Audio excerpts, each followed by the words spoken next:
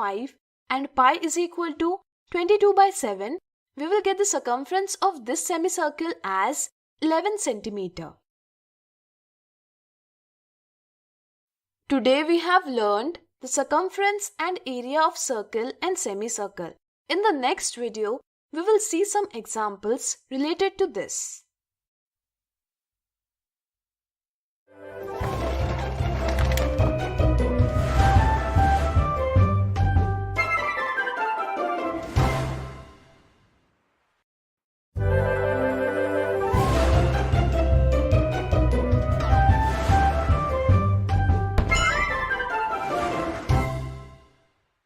Today we will see interesting examples on circumference and area of circle and semicircle.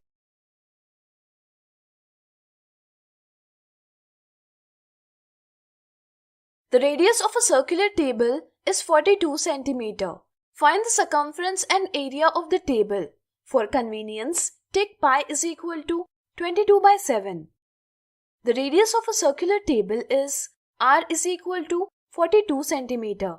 Since the circumference of a circle is c is equal to 2 pi r, hence the circumference of circular table is 2 multiplied by 22 by 7 multiplied by 42 cm is equal to 264 cm.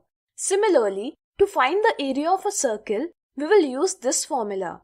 Hence, the area of circular table is 22 by 7 multiplied by 42 cm multiplied by 42 cm is equal to 5544 square centimeter. Let's see the next example. If the radius of a semicircular ground is 35 meter, then find the cost of fencing the boundary of ground at a rate of rupees 75 per meter. The radius of semicircular ground is r is equal to 35 meter. To find the total cost of fencing, we should find the length of the boundary of this ground. That means we have to find the perimeter of this ground. By looking at the figure, we can say that to find the perimeter of this ground, we have to add the circumference and length of the diameter of the semicircle. We know that the circumference of a semicircle is pi r and the diameter is twice the radius 2r. So we can say that the perimeter of semicircular ground is pi r plus 2r. By putting all the values in the formula and simplifying it, we get the perimeter of semicircular ground as 180 meter. Since the cost of fencing is rupees 75 per meter, therefore the total cost of fencing 180 meter will be 180 meter multiplied by rupees 75 per meter is equal to 13,500 rupees. Today we have seen some interesting examples related to circumference and area of circle and semicircle. In the next video, we will see some more examples related to this.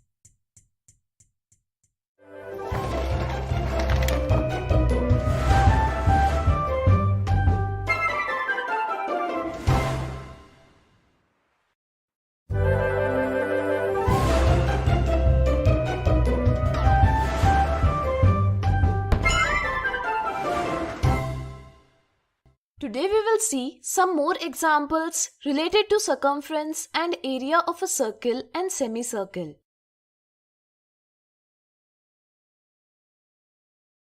The circumference of a circular garden is 220 meter. Around the garden, there is a 3 meter wide path. Find the area of a path. For the given information, we can draw a figure like this. The inner circle in the figure represents the boundary of the garden and the outer circle represents the outer boundary of the path. The area between these two circles represents the area of the circular path. We have to find the area of this path. We see that area of the path is included in the area of the outer circle but not included in the area of the inner circle. This means that to find the area of the path, we should subtract the area of the inner circle from the area of the outer circle. So let's start. Let's consider the radius of the inner circle as r1 and radius of outer circle as r2. According to given information, the circumference of the inner circle is 220 meter. Since the circumference of the circle is c is equal to 2 pi r, therefore here 2 pi r1 is equal to 220 meter. So it is 2 multiplied by 22 by 7 multiplied by r1 is equal to 220 meter. By dividing both sides with 2, we get 22 by 7 multiplied by r1 is equal to 110 meter. Similarly, by multiplying both sides with 7 by 22, we will get r1 means radius of the inner circle is equal to 35 meter. Now, can you tell what will be the radius of r2 of the outer circle? Think. Absolutely right. To find out radius of the outer circle, we need to add the width of the part with the radius of the circular garden. That is, radius of outer circle r2, 35 meter plus 3 meter is equal to 38 meter. Since area of circle is pi r square, therefore here the area of inner circle will be pi r1 square and the area of outer circle will be pi r2 square. If we subtract the area of inner circle from the area of outer circle, then we will get the area of desired path. That is, area of path will be pi r2 square minus pi r1 square. Here we can take pi as common. Since the radius of inner circle r1 is equal to 35 meter, radius of outer circle r2 is equal to 38 meter, and the value of pi is 22 by 7.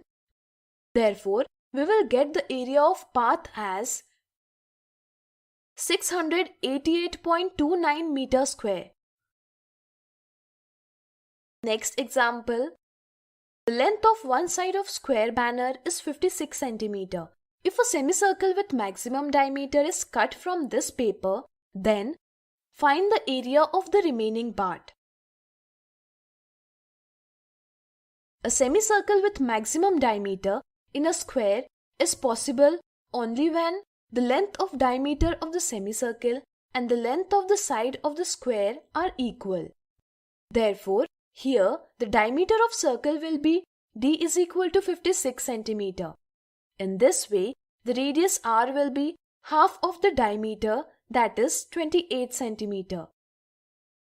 We have to find the area of the remaining part of the square paper except the area of the cut semicircle. We can get this by subtracting the area of semicircle from the area of the square.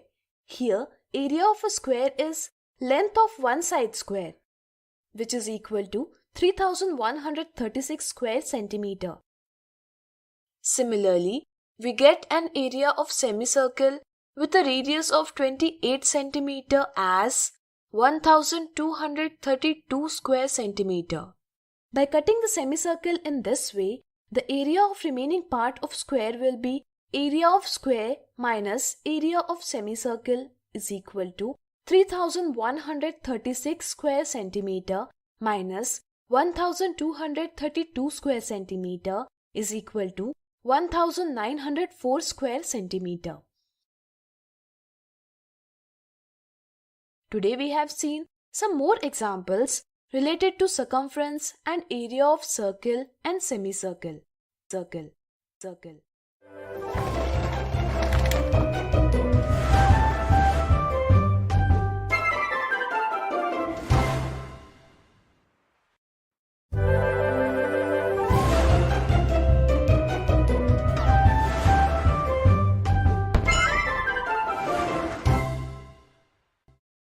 Today we will learn about the closure property in terms of the following mathematical operations of integers.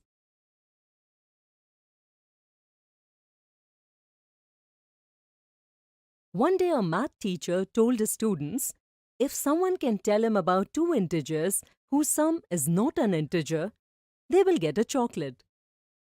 Within seconds, all the children started looking for those two integers with full enthusiasm. Some added two positive integers. Some added two negative integers. Some added one positive integer and one negative integer. But no one obtained integers whose sum is not an integer. In each case, they obtained the result an integer. Seeing the children getting confused, the teacher said, the sum of any two integers is always an integer, so you will not be able to find two integers whose sum will not be an integer. The children were annoyed on hearing that. They didn't get a chocolate, but they learnt a fact. The sum of any two integers is always an integer. Suppose there is a bag of all integers. We take any two integers from this bag and add them. If the result obtained is the number inside this bag, then we say that integers are closed under addition. Since the sum of integers yields a number from the group of integers, we say that the integers are closed under addition.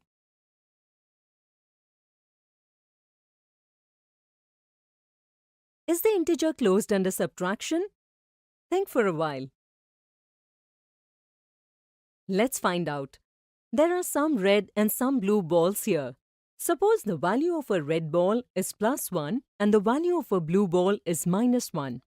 If we take 7 red balls, what will be their value? Since we have taken the value of one red ball as +1, the value of 7 red balls will be +7. If we take out 3 red balls from these, then it will mean we are subtracting +3 from +7. After subtracting, there are now 4 red balls left which have a value of +4.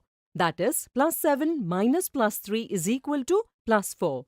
Here the result of the subtraction of two integers is always an integer. Similarly, if we have 5 blue balls and we take out 2 of these blue balls, then we are left with the remaining 3 blue balls. That is, -5 minus -2 is equal to -3.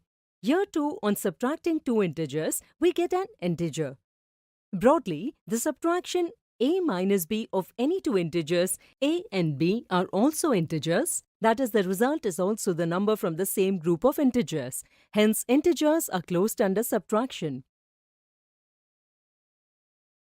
So far, we have learned that the integers are closed under addition and subtraction. Now let's find out whether integers are closed even under multiplication. For this, we will take a few pairs of integers and multiply them. As you can see, the product of all these pairs is an integer. Broadly, the product obtained by multiplying any two integers a and b are also integers. Therefore, it is also closed under multiplication. Now let us check if integers are closed under division too. Suppose a submarine goes 100 meters below sea level in 6 minutes. If we express the distance measured in the downward direction with a minus sign, then after 6 minutes the position of submarine will be represented as -100. Now if we have to find out at what rate the submarine goes down, for this we have to divide -100 by 6. This will result in -100 divided by 6, or we can write it like this. This number is not an integer.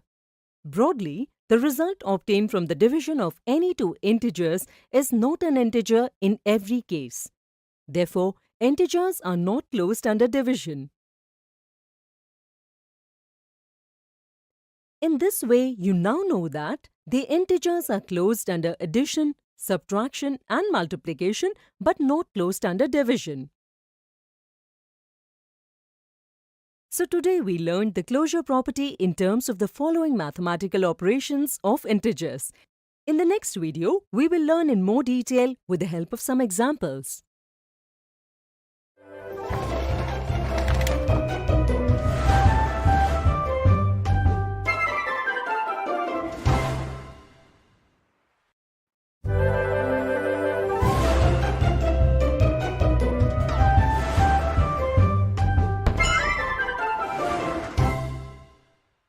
Today we will see examples of the closure property of integers.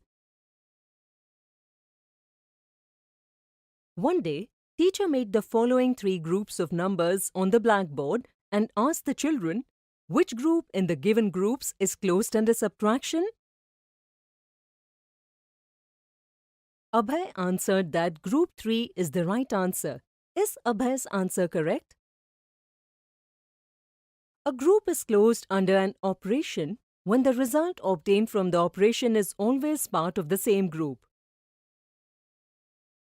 In this way, the closed group under a subtraction occurs when the result obtained from the subtraction is also a number of the same group. Come on, let's find out if group 1 is closed under subtraction. For this, we will subtract the numbers of this group to find out if the resulting number is part of the same group. So by subtracting the larger number and a smaller number, we get the result which is also a number of the same group. But while subtracting a smaller number and a larger number, a negative number is obtained, which is not a part of group 1. Therefore, we can say that group 1 is not closed under subtraction. Let's talk about group 2. Now, can you tell me whether group 2 is closed under subtraction? Think for a while. Let me tell you. As you can see, one of the numbers of group 2, 1, is obtained by subtracting the smaller number from the larger number. But while subtracting the larger number from the smaller number, 1 is not obtained. We instead get -1, and -1 is not present in this group. For this reason, group 2 is not closed under subtraction. Now we will talk about group 3. It is a group of integers. Take any 2 numbers from this group and subtract them. The number obtained as a result are 1 minus 3 and 1 respectively, which are all part of this group. Therefore, we can say that group 3 is closed under subtraction. So now we know Abhay's answer is correct. Next example. Explain that the integers -51 and -12 are not closed under division. A group is closed under an operation when the result obtained from the operation is always the number of the same group. Therefore, we can say that an integer is closed under division when the result obtained from the division is always a number of the same group. To clarify that the division is not closed, first, we will find the result of -51 divided by -12. This will result in 51 by 12. This number is not a part of the group of integers. Since the result obtained by division of integers is not a part of the same group, -51 and -12 are not closed under division. So today we have seen examples related to closure property of integers. In the next video, we will see certain misconceptions related to them.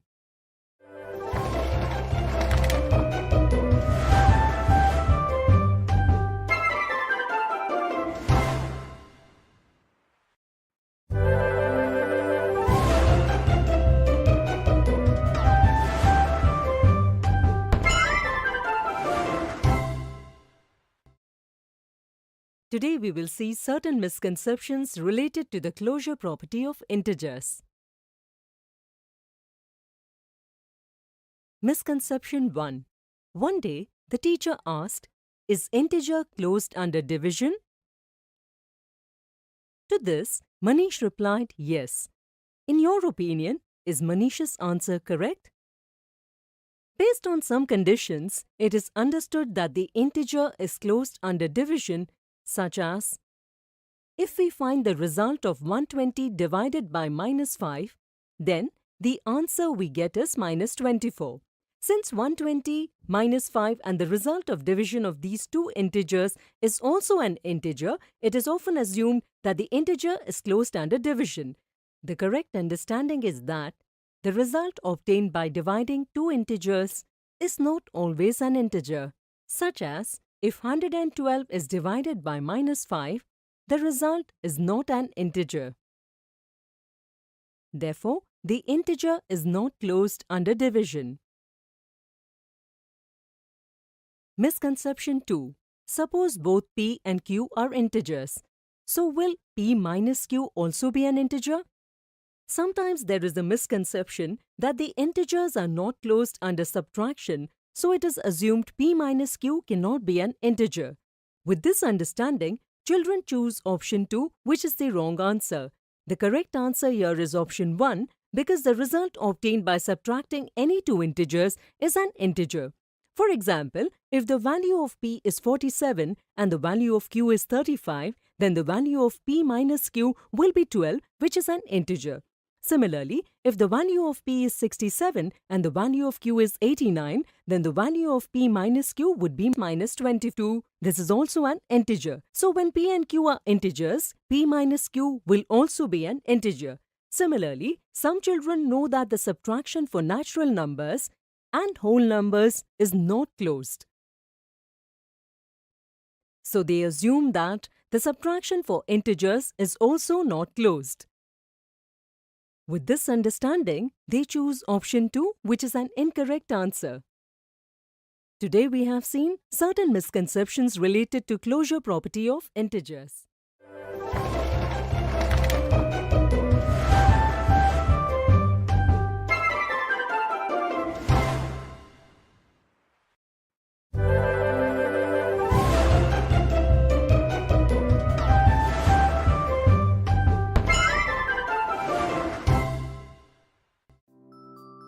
Light, Part 1. Hello children. Light plays an important role in our lives. Without light, we cannot see anything. And we have seen in the first part of the video on plants that plants make food in the presence of sunlight. There are many sources of light. Sun and stars are natural sources of light. Bulbs, tube light, lanterns, candles, etc. are artificial sources of light. We shall learn about the various aspects of light in this video.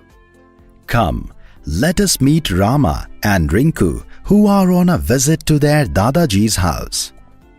Today, both the girls along with their Dadaji have come to watch the popular movie The Jungle Book. Dadaji, I'm having fun. The story of Mowgli is very good. And there is still half an hour of cinema. Let's go to eat something. Dadaji, what is this? I cannot see properly. On the screen, the shadows of those who are walking around are appearing. Watch the movie now. We'll talk about this later. Dadaji, the story of Jungle Book was quite good. But when the people in front were going out, then we could not see anything properly on the screen. Children, on the screen in the cinema hall we saw were the shadows of those who were standing in front of the projector. Yes, the light was falling on them. Is this why that happened? Well said. This happened because they were standing in front of the projector from where the projector's light was coming. Light travels in straight line. Whenever an opaque object comes in between the light, a shadow of the object is formed.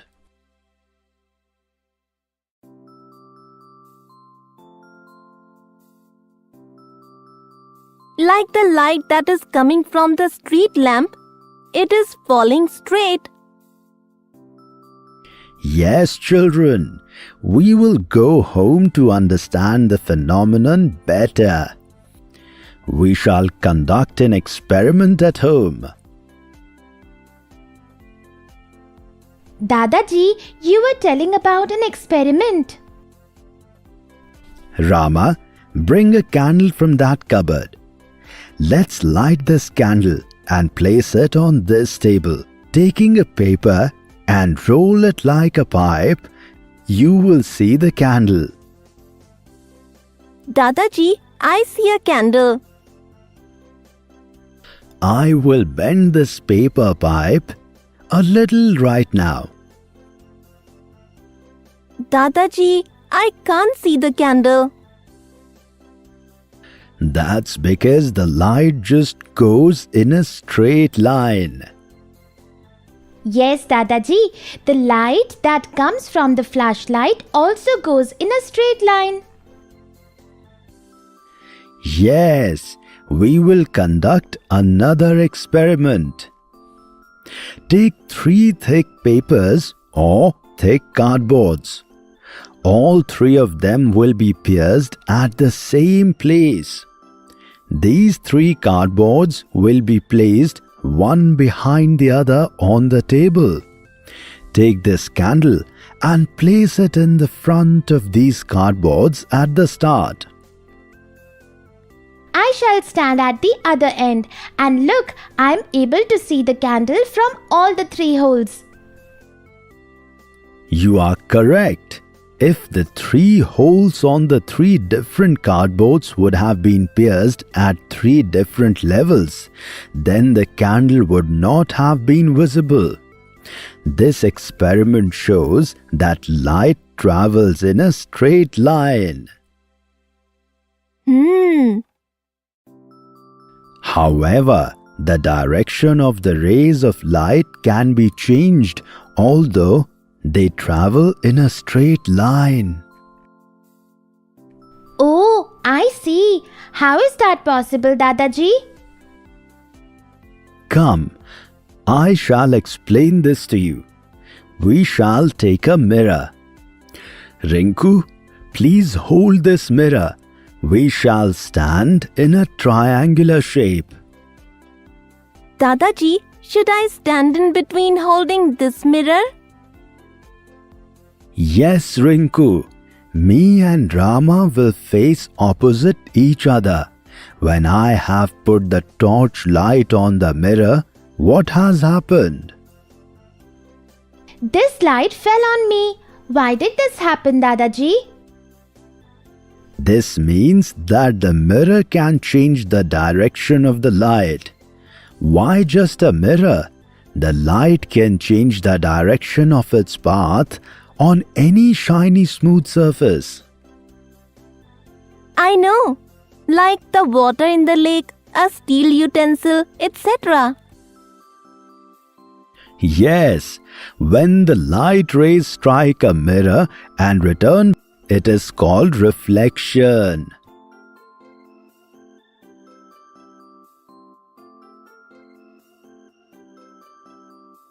Is it because of reflection we can see our image on the mirror?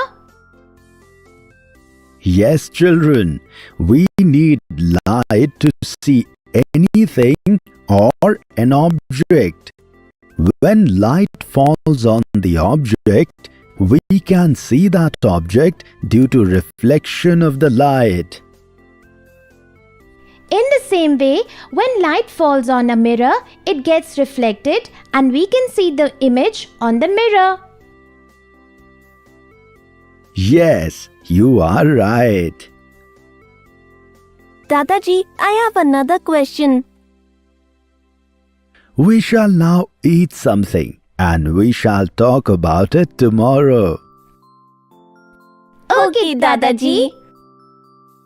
Children, have you all ever wondered why our images appear the same size as us when we see ourselves in a small or a big plane mirror? Children, we learnt about a few aspects of light. In the next video, we shall learn about the spherical mirrors and a few aspects related to them. Goodbye till we meet again.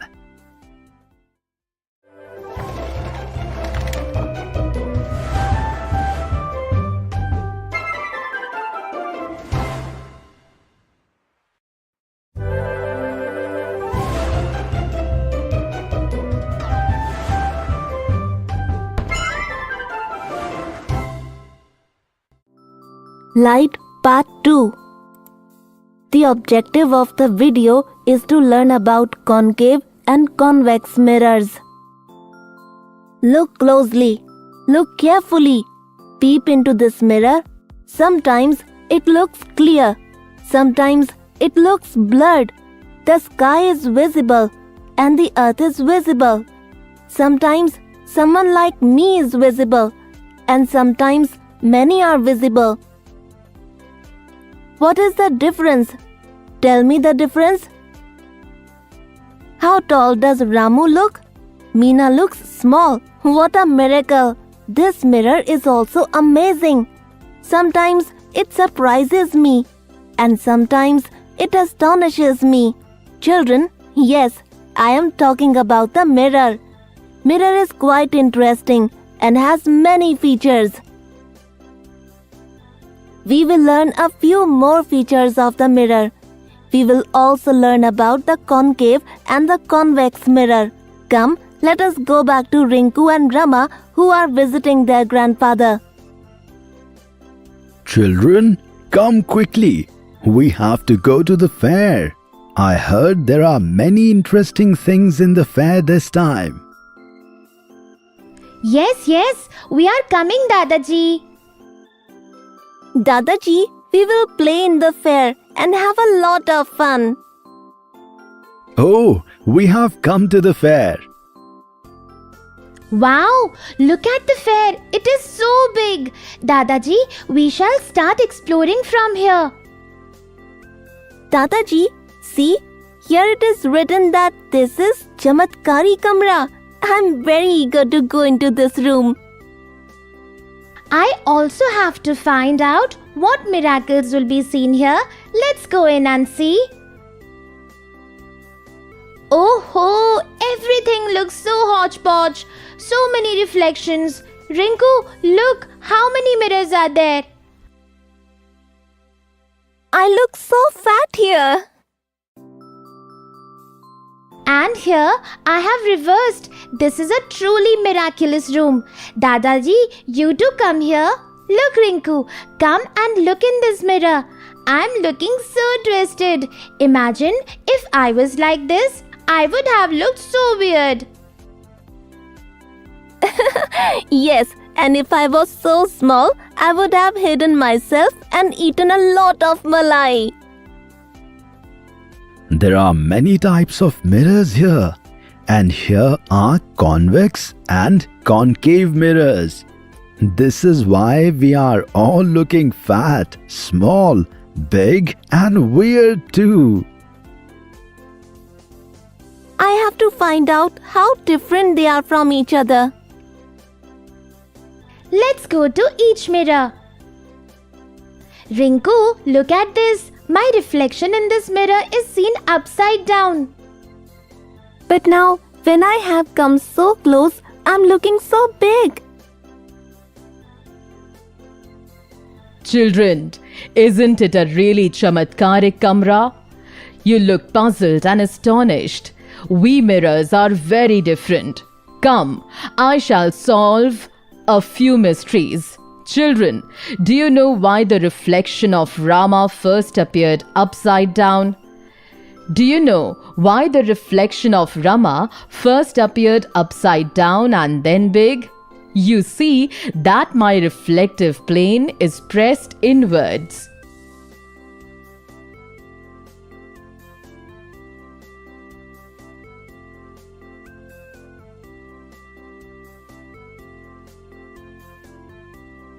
Children, I'm very different than my brother. Concave mirror.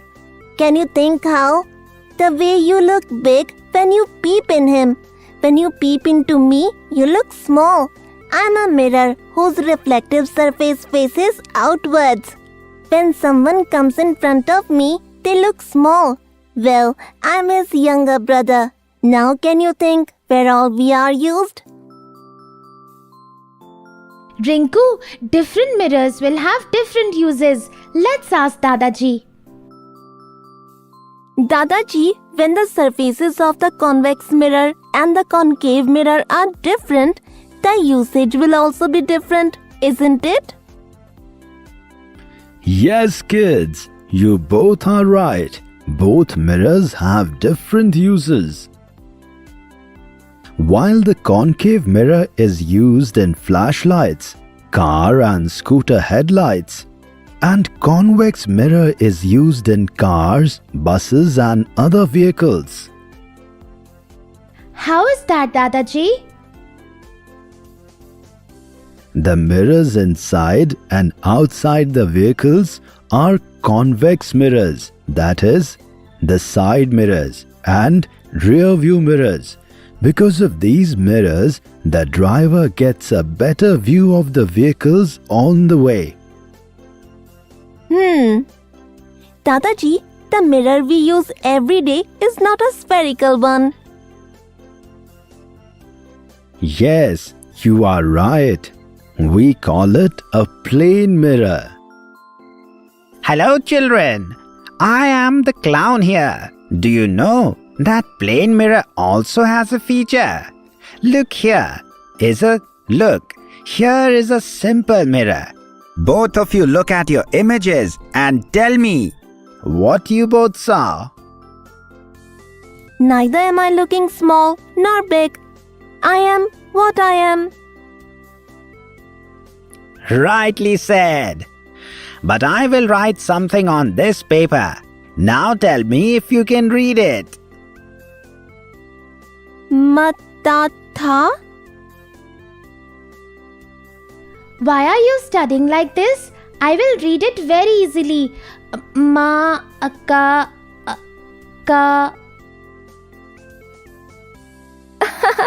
All the letters are inverted. It is not that easy. Did you enjoy? On this paper it was written, don't speak bad, don't listen bad, and don't look at bad things. Oh, we did not understand. We, however, had fun. Rama, look at this spherical lens. Small things kept here look so big. I can use them to become a detective. Hey Rinku, do you want to become the detective? Jagga Jasoos? I want to know more about them. Dadaji, let's go home. Children, you also find out about different types of mirrors. I have heard that a part of the Sheesh Mahal in Jaipur is made up of various mirrors, and the Rock Garden in Chandigarh too has a section on the different types of mirrors. You also request your teacher or parents to plan a trip. In this video, you learned about spherical mirrors. We will learn about the spherical lens in the next video. Small objects appear big in it. We will learn more about them in the next video.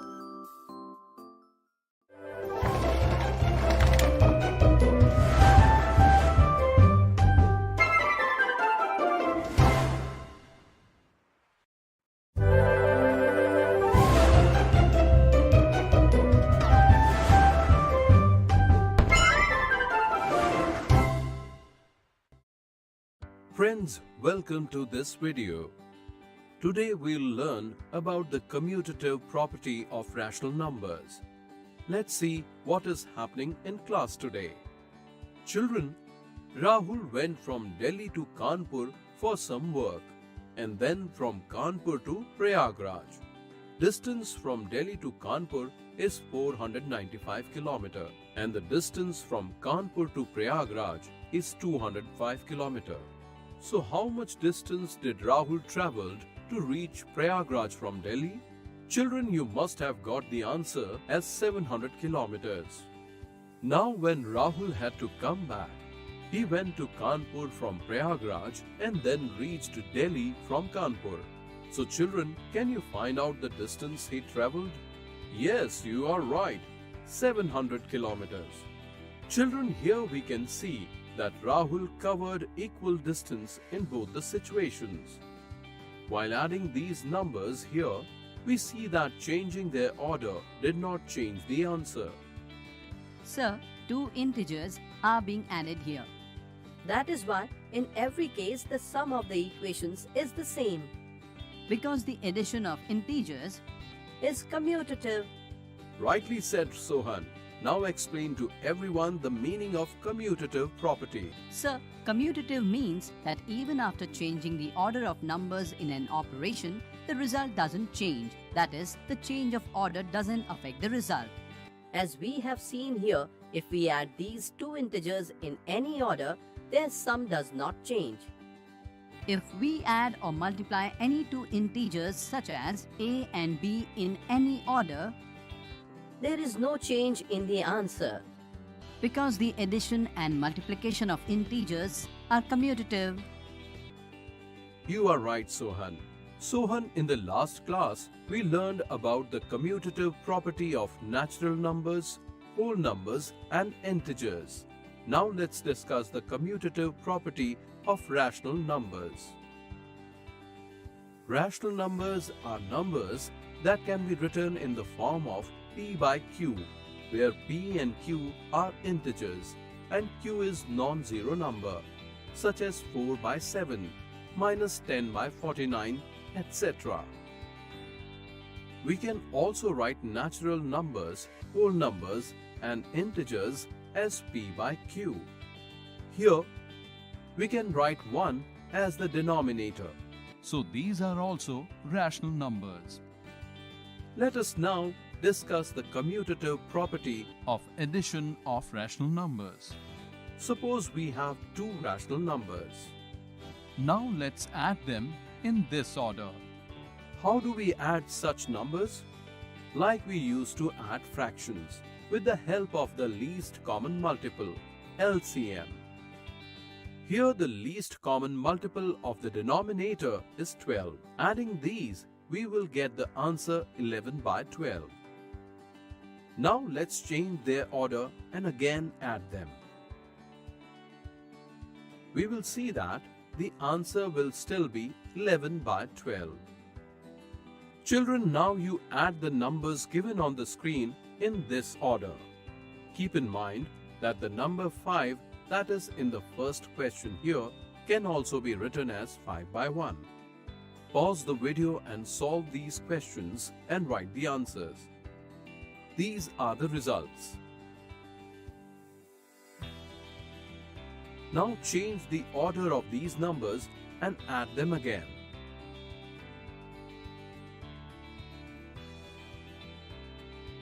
Sir, even after changing the order, our answers are the same.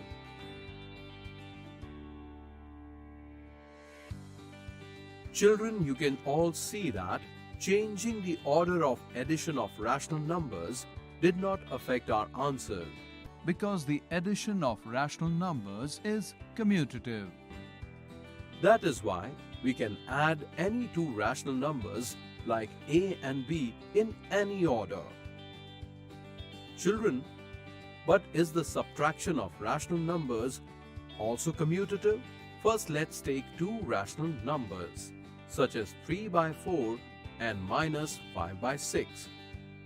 Now first subtract minus 5 by 6 from 3 by 4, which we will do in this way. Next, change the order of the numbers and subtract 3 by 4 from minus 5 by 6 and state the answer. Sir, we have got a different answer in both the cases. You are right, Mohan. Solve all the questions given here. Please pause the video and solve these questions and write your answers. Now change the order of numbers in each question and solve them again.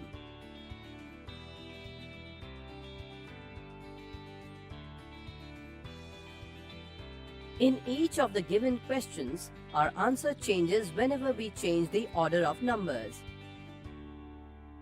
We can see here that changing the order of numbers in subtraction changes our answer. Because subtraction of rational numbers is not commutative. That is why we can say that For any two rational numbers, a and b, a minus b is not equal to b minus a. let's go ahead and discuss the next operation, multiplication. Is multiplication of rational numbers also commutative? Let's see. For this, we take two rational numbers. Multiply both these numbers. The answer is 35 by 12.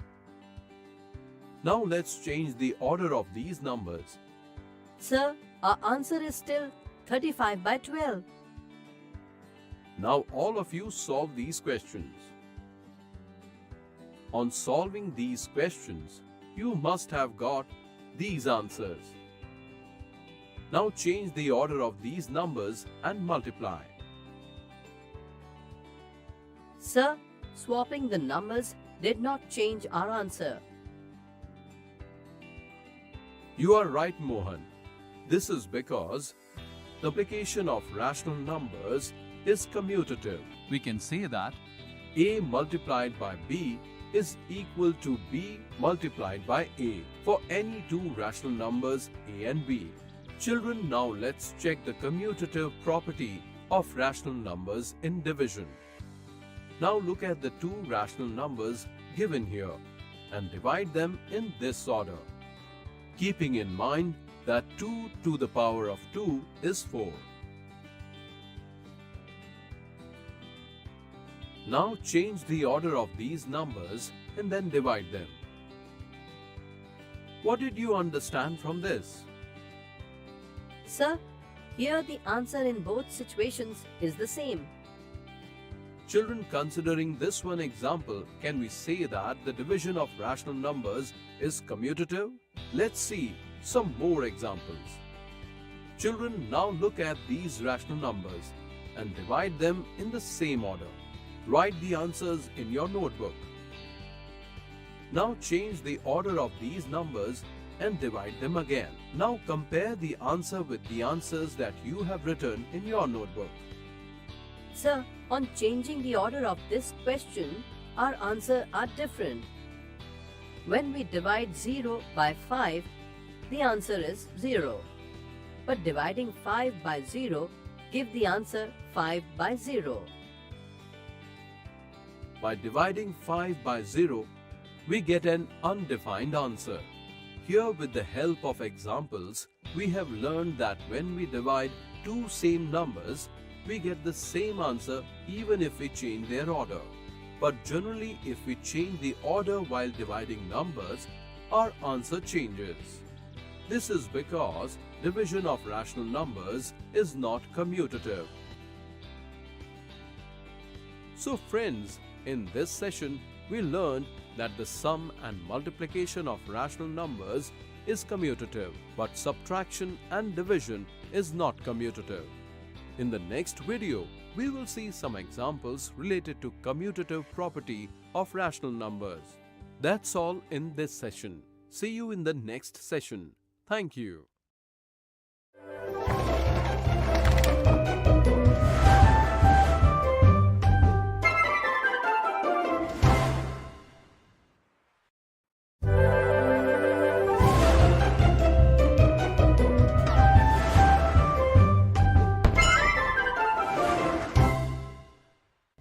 Friends, welcome to this video. Today we will see some examples based on the commutative property of rational numbers. In the previous video, we learned that the sum and the multiplication of rational numbers are commutative, but the subtraction and division are not commutative. Come, let's see what is happening in this class. Children, look carefully and tell which of these options is correct. All of you solve these questions. Sir, we can multiply rational numbers in any order. Therefore, the first option is correct. Absolutely correct. What do you think about the second option? Sir, the second option is wrong because the subtraction of rational numbers is not commutative. We can see here the answer on the LHS is 1 by 4. And the answer on RHS is minus 1 by 4. But sir, the third option is correct. The answer on LHS is 29 by 20. And the answer on RHS is also 29 by 20. This is because the sum of rational numbers is commutative. And the fourth option is wrong. We can see here the answer on the LHS is 5 by 6 and the answer on RHS is 6 by 5. It is not equal. They are reciprocal of each other. Sohan, your answer is correct. But what do you think about the last option? Sir, if we look at the left side, that is LHS, then we can write square root of 9 is equal to 3 and square root of 25 is equal to 5. In this way, we can write square root of 9 by 25 as 3 by 5. Now we can write LHS as follows, which is equal to 3 by 5 multiplied by 7 by 4. We know that the multiplication of rational numbers is commutative. So we can also write 3 by 5 multiplied by 7 by 4 as 7 by 4 multiplied by 3 by 5. Because changing the order will not change the answer. We can see that in our option, LHS is equal to RHS. That is, the last option is correct. Children, now fill in the blanks. All of you try solving this question. Sir, the answer to this question is 11 by 9. How did you get that, Mohan?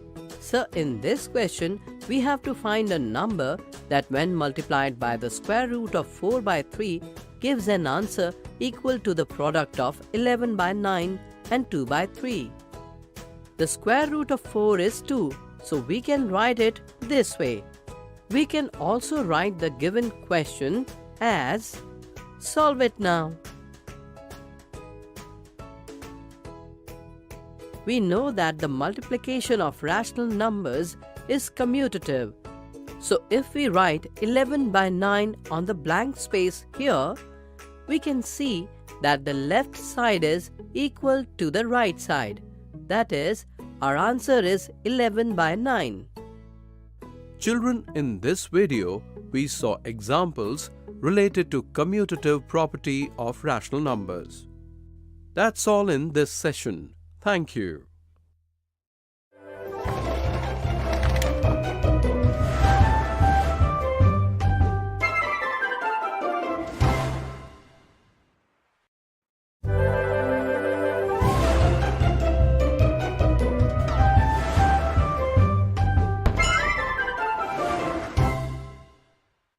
Today we are going to learn about interest.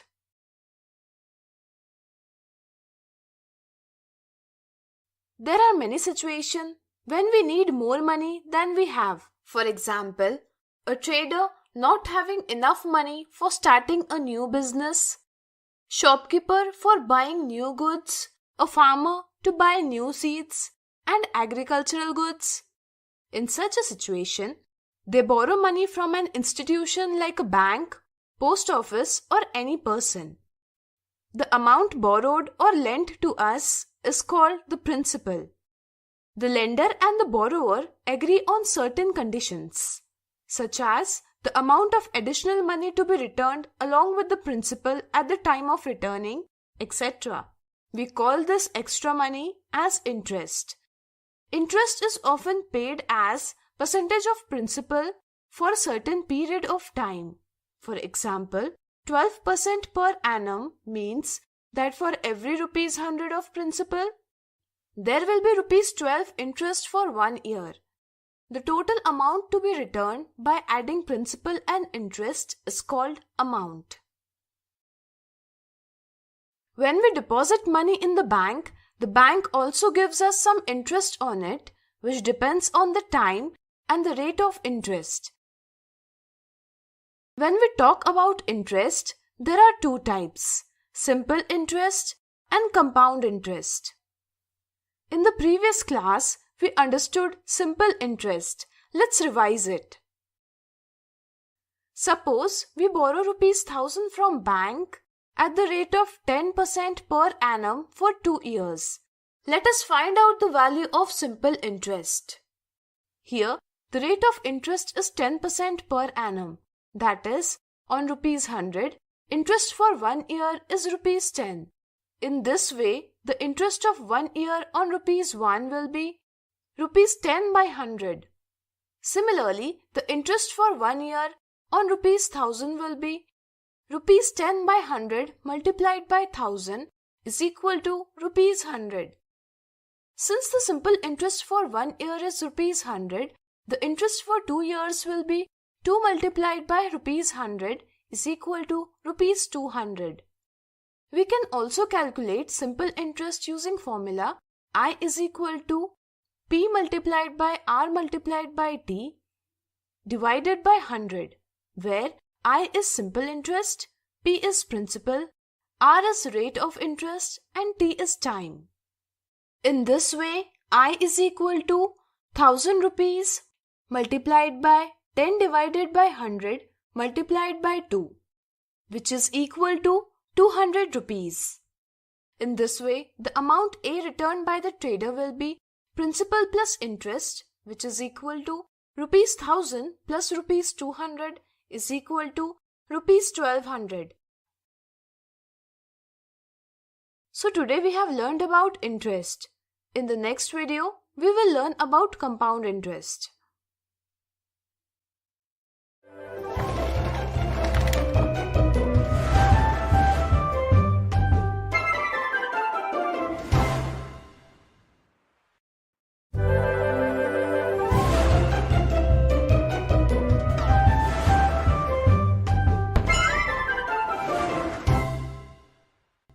Today we will learn compound interest.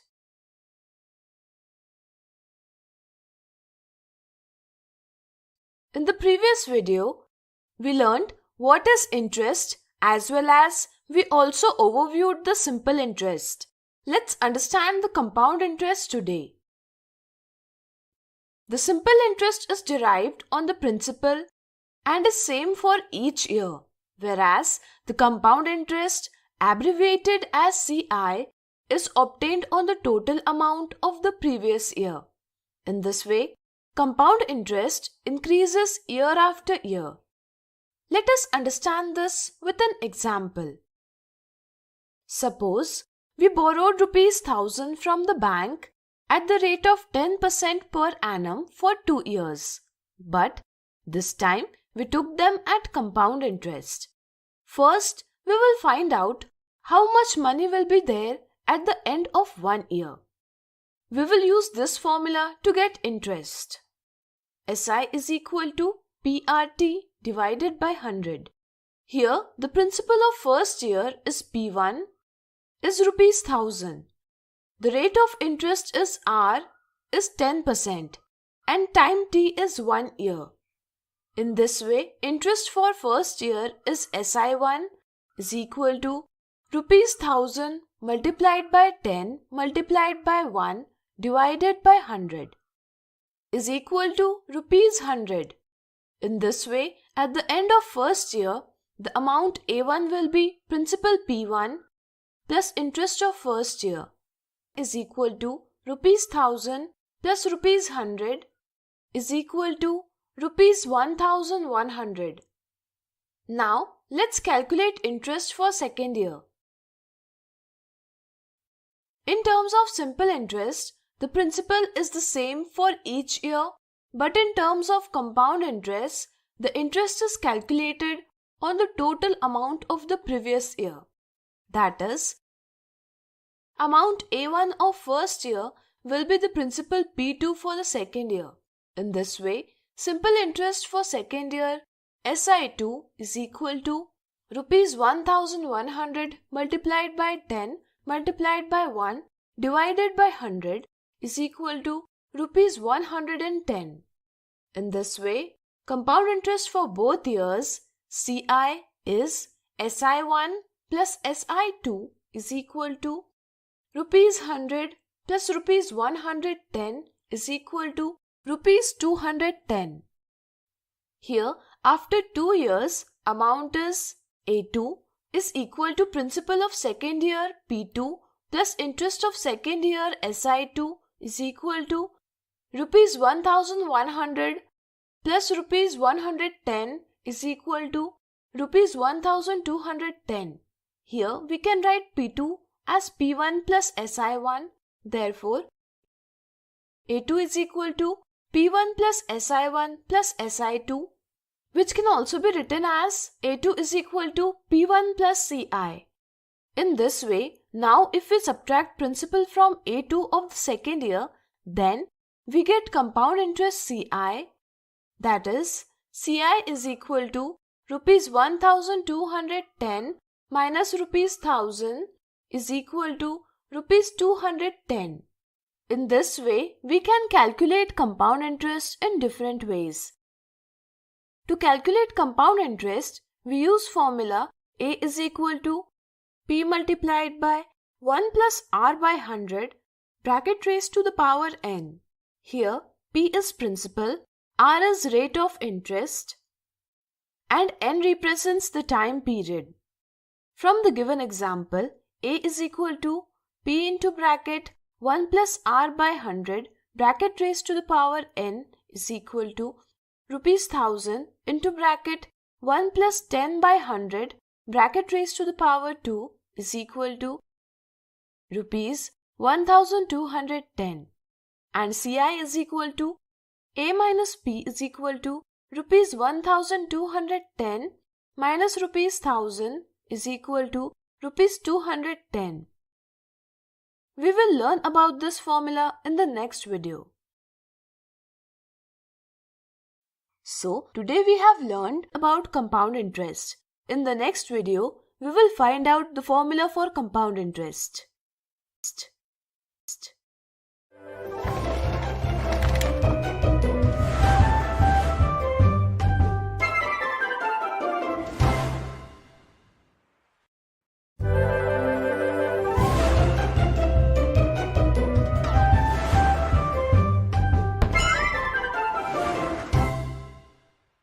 Today we will learn the formula for compound interest.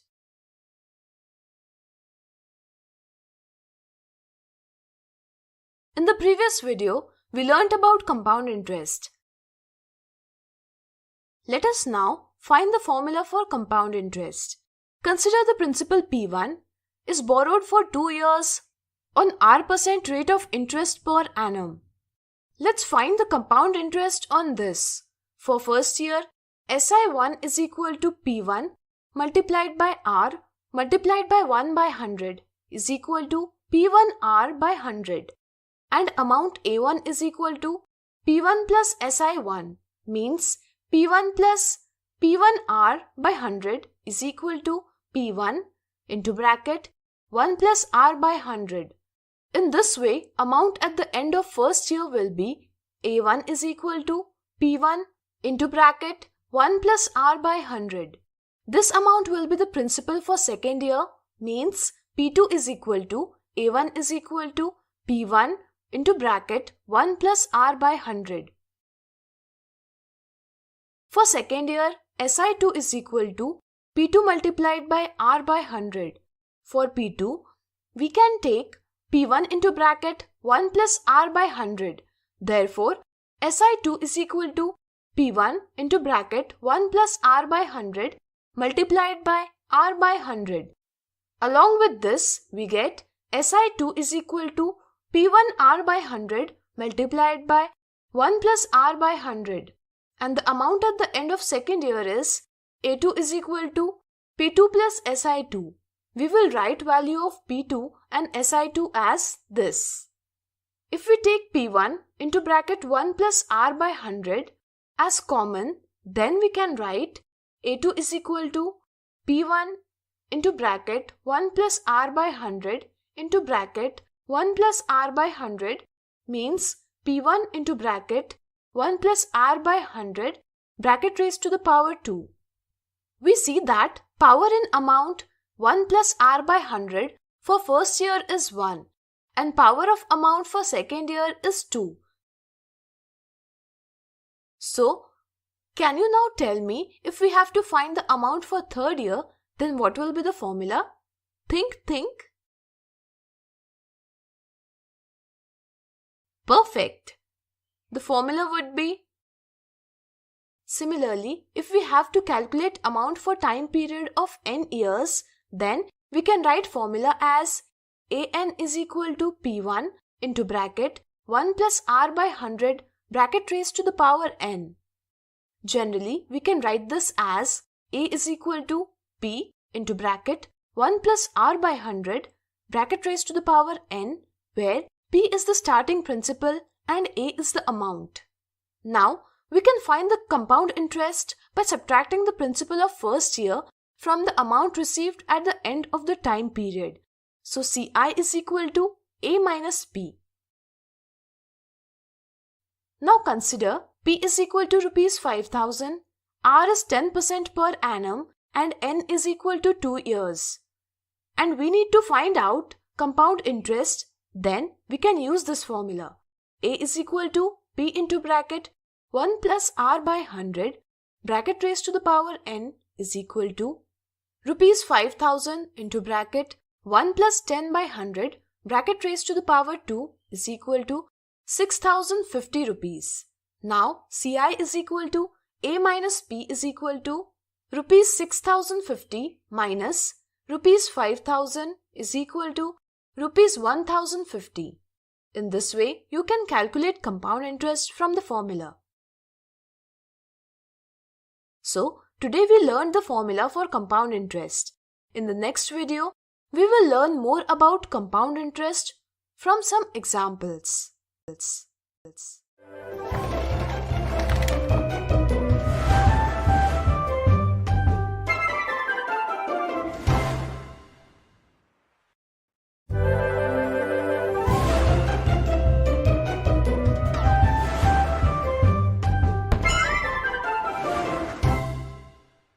Today we will see some examples related to compound interest.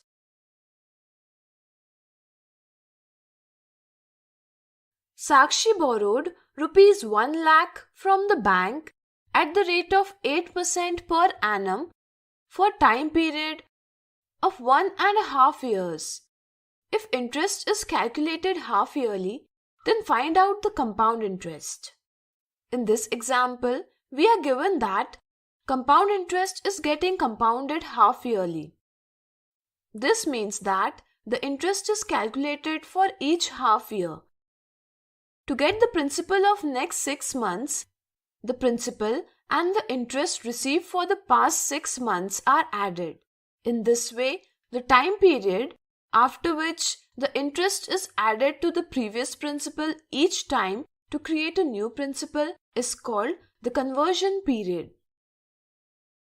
When interest is compounded half yearly, there are 2 conversion periods, each half year in a full year.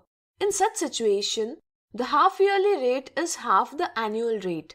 In this way, here there will be 3 conversion period in 1.5 years and half yearly rate will be 8% divided by 2 is equal to 4%.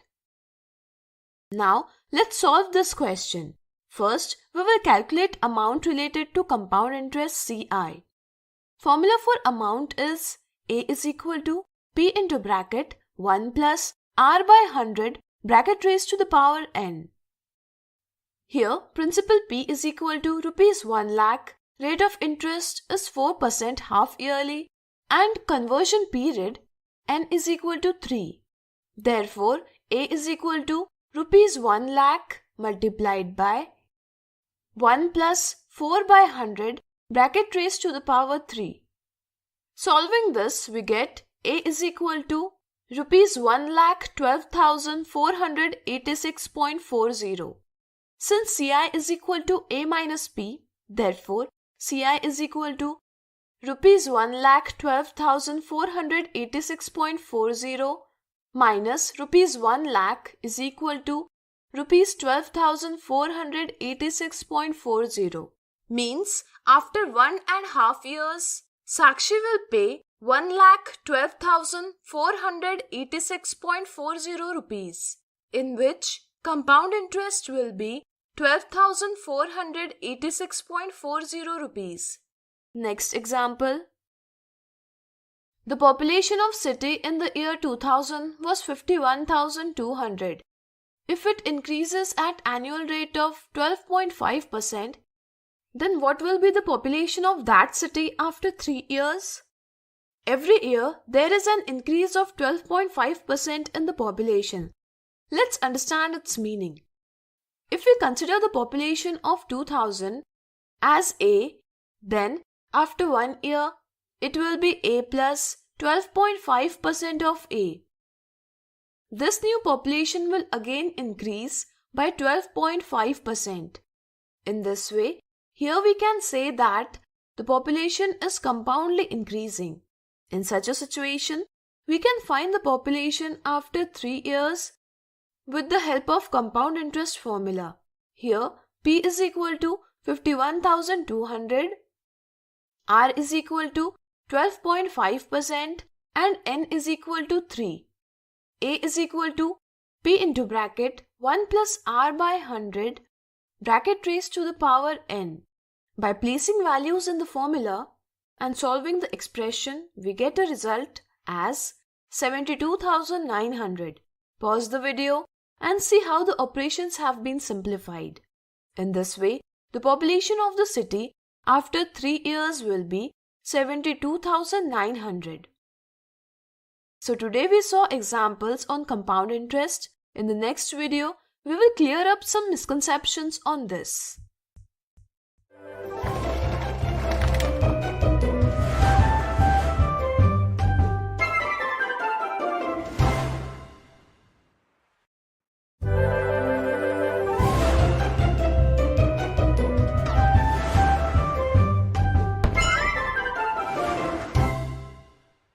Today we will see some misconceptions related to compound interest. Misconception 1. Identify whether the given statement is true or false. Interest can never be greater than the principal. Students often think that interest can never be greater than the principal, but this is a misconception. Actually, the amount of interest may be larger than the principal. Therefore, option 1 is the wrong answer and option 2 is correct. Let us understand in which case the amount of interest can be larger than the principal. Suppose Sunil deposits 10,000 rupees in the bank for 10 years at the rate of 10% compound interest. Let's find out how much interest he will get after 10 years. Here, P is equal to rupees 10,000, R is equal to 10% per annum and T is equal to 10 year. Means here N is equal to 10. We know that A is equal to P multiplied by 1 plus R by 100 bracket raised to the power N, where variable A is total amount, P is principal, R is rate of interest and N represents time period. In this way, A is equal to 10,000 rupees multiplied by 1 plus 10 by 100 bracket raised to the power 10, which is equal to rupees 10,000 multiplied by 1 plus 1 by 10 bracket raised to the power 10, which is equal to rupees 10,000 multiplied by 11 by 10 bracket raised to the power 10. With the help of calculator, we get approximate value of 11 by 10 bracket raised to the power 10 as 2.593742. In this way, A is equal to 10,000 rupees multiplied by 2.593742 is equal to 25,937.42 rupees. Since compound interest is equal to amount minus principal, which is equal to 25,937.42 rupees minus 10,000 rupees is equal to 15,937.42 rupees. So, tell me, is the interest greater or smaller than the principal? In such situations, you will find that interest can be greater than the principal. Misconception 2. A loan of rupees 15,000 is borrowed for 1 year at the rate of 8% per annum compound interest. If the interest is compounded at every 3 months, find how much money will have to be paid to pay off the loan. While solving such questions, some children do not pay attention to the conversion period. They take the interest rate 8% and time 1 year and solve the question, from which they get the answer of rupees 16,200. So they select option 1, which is a wrong answer. Some children change the conversion period but forget to change the rate of interest. Similarly, some children change the rate of interest but forget to change the conversion period. The conversion period here is quarter. Since the interest will be compounded 12 by 3 is equal to 4 times in a year, we say that the conversion period in a given time, that is 1 year, will be 4 multiplied by 1 is equal to 4. That is, we have taken n is equal to 4. Since interest is calculated 4 times in a year, we have to take 8% divided by 4 is equal to 2% for every 3 months. Now, we can get the payable amount with the help of this formula. By putting values in it, we will get the total amount of 16,236.48 rupees. Hence, option 4 is the correct answer. Today we have seen some misconceptions related to compound interest.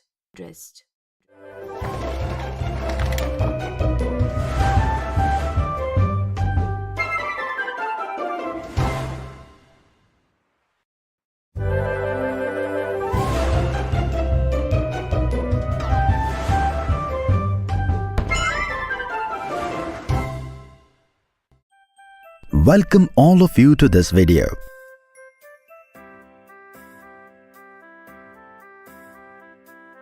Today in this video, we will learn to construct a quadrilateral whose lengths of 3 sides and 2 diagonals are given.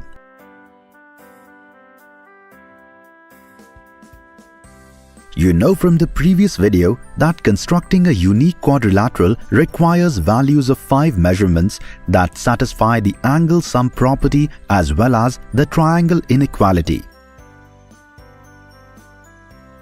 These 5 measurements are made by combining arms, angles and diagonals. We have learned to construct a quadrilateral in the first situation when the length of 4 sides and a diagonal are given.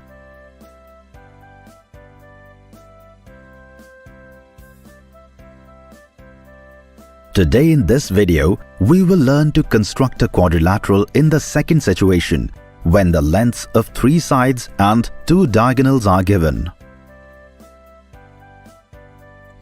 You have to construct a quadrilateral PSRQ with PQ equals 6 cm, PS equals 5 cm, RS equals 5 cm, diagonal PR equals 5.5 cm and diagonal QS equals 7 cm. How do you construct it?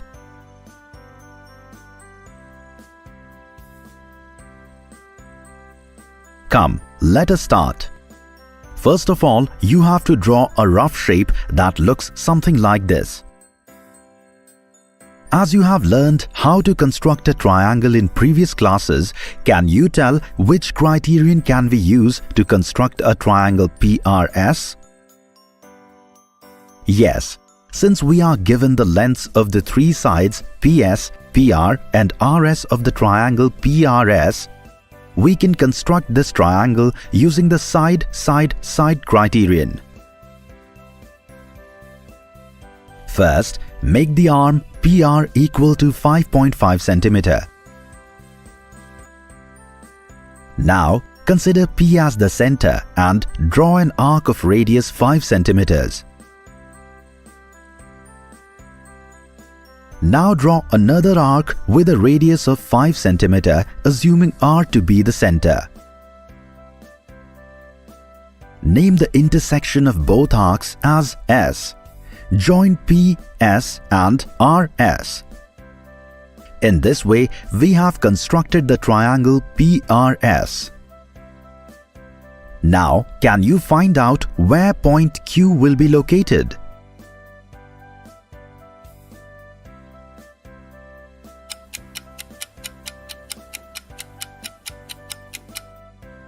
Let's find out. Since we are given the measurements of the sides RQ and QS in the question, we first draw an arc of radius 7 cm with point S as center, and then make an arc of radius 6 cm taking point P as center, on whose intersection we get Q as an imprinted point. Step 4. Combine PQ, RQ and QS. By joining PQ, RQ and QS, we get a quadrilateral PSR. Q. This is a desired quadrilateral that we had to construct.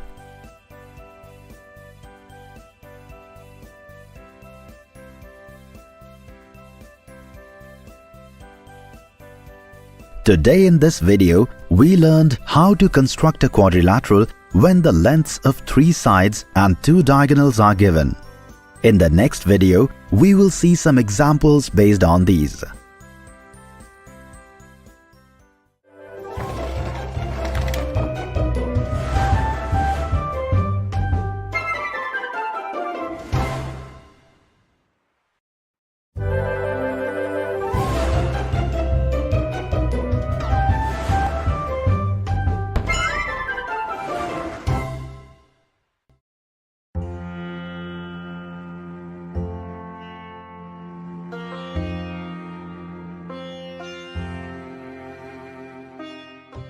Sania, an inquisitive 13-year-old teenage girl studying in class 8 of a metropolitan city school. She has come to visit her Chachaji in his village during her vacations. Kabir, Sania's elder brother, a 14-year-old boy, who helps Sania in all her explorations and its related activities. Chachaji, a 40-year-old farmer, who helps Sania understand various agricultural concepts and provides an insight in most of her explorations. So friends, so far in our journey, we have learned about types of crops, stages of crop production, preparing the soil, sowing, traditional and modern tools of agriculture. Look friends, I have planted a small plant. Isn't it nice? But your plant is not as green and big as the plants that Chachaji grows. Yes, you are right, Bhaiya. Although I had loosened the soil and had also added water to it. Wonder why didn't it grow as green and big? Sania beta, your plants need manure. Come, let me show you. See this pit. We make manure by putting animal waste, vegetable and fruit peels and dried leaves in this pit. Can I also help in making manure? What else should I put in this pit? Well, you need to add earthworms. They will be the ones preparing that manure. Earthworms?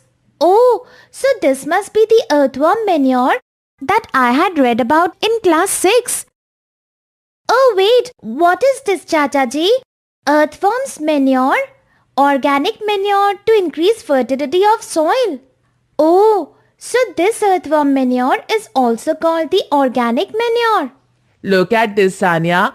This is another type of manure. Something is written on this pack too. Urea fertilizer? What's that? Urea is non-organic manure. It is manufactured in factories using chemicals. But Bhaiya, chemicals are dangerous for health. I had read in the newspaper that the increasing chemical content in vegetable is causing many dangerous diseases these days. Then why do we use these chemicals? Why can't only organic manure be used instead? Well, why don't you add these to the plants and see the difference for yourself? Okay, let's sow some seeds in these 3 glasses. Let us put manure in glass 1, fertilizer in glass 2 and both manure and fertilizer in glass 3. Let's now wait for about 12 days and then see the difference. 12 days. Look, Bhaiya, the plant that had both manure and fertilizer has grown the best, while the one with only manure has given a lower yield.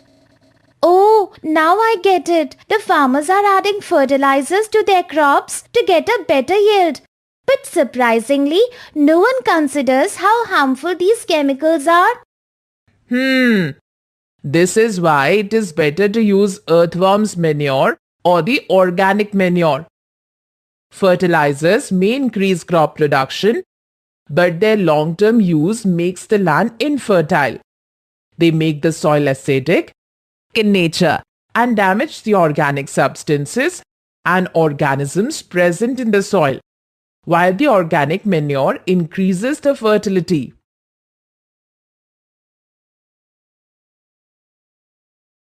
Sanya, can you guess the next stage after adding manure? Yes, of course, Bhaiya. The next stage is the one that is important for all living beings, providing water. See, Bhaiya, the following methods are used to water crops, a process called irrigation.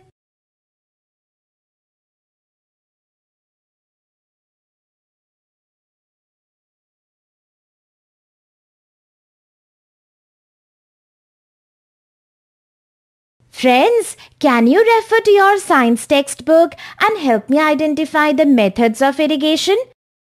Can you name them?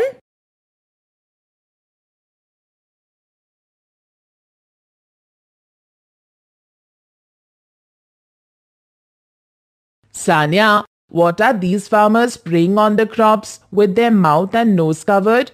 It must be something harmful. Yes, Bhaiya.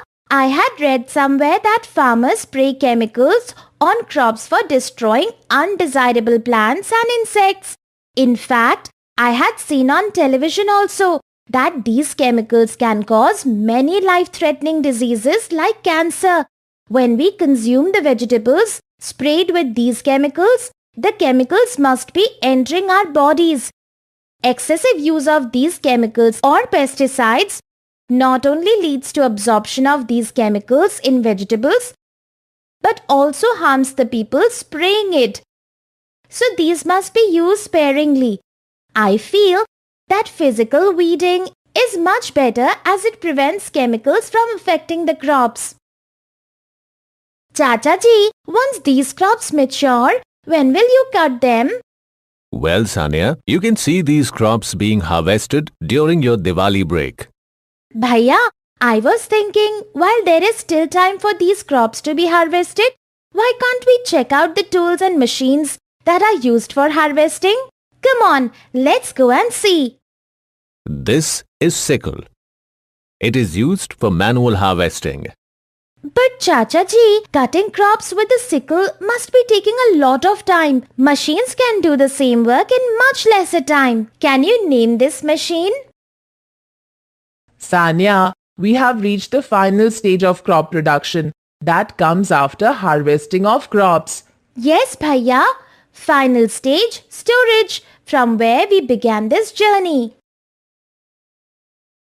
So friends, in this journey we learned importance and harmful effect of manure and fertilizer on crops. Methods of irrigation, moat ghirni, chain pump, dhekli, rahat, sprinkler system, drip system, protection methods against weeds and damage caused due to them.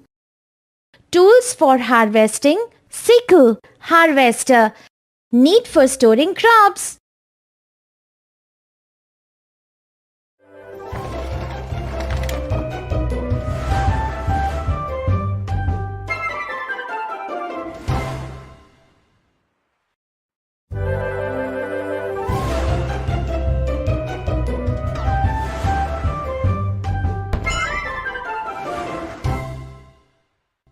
Hello friends, welcome to this video on constructions.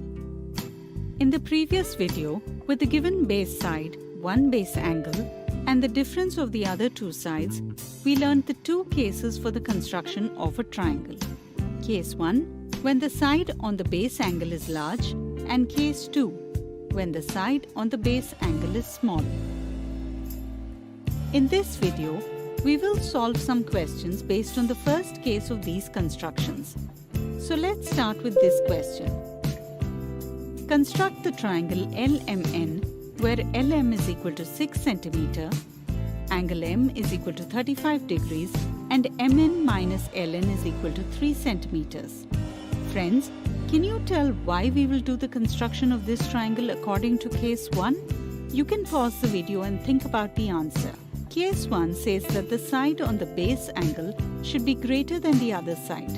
In this question, the measure of MN minus LN is given to be 3 centimeters. By looking at this, we know that side MN is greater than side LN. In side MN, M is present, which means MN is a side formed on angle M. Therefore, the side on the given base angle is greater than the other side. So, we will do the construction of this triangle according to the steps of case 1.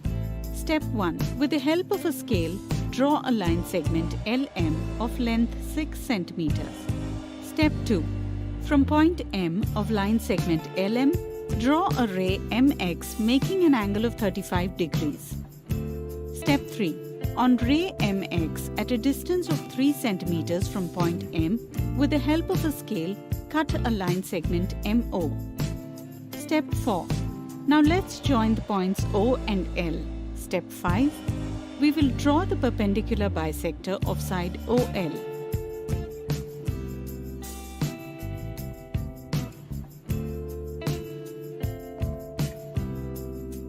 Step 6.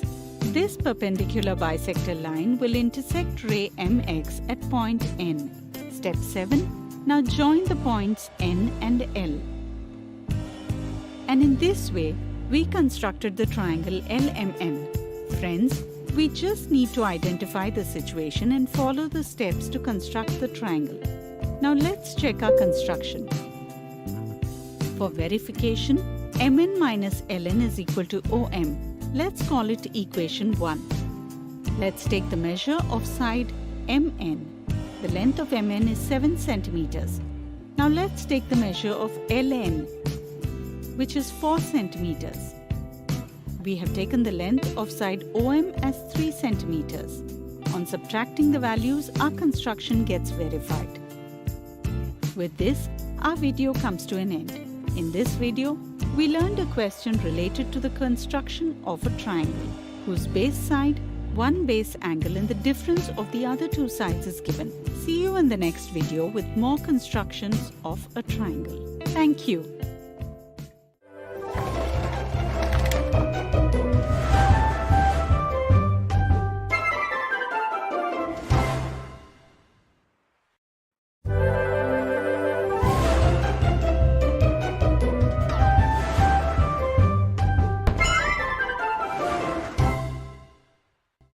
Hello friends, welcome to this video on constructions. In the previous video, we learned to construct a triangle whose base side, one base angle, and the difference of the other two sides are given. In this way, for the given measurement, we learned the construction in both cases. Case 1, when the side formed on the base angle is greater than the other side, and case 2, when the side formed on the base angle is smaller than the other side. And we did some construction based on case 1. In this session, we will learn to construct a triangle based on case 2. Let's see this question. Construct the triangle STR where RS equals 8 cm, angle S equals 75 degrees and TR minus ST equals 3 centimeters. It is given in the question that the measure of TR minus ST is 3 centimeters, from which we get to know that side TR is the larger side. We are given the measurement of angle S, but in TR, S is not there. Therefore, TR is not a side formed on the base angle. The side formed on the base angle is ST, which is the smaller side. So, we will do its construction as per case 2. Now, we will construct this triangle according to the steps of construction. Step 1. With the help of a scale, draw a line segment RS of length 8 cm. Step 2. With the help of a protractor, by making an angle of 75 degrees on the vertex S, draw a ray SX. Step 3. Extend the ray SX in the opposite direction and name the extended part as SX dash. Step 4. With the help of a scale, on line SX dash equal to TR minus SD, taking a length equal to 3 centimeters, cut a line segment and name this point of intersection as U. Step 5. Join the points R and U. Step 6. Now let's draw the perpendicular bisector of RU.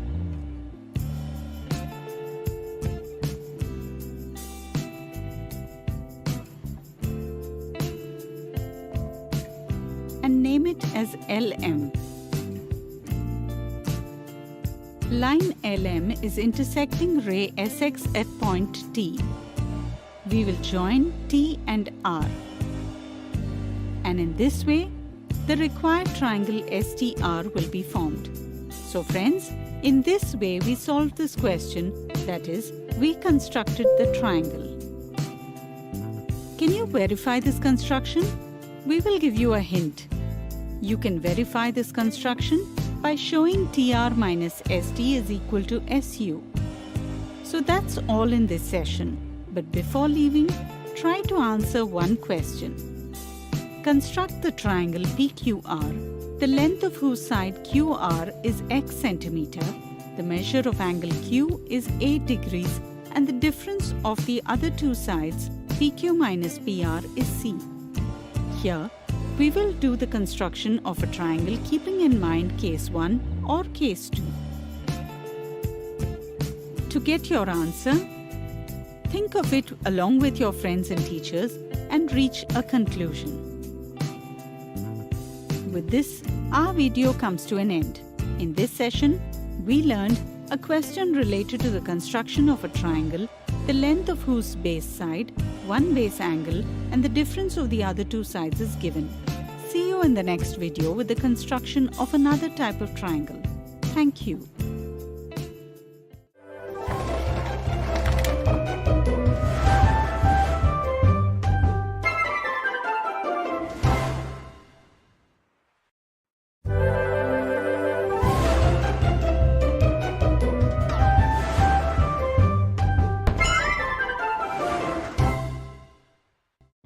Hello friends, welcome to this video on constructions. In our previous video, we learned some basic constructions such as angle bisector, perpendicular bisector, and construction of an angle of a given measure.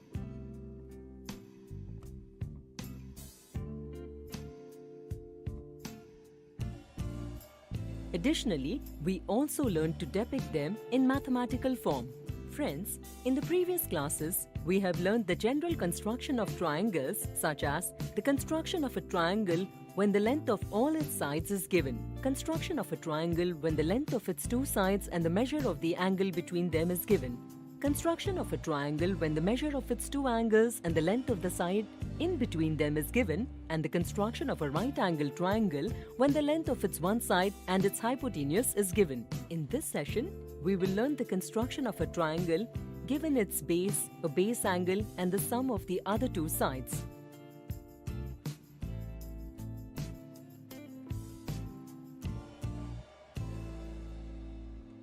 So, as an example, let's construct a triangle PQR. Here, we are given the length of the base QR, the measure of the base angle, angle Q, and the sum of the other two sides, that is, QP plus PR. For the construction of a triangle, information of three parts is essential. Here, information of three parts of triangle is given. Think, is this information sufficient for the construction of a triangle? Yes, and the steps for the construction of such a triangle are as follows. Step 1. First of all, with the help of a scale, draw a line segment QR equal to the length of the given base. Step 2. Now, by placing the protractor on ray QR from point Q, by constructing an angle AQR equal to the given measure, draw ray QA. Then, with the help of a scale, taking the measurement equal to the sum of the length of the two sides, with the help of a compass, draw an arc on ray QA. Let's name this point as point B. Step 4. Now, let's join point B and point R. Step 5. Now, measuring angle RBQ with the help of a protractor, constructing an angle equal to angle RBQ on side RB, from point R, draw a ray RC.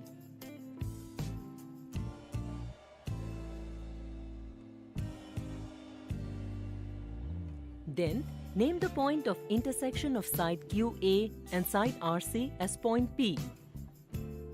Friends, pause the video and think, why do we construct angle RBQ is equal to angle BRC? We need side PR equal to side PB. Therefore, we construct the isosceles triangle for which two angles need to be equal. Hence, in the constructed figure, triangle PQR is the required triangle which we wanted to construct. Now, we will verify the figure drawn. In triangle BPR, in construction, we made two equal angles, angle PBR and angle PRB. Therefore, angle PBR is equal to angle PRB. Triangle BPR is an isosceles triangle because two of its angles are equal and opposite sides of equal angles in an isosceles triangle are equal in length. So side PR will be equal to side PB. Let's call it equation 1. Side PQ and side PB together form side BQ. Therefore, we will write it like this. Using equation 1. Hence, the sum of the other two sides is equal to the sum of the other two constructed sides. Therefore, the construction done is correct. So friends, that's all in this session. In this session, we learned the construction of a triangle given its base, a base angle, and the sum of the other two sides. This video ends here.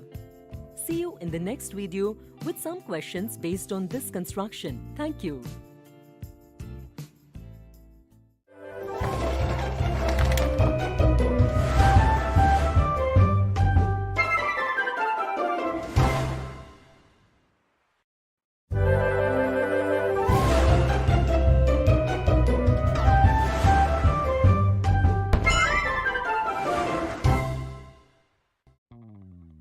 Hello friends, welcome to this video on constructions.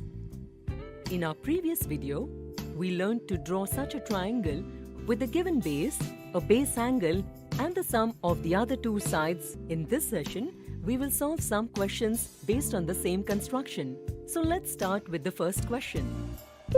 Construct a right-angled triangle whose base side is 6 cm and the sum of perpendicular and hypotenuse is 9 cm. Also verify your construction. Friends, in the previous video, we have seen the construction of a triangle for this type of given lengths. Steps for the construction of such a triangle are as follows. Step 1. First of all, with the help of a scale, draw a base side AB of length 6 cm. Step 2.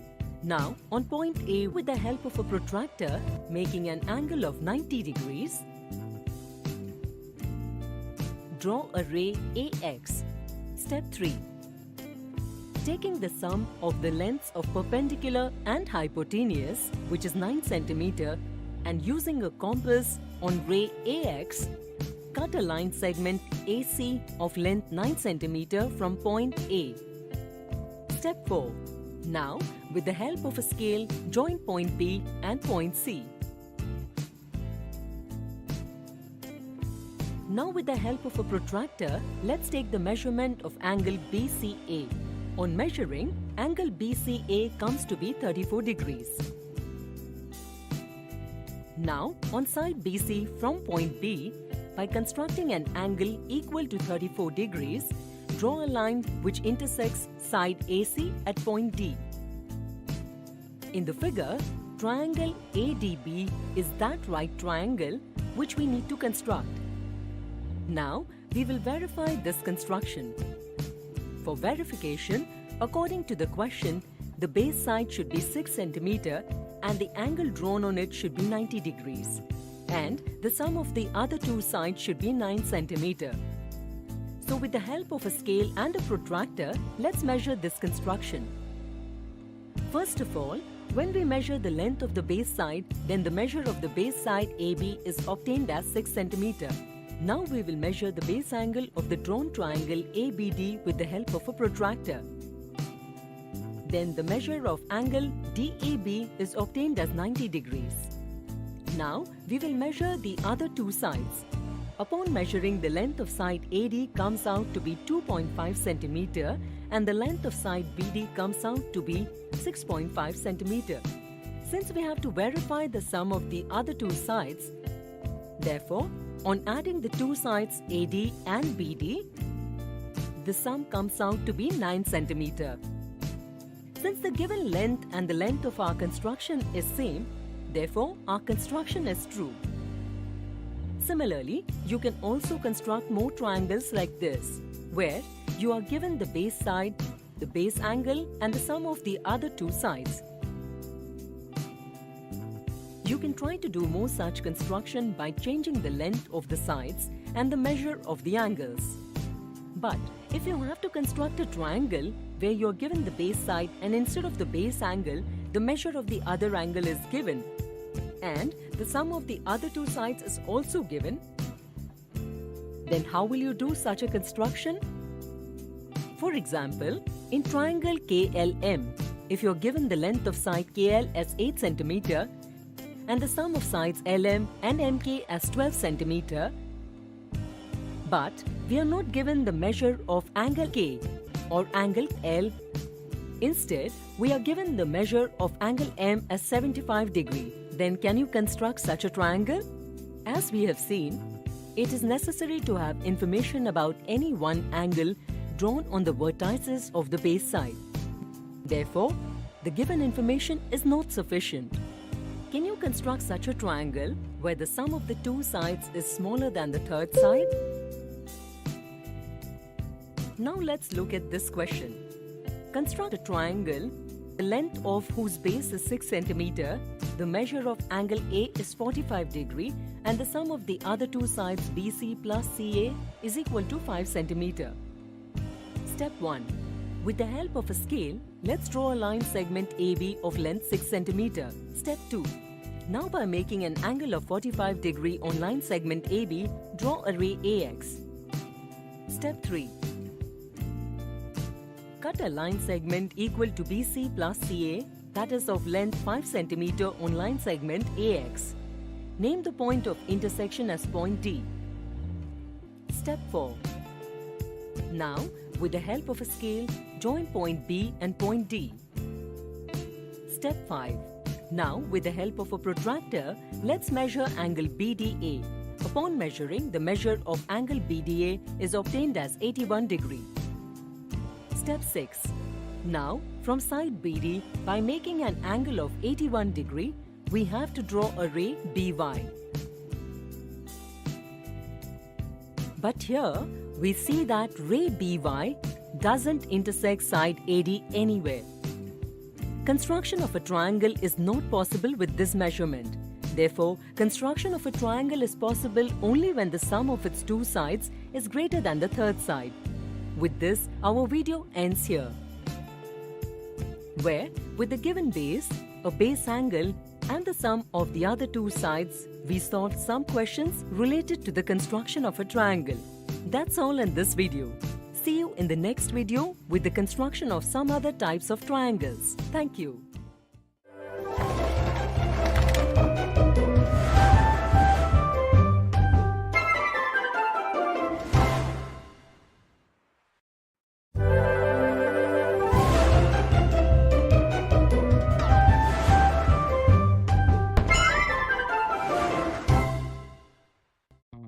Hello friends, welcome to this video on constructions. In the previous video, we solved some questions based on the construction of a triangle. We constructed triangles for which information about their base side, one base angle, and the difference of the measure of the other two sides was given. In this video, we will learn to construct a triangle for which information is given about the sum of its three sides, that is the perimeter and the measure of its two base angles.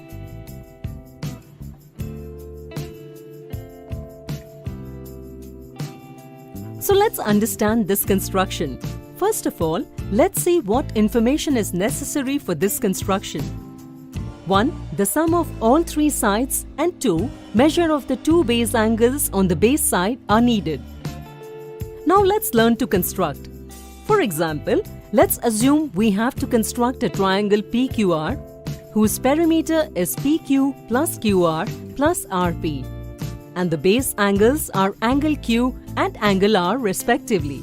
Steps for the construction of such a triangle are as follows. Step 1.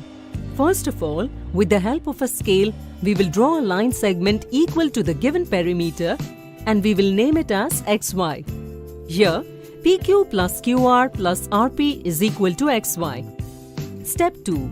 Now, from the vertex X, with the help of a protractor, while making an angle equal to the angle Q, we will draw a ray XZ. Step 3. Similarly, from the vertex Y, with the help of a protractor, while making an angle equal to the angle R, we will draw another ray YW. Step 4. Now, with the help of a compass, we will draw the angle bisectors of angle X and angle Y.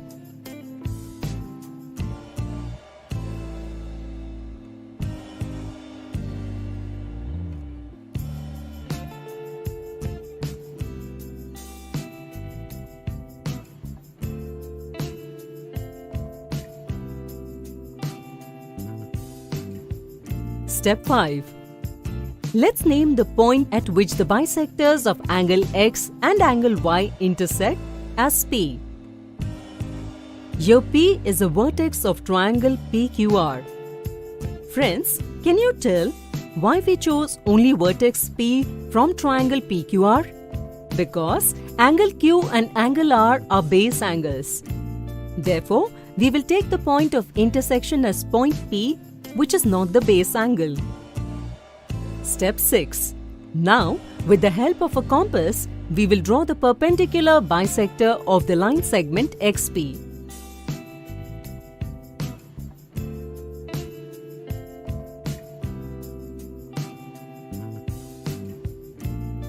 Which intersects the line segment XY. And we will name this point of intersection as vertex Q of triangle PQR. Step 7. Similarly, we will draw the perpendicular bisector of the line segment YP with the help of a compass.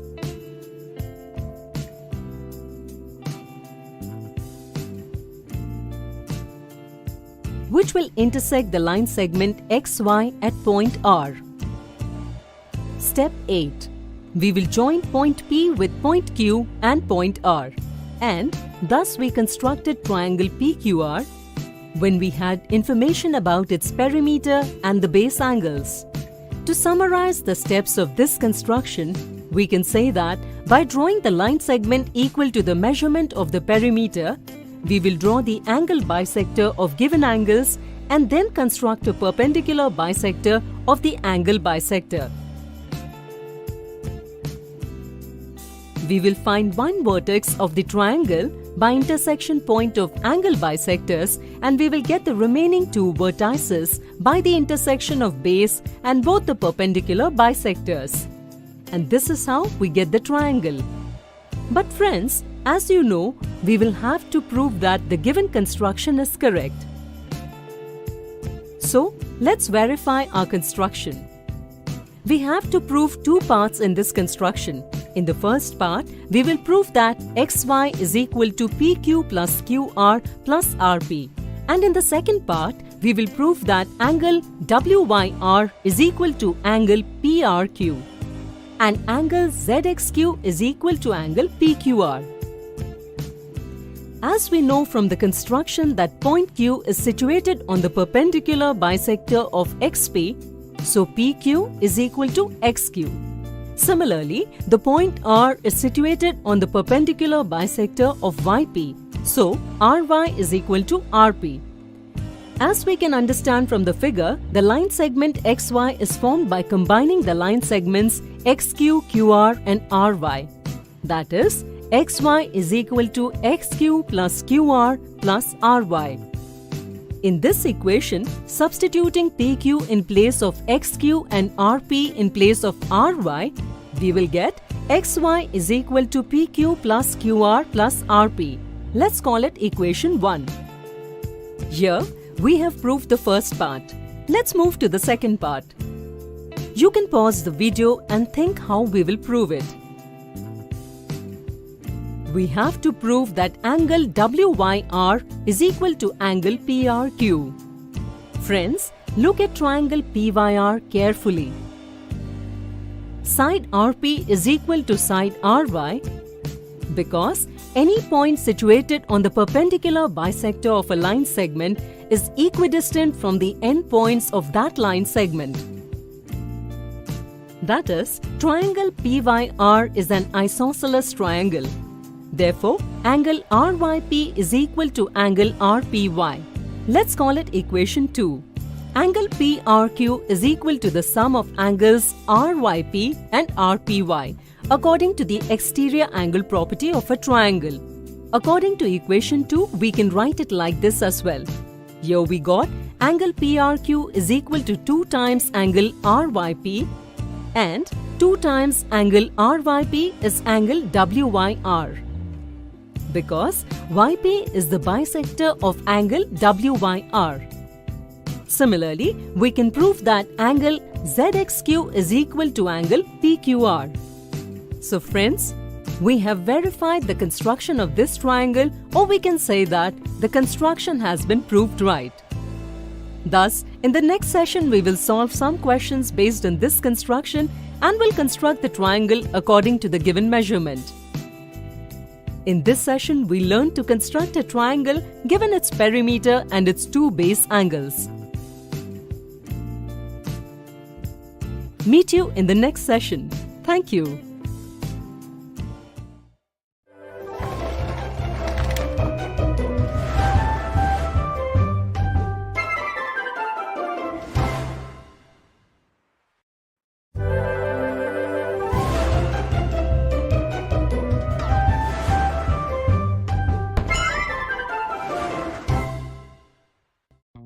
Hello friends, welcome to this video on constructions.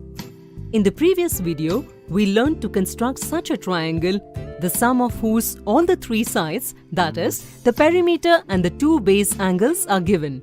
In this session, we will learn to solve questions based on this construction. So let's start with a question. Construct a triangle ABC whose perimeter is 14 cm and the 2 base angles, angle B and angle C, are 90 degree and 55 degree respectively. In the question, the perimeter of the triangle is given to be 14 cm and we know that the perimeter of a triangle is equal to the sum of its sides. Hence we have 1. AB plus BC plus CA is equal to 14 cm, 2. Angle B is equal to 90 degrees and 3. Angle C is 55 degrees. According to the given information, we will construct the triangle by following these steps. So let's start. Step 1. First of all, with the help of a scale, draw a line segment PQ equal to the given perimeter, that is 14 cm. Step 2. Now, on point P with the help of a protractor, while making an angle of 90 degrees, draw a ray PX. Step 3. Similarly, now on point Q, with the help of a protractor, while making an angle of 55 degrees, draw another ray QY. Step 4. Now, draw the bisectors of the angles formed at point P and point Q.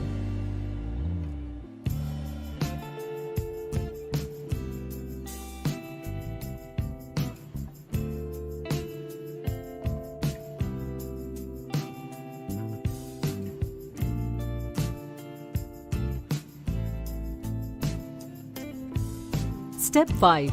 Name the point at which the bisectors of both the obtained angles intersect each other as A. Step 6. Now, draw the perpendicular bisector of the line segment PA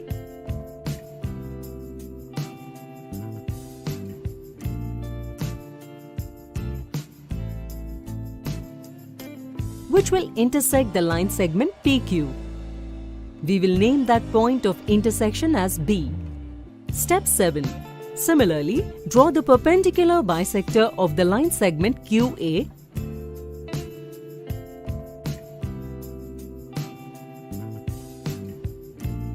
which will intersect the line segment PQ again at a point. We will name the point of intersection as C. Step 8. Join point A to point B and to the point C. Friends, the triangle ABC thus obtained is the expected triangle we wanted to construct.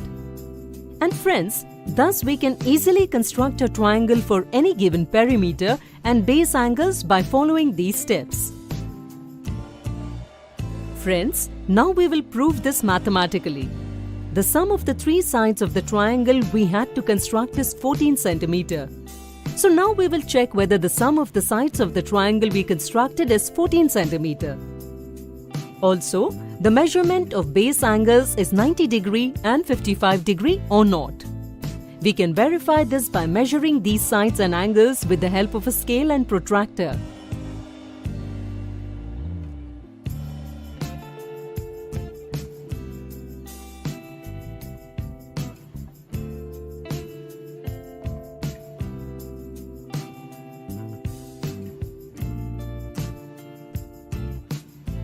That's it for today's session.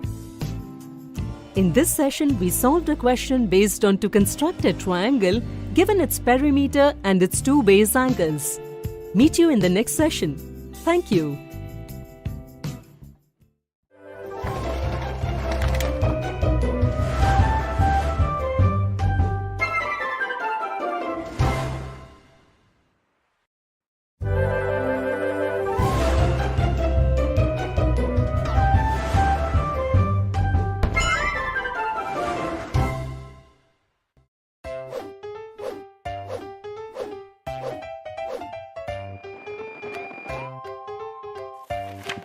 Force and Laws of Motion. Part 2. First Law of Motion. In the previous video, we learned what a force is and what balanced and unbalanced forces are. In this video, we will learn about the first law of motion and see the relation between inertia and mass. Remember, we learnt in the last video that scientists like Galileo Galilei and Isaac Newton debunked the old ideas of motion and developed a completely new approach to understand it. To understand how the first law of motion came to be, let us first look at the experiments conducted by Galileo Galilei. Galileo Galilei had a keen interest in mathematics since his childhood.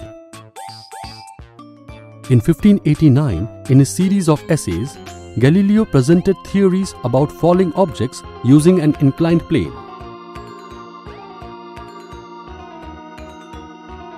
In 1592, he was appointed a professor of mathematics at the University of Padua, where he continued his study of motion on inclined planes,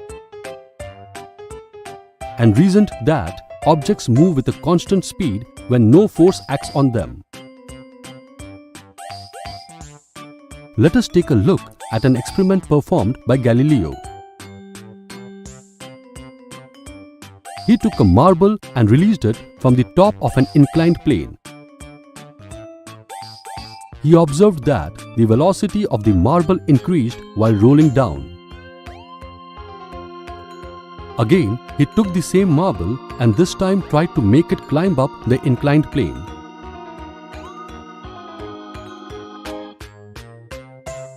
This time, he observed that the velocity of the marble decreased as it went upwards. Galileo further argued that if two inclined planes of opposite slopes were kept beside each other, then a marble released from the top of the slope will roll down only to climb up to the same height of the opposite slope. If the angle of inclination of the right plane was decreased, then the marble will go a bit further to reach the same height from which it was released.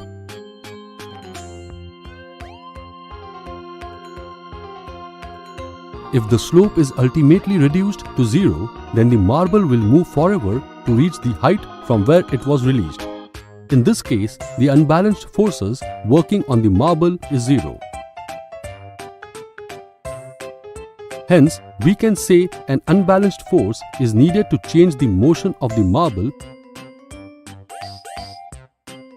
but no net force is needed to sustain the uniform motion of the marble. Here, we have assumed that no external unbalanced force is present. However, in practice, the presence of unbalanced forces like frictional forces restrict the motion of the marble. Isaac Newton further studied Galileo's ideas and presented 3 fundamental laws of motion. These 3 laws are known as Newton's laws of motion. The first law of motion states that an object remains in a state of rest or uniform motion in a straight line unless compelled to change that state by an applied unbalanced force. This means an object will maintain its original state of rest or state of motion and will resist any kind of change. A football on the ground does not move unless the footballer kicks it, and a football going towards the goal will not stop unless the goalkeeper stops it. This tendency of objects to remain at rest or to keep moving with the same velocity is called inertia. That is why the first law of motion is also known as the law of inertia. Let us consider an example of a car. If it suddenly starts moving, your upper body tends to move backwards. This is due to the inertia of rest of our body, which opposes the motion and hence does not let our upper body move forward. But the lower body, which is in contact with the car, moves forward along with the car when the car starts. When the car takes a sharp turn, our bodies tend to move to the opposite side of the turn due to the inertia of motion. Also, when brakes are applied to stop the car, our bodies tend to move forward. This is due to the inertia of motion of our body, which opposes any change in the state of motion. That is why safety belts are worn to prevent accidents. Safety belts exert a force that opposes our forward motion and make it slower.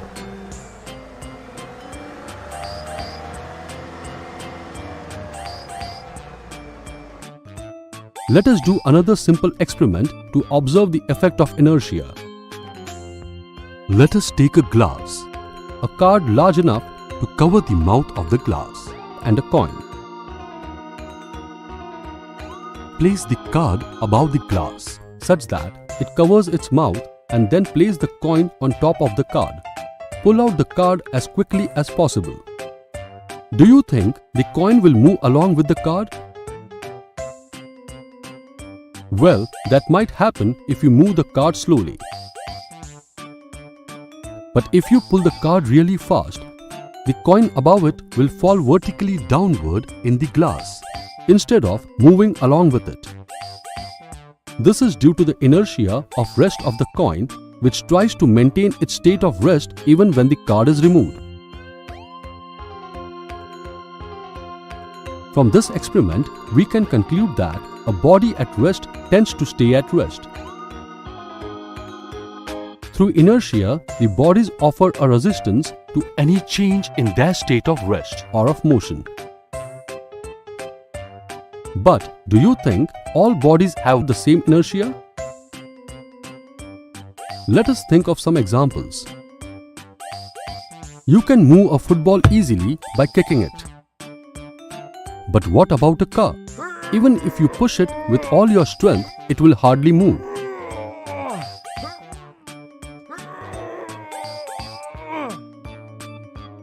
Similarly, you can easily move an empty shopping cart, while moving a shopping cart filled with vegetables is a lot harder.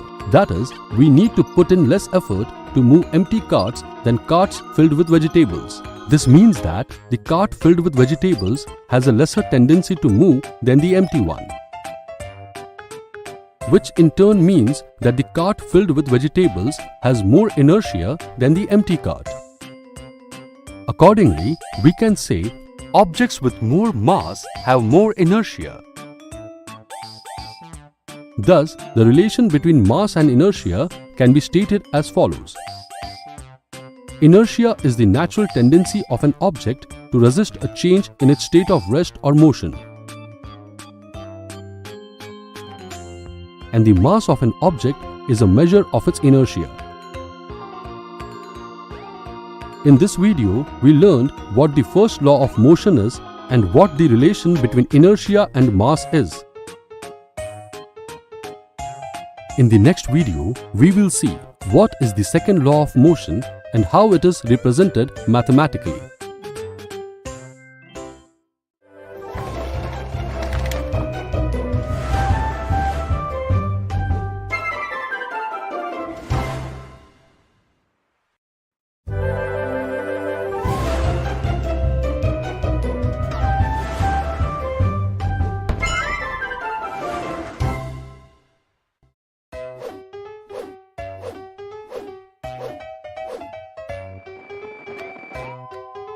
Motion, Part 2.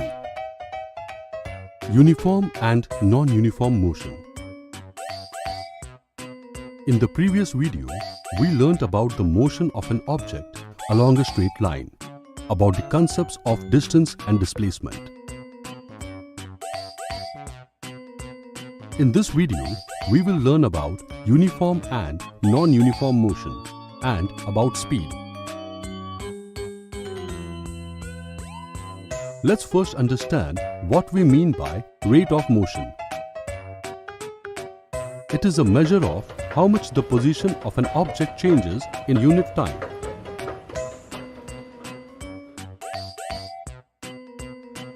For example, consider a car in motion starts from the origin. After 2 seconds, it reaches at the position 10 meters away. In the next 2 seconds, it covers again 10 meters. We can observe that as time passes, its position changes. The change in the position is 10 meters in 2 seconds of the time interval. Now, here comes the concept of speed, which is the measurement of the rate of motion.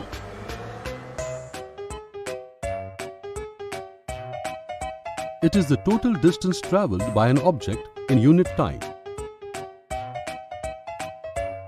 Its SI unit is meter per second. The speed of an object can remain constant or it can vary with time. Suppose an object, let's say a red car, covers 20 meters in the first second. In the next second, it again covers 20 meters and so on. So, in these short intervals of time, the car covers equal distances. This type of motion is known as uniform motion. An object in uniform motion covers equal distances in equal intervals of time. It has to be noted that the speed of an object remains constant in uniform motion. But most of the time, speed is not constant. It sometimes increases, decreases, or remains constant for an equal amount of time intervals. This type of motion is known as non-uniform motion. For example, this blue car covers 10 meters in the first second. It covers 15 meters in the next second, and in the third second, it covers 8 meters. So in this case, for equal time intervals, distance covered by the car is not the same, and so this type of motion is non-uniform motion. Let's look at another example. Here is a table which shows time distance data of two trucks, truck A and truck B.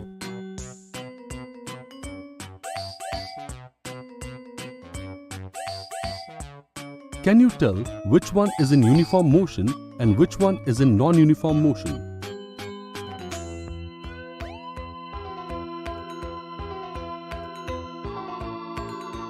Answer: truck A's motion is uniform because it covers the same distance 10 kilometers in each 15-minute interval. In case of non-uniform motion, as the speed is varying for the given time interval, we describe the rate of motion of such objects in terms of their average speed. It is defined as the total distance travelled divided by the total time taken. If an object travels a distance s in time t, then its speed v is equal to s per t. Let's take an example. If a car covers 100 kilometers in 2 hours, can you tell its average speed?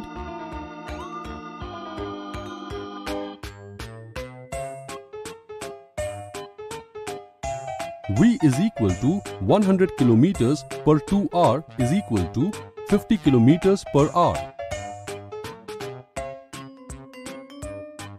In this video, we learnt about uniform and non-uniform motion and about speed.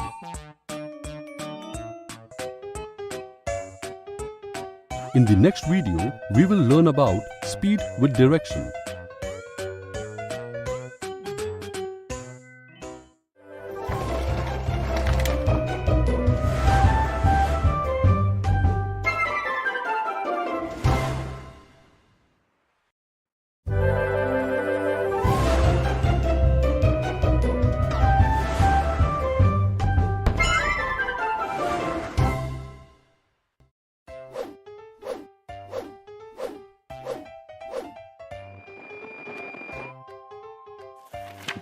Work and energy. Part 3. Forms of energy. Potential energy. In the previous video, we learned about kinetic energy. In this video, we will learn about potential energy. Now, let us have a look at some simple examples to understand potential energy. Hold a rubber band in one hand and pull the band with the other hand. The rubber band will get stretched.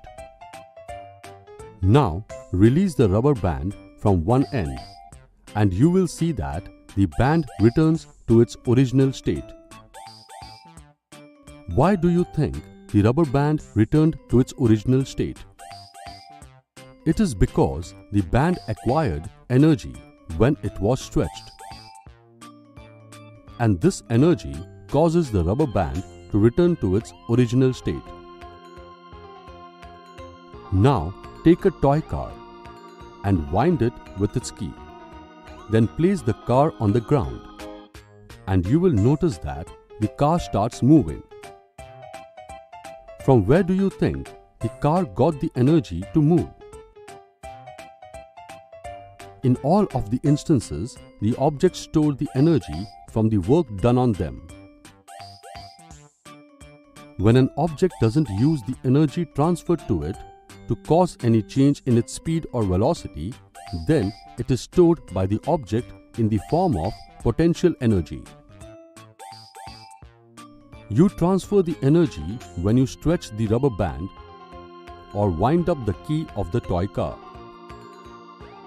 When you stretch the rubber band, the work done by you in stretching it is stored in it as potential energy.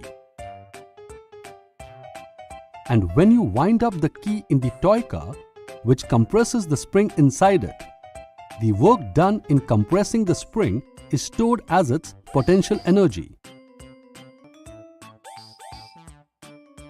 Now, let us perform a few simple activities to understand potential energy. Take a ball and raise it to a certain height. The ball now has the capacity to do work. Then release the ball and you will notice that it begins to fall. Now, what do you think will happen if you drop the ball from a greater height? The ball that falls from a greater height will have a greater velocity when it reaches the ground. We did more work on the ball when we raised to a greater height. Thus, it possesses more energy. Now, take a bow and an arrow. Place the arrow on the bow with one end supported by the string.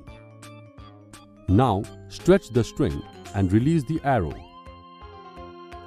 You will notice that the arrow flies off to a certain distance.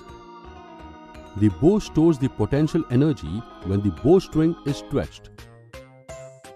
And then this energy changes to the kinetic energy of the flying arrow. Now, let us understand what happens to the potential energy of an object when raised to a certain height. When an object is raised to a certain height, work is done on it by us against gravitational force, due to which an object possesses more energy when raised to a greater height. This energy possessed by the object is termed as gravitational potential energy. Gravitational potential energy is defined as the work done in raising an object from ground to a certain height against gravity. Now, let us derive the mathematical formulae for gravitational potential energy. Suppose an object with mass m is raised from the ground through a certain height h. The force required to raise the object is equal to the weight of the object, that is mg. The energy gained by the object is the work done on it. Let work done on the object against gravity be W. W is equal to force multiplied by displacement, which is equal to mg multiplied by h, which is equal to mgh. As the work done on the object against gravity is mgh, so the energy gained by the object is mgh, which is the potential energy of the object.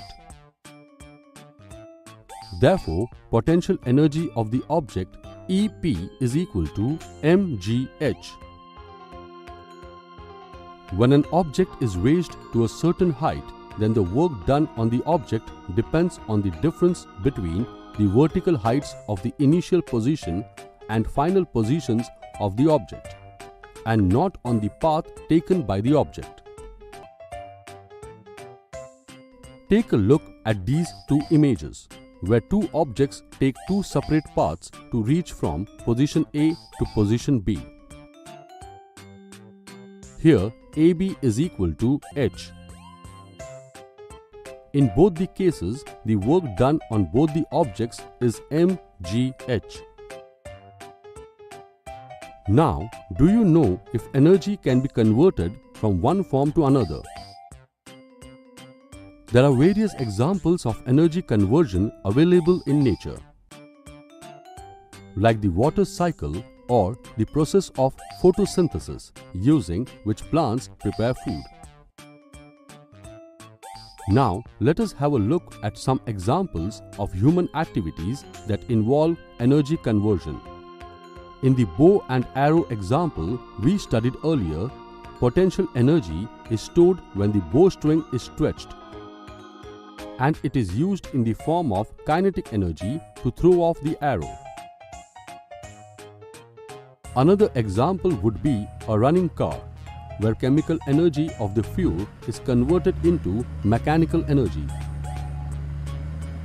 which aids the car to move. Now, can you give some examples of human activities that involve conversion of energy? Think about it.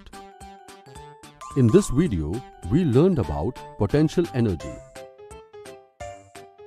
In the next video, we will learn about the law of conservation of energy.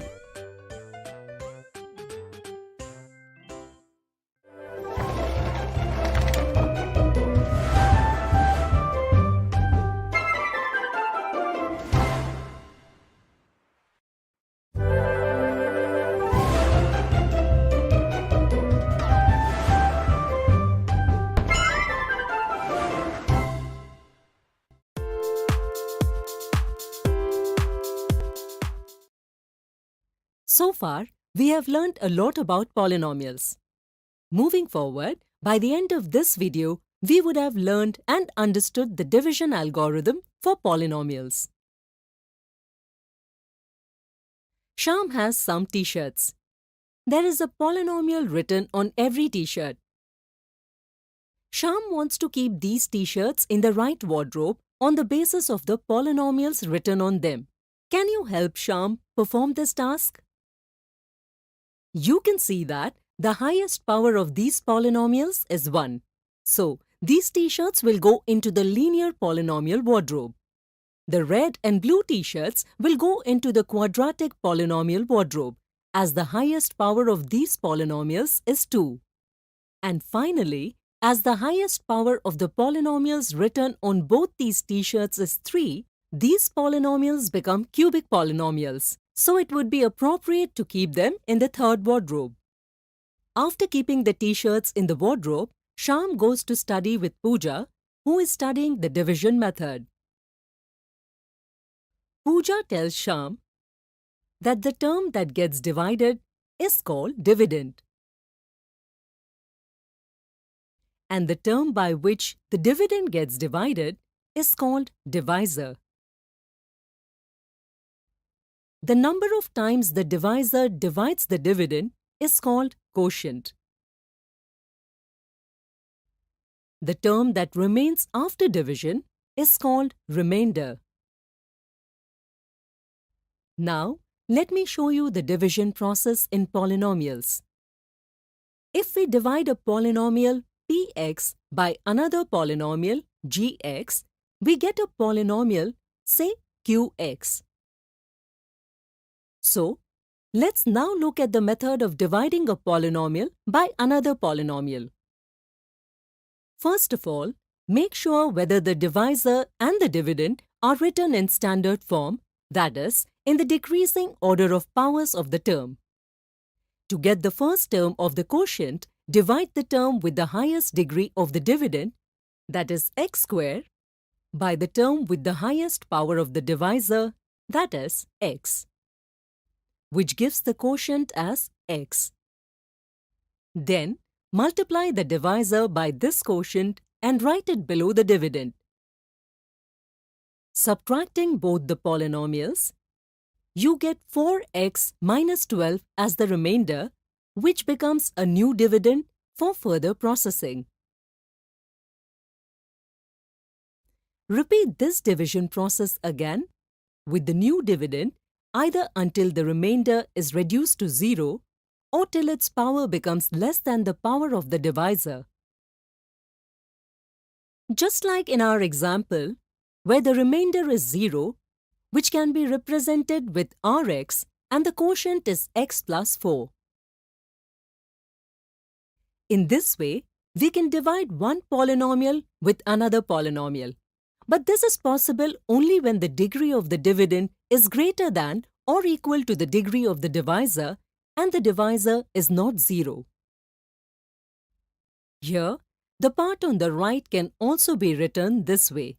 This division process is similar to Euclid's division algorithm, according to which Px will be equal to Gx times Qx plus Rx, where Gx will not be equal to 0 and Rx will be 0 or the degree of Rx will be less than the degree of Gx.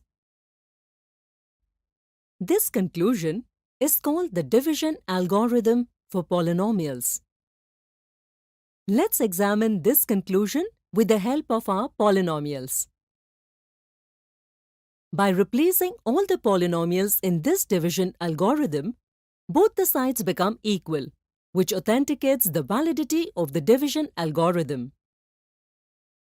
Today, in this video, we have learned the division method of polynomials, which is called division algorithm.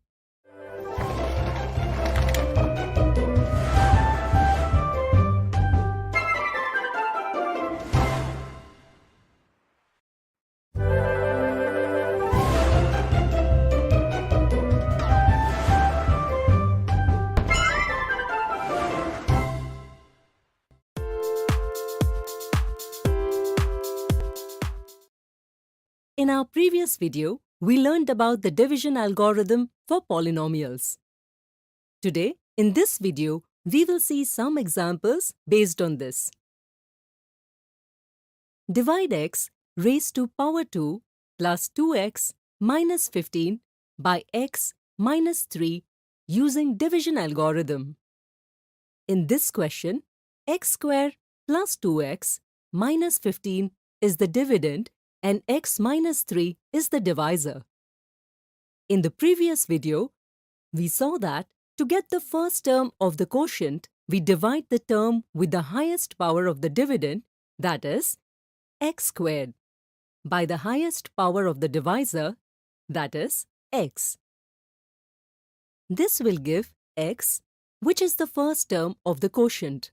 Now, multiply the divisor by this quotient and write it below the dividend. Then, subtract the term written below from the dividend so that the remainder is 5x minus 15, which becomes the new dividend for further processing. To get the second term of the quotient, divide the highest power term in the new dividend, that is, 5x by the highest power term of the divisor, x. By doing this, we get the second term of the quotient, 5. Multiplying the divisor by this quotient and subtracting it by writing it below the new dividend will give the remainder 0. You must remember that when the remainder is either 0 or its power becomes less than the power of the divisor, then the division process stops. Hence, the process of dividing ends here.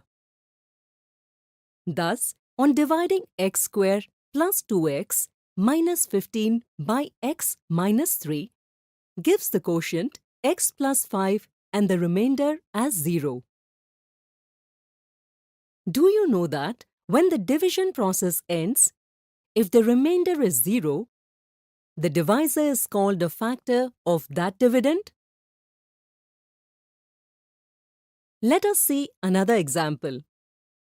In this question, we will divide the first polynomial by the second polynomial and check the correctness of the division algorithm.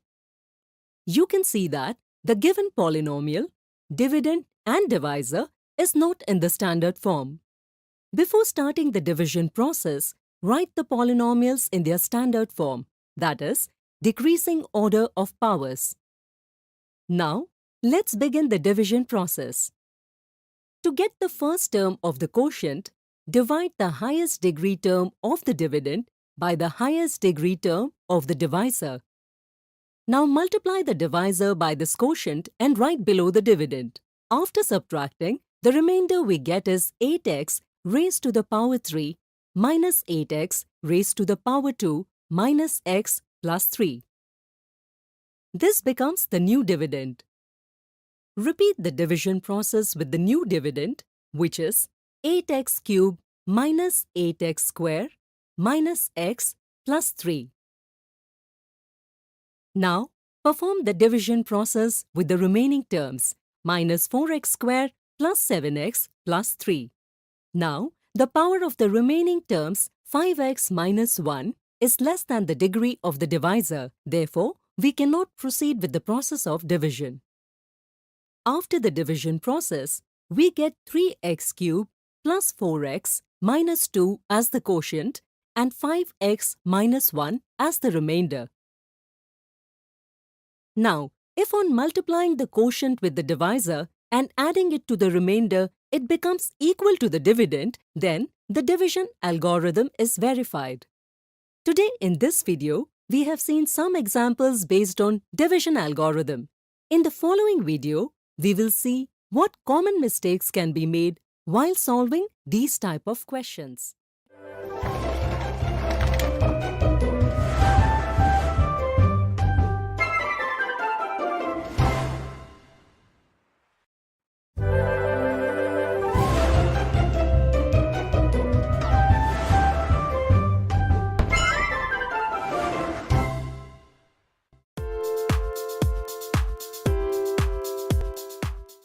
We learned about division algorithm for polynomials in the previous video. Now, with the help of some examples, we will see what common mistakes can be made while solving these type of questions. Fill in the blank by selecting the correct option from the given alternatives. To solve this question, pause the video and then match your answer.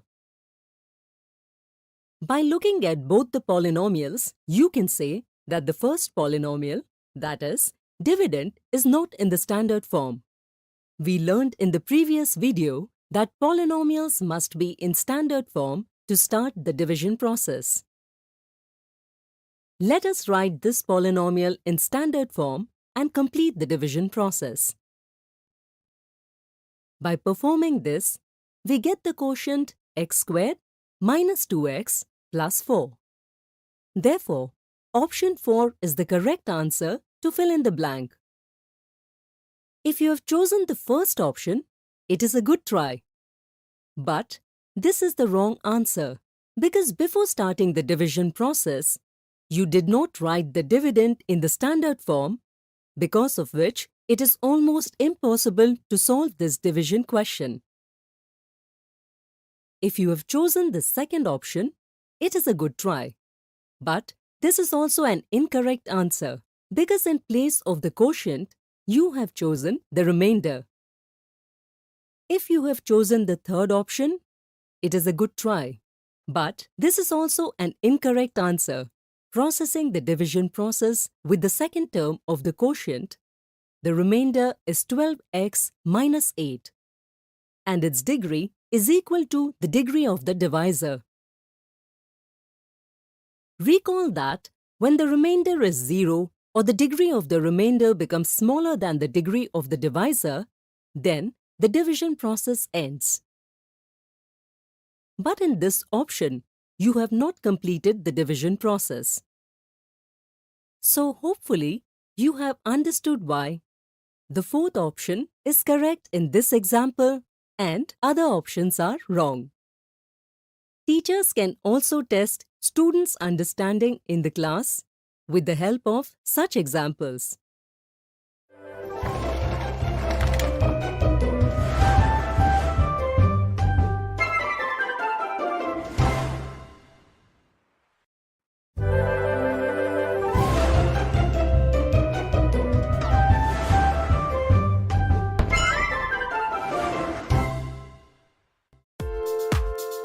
Welcome to this video. Up until now, we have studied the following methods of solving linear equations in two variables: the graphical method and the substitution method. Now, as we move forward, we'll study another algebraic method of solving a pair of linear equations in two variables, and this method is called the elimination method. Let's look at the linear equation in two variables made by Rahul again. Today, we will help Rahul in finding out the number of balloons and ice creams. First of all, let's make the coefficient value of any one of the variables, x or y, same in both the equations. For doing so, we multiply either of the equations or both of them by a non-zero constant and add or subtract them. You can see that it will be easier to multiply a constant in equation 1 because here the coefficient is 1 for both the variables. In equation 2, the coefficient of x is 3. Hence, in order to make the coefficient value of x equal in both equations, we will multiply equation 1 by 3. Can you multiply equation 1 by 3? Excellent. After multiplying by 3, we get 3x plus 3y is equal to 57, which can be represented as equation 3. Now, in order to eliminate x, let's subtract equation 3 from 2. Can you tell why we have subtracted these equations? Correct. If the sign of the variable which is to be eliminated in both the equations is the same, that is positive or negative, then we subtract one equation from the other, and if the signs are different, then we add both the equations. This eliminates one variable and gives a linear equation in one variable only. Solving further, we get y is equal to 12. Now, we need to replace this value of y in any of the given equations. Let's replace this value of y in equation 1. Solving further, we get x is equal to 7. Therefore, Rahul bought 7 balloons and 12 ice creams.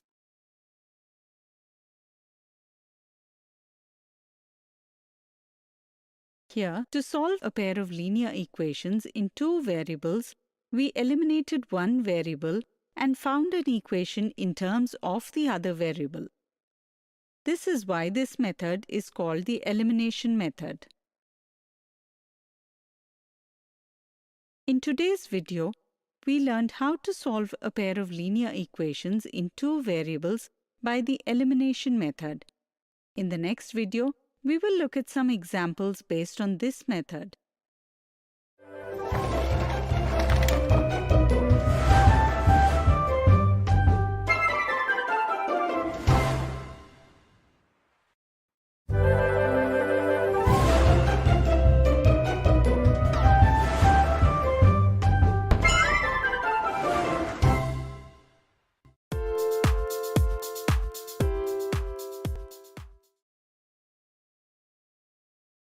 Welcome to this video. In the last video, we learned how to solve a pair of linear equations by elimination method. Today, we will look at some interesting examples based on this. Solve the following pair of linear equations by the elimination method. Can you tell what is the first step we need to follow in the elimination method? Correct. First, we'll make the coefficient of any one of the variables equal. After looking at the pair of linear equations, you can tell that it is easier to make y equal as its coefficients are smaller as compared to that of x. To make the coefficient of the variable y equal, we need to multiply equation 1 by 3 and equation 2 by 2. After which, we get equations 3 and 4.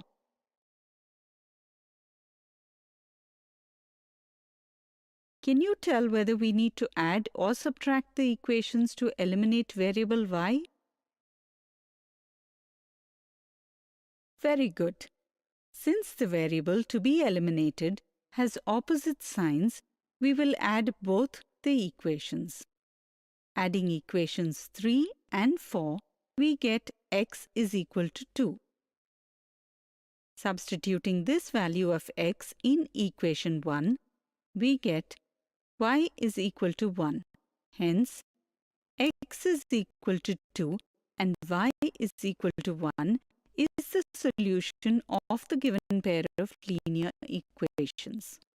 Substituting the values of x and y in equations 1 and 2 and solving them, it can be proved that x is equal to 2 and y is equal to 1 is the only solution to the pair of linear equations. In this video, we looked at some examples based on the elimination method of solving linear equations.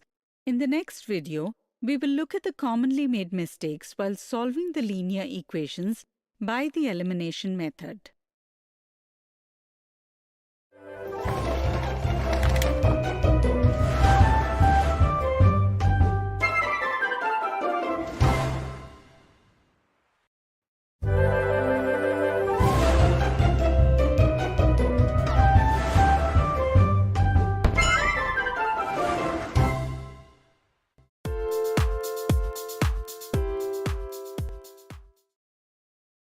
Welcome to this video.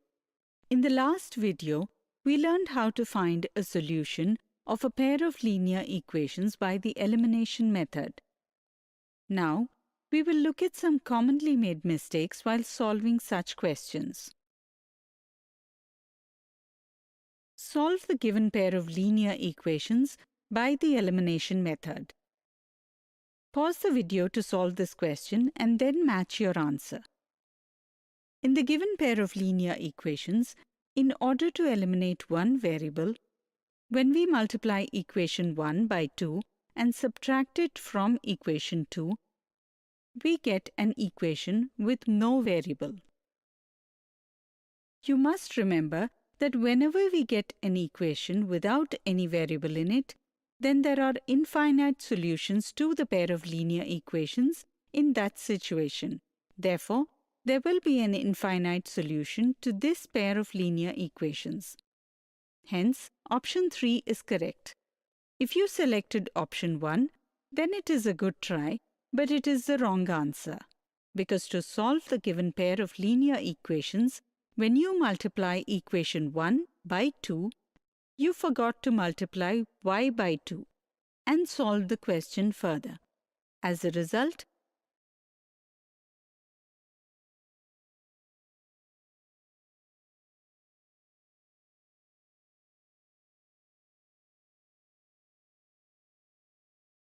ended up with a wrong answer.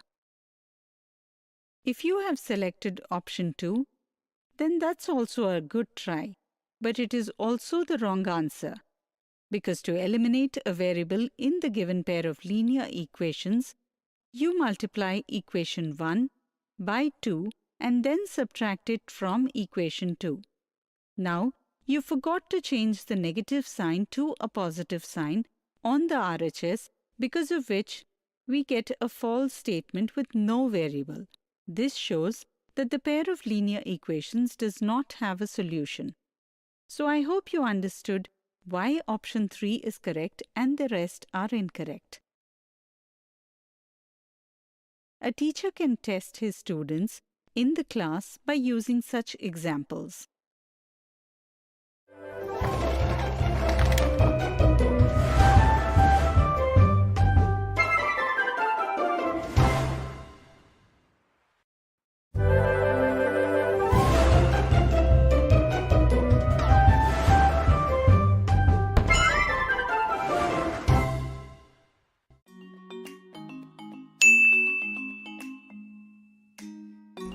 There are two types of devices, first which consumes electricity and second which generates electricity. A device which converts mechanical energy into electrical energy is known as electric generator.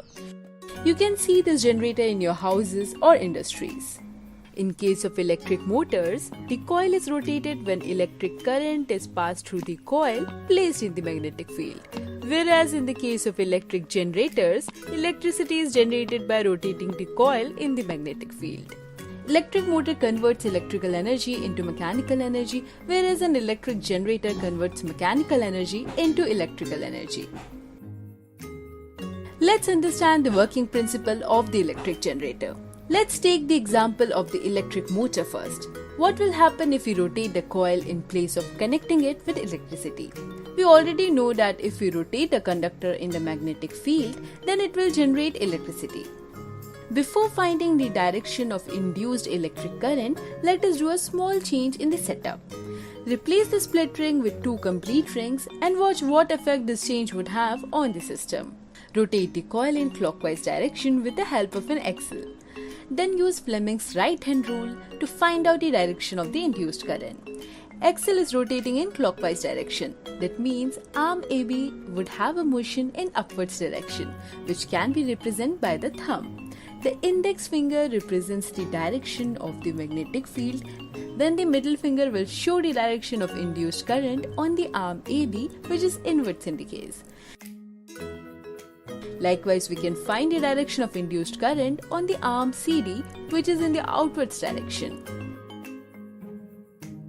A galvanometer can be used to show the flow of current in the external circuit. It can be seen that after a half cycle, CD will rotate in the upwards direction and AB will rotate in the downwards direction, due to which the direction of the induced current will also change. And this process of change in the direction of induced current will take place after every half cycle. These types of generators are known as AC generators. What is this AC?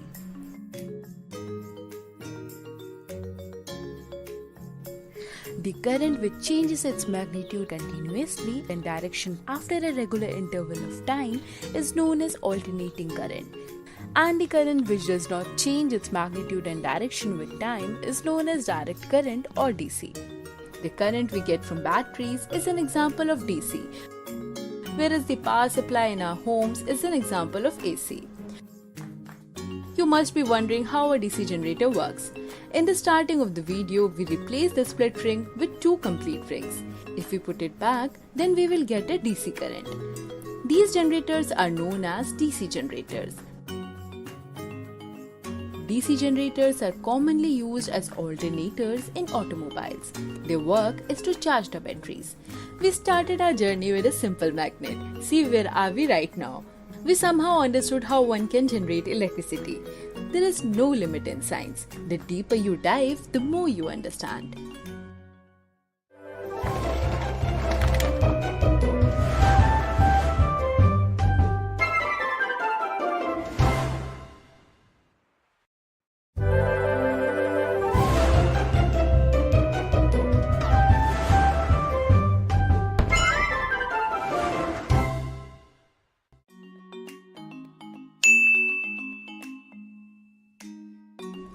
You must have seen many equipments like fans, air coolers or water pumps in your homes.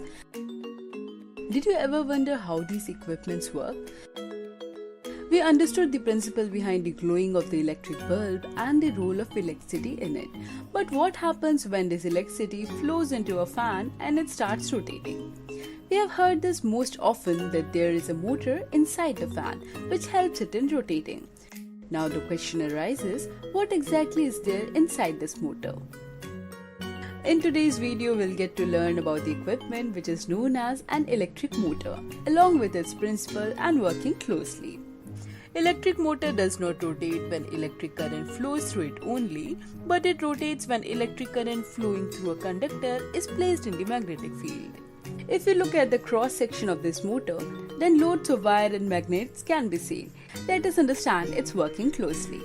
If a rectangular coil ABCD is placed in a magnetic field and the ends of the coil are connected with the source of the electricity, the electric current starts flowing through the coil when we put on the switch. If we apply Fleming's left-hand rule on the arm AB of the coil, then we get the direction of the force exerted on this arm by the magnet. We know that the direction of the magnetic field is from north to south. Also, the current is flowing in this direction on arm AB. Then the force will be exerted downwards. What will happen if we apply the same rule on the arm CD of the coil?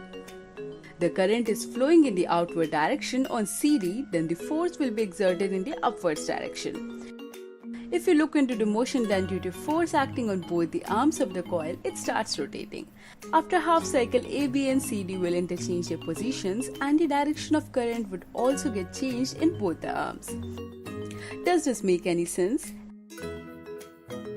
Have you ever seen any fan or cooler that rotates in one direction for some time and then changes its direction? No, both of them keep rotating in one direction only. Then what exactly are we missing in the motor to keep it rotating in one direction only? Split ring. Split ring is introduced in the system to keep the rotation in one direction only. Split ring is a special kind of ring which has two halves.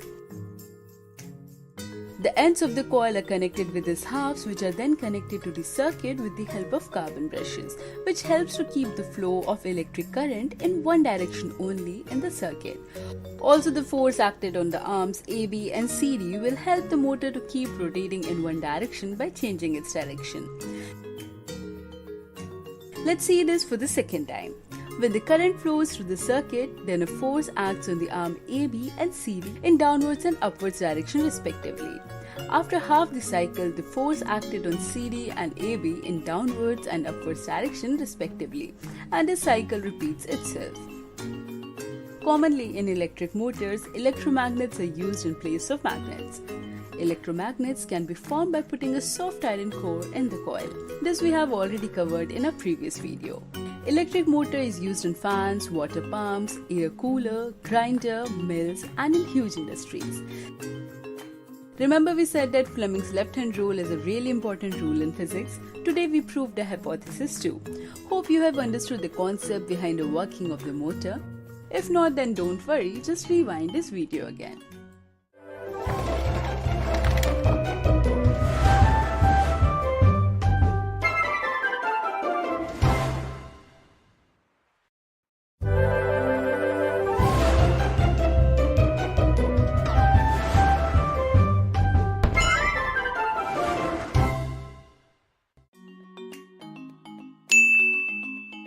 Have you ever bought a bulb from a hardware shop? The shopkeeper asks you which bulb you want and you say, give me a 100-watt bulb or a 60-watt bulb. But what does this 100-watt or 60-watt mean? Have you ever looked at electrical appliances in your home carefully? If you have ever looked at iron in your house, it has 1 kilowatt written on it. In the same way, 1.5 kilowatt on the heater as well. But what is this watt or kilowatt? This is actually the electric power of this device. Now what is this power? Let us understand about this. The rate of doing any work is called power. For example, if you take 10 minutes to get home from school, in coming home from school, your body must have done some work. The rate of work done by the body in those 10 minutes can be shown as power. In terms of science, the work done is equal to energy. If its rate is taken, then it represents power. Like heat, power can be written in different ways. SI unit of power is watt, which is represented by W. 1 watt is equal to 1 joules of work done in 1 second. Let's go back where we started 100 watt. 100 watt means that the bulb will consume 100 joules of energy in 1 second. Let's take another example. Your homes must have electricity meters. You must have heard that 50 units of electricity have run this time. Do you know what these 50 units are? Let us understand this. 1 unit means 1 kilowatt hour. We use kilowatt because watt is a very small unit. 1 kilowatt is equal to 1000 watt. Here watt hour is the unit of electrical energy coming to our houses. 1 watt hour is the electrical energy consumed when 1 watt power is used for 1 hour. The commercial unit of electrical energy is kilowatt hour and it is commonly known as unit. 1 kilowatt hour is equal to 3.6 into 10 to the power 6 joules. After this video, I hope you have understood the power supply of your homes better.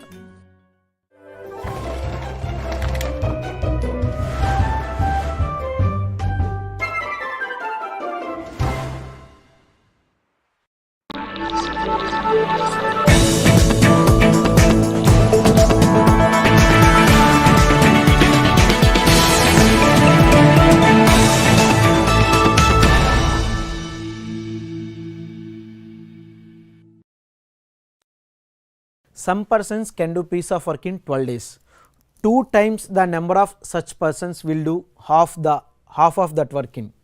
అయితే ఒకసారి చూడండి, some persons అన్నాడు, ఆ persons ఎంతమందో తెలియదు. So కాబట్టి ఇక్కడ M1 ఇచ్చాడు.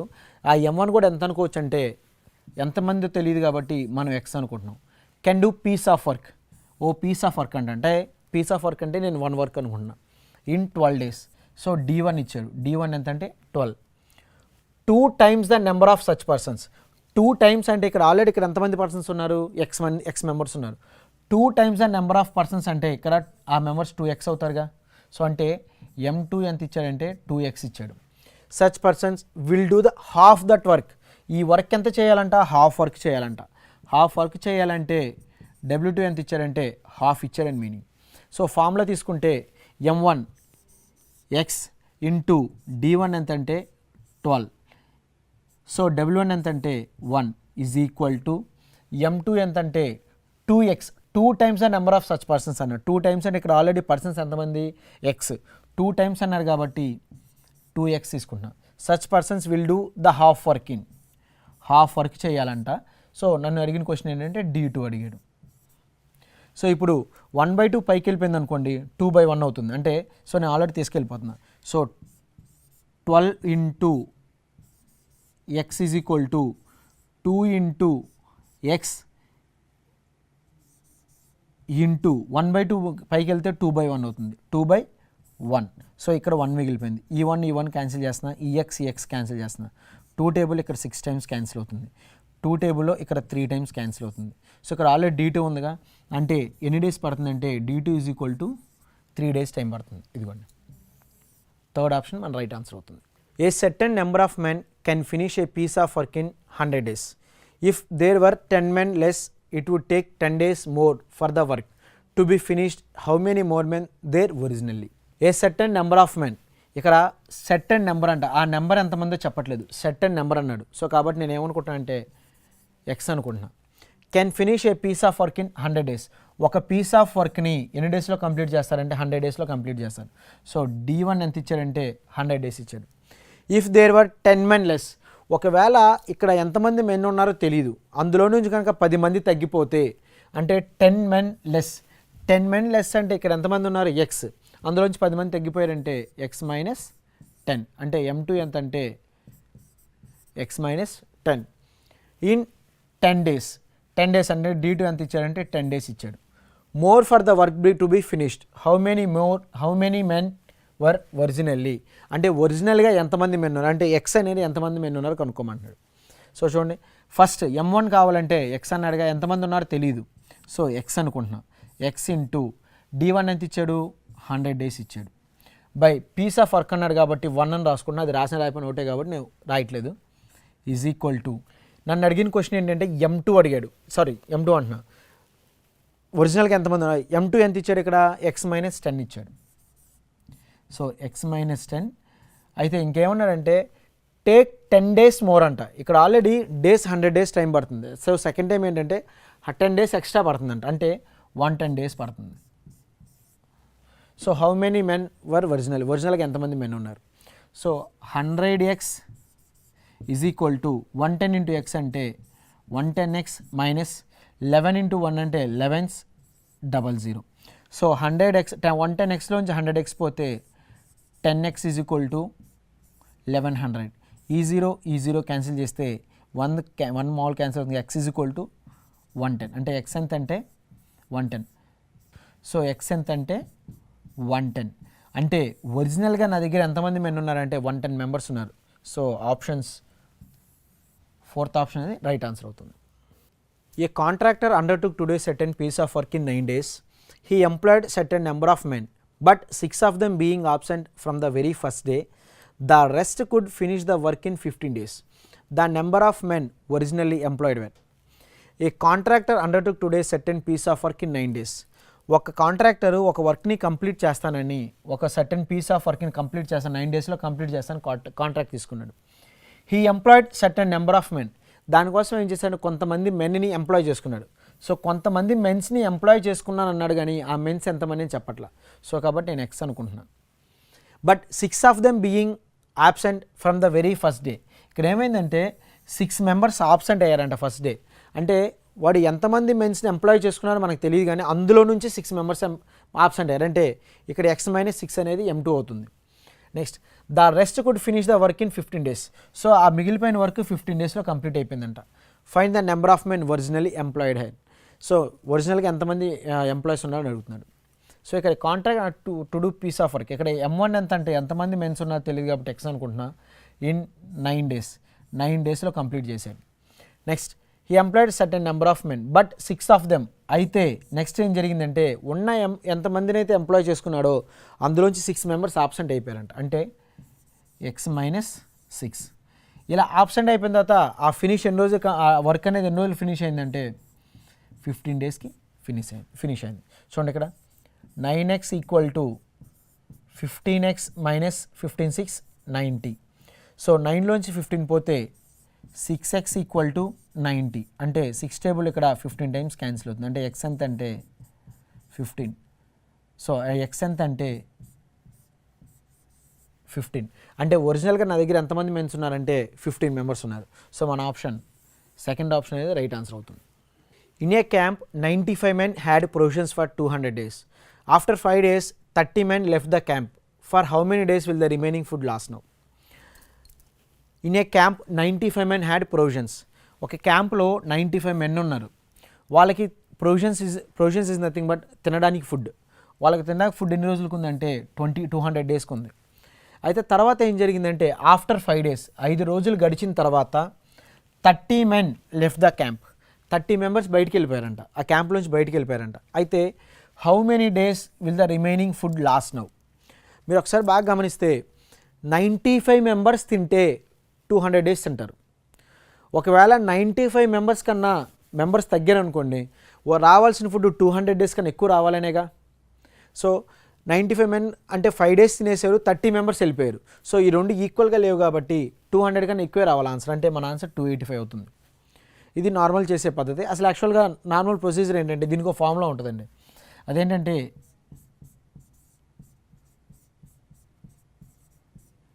Initial men into difference of days by final men.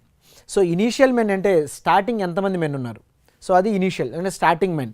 తర్వాత డిఫరెన్స్ ఆఫ్ డేస్ అంటే వాళ్ళు ఏంటంటే ఇక్కడ 200 డేస్కి సరిపడా ఫుడ్ ఉంది, కానీ 5 days తర్వాత కొంతమంది వెళ్ళిపోయారు. మరి అప్పుడు డిఫరెన్స్ ఆఫ్ డేస్ అంటే 200కి 5కి గ్యాప్ ఎంత అంటే 195. నెక్స్ట్ ఫైనల్ మెన్ అంటే స్టార్టింగ్ 95 men ఉన్నారు, 5 days తర్వాత 30 మెంబర్స్ వెళ్ళిపోయారు. 30 మెంబర్స్ వెళ్ళిపోతే ఫైనల్ ఎంతమంది మెన్? 95 మైనస్ 30 అంటే 65 మెంబర్స్ ఉన్నారు. ఒకసారి ఇనిషియల్ మెన్ అంటే 95 men into difference of days అంటే 200 మైనస్ 5 అంటే 195 బై ఫైనల్ మెన్ అంటే ఫైనల్ ఎంతమంది 95లోంచి 30 వెళ్ళిపోయారు అంటే 65. సో దీన్ని మొత్తాన్ని క్యాన్సిల్ చేస్తే మీకు 285 అనేది ఆన్సర్ వస్తుంది. సో మిగిలిన ఫుడ్ ఎన్ని రోజులు తింటారంటే 285 days తింటారు. సేమ్ క్వశ్చన్ అండి. ఏ garrison of 500 men had provisions for 27 days. After 3 days a reinforcement of 300 men arrived. For how many more days will the remaining food last? Same question. Initial men into difference of days by final men. Initial men అంటే starting ఎంతమంది men ఉన్నారు? Starting 500 men ఉన్నారు. Had provisions for 27 days. So initial men 500, difference of days అంటే 27 days తింటారు. 500 men food తింటే 27 days తింటారు. కానీ 3 రోజుల తర్వాత ఒక 300 men అరైవ్ అయ్యారంట. అంటే 27కి 3కి గ్యాప్ ఎంత అంటే 24 బై ఫైనల్ మెన్ అంటే స్టార్టింగ్లో 500 men ఉన్నారు, 3 days తర్వాత ఇంకో 300 men జాయిన్ అయ్యారు. అంటే జాయిన్ అయ్యారంటే 500 + 300 అంటే ఫైనల్గా 800 men ఉన్నారు. సో ఇదండి ఇప్పుడు క్యాన్సిలేషన్స్. సో 2 zeros క్యాన్సిల్ చేశా, 8 టేబుల్లో 3 times క్యాన్సిల్ చేశా, అంటే 5 3s 15. సో రిమైనింగ్ ఫుడ్ ఎన్ని డేస్కి వస్తుంది అంటే 15 daysకి వస్తుంది. మన option first option is the right answer. 5 men or 9 women can do piece of work in 19 days. Then in how many days will 3 men and 6 women can do the same work? So ఇలాంటి questions ఏంటంటే ఇక్కడ are అని ఇచ్చారండి. Are అని ఇచ్చారు కాబట్టి ఇలాంటి questions men నుంచి ఉమెన్ నుంచి మెన్స్లోకి మార్చాలి. సో ఆర్ అని ఇచ్చారు కాబట్టి దీనికి వచ్చిన షార్ట్ కట్ ఉంటుంది, ఆ షార్ట్ కట్ ఫాలో అవుదాం. సో నన్ను అడిగిన క్వశ్చన్ ఏంటంటే 3 men 6 women అడిగారు. సో నేను అక్కడి నుంచే క్వశ్చన్ స్టార్ట్ చేస్తున్నా, మెన్ ఉమెన్ తీసుకుంటున్నా. సో నన్ను అడిగిన క్వశ్చన్ ఏంటంటే 3 men గురించి అడిగాడు, 6 women గురించి అడిగాడు. బై ప్లస్ ఒకసారి చూడండి, 5 men వర్క్ చేసిన ఆర్ 9 women వర్క్ చేసిన 19 days టైం పడుతుంది. అంటే 5 men కానీ లేదా 9 women కానీ. సో 5 men వర్క్ చేస్తే వాళ్ళకి 19 days టైం పడుతుంది, లేదా 9 men ఉమెన్ వర్క్ చేసినా వాళ్ళకి 19 days టైం పడుతుంది. సో ఫస్ట్ నేను మెన్ గురించి మాట్లాడుతున్నాను, ఇక్కడ ఆల్రెడీ మెన్ గురించి తీసుకున్నానుగా, సో మెన్ గురించి మాట్లాడుతున్నాను. 5 menకి ఎన్ని డేస్ పడుతుంది అంటే 19 days పడుతుంది, అంటే 5 menకి 19 days పడుతుంది. నెక్స్ట్ ఉమెన్స్ తీసుకుంటున్నా, 9 women's కూడా 19 days పడుతుందిగా, సో అంటే 9 women's కూడా 19 days పడుతుంది. సో మధ్యలో ప్లస్ ఉంది కాబట్టి ఎల్సిఎం తీస్తున్నా, నా 5కి 19కి 9కి 19కి ఎల్సిఎం తీస్తున్నా, అంటే 5 into 19 into 9 నేను తీసుకుంటున్నా ఎల్సిఎం. సో 5 19 క్యాన్సిల్ అయితే 5 19 క్యాన్సిల్ 9 మిగిలిపోయింది, 9 3s 27 ప్లస్ ఇక్కడ 9 19 క్యాన్సిల్ అయితే 5 మిగిలిపోయింది, 5 6 30. సో అంటే 57/5 into 19 into 9. సో 57 అంటే 7 + 5 12 కాబట్టి 9 టేబుల్లో 3 టేబుల్లో క్యాన్సిల్ అవుతుంది, 3 1s are 3, 2 మిగులుతుంది, 3 9s are 27, 3 టేబుల్ ఇక్కడ 3 times క్యాన్సిల్ అవుతుంది. సో ఈ 19 క్యాన్సిల్ అవుతుంది. సో ఎంత మిగిలిపోయిందంటే 5 into 3 15, అంటే 1/15 డేస్లో కంప్లీట్ అవ్వాలి. అంటే ఇది కెపాసిటీలో ఉంది కాబట్టి మనం టైంలోకి మారుస్తున్నాం, టైంలోకి మారిస్తే ఇది 15 days అవుతుంది. సో మన ఆప్షన్ ఏంటంటే 12, సెకండ్ ఆప్షన్ 15 daysలో కంప్లీట్ అవుతుంది. In a camp there is a meal for 120 men or 200 children. If 150 children have taken the meal, how many men will be catered to with the remaining meal? ఇక్కడ question ఏంటంటే in a camp there is a meal for 120 men or 200 children. వాళ్ళకి ఇక్కడ food ఉంది, ఆ food ఎలా ఉందంటే 120 men అయినా తినొచ్చు, లేదా ఆర్ 200 చిల్డ్రన్ అయినా తినొచ్చు. అంటే ఎవరో ఒకళ్ళండి, 120 men అంటే 120 పెద్దవాళ్ళని తింటారు, లేదా 200 children 200 మంది పిల్లలన్నా తింటారు, ఎవరో ఒకళ్ళు. Next if 150 children have taken the meal, అయితే అందులో 150 children ఫుడ్ తినేశారంట, then how many men will be catered with the remaining meal. అయితే మిగిలిపోయిన ఫుడ్తో ఎంతమంది పెద్దవాళ్ళు తింటారు అంటున్నాడు. ఒకసారి ఫుడ్ తీసుకుంటే 120 members men తినే ఫుడ్ 200 children కూడా తినొచ్చు. 120 members పెద్దవాళ్ళు తినే ఫుడ్ 200 children తినొచ్చు, అంటే అక్కడ ఉన్న ఫుడ్ ఈక్వల్, వీళ్ళు తిన్నా ఒకటే. అయితే ఇది ఏమన్నాడంటే 150 children తినేశారంట, తినేసిన తర్వాత మిగిలిపోయిన అన్నం ఎంతమంది పెద్దవాళ్ళు తింటారు అన్నాడు. సో 150 members తినేశారు అంటే ఎంతమంది ఫుడ్ మిగిలిపోవాలి, 50 members ఫుడ్ మిగిలిపోవాలి. ఆ 50 members ఫుడ్ ఎంతమంది పిల్లలు తింటారు, ఎంతమంది పెద్దవాళ్ళు తింటారు అంటే ఆల్రెడీ 200 మంది చిన్నపిల్లల్లో 150 మంది చిన్నపిల్లలు తినేశారు, ఏంటంటే ఇంకెంతమంది పిల్లల ఫుడ్ మిగిలిపోయింది, 50 మంది చిన్నపిల్లల ఫుడ్ మిగిలిపోయింది, అది ఎంతమంది పెద్దవాళ్ళు తింటారు. సో చూడండి, ఈ జీరో క్యాన్సిల్ చేసిన, ఈ జీరో క్యాన్సిల్ చేసిన, 2 టేబుల్లో 6 times క్యాన్సిల్ అవుతుంది, అంటే 5 6 30. సో ఎంతమంది పెద్దవాళ్ళు తింటారంటే 30 members పెద్దవాళ్ళు తింటారు. సో మన ఆప్షన్ 2 అవుతుంది.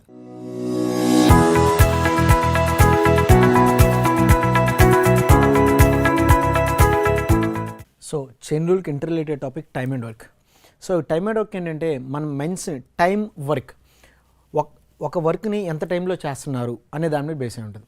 ఫర్ ఎగ్జాంపుల్ నేను ఒక ఇద్దరు మెన్స్ని తీసుకుంటున్నా, ఏ అనే ఒక మెన్ తీసుకున్నా, ఏ ఒక వర్క్ని 6 daysలో చేశాడు, ఏ ఒక వర్క్ని 6 daysలో చేశాడంటే ఇది టైం అవుతుంది, ఇది టైం. మరి వాడి కెపాసిటీ అంటే వాడి ఎఫిషియన్సీ తీసుకుంటే టైంకి ఎఫిషియన్సీ ఎప్పుడు ఇన్వర్స్ ప్రొఫెషన్లో ఉంటుంది.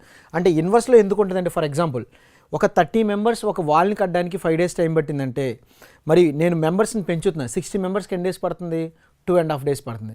అంటే మెన్స్ పెరిగితే టైం తగ్గుతుంది. సో ఇన్వర్స్ రేషియోలో ఉంటుంది కాబట్టి 6 men అంటే ఇక్కడ కెపాసిటీ ఏమవుతుందంటే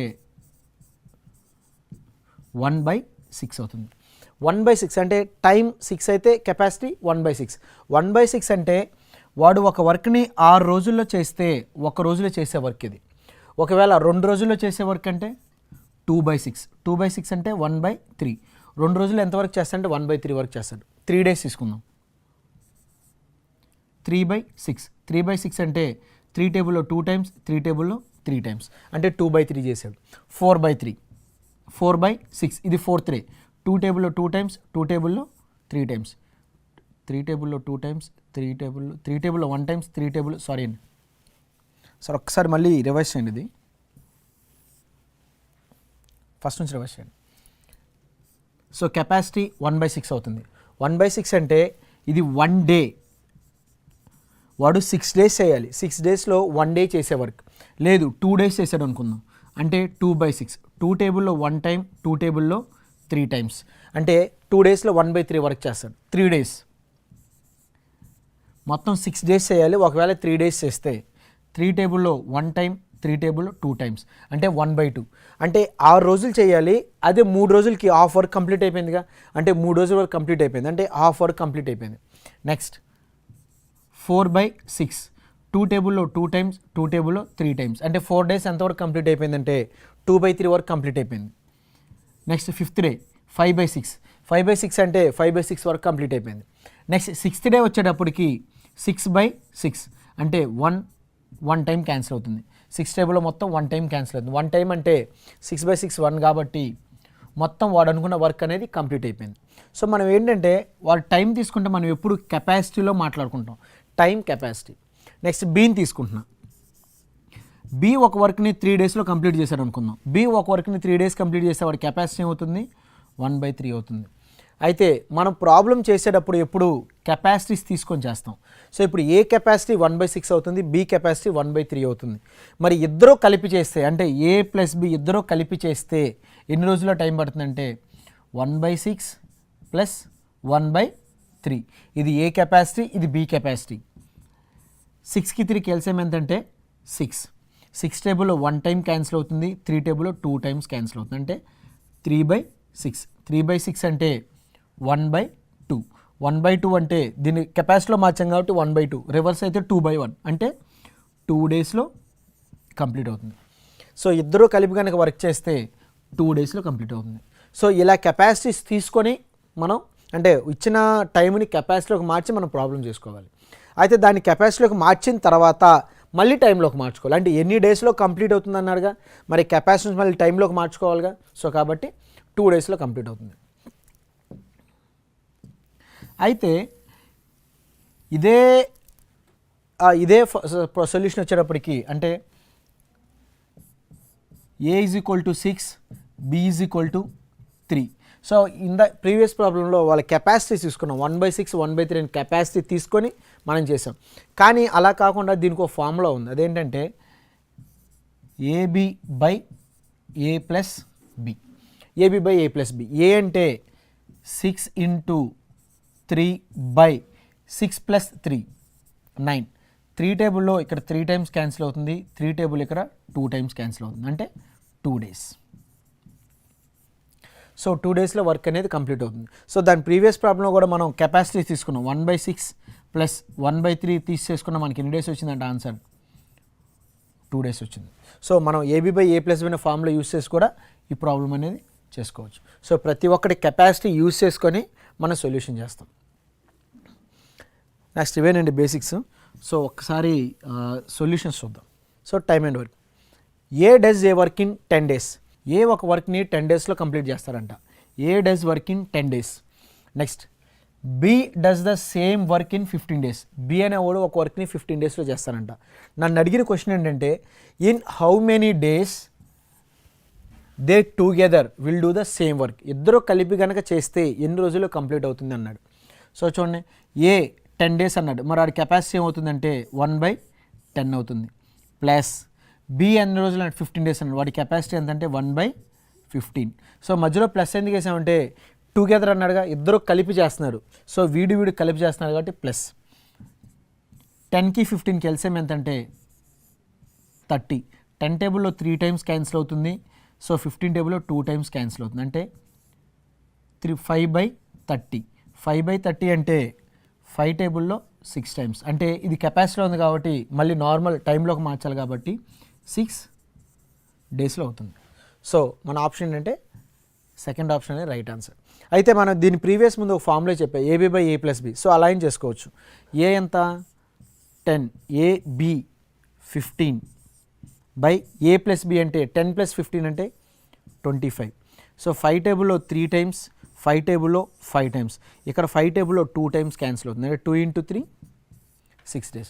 సో మనకి ఎలా చేసినా 6 days ఆన్సర్ అనేది వస్తుంది.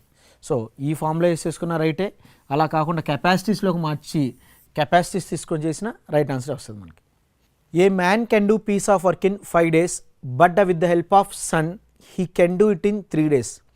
In what time can the son do it alone? A man can do piece of work in 5 days. ఒక man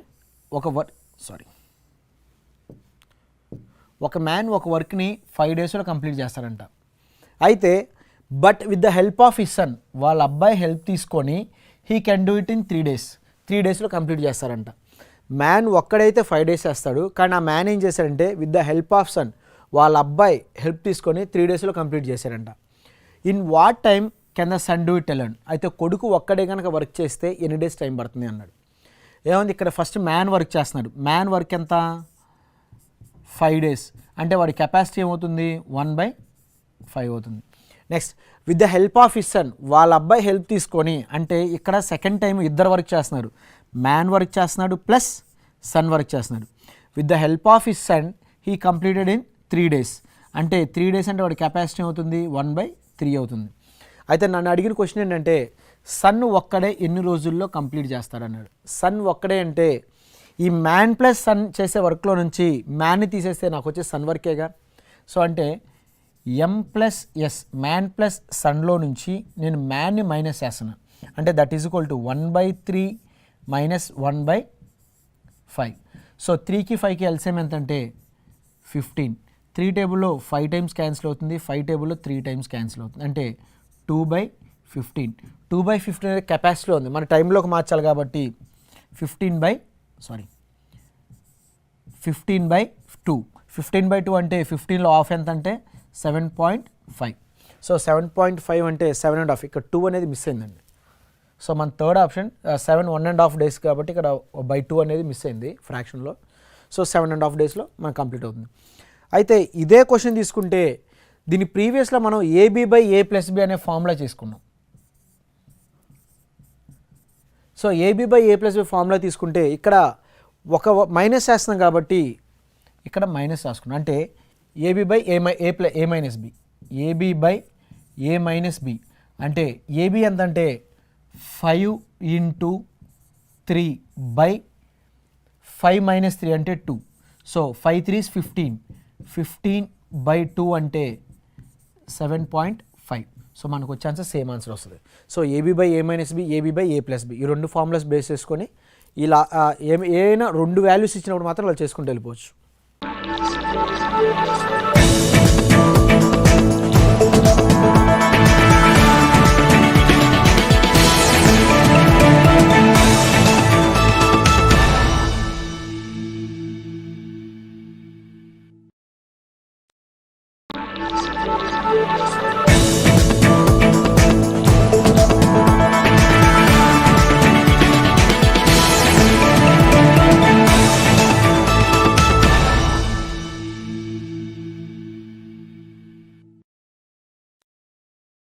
Next, third one.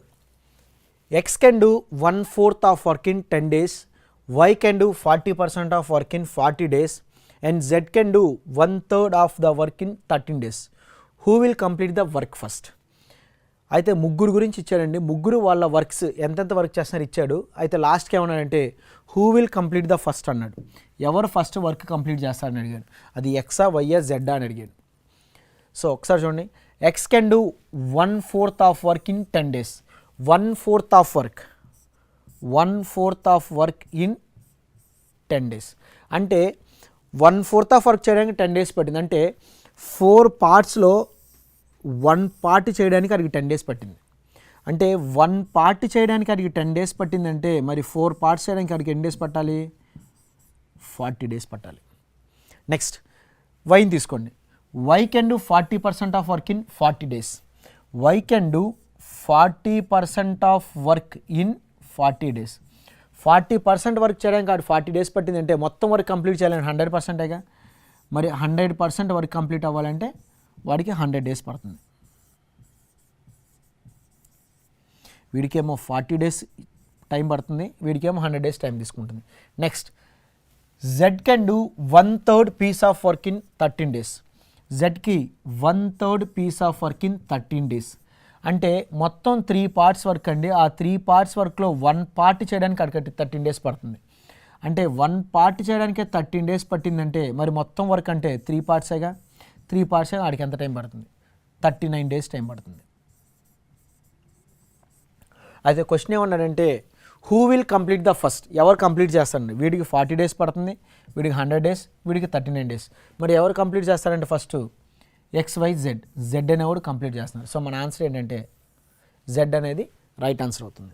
A and B can do work in 12 days, B and C in 15 days, C and A in 20 days. A, B and C work together, they will complete the work in. ఒకసారి question చూస్తే A and B can do work in 12 days. A, B ఇద్దరూ కలిసి 12 రోజుల్లో work complete చేస్తారు. Next B and C in 15 days, B and C కలిపి 15 డేస్లో work చేస్తారు. Next C and A in 20 days, C and A ఇద్దరు కలిసి 20 డేస్లో వర్క్ చేస్తారు. A plus B plus C work together, అలాగైతే ముగ్గురు కలిపి కనుక వర్క్ చేస్తే they will complete the work in ఎన్ని రోజుల్లో కంప్లీట్ చేస్తారంటున్నాడు. సో నన్ను అడిగిన క్వశ్చన్ ఏంటంటే A plus B plus C work అడిగాడు, వాళ్ళ ముగ్గురు గురించి అడిగాడు. కానీ నాకు ఇచ్చిన క్వశ్చన్లో ఇక్కడ AB ఇచ్చాడు, నెక్స్ట్ ఇక్కడ B and C ఇచ్చాడు, ఇక్కడ C and A ఇచ్చాడు. అంటే ఒకే చోట ఇద్దరు వర్క్ చేస్తున్నాడు. అంటే A ఇక్కడ వర్క్ చేస్తున్నాడు, సో ఇక్కడ కూడా వర్క్ చేస్తున్నాడు. B తీసుకుంటే ఇక్కడ వర్క్ చేస్తున్నాడు, ఇక్కడ వర్క్ చేస్తున్నాడు. C ఇక్కడ ఇక్కడ, అంటే ఇద్దరు రెండు చోట్ల వర్క్ చేస్తున్నారు. కానీ నన్ను అడిగిన క్వశ్చన్ మాత్రం ఒక్కరి గురించి అడిగాడు. సో నాకు వాడు ఇచ్చిన క్వశ్చన్ ఏంటంటే A and B, A plus B ఇద్దరు కలిసి 12 డేస్లో కంప్లీట్ చేస్తారు. అంటే వీళ్ళ కెపాసిటీ ఏమవుతుందంటే 1/12. నెక్స్ట్ B ప్లస్ C తీసుకుంటే B ప్లస్ C కెపాసిటీ ఎంతంటే 15, అంటే వాళ్ళ కెపాసిటీ ఏమవుతుందంటే 1/15. నెక్స్ట్ C ప్లస్ A ఎంత అంటే 20, అంటే వాళ్ళ కెపాసిటీ ఎంత అంటే 1/20 అవుతుంది. సో నాకు ముగ్గురు కెపాసిటీస్ వచ్చేసినాయి. సో నాకు ఇచ్చిన క్వశ్చన్, నా దగ్గర ఉన్న question A plus B plus B plus C plus C plus A is equal to A plus B capacity ఎంతంటే 1/12 plus B plus C capacity ఎంతంటే 1/15 plus C plus A capacity ఎంతంటే 1/20. So నాకు ఇక్కడ ఏ ఉన్నాడు, ఇక్కడ ఏ ఉన్నాడు, అంటే నాకు ఇద్దరు ఏలు ఉన్నారు. 2A ప్లస్ B ఇక్కడ ఉన్నాడు, ఇక్కడ ఉన్నాడు, అంటే 2B ప్లస్ C ఇక్కడ ఉన్నాడు, ఇక్కడ ఉన్నాడు, అంటే 2C is equal to, so 12కి 15కి 20 ఎల్సిఎం ఎంత అంటే 60. 12 టేబుల్లో 5 టైమ్స్ క్యాన్సిల్ అవుతుంది. నెక్స్ట్ 15 టేబుల్లో 4 టైమ్స్ క్యాన్సిల్ అవుతుంది. 20 టేబుల్లో 3 టైమ్స్ క్యాన్సిల్ అవుతుంది. సో ఇక్కడ 2A 2B 2C, సో 2 కామన్గా ఉంది కాబట్టి 2 బయటికి తీసేస్తున్నాం, కామన్గా బయటికి తీసే A plus B plus C is equal to 5 plus 4 9, 9 plus అంటే 12/60. సో 12/60 అంటే 12 టేబుల్లో 1 టైం, 12 టేబుల్లో 1 టైం, 12 టేబుల్లో 5 టైమ్స్ క్యాన్సిల్ అవుతుంది. So 2 into A plus B plus C వచ్చి 1/5 ఆన్సర్ వచ్చింది. కానీ ఇక్కడ 2 ఉందిగా, ఆ 2ని కూడా నేను దీనికి మల్టిపుల్ చేస్తున్నాను. అంటే A plus B plus C వచ్చి 1/10 డేస్ వస్తుంది. 1/10 డేస్ అంటే అది కెపాసిటీ, దాని టైంలోకి మార్చాను కాబట్టి మన ఆన్సర్ 10 డేస్ వస్తుంది. సో 10 డేస్ అంటే 5 7/5 ఇదిగోండి థర్డ్ ఆప్షన్. సో మనకి 10 డేస్ రావాలి. A and B can do piece of work in 72 days, B and C can do it in 120 days, A and C can do it in 90 days. In what time can A alone do it? ఈ previous ప్రాబ్లంకి ఈ ప్రాబ్లంకి difference ఏంటంటే previous ప్రాబ్లంలో ABC work అడిగాడు, కానీ ఈ ప్రాబ్లంలో ఓన్లీ ఏ ఒక్కడు వర్క్ అడుగుతున్నాడు. సో నాకు ఇచ్చిన question same, A plus B can do piece of work in 72 days, B and C it in 120 days, A and C can do it in 90 days. Same. So A plus B capacity ఎంతంటే A plus B plus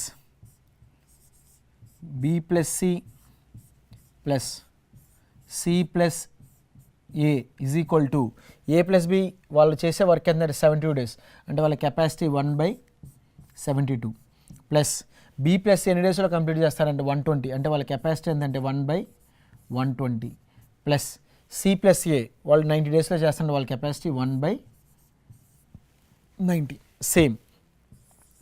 2A plus 2B plus 2C is equal to 72కి 120కి 90కి LCM ఎంతంటే 360. So 72 ఎన్ని times cancel అవుతుందంటే 5 times cancel అవుతుంది. So 120 అనేది 3 times cancel అవుతుంది. సో 90 అనేది 4 టైమ్స్ క్యాన్సిల్ అవుతుంది. సో 2 ఇంటూ 2 కామన్ తీసేస్తున్నా, A plus B plus C is equal to 5 plus 3 8, 8 plus 4 అంటే 12/360. 12 టేబుల్లో 1 టైం 12 3 జా 36. సో 36 అంటే ఈ 2 ఇటు తీసుకొచ్చేస్తే A plus B plus C కలిపి ముగ్గురు కలిపి ఎన్ని రోజుల్లో చేస్తారంటే 60 డేస్లో చేస్తారు. సో ఇది A plus B plus C నాకు వచ్చిన ఆన్సర్. కానీ వాడు ఏమడిగాడంటే ఏ ఒక్కడి గురించి కావాలన్నాడు. ఏ ఒక్కడి గురించి నా దగ్గర ఉన్న తీసుకుంటే A ప్లస్ B ఉన్నాడు, నెక్స్ట్ B ప్లస్ C ఉన్నాడు, అలాగే A ప్లస్ C ఉన్నాడు, అలాగే A plus B plus C కలిసి ముగ్గురు చేసే వర్క్ కూడా ఉంది. సో ఇప్పుడు ఏం చేస్తానంటే A plus B plus C ముగ్గురు కలిసే వర్క్లో నుంచి నన్ను ఏ గురించి అడిగాడు కాబట్టి B ప్లస్ C తీసేస్తా. అంటే A ప్లస్ B ప్లస్ Cలో నుంచి B ప్లస్ C వర్క్ తీసేస్తే నాకు వచ్చేది ఏ వర్కేగా. ఒకసారి చూడండి, A plus B plus C ఇలా ముగ్గురు వర్క్లో నుంచి B ప్లస్ C వర్క్ తీసేస్తున్నా. సో నాకు వచ్చేది ఏ వర్కే. So A plus B plus C అంటే 1/60 minus B plus C work ఎంత అంటే 1/120. సో ఎల్సిఎం ఎంత అంటే 120. సో 60 టేబుల్లో 2 టైమ్స్ క్యాన్సిల్ అవుతుంది, మైనస్ 120 టేబుల్లో 1 టైం క్యాన్సిల్ అవుతుంది, అంటే 1/120. సో 1/120 అంటే 120 డేస్. అంటే ఏ ఒక్కడే ఎన్ని రోజులు చేస్తారంటే 120 డేస్లో కంప్లీట్ చేస్తాడు. సో మన answer third option. Next, A and B can do work in 8 days, B and C can do the same work in 12 days, A, B and C together finish in 6 days. A and C together will do it in. So first ప్రాబ్లంలో దీని ప్రీవియస్గా ముందు ప్రాబ్లంలో A plus B plus C work అడిగాడు. దీని previous ప్రాబ్లంలో ఏ ఒక్కడి work అడిగాడు, కానీ ఇక్కడ మాత్రం A అండ్ C ఇద్దరు వర్క్ అడుగుతున్నాడు. సో సేమ్ అండి, నాకు ఇచ్చే దీనికి ఒక ఫార్ములా ఉంటాం, అంటే దీని ముందు ఫార్ములానే. So 2 into A plus B plus C is equal to A plus B plus B plus C plus C plus A. So ఇది ఒక చిన్న బేసిక్ ఫార్ములా అండి దీనికి. సో దీన్ని ఏం చేస్తామంటే వాడు ఏ క్వశ్చన్ అయితే అడిగాడో దాన్ని ఈజీక్వల్ యువతలు తీసుకొచ్చేస్తాం. వాడు ఏమి ఇచ్చాడో అది రాసుకుంటాం. అంటే for example A plus B work ఇచ్చాడు, సో ఇది ఇలాగే ఉంచుతాం. Next B plus C work ఇచ్చాడు, ఇది ఇలాగే ఉంచుకోవచ్చు. A, B and C work ఇచ్చాడు, ఫినిష్. ఇలా ముగ్గురు వర్క్ ఇచ్చాడు. నన్ను అడిగిన క్వశ్చన్ ఇది. సో నాకు ఈ క్వశ్చన్ కావాలి, నేను ఈజీక్వల్ యువతలు తీసుకొచ్చేస్తే ఇన్ని అటు తీసుకెళ్ళిపోతా. అంటే C ప్లస్ A కావాలి కాబట్టి బయటకు వస్తే minus C plus A is equal to ఇది అటు వెళ్తుంది. అంటే A plus B plus B plus C minus 2 into A plus B plus C. So దీన్ని బట్టి ఆ నెంబర్స్ ఏవైతే ఉన్నాయో, డేస్ ఏవైతే ఉన్నాయో ఆ డేస్ ఇందులో సబ్స్టిట్యూట్ చేసాము కూడా ఆన్సర్ వచ్చేస్తుంది. నన్ను C ప్లస్ C అడిగారు, దాన్ని అలాగే ఉంచుతున్నాను. A ప్లస్ B ఎంత అంటే వాడి capacity 1/8 plus B plus C అంటే 1/12 plus 2 into A plus B plus C అంటే 1/6. 1/6 2 టేబుల్ అక్కడ 3 టైమ్స్ క్యాన్సిల్ అవుతుంది. సో అంటే 1/3.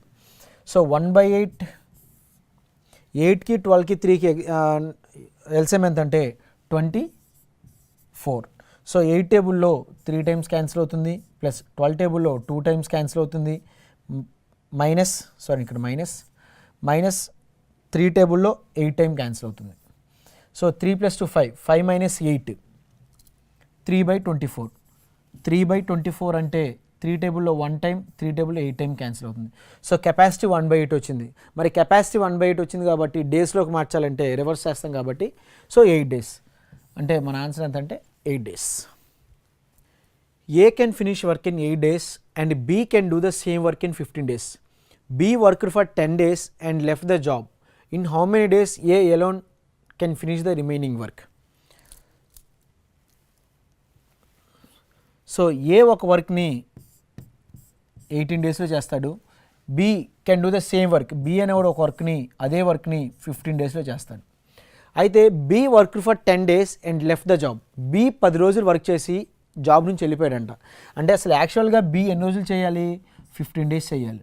మరి 15 days వర్క్ చేయాలంటే ఆడు ఎన్ని రోజులు చేశాడు? 10 days చేశాడు. సో వాడు 15 రోజులు వర్క్ చేయాలి కాబట్టి 10 days చేశాడు. 10 days చేయడం వల్ల కొంత వర్క్ అయితే కంప్లీట్ అవుతుందిగా. సో అది ఎంత వర్క్ అంటే 5 టేబుల్లో 2 times, 5 టేబుల్లో 3 times, అంటే 2/3 వర్క్ కంప్లీట్ అయిపోయింది. అంటే వాడు ఇంక ఎంత వర్క్ వదిలేసి వెళ్ళిపోయాడు? 1/3 వర్క్, రిమైనింగ్ వర్క్ వదిలేసి వెళ్ళిపోయాడు. ఎవడు? బి అనేవాడు. మరి ఆ వదిలేసిన వర్క్ని ఎవడు చేయాలి? ఏ చేయాలి. ఏ ఎన్ని రోజుల్లో వర్క్ చేస్తాడు? 18 రోజుల్లో వర్క్ చేస్తాడు. సో 3 టేబుల్లో ఇక్కడ 6 times క్యాన్సిల్ అవుతుంది. అంటే మిగిలిపోయిన వర్క్ని ఏ ఎన్ని రోజుల్లో చేయాలి అంటే 6 daysలో చేయాలి. సో మన ఆన్సర్ 6. అయితే ఇదే ఇంకో మోడల్ చేయొచ్చండి. ఇదే లాజిక్ అప్లై అవ్వదు, అంటే అన్నిటికీ ఇది అవ్వదు. సో ఇంకో మోడల్ అంటే A can finish work in 8 days. A can finish work in 18 days. So A B ఇద్దరిని తీసుకుంటున్నా. ఏ అనేవాడు ఒక వర్క్ని 18 daysలో చేస్తాడు. బి అనేవాడు సేమ్ వర్క్ని 15 daysలో చేస్తాడు. Right. B work did for 10 days and left the job. B 10 రోజులు వర్క్ చేసి వెళ్ళిపోయాడంట. అసలు 10 రోజులు వర్క్ చేయకముందు నాకు ఈడెన్ని రోజులు చేసాడు తెలియదు కాబట్టి నేను ఈ నెక్స్ట్ అనుకుంటున్నా. వీడెన్ని రోజులు చేసాడు తెలియదు కాబట్టి ఎక్స్ అనుకుంటున్నా. కానీ ఇద్దరు కలిసి వర్క్ చేయడం వల్ల ఒక వర్క్ అయితే కంప్లీట్ అవుతుంది కాబట్టి =1. ఏ ఎన్ని రోజులు చేసాడు తెలియదు, కానీ బి మాత్రం 10 days చేసి వెళ్ళిపోయాడంట.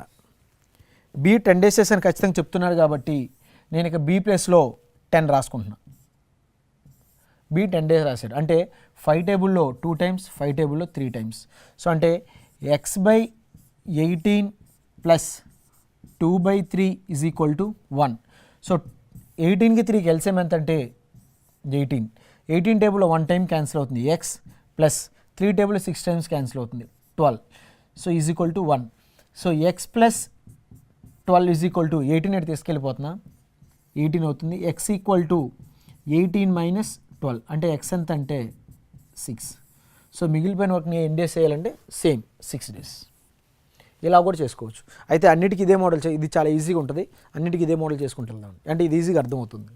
ఏ and B can do piece of work in 45 days and 40 days respectively.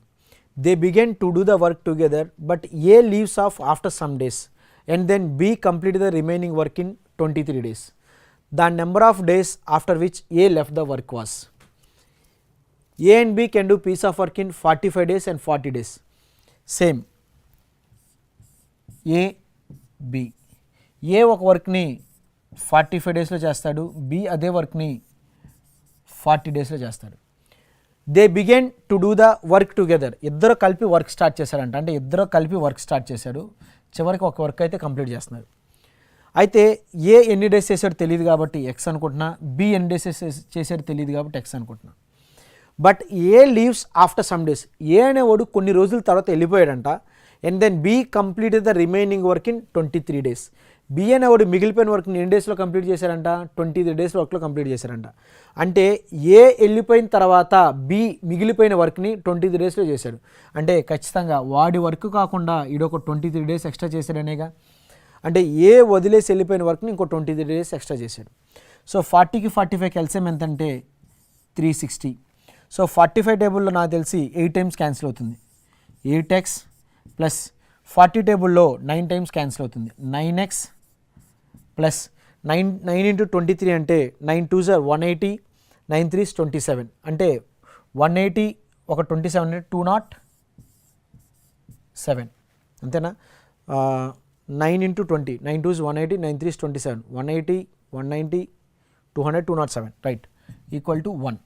So 8x plus 9x అంటే 17x = 17x plus 207 = 360. So 17x = 360 minus 207.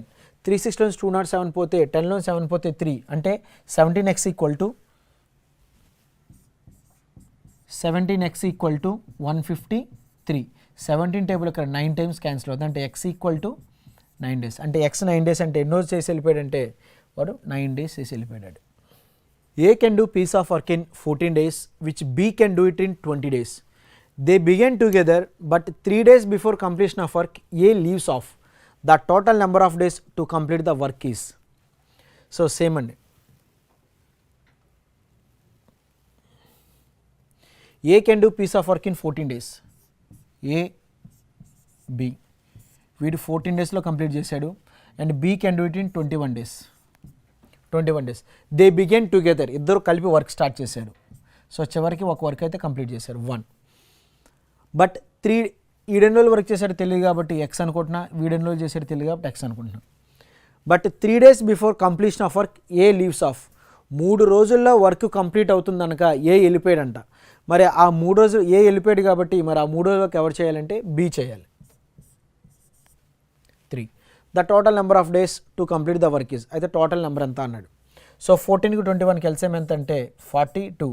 14 టేబుల్లో 3 టైమ్స్ క్యాన్సిల్ అవుతుంది. 3x ప్లస్ 21 టేబుల్లో 2 టైమ్స్ క్యాన్సిల్ అవుతుంది. 2x plus 6 equal to 1. So 3x plus 2x అంటే 5x plus 6 is equal to ఈ 42 1కి ఇది తీసుకో ఈజ్ ఈక్వల్ టు అవుతుంది తీసుకొస్తున్నాం 42. So 5x is equal to 42 minus 6 అంటే 36. సో 36 అంటే x ఈక్వల్ టు 36/5. 36/5 అంటే 5 టేబుల్ 5 7s 35, 7 1/5 అంటే మొత్తం 7 1/5 డేస్లో కంప్లీట్ అవుతుంది. కానీ నన్ను క్వశ్చన్ ఏం అడిగారంటే the total number of days to complete the work. మొత్తం ఎన్ని డేస్ కంప్లీట్ అయిందంటే ఎక్స్ అంటే మనం ఎన్ని డేస్ కంప్లీట్ అయిందో ఎక్స్, కానీ ఒక 3 days ఎక్స్ట్రా చేశారు గీడు.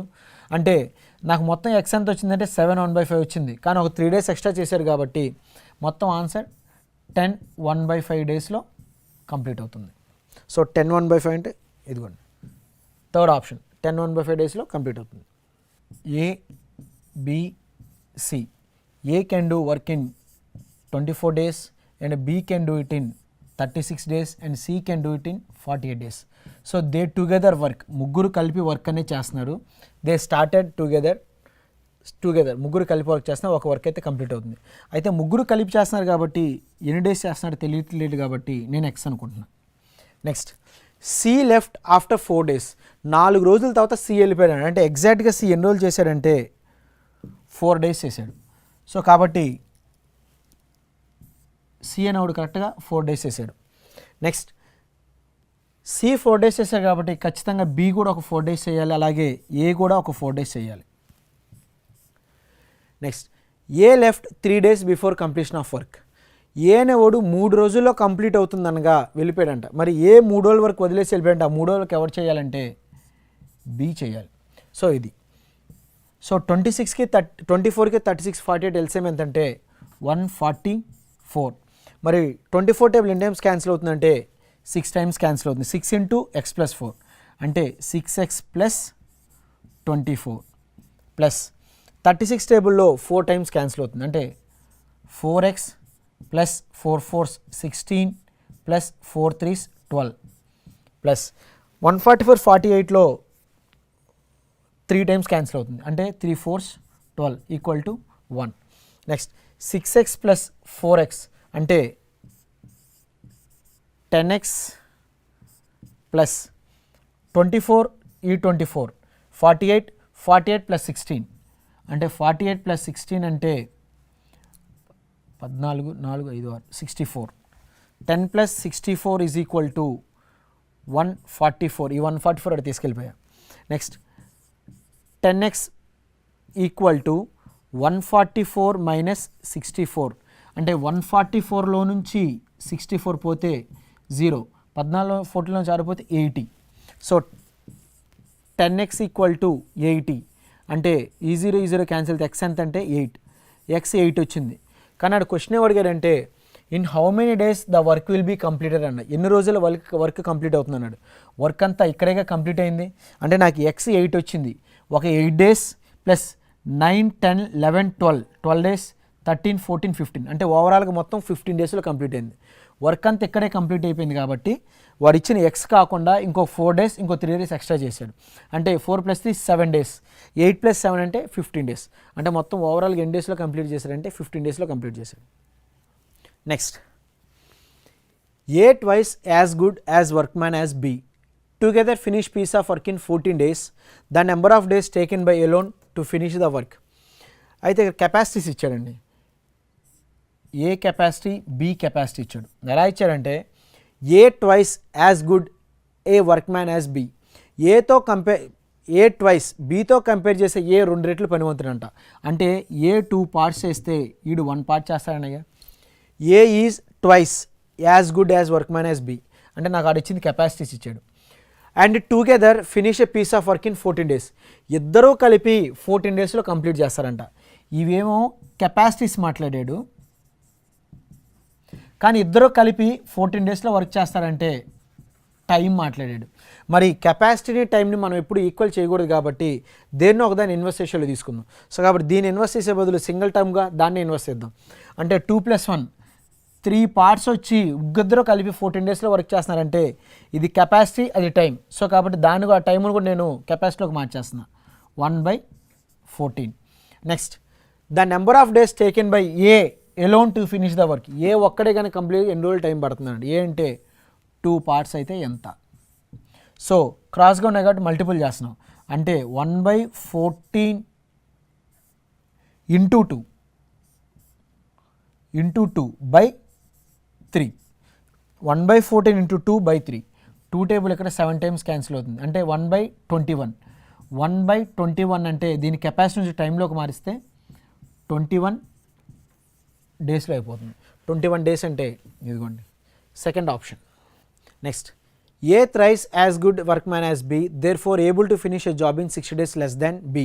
Working together they can do it in. A thrice A B. A thrice as good workman as B.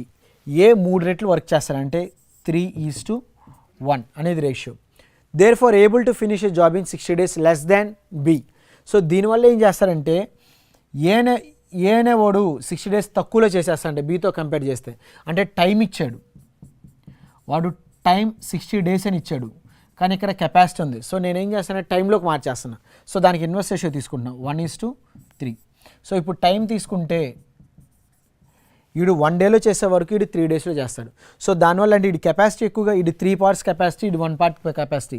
So వీడి కెపాసిటీ ఎక్కువ కాబట్టి వీడికి 1 day టైం పడుతుంది, వీడి కెపాసిటీ తక్కువ కాబట్టి వీడికి 3 days టైం పడుతుంది. సో దానివల్ల ఏమవుతుందంటే వీడితో కంపేర్ చేస్తే వీడు 60 days ముందుగానే చేసేస్తాడంట. మరి నా లెక్క ప్రకారం వీడు కంపేర్ చేస్తే ఎన్ని పార్ట్స్ ఉన్నాడు, 2 parts ముందు. అంటే 2 parts వచ్చి 60 అయితే 1 part ఎంత అంటే 30. అంటే వీడికి ఎన్ని డేస్ పడుతుందంటే 30 days పడుతుంది. అలాగే వీడిని తీసుకుంటే 2 parts వచ్చి 60 అయితే మరి 3 parts ఎంత 33 is 9. అంటే వీడికి ఎన్ని డేస్ పడుతుందంటే 90 days పడుతుంది. మరి ఇద్దరు కలిపి working together they can do it. ఇద్దరు కలిపి కనుక వర్క్ చేస్తే ఎన్ని రోజుల్లో చేస్తారంటే 1/30 + 1/90. 30కి 90కి ఎల్సిఎం ఎంత అంటే 90. 30 టేబుల్ 3 times క్యాన్సిల్ అవుతుంది, 90 టేబుల్లో 1 time క్యాన్సిల్ అవుతుంది. అంటే 4/90. 4/90 అంటే 90/4. కెపాసిటీ నుంచి టైంలోకి మార్చేస్తా. 4 టేబుల్లో 4 2s are 8 పోతే 1 మిగులుతుంది. 4 2s are 8 పోతే 2 మిగులుతుంది. 2/4 అంటే 1/2. అంటే 22/1/2 అనేది మన ఆన్సర్ అవుతుంది. 22/1/2. సో ఇక్కడ 22 ఉందండి, ఇక్కడ ఎక్కడ మిస్టేక్ వచ్చింది, 2 పడింది, మళ్ళీ 1 ఎక్కడ పోయింది, అంటే 1/2 అయి ఉండాలి. ఇది ఒకసారి ఆన్సర్ 22/1/2 వస్తుంది.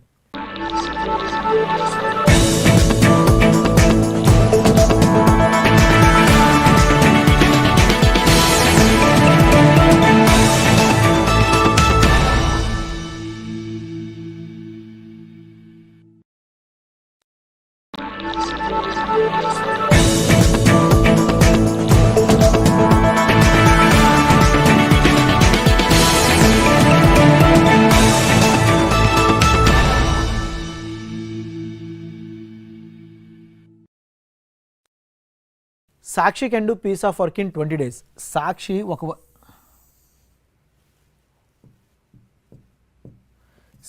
ఒక వర్క్ని 20 daysలో కంప్లీట్ చేస్తుందంట. Next Tanya is 25% more efficient than Sakshi.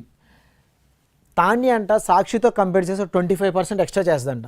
The number of days taken by Tanya to do the same piece of work. అయితే అదే వర్క్ కంప్లీట్ చేయడానికి తాన్యకి ఎంత టైం పడుతుందని అడిగాడు. సో సాక్షి అన్నాడు, తాన్య అన్నాడు. Sakshi can do piece of work in 20 days. Sakshi 20 daysలో వర్క్ చేస్తుంది. And Tanya is 25% more efficient than Sakshi.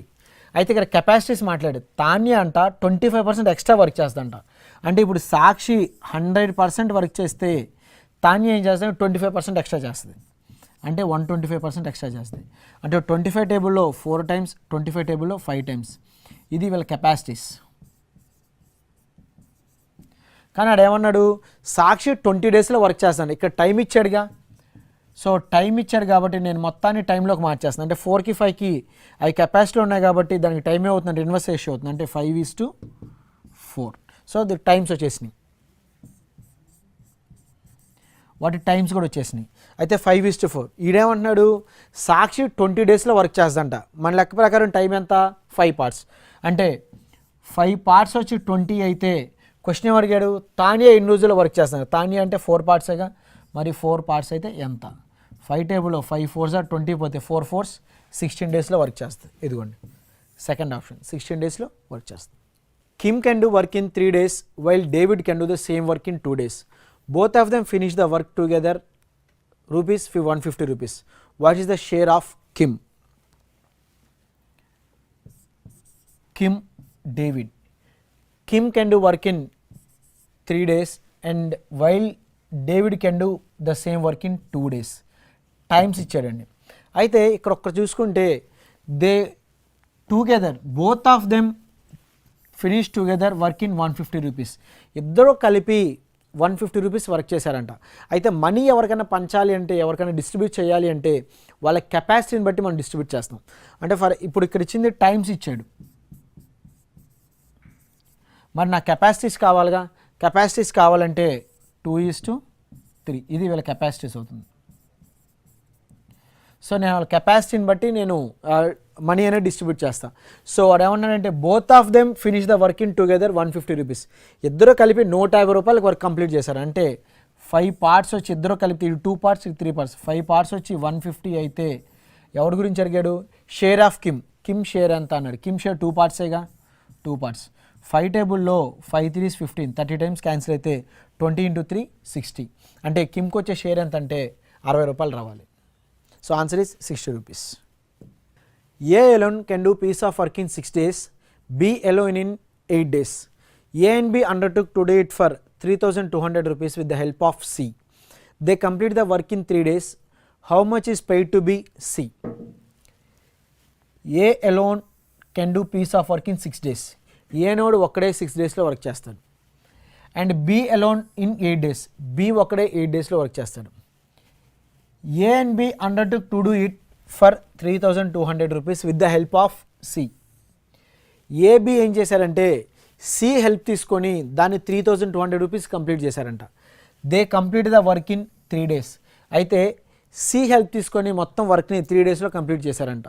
So వాడు క్వశ్చన్ ఏమన్నాడంటే how much is paid to C. Cకి ఎంత అమౌంట్ పే చేశాను అంటున్నాడు. సో నాకు A B C ముగ్గురు గురించి ఇచ్చాడు. ఏ ఒక వర్క్ని 6 daysలో చేస్తాడు, అంటే ఏ 6 daysలో చేస్తాడు, బి 8 daysలో చేస్తాడు. కానీ ఇక్కడ థర్డ్ ఏం చేశారంటే AB undertook to do it for 3,200 rupees with the help of C and completed the work in 3 days. Third time ఏం చేస్తారంటే ముగ్గురు వర్క్ చేస్తున్నారు. ఆ ముగ్గురు ఎవరంటే ఏబి వర్క్ చేస్తున్నారు, ఎవరితో కలిపి సి హెల్ప్ తీసుకొని వాళ్ళు వర్క్ చేస్తున్నారు. అయితే ఈ హెల్ప్ తీసుకొని ఎంతకి చేశారంటే ఆ వర్క్ని 3,200 rupees కంప్లీట్ చేశారు. అయితే 3,200 rupees కంప్లీట్ చేశారంటే ఈ ముగ్గురు కలిపి ఎన్ని రోజులు చేస్తున్నారంటే 3 days చేస్తున్నారు. సో వాడు మనకి ఇచ్చింది ఏంటంటే టైమ్స్ ఇచ్చాడు. అయితే సి షేర్ అడిగాడు, సికి ఎంత పే చేయాలని అడిగాడు. సికి పే చేయాలంటే ఖచ్చితంగా కెపాసిటీస్ కావాలిగా. సో వీళ్ళు టైమ్స్ ఇవి నేను కెపాసిటీలోకి మార్చేస్తున్నా. కెపాసిటీస్ అంటే 3 8s 24, 6 3s 18, 6 8s 48. అన్నీ 6 టేబుల్తో క్యాన్సిల్ అవుతుంది చూడండి. 6 టేబుల్లో 6 4 24, 6 3s 18, 6 8s 48. సో 4:3:8 అనేది వీటి కెపాసిటీస్ అవుతాయి. ఇది వాటి కెపాసిటీ. అయితే మీరు ఒకసారి బాగా గమనిస్తే ఇక్కడ ఏకి ఎన్ని కెపాసిటీ ఎంత వచ్చిందంటే 4 పార్ట్స్, బీకి 3 పార్ట్స్ వచ్చింది. అయితే ఏ ప్లస్ బి ప్లస్ సి తీసుకుంటే వాడికి 8 పార్ట్స్ వచ్చింది. అంటే ఈ ఏబి ఇందులో ఉన్నారుగా, సో అంటే ఏకి 4 పార్ట్స్, బీకి 3 పార్ట్స్ తీసేస్తే 7 పార్ట్స్ తీస్తే మిగిలిపోయింది 1 పార్ట్ అనేవాడు అబ్బాయిగా, సి అనేవాడుగా. అంటే మొత్తం 8 పార్ట్స్ వచ్చి 3200 అయితే సికి ఎంత షేర్ వెళ్తున్నాడు? సి అంటే 1 పార్టేగా, 1 పార్ట్ అయితే ఎంత? 8 4s 32, అంటే వాడికి వెళ్ళేది ఎంత అంటే 400 రూపీస్ వెళ్ళాలి. ఇదిగోండి మన answer second option 400 rupees. A alone can complete work in 16 days, B alone in 12 days. Starting with A they work on alternate days, the total work will be completed in alternate days. అంటే alternate days అంటే A alone can complete work in 16 days. A ఒక్కడే work చేస్తే 16 daysలో work చేస్తాడు. B alone in 12 days, B ఒక్కడే work చేస్తే 12 daysలో work చేస్తాడు. Starting with A అయితే ఎవరితో స్టార్ట్ చేస్తాడంటే ఏతో స్టార్ట్ చేస్తున్నాడు. Work on alternate days, so alternate డేస్లో వర్క్ చేస్తాను. అంటే ఫస్ట్ డే ఏ వర్క్ చేస్తే సెకండ్ డే బి వర్క్ చేస్తున్నాడు, మళ్ళీ థర్డ్ డే ఏ వర్క్ చేస్తే ఫోర్త్ డే బి వర్క్ చేస్తున్నాడు. అలా ఆల్టర్నేట్ డేస్లో వర్క్ చేసుకుంటూ వెళ్తున్నారు. అయితే A started the work, first ఏతో వర్క్ స్టార్ట్ చేశాడు. సో అయితే ఎన్ని డేస్లో వర్క్ అనేది కంప్లీట్ అవుతుందని అడిగాడు. సో ఫస్ట్ ఏ వర్క్ స్టార్ట్ చేశాడు, ఇది ఫస్ట్ డే, అంటే ఏ 1/16 వాడి capacity. Next plus second day B work చేస్తున్నాడు, బి ఎన్ని డేస్ వర్క్ చేస్తున్నాడంటే ప్లస్ 1/12. సో ఎల్సిఎం ఎంత అంటే 6కి 12కి 48, 16కి 12కి 48. 16 టేబుల్లో 16 16 3 48, 3 times క్యాన్సిల్ అవుతుంది. ప్లస్ 12 టేబుల్లో 4 times క్యాన్సిల్ అవుతుంది, అంటే 7/48. ఇది ఒక 2 daysలో వర్క్ చేస్తే 7/48 times వర్క్ చేశాడు. 7/48 అంటే సో ఇదంతా పక్కన పెడితే 7/48 పెడితే ఇది 1 day, ఇది ఫస్ట్ డే, ఇది second day. First day for example మనం మ్యాంగోస్ అనుకుందాం, కొన్ని ఫ్రూట్స్ తీసుకుందాం, మ్యాంగోస్ అనే ఫ్రూట్స్ తీసుకుందాం. నా దగ్గర మ్యాంగోస్ మొత్తం 48 మ్యాంగోస్ ఉన్నాయి అనుకుందాం. 48 మ్యాంగోస్ ఉన్నాయి. అయితే నేను ఇద్దరిని అపాయింట్ చేసి అవి తినడానికి. ఫస్ట్ డే 3 మ్యాంగోస్ తింటారు, సెకండ్ డే 4 మ్యాంగోస్ తింటారు. అంటే 2 daysకి ఎన్ని మ్యాంగోస్ తింటున్నాడు? 7 మ్యాంగోస్. అంటే 2 daysకి 7 మ్యాంగోస్ తింటున్నాడు. అయితే 48 మ్యాంగోస్ తినాలి. 48 మ్యాంగోస్ అంటే 7తో ఎగ్జాక్ట్గా క్యాన్సిల్ అయ్యే నెంబర్ తీసుకుందాం. 2 daysకి 7 మ్యాంగోస్ తింటే మరి 7తో క్యాన్సిల్ అయ్యే నెంబర్ తీసుకుందాం. 7 7s are 49, అంటే 48 దాటిపోతుంది. 7 6s are 42. మరి 42 మ్యాంగోస్ తినడానికి వాళ్ళకి ఎంత టైం పడుతుంది అంటే 7 టేబుల్లో 7 6s are 42, అంటే 2 6 12. ఎన్ని డేస్ పడుతుందంటే 12 days పడుతుంది. 12 days అంటే మొత్తం 48 మ్యాంగోస్లో 42 మ్యాంగోస్ తినేశారు. రిమైనింగ్ ఎన్ని మ్యాంగోస్ ఉన్నాయి? 6 మ్యాంగోస్ ఉన్నాయి. అంటే 12 days కంప్లీట్ అయింది కాబట్టి first day, second day, third day, fourth day, fifth day, sixth day, seventh day, eighth day, 9 10 11 12, అంటే 12 days కంప్లీట్ అయ్యారు. బి కంప్లీట్ అయిపోయింది. అంటే 13th డే ఎవరు రావాలి? ఏ రావాలి. 13th డే ఏ వచ్చాడంటే ఏ ఎన్ని మ్యాంగోస్ తింటాడు? 3 మ్యాంగోస్ తినేస్తాడు. అంటే ఇక్కడికి 13 days. 13 daysలో 3 మ్యాంగోస్ కంప్లీట్ అయిపోయి 6లో 3 అయిపోయినాయి, అంటే ఇంకో 3 ఉంటాయి. మరి 13 అయిపోయింది కాబట్టి నెక్స్ట్ డే అంటే 14th డే ఎన్ని రోజులు వర్క్ చేస్తారంటే ఈడు రావాలి. మళ్ళీ ఈడు రావాలంటే ఈడు 4 మ్యాంగోస్ తింటాడు. అంటే 1 dayకి ఆడు 4 మ్యాంగోస్ తిన్నాడంటే నా దగ్గర ఎన్ని మ్యాంగోస్ మిగిలిపోయినాయి? 3 మ్యాంగోస్ మిగిలిపోయినాయి. 3 మ్యాంగోస్ అంటే 3/4 daysలో తినేయాలి. ఆల్రెడీ 13 days కంప్లీట్ అయిపోయింది. ఇంకో 3/4 daysలో మ్యాంగోస్ తినేస్తారు. అంటే 3/4 daysలో మొత్తం వర్క్ అనేది కంప్లీట్ అవుతుంది. ఇదిగోండి 3/4 daysలో వర్క్ అనేది 3/4 daysలో వర్క్ అనేది కంప్లీట్ అవుతుంది. A B and C can do piece of work in 11 days, 20 days and 55 days respectively. Working alone, how soon can the work done it A assisted by B and C in on alternate days? అంటే ఇప్పుడు first day తీసుకుంటే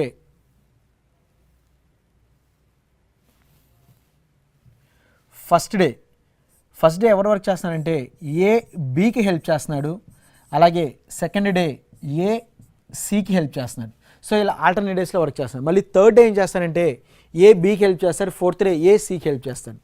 so ఇప్పుడు ఏ బికి help చేస్తాడంటే ఏ capacity ఎంత అంటే 1/11 plus B capacity ఎంత అంటే 1/20. Next ఏ capacity తీసుకుంటే 1/11 ప్లస్ సి కెపాసిటీ ఎంత అంటే 1/55. సో వీళ్ళిద్దరూ కలిపి కనుక వర్క్ చేస్తే 2 days వర్క్ వస్తుంది. So A plus B work ఇదేమో 1 day work, A plus C work ఇది 2nd day వర్క్. సో 11కి 20కి ఎల్సిఎం ఎంత అంటే 220. 11 టేబుల్లో 20 times క్యాన్సిల్ అవుతుంది ప్లస్ 20 టేబుల్లో 11 times క్యాన్సిల్ అవుతుంది ప్లస్ 11కి 55కి ఎల్సిఎం ఎంత అంటే 55. 11 టేబుల్లో 5 times క్యాన్సిల్ అవుతుంది, 55 టేబుల్లో 1 time క్యాన్సిల్ అవుతుంది. అంటే 20 + 11 అంటే 31/220 ప్లస్ 6/55. సో ఇది 1 day వర్క్, ఇది 1 day వర్క్, మొత్తం 2 days వర్క్ ఫైండ్ అవుట్ చేస్తున్నా. 2 days వర్క్ అంటే 31/220 ప్లస్ 6/55. సో 220కి 55కి ఎల్సిఎం ఎంత అంటే 220. 220 1 time క్యాన్సిల్ అయితే 31 ప్లస్ 55 220లో 4 times క్యాన్సిల్, 4 6 24 అంటే 55/220. సో నాకు ఇద్దరు కలిపి 2 days వర్క్ చేస్తే ఎంతవరకు కంప్లీట్ అవుతుందంటే 55/220 వరకు కంప్లీట్ అవుతుంది. అంటే 2 రోజుల్లో 55 parts కంప్లీట్ చేశారంటే మరి 220 parts కంప్లీట్ చేయాలంటే ఎన్ని డేస్ పడుతుంది అంటే 55 టేబుల్ ఇక్కడ 4 times క్యాన్సిల్ అవుతుంది, అంటే 4 2s మొత్తం 8 daysలో వర్క్ అనేది కంప్లీట్ అవుతుంది. సో 8 days కాబట్టి ఇదిగోండి. సో 8 daysలో వర్క్ అనేది కంప్లీట్ అవుతుంది. A man, a woman and a boy complete a job in 3, 4 and 12 days respectively. How many boys must assist 1 man and 1 woman to complete the job in, ఇక్కడ 1/4 days అండి, 1/4 days. So 4 అనేది ఇక్కడికి misplace అయింది. So 1/4 days. So man, woman, boy work చేస్తున్నారు. So man ఎన్ని డేస్లో complete చేస్తాడంటే 3 daysలో కంప్లీట్ చేస్తాడు, ఉమెన్ 4 daysలో కంప్లీట్ చేస్తుంది, బాయ్ అనే వాళ్ళు 12 daysలో కంప్లీట్ చేస్తారు. అయితే ముగ్గురు కలిపి వర్క్ చేస్తున్నారు దే రెస్పెక్టివ్లీ. హౌ అయితే వాడు ఏం చేస్తానంటే boys must assisted 1 man and 1 woman. ఒక మ్యాన్కి ఒక ఉమెన్కి బాయ్స్ అసిస్ట్ చేయాలంట. అసలు బాయ్స్ ఎంతమందో తెలియదు కాబట్టి నేను ఎక్స్ అనుకుంటున్నాను. ఈక్వల్ టు మొత్తం 1/4 days. 1/4 days అంటే ఇది డేస్లో ఎలా కెపాసిటీలు ఇచ్చాడు, నేను టైంలోకి మార్చుకుంటున్నాను కాబట్టి 4. సో 3కి 4కి 12కి ఎల్సిఎం ఎంత అంటే 12. 3 టేబుల్లో 4 times క్యాన్సిల్ అవుతుంది, 4 టేబుల్లో 3 times క్యాన్సిల్ అవుతుంది ప్లస్ 12 టేబుల్లో 1 time క్యాన్సిల్ అవుతుంది అంటే ఎక్స్ ఈక్వల్ టు 4. సో ఈ 12 ఇటు తీసుకెళ్తే 48 అంటే 4 + 3 7 + x equal to 12 4s 48. X ఎంత అంటే 48 - 7 అంటే 41. అంటే మొత్తం బాయ్స్ ఎంతమంది ఉన్నారంటే 41 members ఉన్నారు. ఇదిగోండి బాయ్స్ 41 members ఉన్నారు. 12 men and 16 boys can do piece of work in 5 days. 12 men 16 boysకి 5 days time పడుతుందంట వర్క్ చేయడానికి. అలాగే 13 men and 24 boys can do it in 4 days. 13 menకి 24 boysకి 4 days టైం పడుతుందంట. Then the ratio of daily work done by man to that of boys, మ్యాన్కి బాయ్కి ratio ఎంత అని అడిగాడు. సో 12 men ప్లస్ 16 boysకి ఎన్ని డేస్ టైం పడుతుందంటే 5 days టైం పడుతుందంట. అలాగే 13 menకి ప్లస్ 24 boysకి ఎన్ని డేస్ టైం పడుతుందంటే 4 days టైం పడుతుందంట. వాడి రేషియో ఏం అడిగాడంటే man to that of boys, మ్యాన్కి బాయ్కి రేషియో ఎంత అని అడిగాడు. చూడండి 12 × 5 60 men plus 16 5s 80 boys is equal to 13 4s 13 అంటే 10 4s 40 plus 12 52 men plus 24 4s అంటే 80 96 బాయ్స్. సో 60 menలోంచి 52 men తీసేస్తే 8 men is equal to 96 బాయ్స్లోంచి 80 boys తీసేస్తే 16 బాయ్స్. సో 8 టేబుల్ ఇక్కడ 2 times క్యాన్సిల్ అవుతుంది అంటే 1 m is equal to 2 boys. So 1 m is equal 2 boys అంటే m is to boys అని అంటే men to the boys అన్నాడు. So men to the boys అంటే 2:1 అనేది మన ఆన్సర్ అవుతుంది. సో 2:1 అనేది మన ఆన్సర్ అవుతుంది ఫస్ట్ ఆప్షన్. నెక్స్ట్ 2 సేమ్ వాళ్ళండి. 10 men can complete piece of work in 15 days and 15 women can complete the same work in 12 days. If all the 10 men and 15 women work together, in how many days will work to complete? అయితే దీని problem ఏంటంటే ఈ ప్రాబ్లంలో ఉండేది ఏంటంటే men మొత్తాన్ని ఉమెన్గా women మొత్తాన్ని మెన్స్గా మార్చుకోవాలి. అంటే అసలు ఫస్ట్ మెన్ చూద్దాం. 10 men 10 men can complete piece of work in 15 days. 10 మెన్స్కి ఎన్ని డేస్ పడుతుందంటే 15 డేస్ టైం పడుతుంది. అలాగే 15 women can complete the same work in 12 days. 15 womenకి 12 days time పడుతుంది. If all the 10 men and 15 women work together, అయితే 10 men 15 women కనుక work చేస్తే ఎన్ని days time పడుతుంది అన్నాడు. అయితే ఇక్కడ మనం జాగ్రత్తగా చూసుకుంటే మెన్కి ఉమెన్కి కెపాసిటీస్ వేరుంటాయి. సో కెపాసిటీస్ వేరున్నాయి కాబట్టి మెన్ మొత్తాన్ని ఉమెన్లో కానీ ఉమెన్స్ మొత్తాన్ని మెన్లోకి మార్చాలి. అప్పుడు ఏంటంటే ఫర్ ఎగ్జాంపుల్ ఇక్కడ 10 men ఉన్నారు, ఇక్కడ 15 women ఉన్నారు. 10 men's మొత్తాన్ని ఉమెన్స్లో కన్నా మార్చేయండి, అప్పుడు ఉమెన్ కెపాసిటీ ఈక్వల్ అవుతుంది. లేదు అంటే 15 women's మొత్తాన్ని మెన్స్లోకి మార్చేయండి, అప్పుడు మెన్ కెపాసిటీ ఈక్వల్ అవుతుంది. సో దాన్ని బట్టి చేసుకుంటాం. అయితే ఇప్పుడు 10 men 15 men అంటే వాళ్ళ కెపాసిటీస్ అన్నీ డిఫరెన్స్గా ఉంటాయి కాబట్టి మెన్స్ మొత్తం ఉమెన్స్ మొత్తం మెన్స్లోకి మార్చేయాలి. ఒకసారి చూడండి, 10 menకి 15 డేస్ టైం పడుతుంది. అలాగే 15 womenకి 12 డేస్ టైం పడుతుంది. సో 10 menకి 15 డేస్ అంటే 150 men's equal to, so 12 into 15 అంటే 12, 15 అంటే 5 2s 10, 5 1s are 5, 2 1s are 2, 5 1s are 5, 2 1s are 2, 5 plus 2 7 plus 8, 1 1s are 1, 180 అంటే 180 ఉమెన్. సో ఈ జీరో క్యాన్సిల్ చేస్తుంది. 5 టేబుల్లో 3 టేబుల్లో 3 5s 3 6 అంటే 5 men's ప్లేస్లో 6 women'sని పెట్టుకోవచ్చు. సో నాకు వచ్చిన ఇదేంటంటే 5 men's ప్లేస్లో 6 women'sని పెట్టుకోవచ్చు. సో ఇప్పుడు నేను మొత్తాన్ని ఏం చేశాను, 10 men's ఉన్నారు, మొత్తాన్ని ఉమెన్స్లోకి మారుస్తున్నా. అంటే 5 men's 6 women's అంటే మరి 10 men's ప్లేస్లో ఎంతమంది ఉమెన్స్ని పెట్టుకోవచ్చు అంటే 5 టేబుల్లో 2 times అంటే 2 into 6 12 women'sని పెట్టుకోవచ్చు. అంటే ఇక్కడ నేను 12 women'sని పెట్టుకోవచ్చుగా. సో 10 men ప్లస్ 15 women అంటే ఈ 10 men ప్లస్లో 12 women'sని పెట్టుకుంటున్నా. అంటే 12 women's ప్లస్ 15 women's, 12 plus 15 అంటే 27 women's.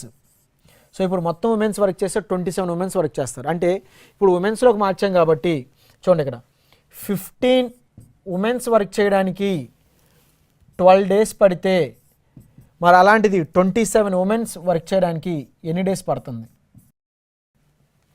సో 3 టేబుల్లో 9 times, 3 టేబుల్లో 4 times, మళ్ళీ 3 టేబుల్లో 3 times, 3 టేబుల్లో 5 times, 5 4s 20, 20/3, 20/3 అంటే 3 టేబుల్లో 3 6s are 18, 6 2/3 డేస్ టైం పట్టాలి.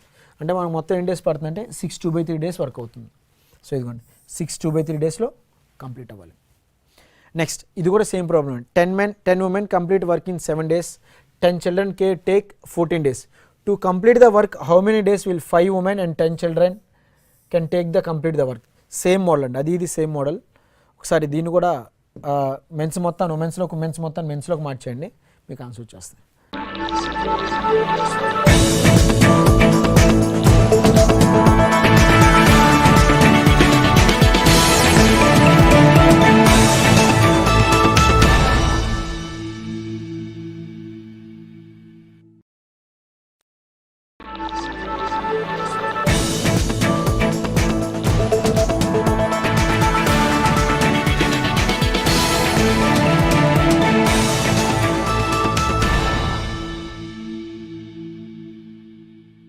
మానవునిలో శ్వాసక్రియ చూస్తే శ్వాసక్రియ అంటే ఏమిటి అనేది చూసాం.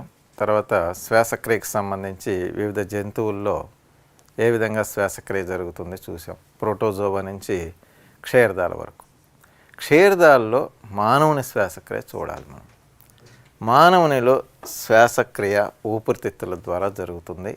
దీన్ని పుప్స శ్వాసక్రియ, పల్మనరీ రెస్పిరేషన్ అంటారు. మానవునిలో శ్వాసక్రియకు సంబంధించి ఒక జత ఊపిరితిత్తులు ఉంటాయి, 1 pair of lungs. ఒక జత ఊపిరితిత్తులు మానవునిలో శ్వాసక్రియకు ఉపయోగపడతాయి. యాక్చువల్గా మానవునిలో శ్వాసక్రియకు సంబంధించి మనం రఫ్గా డయాగ్రామ్ చూసినట్లయితే ఏమేం భాగాలు ఉంటాయి అనేది మనం గమనిస్తే మనకి ఈ ముక్కు బాహ్య తలంలో 2 రంధ్రాలు ఉన్నాయి ఇక్కడ.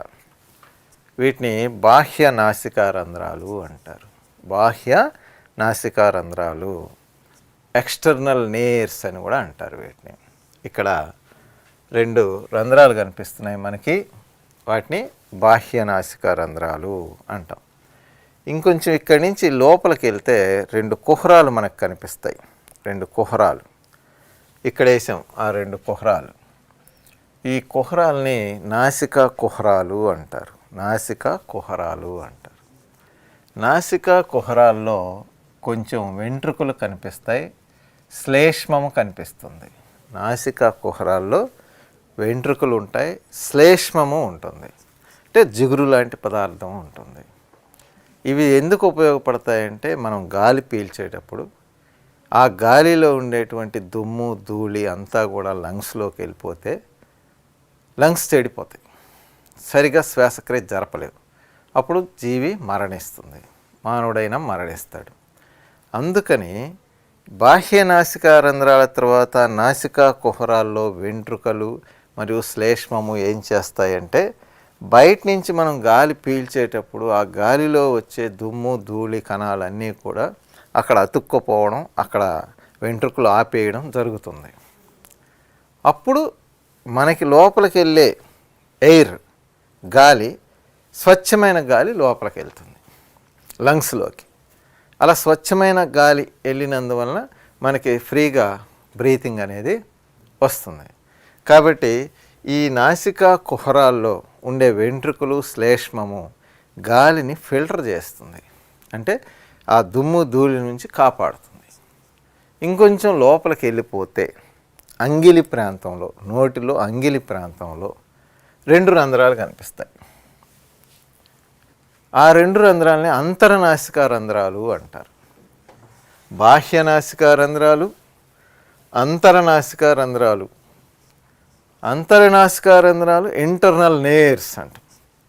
External నేర్స్, internal నేర్స్. బాహ్యనాసికా రంధ్రాలు, అంతర్నాసికా రంధ్రాలు. మధ్యలో ఉండేది నాసికా కుహరం. ఇక అంతర్నాసికా రంధ్రాల తర్వాత మనకు తెలుసు గొంతు ఉంటుంది, నోరు, గొంతు ఉంటుంది.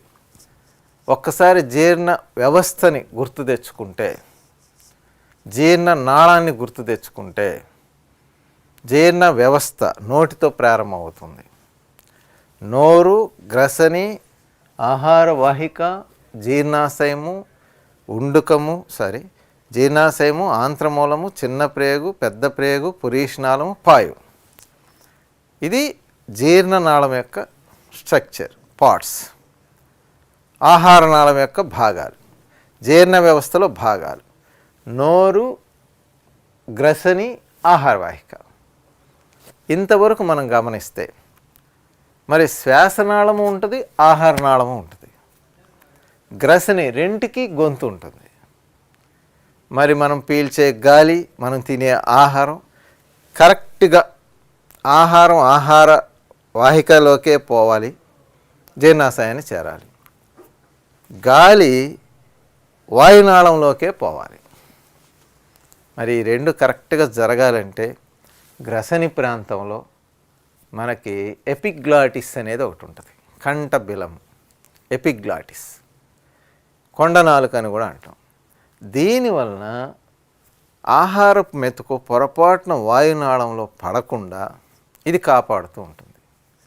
ఆహారపు మెతుకు లేదా వాటర్ ఏదైనా కానీ వాయునాళంలోకి పోకుండా కాపాడుతూ ఉంటుంది కంఠ బిలము లేదా ఎపిగ్లాటిస్ అనే నిర్మాణం. ఎపిగ్లాటిస్, కొండ నాలుక. తర్వాత అక్కడ ఈ ప్రాంతంలో ఆహార నాళం, వాయునాళం 2 ఉంటాయి. ఈ రెండిటికి ఆహారపు మెతుకులు కానీ నీరు కానీ వాయునాళంలోకి పోకుండా కంఠ బిలము లేదా ఎపిగ్లాటిస్ కాపాడుతూ ఉంటుంది. ఇక నెక్స్ట్, వాయునాళం అలా లోపలికి వెళ్ళిపోయి 2 భాగాలుగా విభజింపబడుతుంది. వాయునాళము ఇలా ఉన్నప్పుడు పడిపోయే ప్రమాదం ఉంది, అంటే ముడతలాగా పడిపోవచ్చుగా. అలా ముడతలాగా పడిపోకుండా వాయునాళానికి మృదులాస్థి ఉంగరాలు లాంటి నిర్మాణాలు ఇక్కడ ఉంటాయి. ఇదిగో ఇక్కడ ఇచ్చాం, మృదులాస్థి ఉంగరాలు లాంటి నిర్మాణాలు వాయునాళం అలా నిలబడడానికి ఉపయోగపడుతుంది.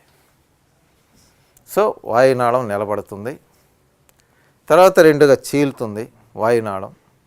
వాటిని శ్వాస నాళికలు అన్నారు, శ్వాస నాళాలు అన్నారు. అవి మరలా ఉపశాఖలుగా చీలుతాయి, శ్వాస నాళికలుగా చీలుతాయి. ఆ శ్వాస నాళికలకి ఆ రెండు ఊపిరితిత్తుల్లో అనేక ద్రాక్ష గుత్తుల్లాంటి నిర్మాణాలు ఉంటాయి, అనేక ద్రాక్ష గుత్తుల్లాంటి నిర్మాణాలు ఉంటాయి. ఈ ద్రాక్ష గుత్తుల్ని అల్వియోలై, వాయుగోణులు అల్వియోలై అంటారు. వాటి సంగతి అటు పక్కన పెడితే ఇక్కడ ఇంకొక విషయం మనం గమనించాలి. మానవునిలో ఈ ప్రాంతాన్ని ఉరహ్ అంటాం, ఉరహ్ ప్రాంతం. మానవునిలో అస్థిపంజరాన్ని ఒకసారి గుర్తు చేసుకుంటే ఈ ప్రాంతంలో ఉరహ్ ప్రాంతంలో ప్రక్కటెముకలు ఉంటాయి, 12 జతల ప్రక్కటెముకలు ఉంటాయి. ఇక్కడ ఉరువు మేఖలలు ఉంటాయి, ఇక్కడ ఒక 2, ఇక్కడ ఒక 2. ఇక్కడ వర్టిబ్రల్ కాలం ఉంటుంది. ఆ వర్టిబ్రల్ కాలం నుంచి అంటే వెన్నెముక నుంచి ఇక్కడ ఒక ఎముక స్టెర్నమ్ అని ఉంటుంది, రొమ్మెముక. ఈ రొమ్మెముకకి ఈ వెన్నెముక ఎముకకి కలుపుతూ ప్రక్కటెముకలు 12 జతలు ఉంటాయి, 24 ఉంటాయి. ప్రక్కటెముకలు 24, 12 జతలు ఉంటాయి. సో ఇవన్నీ కలిపి లోపల ఒక క్యావిటీ, కుహరం తయారవుతుంది. దాన్ని ఉరహ్ కుహరము, ఉరహ్ ప్రాంతంలో ఉంది కాబట్టి ఉరహ్ కుహరము. దీన్ని ఇంగ్లీష్లో థొరాసిక్ అంటాం. ఆ కుహరాన్ని థొరాసిక్ క్యావిటీ అంటాం. సో ఈ ప్రక్కటెముకలు, ఈ వెన్నెముక, ఈ రొమ్మెముక, ఈ మొత్తం కలిపి లోపల కుహరం ఉంటుంది. దాన్ని థొరాసిక్ క్యావిటీ లేదా ఉరహ్ కుహరము అంటున్నాం. అది మన పరిణామ క్రమంలో మానవునికి ఇలాంటి స్ట్రక్చర్ వచ్చింది, క్షీరదాలు అన్నిటికీ వచ్చింది. ఈ లోపల ఉండే ఉరహ్ కుహరంలో భద్రంగా హృదయము మరియు ఊపిరితిత్తులు ఉంటున్నాయి. హృదయము, ఊపిరితిత్తులు ఇవి ఎక్కడ ఉంటున్నాయి? ఉరహ్ కుహరంలో భద్రంగా ఉంటున్నాయి. కాబట్టి ఊపిరితిత్తులు ఎక్కడ ఉంటాయంటే ఉరహ్ కుహరంలో ఉంటాయి. వాటికి ప్రొటెక్షన్గా ప్రక్కటెముకలు కాపాడుతూ ఉన్నాయి. ఇకపోతే ఈ ఊపిరితిత్తులు ఒక జత ఉన్నాయి. దానికి క్రింద ఇక్కడ విభాజక పట్లము, డయాఫ్రమ్ అంటాం. ఈ భాగాన్ని అంటే ఈ భాగాన్ని విభాజక పట్లము లేదా డయాఫ్రమ్ అంటాం, అది ఉంటుంది. ఇక నెక్స్ట్ ఈ విభాజక పట్లం, ఈ ప్రక్కటెముకలు ఎందుకు ఉపయోగపడుతుంది అనేది చెప్దాం, తర్వాత చెప్దాం. ఇకపోతే ఇది స్ట్రక్చర్. ఈ ఒక జత ఉన్నటువంటి ఊపిరితిత్తుల్ని ఆవరించి 2 పొరలు ఉంటాయి, ప్లూరల్ పొరలు. ఈ 2 పొరల మధ్య ప్లేస్ ఉంటుంది. ఆ ప్లేస్లో ద్రవం ఒకటి ఉంటుంది, ప్లూరల్ ద్రవము అంటారు. ఇవి బిట్స్కి చాలా ఇంపార్టెంట్. ఊపిరితిత్తుల్ని ఆవరించి ఉన్న 2 పొరల్ని ప్లూరా అని సింపుల్గా చెప్పచ్చు, ప్లూరా లేదా ప్లూరల్ పొరలు.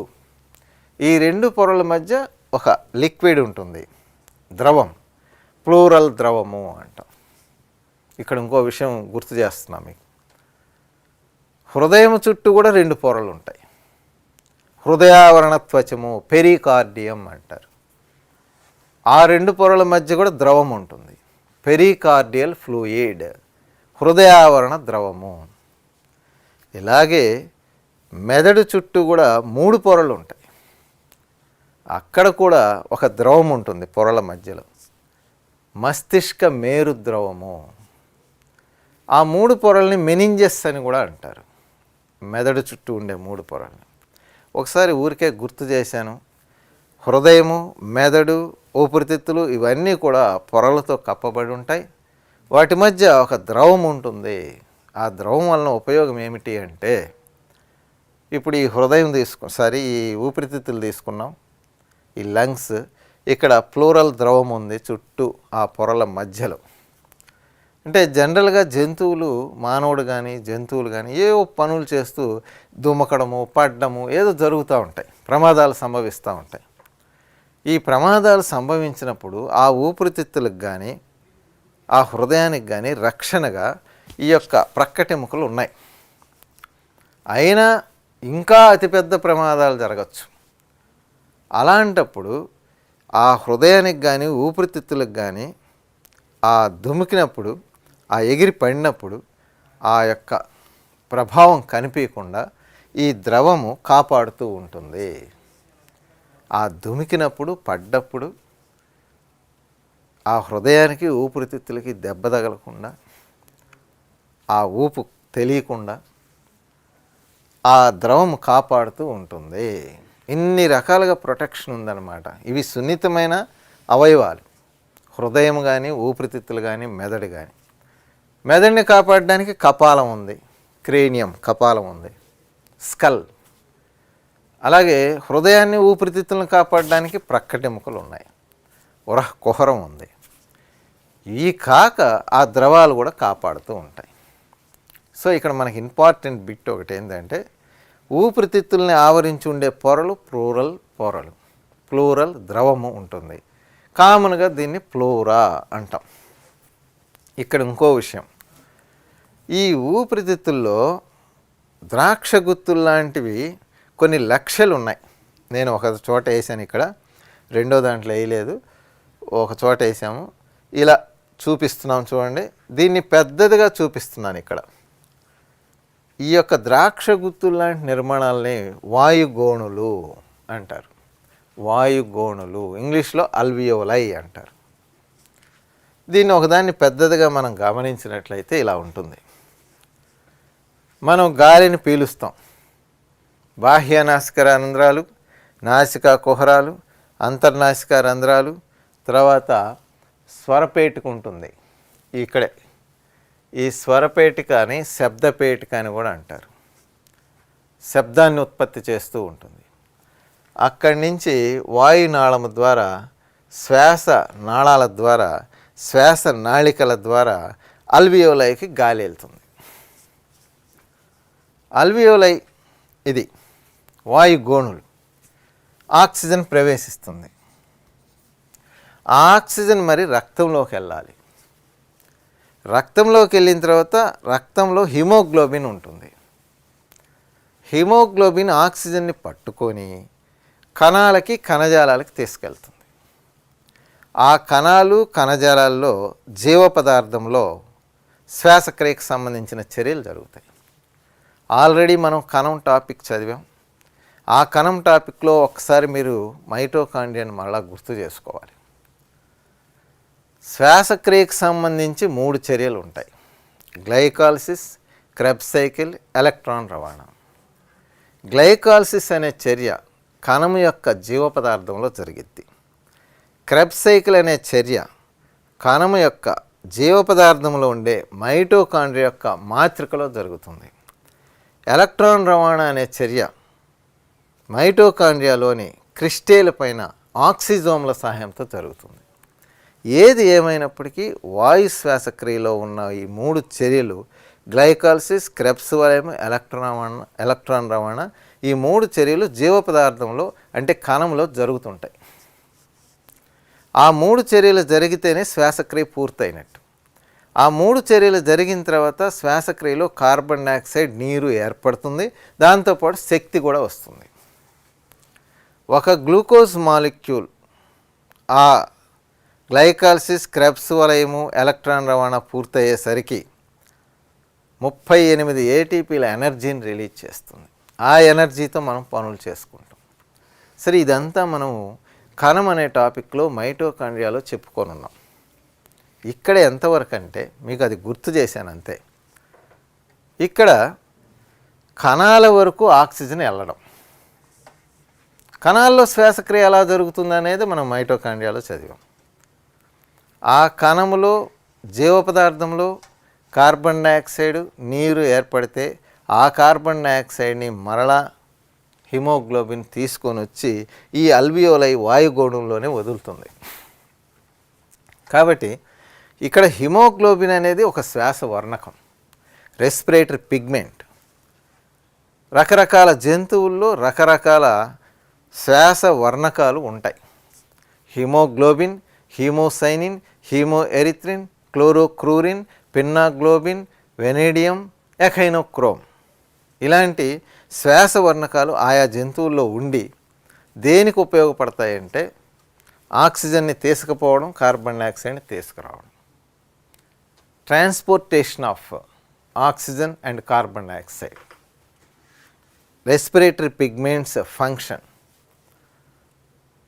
రెస్పిరేటరీ ఆర్గాన్స్ నుంచి ఆక్సిజన్ని కణాలకు తీసుకెళ్తాయి, కణాల నుంచి కార్బన్ డైఆక్సైడ్ని రెస్పిరేటరీ ఆర్గాన్స్కి తీసుకొస్తాయి.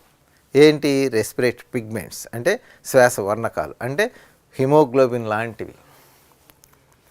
కొన్ని జంతువుల్లో హిమోగ్లోబిన్ చేస్తుంది ఆ పని, ముఖ్యంగా మానవుల్లో హిమోగ్లోబిన్ చేస్తుంది ఆ పని. నత్త లాంటి వాటిలో హీమోసైనిన్ చేస్తుంది. ఇలా క్లోరోక్రూరిన్, ఎకైనోక్రోమ్ ఇలా శ్వాస వర్ణకాలు ఉంటాయి. ఆయా జంతువుల్లో ఆక్సిజన్ని తీసుకుపోవడం, కార్బన్ డైఆక్సైడ్ని తీసుకురావడం. ఎక్కడి నుంచి? శ్వాస అవయవాల నుంచి కణాలకి, కణాల నుంచి శ్వాస అవయవాలకి ఆక్సిజన్ని తీసుకుపోవడం, కార్బన్ డైఆక్సైడ్ తీసుకురావడం.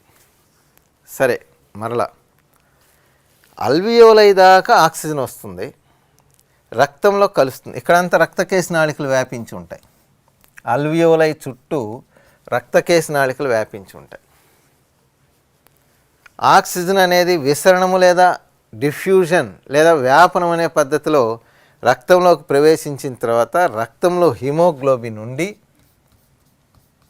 ఆ హిమోగ్లోబిన్ ఆక్సిజన్ని తీసుకొని ఆక్సీ హిమోగ్లోబిన్గా మారి కణాలకు వెళ్తుంది.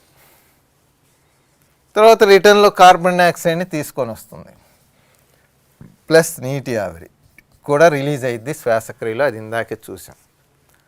ఇవన్నీ రిటర్న్లో విసరణం అనే పద్ధతిలో వాయుగోణంలోకి వచ్చి తర్వాత ఇలా వెనక్కి వెళ్ళిపోతాయి. ఇక్కడ ఒక విషయం మనం గుర్తుపెట్టుకోవాలి, మనకు తెలియాలి. ఊరికే ఆక్సిజన్ రావడం, కార్బన్ డైఆక్సైడ్ వెళ్ళిపోవడం ఎలా సంభవిస్తుంది? సంభవించదు. బాగా మనం ఆలోచించినట్లయితే ఊపిరితిత్తుల యొక్క సంకోచ వ్యాకోచాలు ఉంటే ఆక్సిజన్ రాగలదు, కార్బన్ డైఆక్సైడ్ పోగలదు. ఊపిరితిత్తుల యొక్క సంకోచ వ్యాకోచాలు ఎవరు జరపాలి? అవి ఎలా జరగాలి అనేది ఆలోచిస్తే మనం ఇక్కడ పురుషుల్లో డయాఫ్రమ్ అనేది ఇక్కడ చూపించాను, విభాజక పటలం. ఇది పైకి కిందకి కదులుతుంటుంది. స్త్రీలలో ప్రక్కటెముకలు ఊపిరితిత్తుల యొక్క సంకోచ వ్యాకోచాలకు ఉపయోగపడుతుంటాయి. పురుషుల్లో ఊపిరితిత్తుల యొక్క సంకోచ వ్యాకోచాలకు విభాజక పటలము డయాఫ్రమ్ ఉపయోగపడుతుంది. స్త్రీలలో ఊపిరితిత్తుల యొక్క సంకోచ వ్యాకోచాలకు ప్రక్కటెముకలు ఉపయోగపడతాయి, అవి గుర్తుపెట్టుకోండి. సరే, విభాజక పటలం కిందికి జరిగినప్పుడు ఉరహకుహరం వైశాల్యం పెరిగి ఆ యొక్క ఊపిరితిత్తులు కూడా వైశాల్యం అంటే కొంచెం ఎక్స్పాండ్ అయ్యి లోపల పీడనం తగ్గుతుంది. ఊపిరితిత్తుల లోపల బాగా గుర్తుపెట్టుకోండి.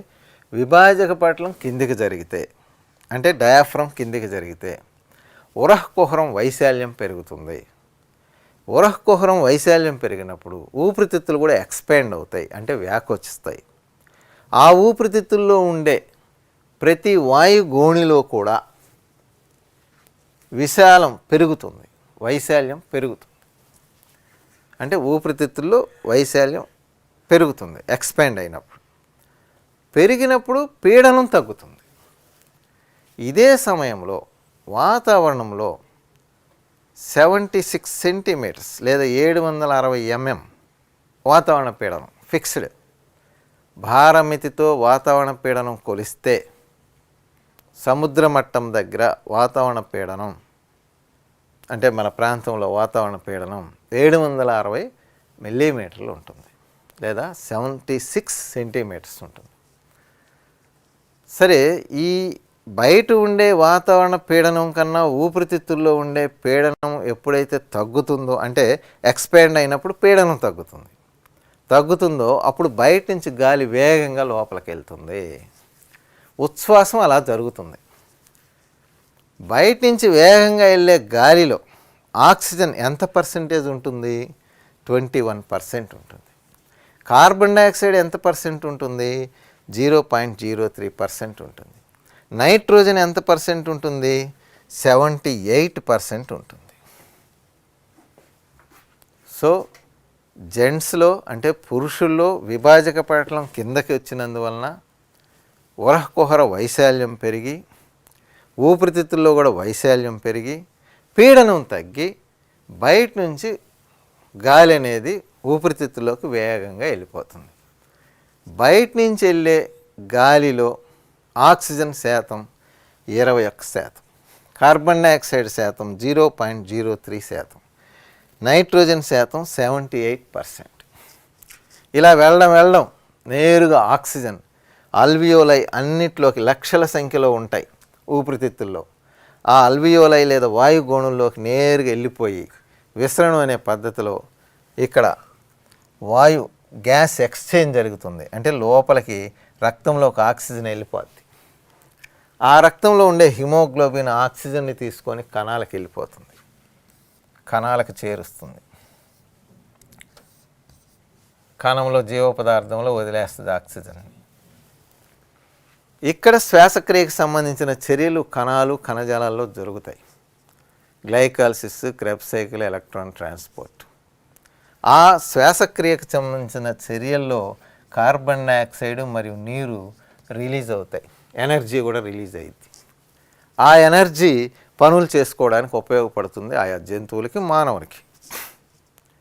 నెక్స్ట్ హిమోగ్లోబిన్ ఆ కార్బన్ డైఆక్సైడ్ని తీసుకొచ్చి ఇక్కడ అల్వియోలైలో వదిలేస్తుంది విసరణం అనే పద్ధతిలో. ఈలోపు విభాజక పటలం పైకి జరిగిద్ది. విభాజక పటలం పైకి జరిగినప్పుడు అంటే డయాఫ్రమ్ పైకి జరిగినప్పుడు ఉరహకుహర వైశాల్యం తగ్గుతుంది. ఉరహకుహర వైశాల్యం తగ్గినప్పుడు లంగ్స్ ఊపిరితిత్తులు కూడా సంకోచిస్తాయి. ఊపిరితిత్తులు సంకోచించినప్పుడు ఊపిరితిత్తుల లోపల ఉండే అల్వియోల లోపల అన్నింటిలో కూడా పీడనం ఎక్కువైపోద్ది, ప్రెషర్ ఎక్కువైపోద్ది. ఎక్కువైపోయిన ఎంత ఎక్కువైద్ది? బయట ఉండే 760 mm కన్నా ఎక్కువైపోద్ది. అప్పుడు బయటికి గాలి వేగంగా వస్తుంది. ఆ వచ్చే గాలిలో ఆక్సిజన్ శాతం 16% ఉంటుంది, కార్బన్ డైఆక్సైడ్ శాతం 4.4%, నైట్రోజన్ 78% ఉంటుంది. ఇక్కడ ఒక విషయం మనం గమనించుకోవాలి. గాలి లోపలికి వెళ్ళేటప్పుడు ఆక్సిజన్ 21% ఉంటే బయటకు వచ్చేటప్పుడు 16% ఉంది. అంటే 5% ఆక్సిజన్ లోపల వినియోగపడింది అని అర్థం. 5% నష్టపోయింది. పోయేటప్పుడు 21% పోయింది, వచ్చేటప్పుడు 16% వచ్చింది. అంటే ఒక 5% జీవన క్రియలకి లోపల జరిగే చర్యలకు ఉపయోగపడింది ఆక్సిజన్. కాబట్టి మనకి ఆక్సిజన్ అవసరం. నెక్స్ట్ కార్బన్ డైఆక్సైడ్ వెళ్ళేటప్పుడు 0.03%తో వెళ్ళింది, వచ్చేటప్పుడు 4.4% వచ్చింది. అంటే శ్వాసక్రియలో ఏమి ఏర్పడుతుందంటే కార్బన్ డైఆక్సైడ్ వెళ్ళేటప్పుడు తక్కువ వెళ్ళింది, వచ్చేటప్పుడు ఎక్కువ వచ్చింది, 4.4% వచ్చింది. అంటే దాదాపు 4%. పోయేటప్పుడు 0.0 అతి తక్కువ ఉన్నది కార్బన్ డైఆక్సైడ్, వచ్చే గాలిలో 4.4% వచ్చింది. కాబట్టి శ్వాసక్రియలో ఆక్సిజన్ వినియోగపడుతుంది, కార్బన్ డైఆక్సైడ్ వదిలివేయడం జరుగుతుంది అని తెలుస్తుంది మనకి. తీసుకునే గాలిలో నైట్రోజన్ 78% ఉంది, వదిలే గాలిలో నైట్రోజన్ 78% ఉంది. దీన్ని బట్టి ఏం తెలుస్తుంది? మన లోపలికి వెళ్ళే వాయువులో గాలిలో 78% నైట్రోజన్ ఉంటే వచ్చే గాలిలో కూడా 78%. సో నైట్రోజన్ శ్వాసక్రియకు అవసరం లేదు, ఆక్సిజన్ అవసరం, అందుకని ఉపయోగపడుతుంది, 5% తగ్గుతుంది. కార్బన్ డైఆక్సైడ్ శ్వాసక్రియలో ఏర్పడుతుంది. ఇందాక మనం వాయు శ్వాసక్రియ అవాయు శ్వాసక్రియ ఈక్వేషన్స్ వేసాం. ఆ ఈక్వేషన్స్లో ఎండ్ ప్రోడక్ట్స్ అంచె ఉత్పన్నకాలు కార్బన్ డైఆక్సైడ్, నీరు అని చెప్పాం వాయు శ్వాసక్రియలో. ఇథైల్ ఆల్కహాల్ కార్బన్ డైఆక్సైడ్ అని చెప్పాం అవాయు శ్వాసక్రియలో. ఏది ఏమైనప్పటికీ శ్వాసక్రియలో కార్బన్ డైఆక్సైడ్ ఏర్పడుతుంది. కాబట్టి కార్బన్ డైఆక్సైడ్ బయటకు వచ్చే గాలిలో ఎక్కువ 4.4% ఉంది. సో ఇది బిట్స్కి ఒకసారి గుర్తుపెట్టుకుంటే లోపలికి వెళ్ళే గాలిలో ఆక్సిజన్ శాతం ఎంత? 21%. కార్బన్ డైఆక్సైడ్ శాతం ఎంత? 0.03%. నైట్రోజన్ శాతం ఎంత? 78%. బయటకు వచ్చే గాలిలో ఆక్సిజన్ శాతం ఎంత? 16%. కార్బన్ డైఆక్సైడ్ శాతం ఎంత? 4.4%. నైట్రోజన్ శాతం 78%. ఎంత శాతము ఆక్సిజను వినియోగపడుతుంది ఒక రౌండ్కి అంటే 5%. ఇలా ఇది ఒకసారి గుర్తుపెట్టుకుంటే ఇక నెక్స్ట్ విషయానికి వస్తే ఈ సంకోచ వ్యాకోచాలు, ఊపిరితిత్తుల యొక్క సంకోచ వ్యాకోచాల వలన ఆక్సిజన్ రావడం కానీ కార్బన్ డైఆక్సైడ్ వెళ్ళడం కానీ జరుగుతుంది. అలాగే ఈ యొక్క అల్వియోలైలోనే ప్రధానంగా ఆక్సిజన్ రక్తంలో కలవడం, కార్బన్ డైఆక్సైడ్ రావడం కూడా జరుగుతుంది. కాబట్టి బిట్స్లో చాలా ఇంపార్టెంట్ విషయం ఏంటంటే వాయుగోణులు. శ్వాసక్రియలో వాయు వినిమయం, గ్యాసియస్ ఎక్స్చేంజ్ ప్రధానంగా ఎక్కడ జరుగుతుందంటే వాయుగోణుల్లో లేదా అల్వియోలైలో అని చెప్పాలి. ఇక్కడ ఇంకో బిట్ ఇంపార్టెంట్. శ్వాసక్రియలో మూల ప్రమాణం, క్రియాత్మకమైన మూల ప్రమాణం ఏంటంటే అల్వియోలై, వాయుగోణులు. ఎందుకనంటే ఆక్సిజన్ వెళ్ళడం, కార్బన్ డైఆక్సైడ్ రావడం ప్రధానంగా జరుగుతుంది, వాయు వినిమయం జరుగుతుంది, గ్యాసియస్ ఎక్స్చేంజ్ జరుగుతుంది అల్వియోలై లేదా వాయుగోణుల్లో. కాబట్టి మొత్తం శ్వాస వ్యవస్థకి క్రియాత్మక ప్రమాణం ఏందయ్యా అంటే వాయుగోణులు లేదా అల్వియోలై అని చెప్పాలి. సో ఇది శ్వాసక్రియకు సంబంధించి. ఇకపోతే మానవునిలో ఊపిరితిత్తులు, కుడి ఊపిరితిత్తి పెద్దదిగా ఉంటుంది. మానవునిలో ఈ రెండు ఒక జత ఊపిరితిత్తుల్లో కుడి ఊపిరితిత్తి పెద్దదిగా ఉంటుంది. సో శ్వాసక్రియ అనేది మానవుల్లో ఈ విధంగా జరుగుతుంది. ఇక ఇక్కడ కొన్ని బిట్స్ మనం గమనిస్తే స్వరపేటిక అనేది ఒకటి ఉంది. ఈ స్వరపేటికని శబ్దపేటిక అంటారు. ఇది మనకు శబ్దానికి ఉపయోగపడుతూ ఉంటుంది. అలాగే లారింగ్స్ అని ఉంది, దాన్ని యాడమ్స్ యాపిల్ అని కూడా పిలుస్తుంటారు. లారింగ్స్ అంటారు ఈ భాగాన్ని, దాన్ని యాడమ్స్ యాపిల్ అని పిలుస్తారు. అలాగే వాయునాళం పడిపోకుండా మృదులాస్థి ఉంగరాలు ఉంటాయి. వాయునాళం పడిపోకుండా మృదులాస్థి ఉంగరాలు ఉంటాయి. ఇది ఇంకొక ఇంపార్టెంట్ బిట్ ఏంటంటే ఫ్లోరా. ఊపిరితిత్తుల్ని కప్పి ఉంచే రెండు పొరల్ని ప్లూరల్ పొరలు అంటారు. వాటి మధ్య ఉండే ద్రవాన్ని ప్లూరల్ ద్రవము అంటాం. ఆ రెండు పొరలు కలిపి ఫ్లోరా. ఇది కూడా చాలా ఇంపార్టెంట్ బిట్. ఇది మానవుల్లో జరిగే ఊపిరితిత్తులు శ్వాసక్రియ. Thank you.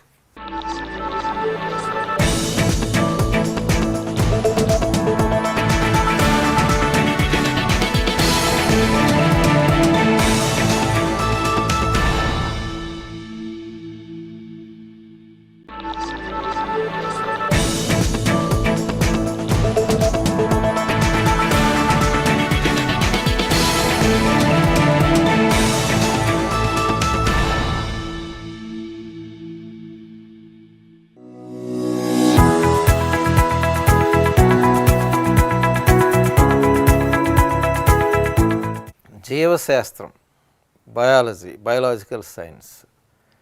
ఇందులో కొన్ని విషయాలు, ఫర్ ఎగ్జాంపుల్ జంతురాజ్యం తీసుకున్నా. జంతురాజ్యంలో అకశేరుకాలు, సకశేరుకాలు అని ఉంటాయి. అకశేరుకాల్లో 9 వర్గాలు ఉన్నాయి, సకశేరుకాల్లో 5 వర్గాలు ఉన్నాయి. ఈ 9 వర్గాలు ప్రోటోజోవా నుంచి ఎకైనోడెర్మేటా వరకు. ప్రోటోజోవా, పొరిఫెరా, నిడేరియా లేదా సీలింట్రేటా, ప్లాటిహెల్మింథిస్, నిమాటిహెల్మింథిస్, అనిలిడా, ఆర్ద్రోపోడా, మొలస్కా, ఎకైనోడెర్మేటా. అలాగే సకశేరుకాల విషయానికి వస్తే చేపలు, ఉభయచరాలు, సరీసృపాలు, పక్షులు, క్షీరదాలు. ఫిషెస్ లేదా పైసెస్ చేపలు అంటే, యాంఫిబియన్స్, రెప్టైల్స్, ఏవ్స్, మ్యామల్స్. వీటన్నిటిలో కూడా వీటి యొక్క శరీర పొరలు డిప్లోబ్లాస్టిక్, ట్రిప్లోబ్లాస్టిక్, ద్విస్తరిత, త్రిస్తరిత ఇలాంటి టర్మ్స్ కొన్ని వస్తుంటాయి. అలాగే సీలోమ్, శరీర కుహరం, ఇలాంటి ఏ జీవిలో శరీర కుహరం ఎలా ఉంది అనేది కూడా వస్తుంటుంది. అలాగే సౌష్ఠవం, సిమ్మెట్రీ అంటాం. సౌష్ఠవం, పలానా వానపాము ఎలాంటి సౌష్ఠవాన్ని చూపుతుంది, చేపలు ఎలాంటి సౌష్ఠవాన్ని చూపిస్తాయి, మానవుడు ఎలాంటి సౌష్ఠవాన్ని చూపిస్తాడు. ఈ సౌష్ఠవం గురించి కానీ, అలాగే పొరల గురించి కానీ, అంటే లేయర్స్, సీలోమ్ శరీర కుహరం గురించి కానీ మనం అర్థం చేసుకోవాలి అంటే ఏదో గుడ్డిగా చదివేస్తే అవి గుర్తుండవు.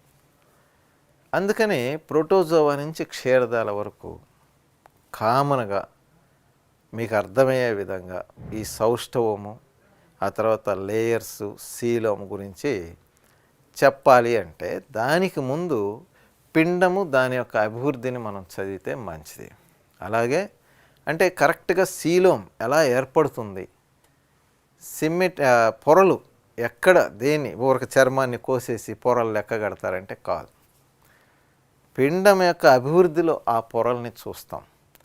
పిండం యొక్క అభివృద్ధిలో ఆ శరీర కుహరాలని మనం ఇక్కడ చూస్తాం. దాన్ని బట్టి ఆయా జంతువుల్లో పలానా పొరలు ఉన్నాయి, అది డిప్లోబ్లాస్టిక్, అది ట్రిప్లోబ్లాస్టిక్ అని నిర్ణయించగలుగుతాం. అలాగే సీలోమేట్స్, ఏ సీలోమేట్స్, సూడో సీలోమేట్స్ అనేది నిర్ణయించగలుగుతాం. కావున మనము ముందుగా, అలాగే ఈ కాంపిటేటివ్ ఎగ్జామ్స్లో ఈ మధ్యకాలంలో గ్రూప్ 1 కానీ గ్రూప్ 2 కానీ ఇలాంటి కొన్ని ఎగ్జామ్స్లో మూల కణాలు, స్టెమ్ సెల్స్, అవి కూడా కొంచెం important. Stem cells, stem cells, మూల కణాలు, ఇది ఒక టాపిక్ ఉంది. ఈ మూల కణాలు అనే టాపిక్, ఇది కూడా ఈ పిండము అభివృద్ధి మనం చదివి నేర్చుకుంటే ఈ టాపిక్ కూడా అక్కడ అర్థమవుతుంది మనకి. సో మనం ఇప్పుడు పిండము, దాని అభివృద్ధి, ఎంబ్రియోనిక్ డెవలప్మెంట్, అది చూద్దాం. ఇది కొన్ని సందర్భాల్లో మనకు ఉపయోగపడుతుంది. ఇక ముందుగా పురుష జీవి, స్త్రీ జీవి, అభివృద్ధి చెందిన జంతువులు, మానవుడు తీసుకోండి, సింహం తీసుకోండి, ఏదైనా సరే, కార్డేట్స్ కావచ్చు, అభివృద్ధి చెందిన జంతువులు పురుష జీవి, స్త్రీ జీవి అని ఉంటాయి. అభివృద్ధి చెందిన జంతువుల్లో పురుష జీవి, స్త్రీ జీవి, మేల్, ఫీమేల్ ఉంటాయి. పురుష జీవిలో పురుష ప్రత్యుత్పత్తి వ్యవస్థ అంటే మేల్ రీప్రొడక్టివ్ సిస్టమ్ ఉంటుంది. ఇక్కడ పూర్తిగా రాయలేం కాబట్టి పురుష జీవిలో మేల్ రీప్రొడక్టివ్ సిస్టమ్, పురుష ప్రత్యుత్పత్తి వ్యవస్థ ఉంటుంది. స్త్రీ జీవిలో ఫీమేల్ రీప్రొడక్టివ్ సిస్టమ్ ఉంటుంది. పురుష ప్రత్యుత్పత్తి వ్యవస్థ, స్త్రీ ప్రత్యుత్పత్తి వ్యవస్థ, male reproductive system, female reproductive system. అభివృద్ధి చెందిన జంతువుల్లో ప్రత్యుత్పత్తి వ్యవస్థలు, పురుష జీవిలో పురుష ప్రత్యుత్పత్తి వ్యవస్థ ఉంటుంది, స్త్రీ జీవిలో స్త్రీ ప్రత్యుత్పత్తి వ్యవస్థ ఉంటుంది. ఇక పురుష ప్రత్యుత్పత్తి వ్యవస్థలో పురుష బీజ మాతృకణాలు, స్త్రీ ప్రత్యుత్పత్తి వ్యవస్థలో స్త్రీ బీజ మాతృకణాలు ఉంటాయి. వాటిల్లో క్షయకరణ విభజన అంటే ఆర్డి అని కూడా పిలుస్తాం, రిడక్షన్ డివిజన్, దాన్ని మియోసిస్ అంటాం. మియోసిస్, క్షయకరణ విభజన లేదా ఆర్డి, రిడక్షన్ డివిజన్ అనేది జరిగిద్ది. ఎక్కడ? పురుష ప్రత్యుత్పత్తి వ్యవస్థలో ఉండే పురుష బీజ మాతృకణాలు, స్త్రీ ప్రత్యుత్పత్తి వ్యవస్థలో ఉండే స్త్రీ బీజ మాతృకణాలు. ఫలితంగా పురుష ప్రత్యుత్పత్తి వ్యవస్థ నుంచి పురుష బీజ కణాలు అంటే స్పెర్మ్ సెల్స్ ఏర్పడతాయి. పురుష బీజ కణాలు, స్పెర్మ్ సెల్స్ అనేవి ఏర్పడతాయి. స్త్రీ ప్రత్యుత్పత్తి వ్యవస్థ నుంచి స్త్రీ బీజ కణాలు అంటే అండాలు, ఓవమ్స్ ఏర్పడతాయి.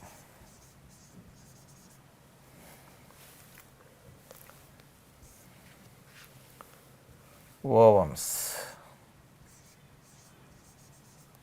ఏర్పడతాయి. పురుష బీజ కణాలు, స్త్రీ బీజ కణాలు. స్త్రీ బీజ కణాలనే అండాలు అన్నాం. అండం.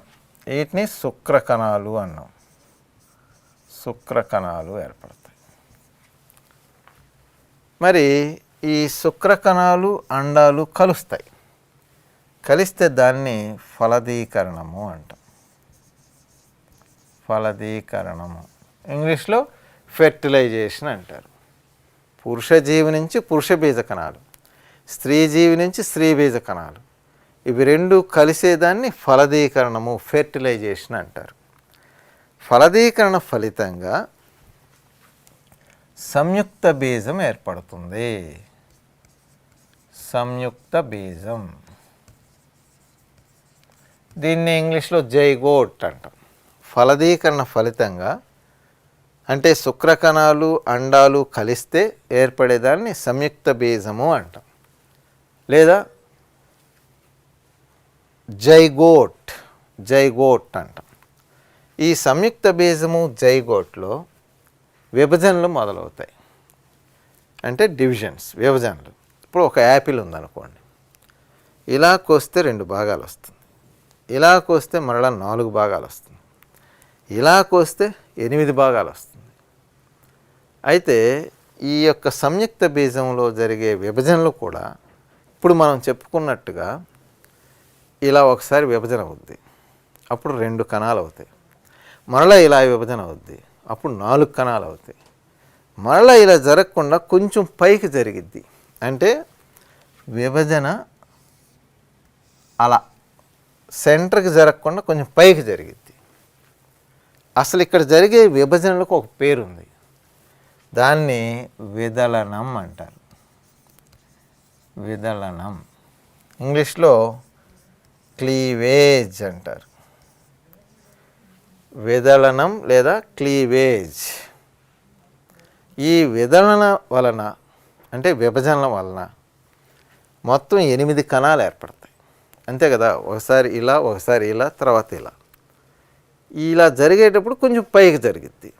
దానివల్ల పైన కణాలు చిన్నవి, కిందవి పెద్దవిగా ఉంటాయి. ఈ పైన ఉండే వాటిని సూక్ష్మ ఖండాలు, మైక్రోమియర్స్ అంటారు. కింద ఉండే వాటిని స్థూల ఖండాలు, మ్యాక్రోమియర్స్ అంటారు. సంయుక్త బీజం, దాన్ని జైగోట్ అన్నాం.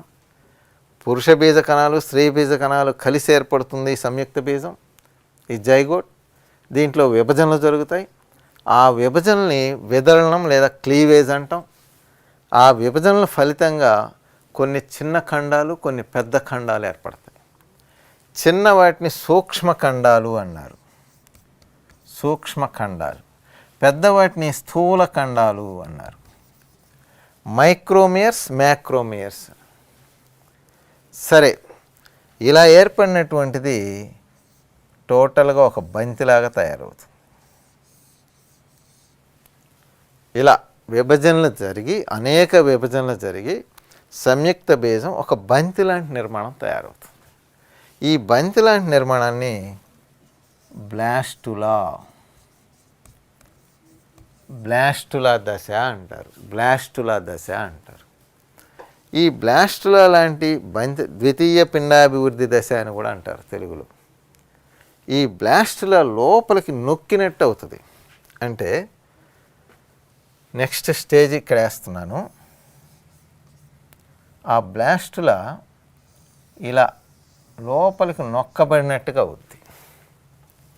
లోపలికి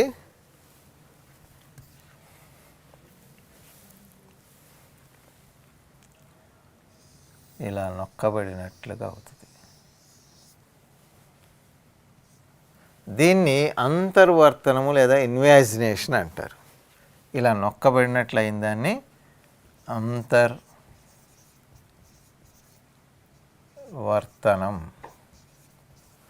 లేదా ఇన్వాజినేషన్ అంటారు.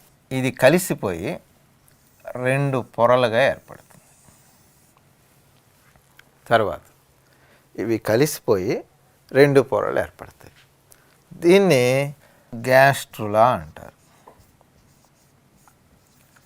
గ్యాస్ట్రులా దశ. సంయుక్త బీజంలో విభజనలు జరిగి దాన్నే విదళనం లేదా క్లీవేజ్ అన్నాం. ఆ విభజనల ఫలితంగా ఒక బంతి లాంటి నిర్మాణం ఏర్పడుతుంది. ఆ విభజనలో ఉన్న సూక్ష్మ ఖండాలు స్థూల ఖండాలు మైక్రోమియర్స్ మ్యాక్రోమియర్స్ అన్నాం. ఇక్కడికి వచ్చేసరికి బంతి లాంటి నిర్మాణం నెక్స్ట్ ఏర్పడుతుంది. దాన్ని బ్లాస్టులా దశ అన్నాం, బ్లాస్టులా స్టేజ్ అంటాం. ఈ బంతి లాంటి నిర్మాణం లోపలికి నొక్కబడినట్లుగా అవుతుంది. దాన్ని అంతర్వర్తనము లేదా ఇన్వాజినేషన్ అన్నాం. ఫలితంగా 2 పొరలు కలిగిన ఒక దశ ఏర్పడుతుంది. దాన్ని గ్యాస్ట్రులా దశ అన్నాం. తెలుగులో ఈ బ్లాస్టులని ద్వితీయ పిండాభివృద్ధి దశ అన్నాం. ఈ గ్యాస్ట్రులని తృతీయ పిండాభివృద్ధి దశ అన్నాం. ఇక ఈ గ్యాస్లో ఉన్న ఈ 2 పొరల్లో ఈ లోపలి పొర చీలి తర్వాత ఒక 3 పొరలుగా ఏర్పడుతుంది. ఈ గ్యాస్ట్రులా దశలో లోపలి పొర 2గా చీలి మొత్తం 3 పొరలు ఏర్పడతాయి. ఈ 3 పొరల్లో దీన్ని బాహ్యస్త్వచం అంటాం, ఎక్టోడెర్మ్. దీన్ని మధ్యస్త్వచం అంటాం, మీసోడెర్మ్. దీన్ని అంతఃస్త్వచము అంటాం, ఎండోడెర్మ్. ఎక్టోడెర్మ్, మీసోడెర్మ్, ఎండోడెర్మ్ ఇలా 3 పొరలు ఏర్పడతాయి. ఈ స్టేజ్ని దీన్ని గ్యాస్ట్రులా అన్నాం కదా, ఈ స్టేజ్ని జెర్మినల్ లేయర్స్ లేదా జనన స్తరాలు అంటారు. జెర్మినల్ లేయర్స్ లేదా జనన స్తరాలు అంటారు. యాక్చువల్గా ఇదే మానవుడిది అనుకుంటే మానవుని యొక్క పిండాభివృద్ధి ఏ జీవులైనా అభివృద్ధి చెందిన జంతువుల్లో పిండాభివృద్ధి ఇలాగే ఉంటుంది. మానవునిలో జరిగే పిండాభివృద్ధి అని మనం అనుకుంటే మానవుని యొక్క అన్ని అవయవాలు కూడా ఈ 3 పొరల నుంచే ఏర్పడతాయి. అంటే ఈ 3 పొరల తర్వాత పిల్లజీవి వస్తుంది, ఏర్పడుతుంది. పిల్లజీవి ఏర్పడుతుంది. ఇంకొన్ని జంతువుల్లో లార్వా దశ, ఫర్ ఎగ్జాంపుల్ కప్ప తీసుకున్నాం అనుకోండి, ఈ మొత్తం అభివృద్ధి కప్పలో కూడా ఉంటుంది. కానీ ఇక్కడి నుంచి కప్ప లార్వా దశ చూపిస్తుంది. ఆ లార్వా మార్పు చెంది ప్రౌఢజీవి ఏర్పడుతుంది. అంటే ఈ దశ నుంచి టాడ్పోల్ లార్వా దశ వస్తుంది. ఆ లార్వా దశ రూపవిక్రయ చెందిన తర్వాత పిల్లజీవి వస్తుంది. కప్ప లాంటి వాటిల్లో మొత్తం అభివృద్ధి ఉంటుంది. ఇక్కడి నుంచి లార్వా దశ తర్వాత రూపవిక్రయ చెంది అంటే మెటామార్ఫోసిస్ చెంది పిల్లజీవి వస్తుంది. సరే, అది మనకు ఇప్పుడు అవసరం లేదు. ఇది చూసినట్లయితే మానవునిలో పురుషజీవి స్త్రీజీవి, పురుష ప్రత్యుత్పత్తి వ్యవస్థ స్త్రీ ప్రత్యుత్పత్తి వ్యవస్థ, పురుష బీజ కణాలు స్త్రీ బీజ కణాలు అంటే స్పెర్మ్ సెల్స్, శుక్ర కణాలు అండాలు, అవి 2 కలవడాన్ని ఫలదీకరణం ఫెర్టిలైజేషన్ అన్నాం. ఫలితంగా సంయుక్త బీజం ఏర్పడుతుంది. ఈ సంయుక్త బీజంలో విభజనలు జరుగుతాయి. ఆ విభజనలను విదళనం లేదా క్లీవేజ్ అన్నాం. ఫలితంగా ఒక బంతి లాంటి నిర్మాణం ఏర్పడుతుంది.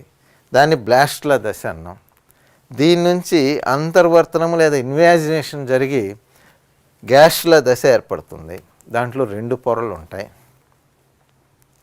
లోపలి పొర విభజన చెంది 3 పొరల దశ ఏర్పడుతుంది. దీన్ని జెర్మినల్ లేయర్స్ అంటారు లేదా జనన స్తరాలు అంటారు. వీటి నుంచే మన అవయవాలన్నీ తల్లి గర్భంలో ఏర్పడతాయి. అప్పుడు పిల్లజీవి వస్తుంది. ఇక్కడ ప్రోటోజోవా నుంచి క్షీరదాల వరకు మనం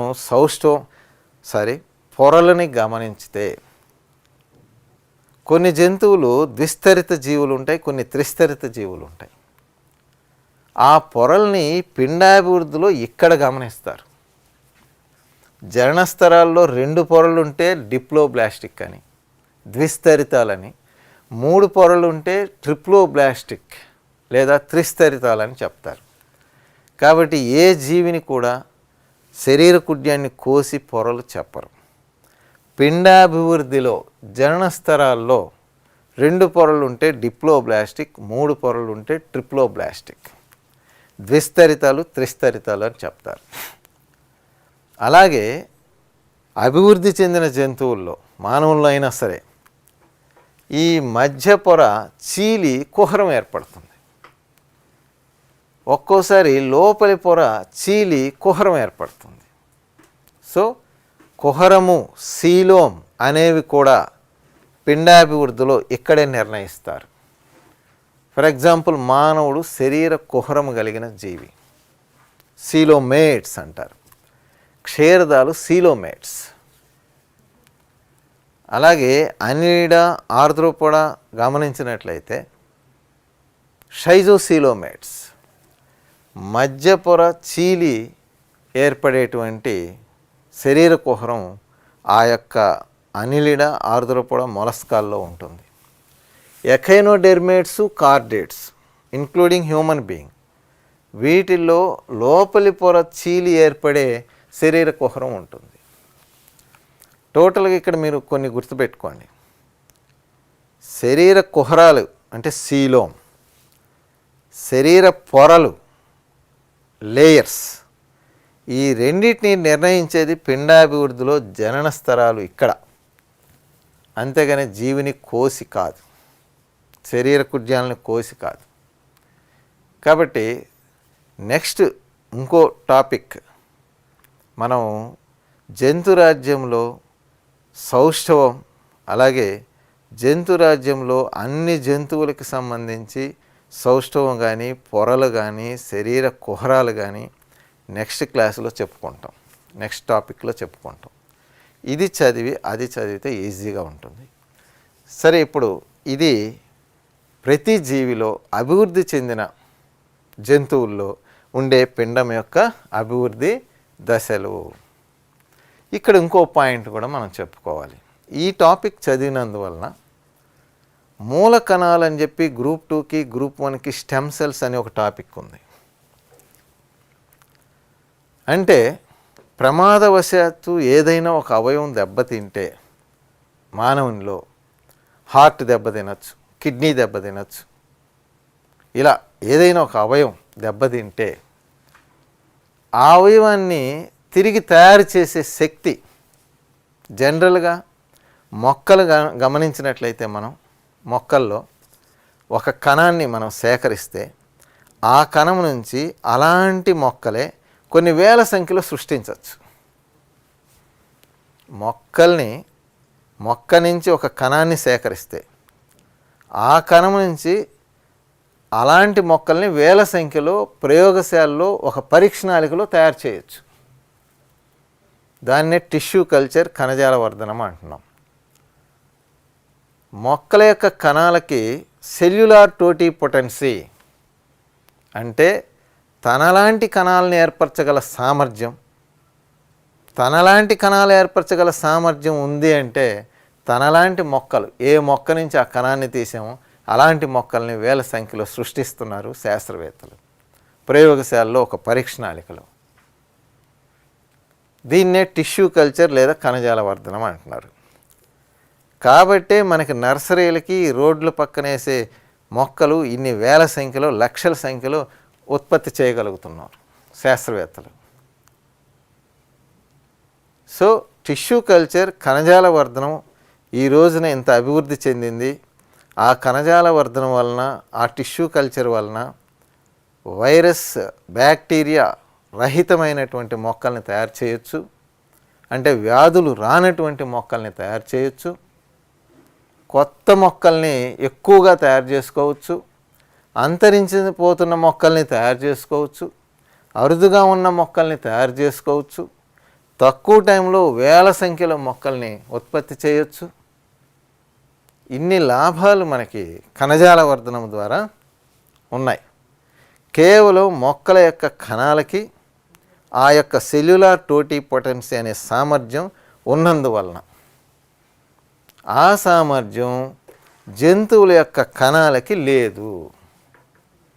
జంతువుల యొక్క కణాలకి అంటే జంతు కణాలకి సెల్యులార్ టోటిపోటెన్సీ అంటే తనలాంటి కణాలని తయారు చేయడం, తనలాంటి జంతువుల్ని తయారు చేసే సామర్థ్యం లేదు. కొన్ని దాదాపు 115 సంవత్సరాలుగా ఈ విషయం మీద శాస్త్రవేత్తలు పరిశోధన చేస్తున్నారు 1904 నుంచి. అయితే శాస్త్రవేత్తలు ఒక విషయాన్ని కనిపెట్టారు. ఏంటి ఆ విషయం అంటే, మొక్కలో ఏదో ఒక కాండం నుంచి కానీ వేరు నుంచి కానీ ఒక కణాన్ని తీసుకుంటే అది అలాంటి మొక్కల్ని చాలా వాటిని తయారు చేస్తుంది. కానీ జంతువుల్లో ఎక్కడ పడితే అక్కడ కణాలను తీసుకుంటే ఆ కణం అవయవాలను తయారు చేసే సామర్థ్యం కణాలకు లేదు. కానీ తల్లి గర్భంలో పిండము నుంచే కదా, పిండ కణాల నుంచే కదా, ఈ పిండ కణాల నుంచే కదా పిల్లజీవి వస్తుంది తల్లి గర్భంలో. అంటే ఈ యొక్క కణాలు మనం ఈ కణాల మీద పరిశోధన చేస్తే పిల్లజీవిని తయారు చేయొచ్చు కదా, అవయవాలు తయారు చేయొచ్చు కదా అని చెప్పి శాస్త్రవేత్తలు కనిపెట్టుకున్నారు. కాబట్టి పిండాభివృద్ధిలో మనం ఇప్పుడు తెలుసుకున్న విషయం, జనన స్తరాల నుంచే మన అవయవాలన్నీ తల్లి గర్భంలో ఏర్పడుతున్నాయని మనం తెలుసుకున్నాం. ఇప్పుడే చెప్పాం, జనన స్తరాలు germinal layers, ectoderm, mesoderm, endoderm, బాహ్యస్త్వచము, మధ్యస్త్వచము, అంతస్త్వచం. ఈ 3 పొరల నుంచే తల్లి గర్భంలో మన అవయవాలన్నీ ఏర్పడుతున్నాయి. ఆ విధంగా పరిశోధన ప్రారంభించారు శాస్త్రవేత్తలు. ఫలితంగా కొన్ని విషయాలు కనిపెట్టారు. ఈ యొక్క పిండ కణం, సంయుక్త బీజము లేదా బ్లాస్టుల కణం, ఈ లోపల కుహరాన్ని బ్లాస్టోఫోర్ అంటారు. ఇక్కడి నుంచి కణాన్ని సేకరించచ్చు. ఆ కణము ద్వారా మానవుని అవయవాలు తయారు చేస్తే ఎలా ఉంటుంది. అలాగే జెర్మినల్ లేయర్స్, అలాగే బొడ్డుతాడు, దాన్నే ప్లాసెంటా, జరాయువు అంటారు సైన్స్లో.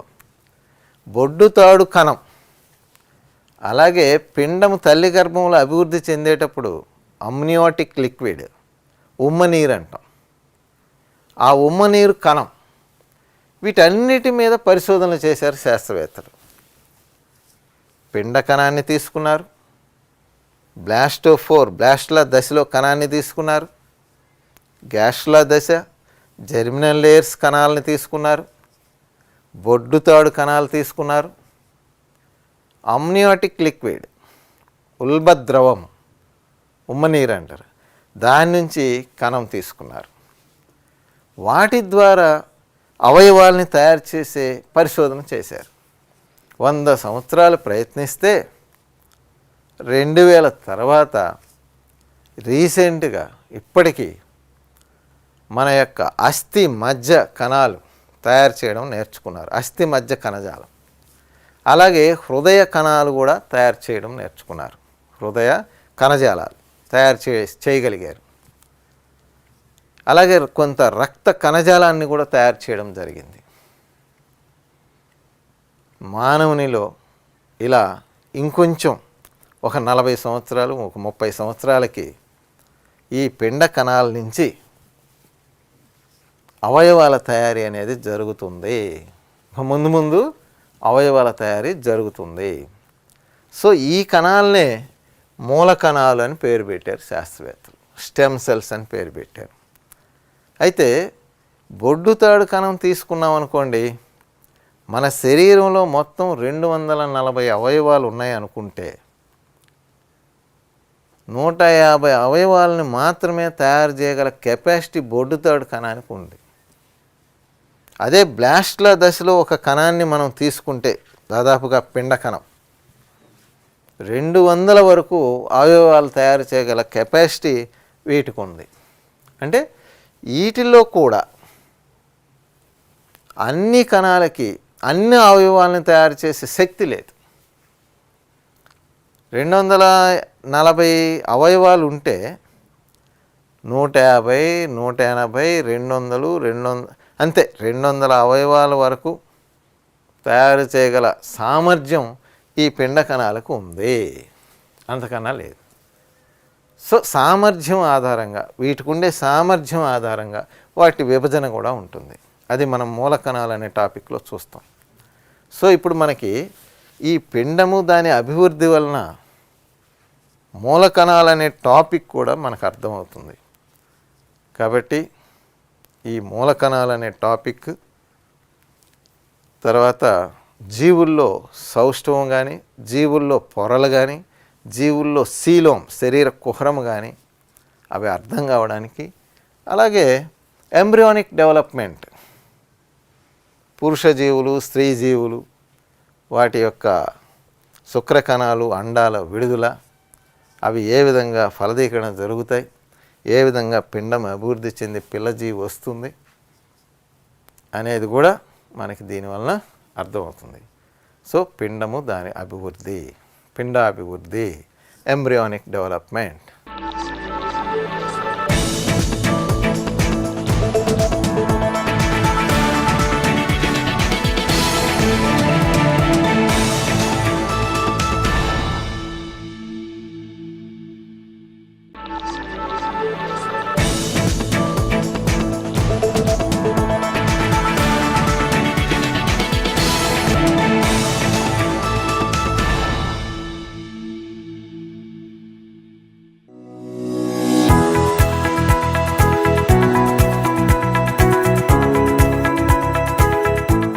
బయోలాజికల్ సైన్స్, జీవశాస్త్రం.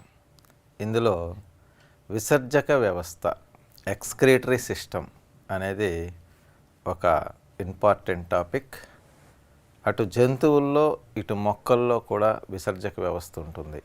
ముందుగా మనం జంతువుల్లో అలాగే మానవుల్లో విసర్జక వ్యవస్థ గురించి చూస్తే, అసలు ముందుగా విసర్జక వ్యవస్థ అంటే ఏమిటి, ఎటువంటి పదార్థాలు విసర్జన క్రియ జరుగుతాయి, అలాగే విసర్జించే పదార్థాన్ని బట్టి జంతువుల్ని ఎన్ని రకాలుగా విభజిస్తారు, అలాగే జంతు రాజ్యంలో మనం ప్రోటోజోవా నుంచి క్షీరదాల వరకు అనేక వర్గాలను చూసాం.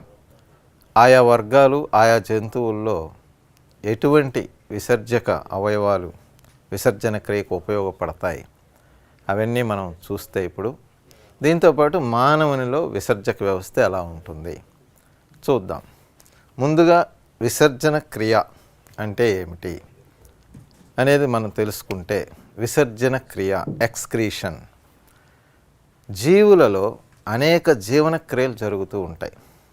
జీవులలో అనేక జీవన క్రియలు జరుగుతూ ఉంటాయి. అంటే మెటబాలిక్ ప్రాసెసెస్, మెటబాలిజం క్రియలు జరుగుతూ ఉంటాయి. వాటి ఫలితంగా వ్యర్థ పదార్థాలు ఏర్పడుతూ ఉంటాయి. జీవులలో అనేక జీవన క్రియలు జరుగుతూ వాటి ఫలితంగా అనేక వ్యర్థ పదార్థాలు ఏర్పడుతూ ఉంటాయి. ఆ వ్యర్థ పదార్థాలు నత్రజని సంబంధమైన వ్యర్థ పదార్థాలు ఏర్పడుతూ ఉంటాయి. ఇలా జీవన క్రియల ఫలితంగా వ్యర్థ పదార్థాలు ఏర్పడి వాటిని బయటికి పంపించే ప్రక్రియను విసర్జన క్రియ అంటారు. విసర్జన క్రియ జరగడానికి ఆయా జంతువుల్లో విసర్జక వ్యవస్థలు ఉంటాయి. ఒక్కొక్క జంతువులో ఒక్కొక్క వ్యవస్థ ఉంటుంది. కొన్నిట్లో మూత్రపిండాలు ఉంటాయి, కొన్నిట్లో వృక్కాలు ఉంటాయి, కొన్నిట్లో జ్వాలా కణాలు ఉంటాయి. ఇలా అంటే జీవులలో జరిగే జీవన క్రియల ఫలితంగా ఏర్పడే వ్యర్థ పదార్థాలను బయటకు పంపించే ప్రక్రియను విసర్జన క్రియ, ఎక్స్క్రీషన్ అంటారు. ఈ విసర్జన క్రియలో బయటకు పంపబడే వ్యర్థ పదార్థాలు సాధారణంగా నత్రజని సంబంధమైన వ్యర్థ పదార్థాలు అయినటువంటి అమ్మోనియా కావచ్చు, యూరియా కావచ్చు, యూరిక్ ఆమ్లం కావచ్చు, కొంత నీరు, కొన్ని కర్బన పదార్థాలు, ఇలాంటివన్నీ విసర్జించడం జరుగుతూ ఉంటుంది. జంతువులు విసర్జించబడేటువంటి పదార్థాలు అంటే విసర్జక పదార్థాలు, నత్రజని సంబంధమైన పదార్థాలు, అమ్మోనియా, యూరియా, యూరిక్ ఆమ్లం, కొన్ని కర్బన పదార్థాలు, గ్వానైన్, కొంత నీరు, ఇలాంటివన్నీ విసర్జిస్తూ ఉంటాయి జంతువులు. అయితే ఈ విసర్జక పదార్థాలని ఆయా జంతువులు బయటికి పంపించకపోతే ఏమవుతుంది? విసర్జక పదార్థాలు బయటికి పంపకపోతే అవి శరీరంలోనే ఉండి విష పదార్థాలుగా మార్పు చెందుతాయి. విష పదార్థాలుగా మార్పు చెందినందువలన జీవి చనిపోయే ప్రమాదం ఉంది. కాబట్టి ఎప్పటికప్పుడు ఈ జీవనక్రియల ఫలితంగా జీవుల్లో ఏర్పడే వ్యర్థ పదార్థాలను బయటికి పంపించాలి. ఆ ప్రక్రియనే విసర్జన క్రియ అన్నాం. ఆ బయటికి పంపించే వ్యర్థ పదార్థాలే నత్రజని సంబంధమైన వ్యర్థ పదార్థాలు. అవి అమ్మోనియా కావచ్చు, యూరియా కావచ్చు, యూరిక్ ఆమ్లం కావచ్చు, ఇతర గ్వానైన్ లాంటి పదార్థాలు కావచ్చు. ఇకపోతే విసర్జించే పదార్థాన్ని బట్టి, అంటే జంతువులు విసర్జించే పదార్థాన్ని బట్టి 3 రకాలుగా విభజించారు. మొత్తం మనకున్నటువంటి జంతువుల్లో విసర్జించే పదార్థాన్ని బట్టి based on excretory product animals classified into 3 types. అందులో మొదటిది అమ్మోనోటెలిక్ జంతువులని, యూరికోటెలిక్ జంతువులని, యూరియోటెలిక్ జంతువులని పిలుస్తారు. లేదా అమ్మోనోటెలిజం, యూరికోటెలిజం, యూరియోటెలిజం. అమ్మోనోటెలిక్, అమ్మోనోటెలిజం, యూరికోటెలిక్, యూరికోటెలిజం, యూరియోటెలిక్, యూరియోటెలిజం. ఇలా విసర్జించే పదార్థాన్ని బట్టి జంతువుల్ని 3 రకాలుగా విభజించారు. అమ్మోనోటెలిక్ జంతువులు అంటే, లేదా అమ్మోనోటెలిజం అంటే అమ్మోనియాని విసర్జించే జీవులని. ఫర్ ఎగ్జాంపుల్ ఇక్కడ చూడండి, రొయ్య, పీత, నత్త, ఆల్చిప్ప లాంటి కొన్ని ఆర్థ్రోపోడ్స్, మొలస్కన్స్, అలాగే కొన్ని అస్థి చేపలు. ఇంకొంచెం కామన్గా చెప్పాలంటే యాక్వాటిక్ యానిమల్స్, జలచరాలు ఎక్కువగా అమ్మోనియాని విసర్జిస్తాయి. కొన్ని జంతువుల్ని మనం ఎగ్జాంపుల్గా చూస్తే రొయ్యలు, పీతలు, నత్తలు, ఆల్చిప్పలు. ఈ నత్త, ఆల్చిప్ప మొలస్కా వర్గానికి చెందినవి. ఈ రొయ్యలు, పీతలు ఆర్థ్రోపోడా వర్గానికి చెందినవి. అస్థి చేపలు చేపల వర్గానికి చెందినవి. ఇవన్నీ కూడా అమ్మోనియాని విసర్జిస్తాయి. అమ్మోనియా కొంచెం ఎక్కువ కాన్సన్ట్రేటెడ్ పదార్థం, గాఢత కలిగినటువంటి పదార్థం అమ్మోనియా. కామన్గా చెప్పాలంటే జలచరాలు ఎక్కువగా అమ్మోనియాని విసర్జిస్తాయి. ఇక రెండో రకం యూరికోటెలిక్. యూరిక్ ఆమ్లాన్ని విసర్జించే జంతువుల్ని యూరికోటెలిక్ జంతువులు అంటారు. యూరిక్ ఆమ్లాన్ని విసర్జించే జంతువుల్ని యూరికోటెలిక్ జంతువులు అంటారు. ఏ జంతువులు యూరిక్ ఆమ్లాన్ని విసర్జిస్తాయంటే సరీసృపాలు, పక్షులు. ఇక్కడ చూడండి, బల్లి, పాము, తొండ అన్నాం. బల్లి, పాము, తొండ ఇవి సరీసృపాల కిందకు వస్తాయి. అలాగే పక్షులు, కొన్ని కీటకాలు, ఇవి యూరిక్ ఆమ్లాన్ని విసర్జిస్తాయి. కాబట్టి యూరికోటెలిక్ జంతువులు అన్నాం. మరోసారి ఎగ్జాంపుల్ చూస్తే బల్లి, పాములు, తొండ లాంటి సరీసృపాలు మరియు పక్షులు, కొన్ని రకాల కీటకాలు, ఇవి యూరిక్ ఆమ్లాన్ని విసర్జిస్తాయి. కాబట్టి వీటిని యూరికోటెలిక్ జంతువులు, యూరికోటెలిజం అంటారు. ఇక మూడో రకం యూరియాని విసర్జించేవి, యూరియోటెలిక్ జంతువులు, యూరియోటెలిజం అంటారు. ఎగ్జాంపుల్ చూసినట్లయితే క్షీరదాలు, వానపాము, జలగ అన్నాడు. క్షీరదాలకు ఎగ్జాంపుల్గా మానవుడు, కోతులు, గొరిల్లాలు, సింహము, పులి ఇలాంటివి చెప్పచ్చు. క్షీరదాలు అంటే బాగా అభివృద్ధి చెందిన జంతువులు. అలాగే అన్లిడా వర్గానికి చెందినవి కూడా ఉన్నాయి. వానపాము, జలగ అకశేరుకాలకు సంబంధించిన అనిలిడా వర్గానికి చెందినవి వానపాము, జలగ. ఈ వానపాము, జలగ అన్లిడా వర్గానికి చెందినవి. క్షీరదాలు అంటే మానవుడు, సింహము, పులి ఇలాంటివి ఎగ్జాంపుల్, ఇంక్లూడింగ్ హ్యూమన్ బీయింగ్. మనము యూరియాని విసర్జిస్తాం కాబట్టి యూరియోటెలిక్ జంతువులు అన్నారు వీటిని. కాబట్టి ఈ విధంగా మనం జంతువులు విసర్జించే పదార్థాన్ని బట్టి 3 రకాలుగా విభజించాం. అమ్మోనోటెలిక్, యూరికోటెలిక్, యూరియోటెలిక్. అమ్మోనోటెలిక్ అంటే అమ్మోనియాని విసర్జించడం, యూరికోటెలిక్ అంటే యూరిక్ ఆమ్లాన్ని విసర్జించడం, యూరియోటెలిక్ అంటే యూరియాని విసర్జించడం. వాటికి సంబంధించిన ఎగ్జాంపుల్స్ చూసాం మనం ఇప్పుడు. ఇకపోతే నెక్స్ట్ ఈ విసర్జక వ్యవస్థలో ప్రోటోజోవా జీవుల నుంచి క్షీరదాల వరకు, అంటే అకశేరుకాలైనటువంటి ప్రోటోజోవా, పొరిఫెరా, నిడేరియా లేదా సీలెంట్రేటా, ప్లాటిహెల్మింథిస్, నిమాటిహెల్మింథిస్, అన్లిడా, ఆర్ద్రోపోడా, మొలస్కా, ఎఖైనోడెర్మేటా. సకశేరుకాలైనటువంటి చేపలు, ఉభయచరాలు, సరీసృపాలు, పక్షులు, క్షీరదాలు. ఈ జంతువుల్లో విసర్జన క్రియకు ఎటువంటి అవయవాలు ఉన్నాయి అనేది ఒకసారి మనం గమనిస్తే, ప్రోటోజోవా అంటే amoeba example, euglena example, paramecium example. ఇలాంటి ప్రోటోజోవా వర్గంలో విసర్జన క్రియకు ముఖ్యంగా అమీబాలో సంకోచరిక్తిక కాంట్రాక్టైల్ వాక్యూల్ అనేది ఉపయోగపడుతుంది.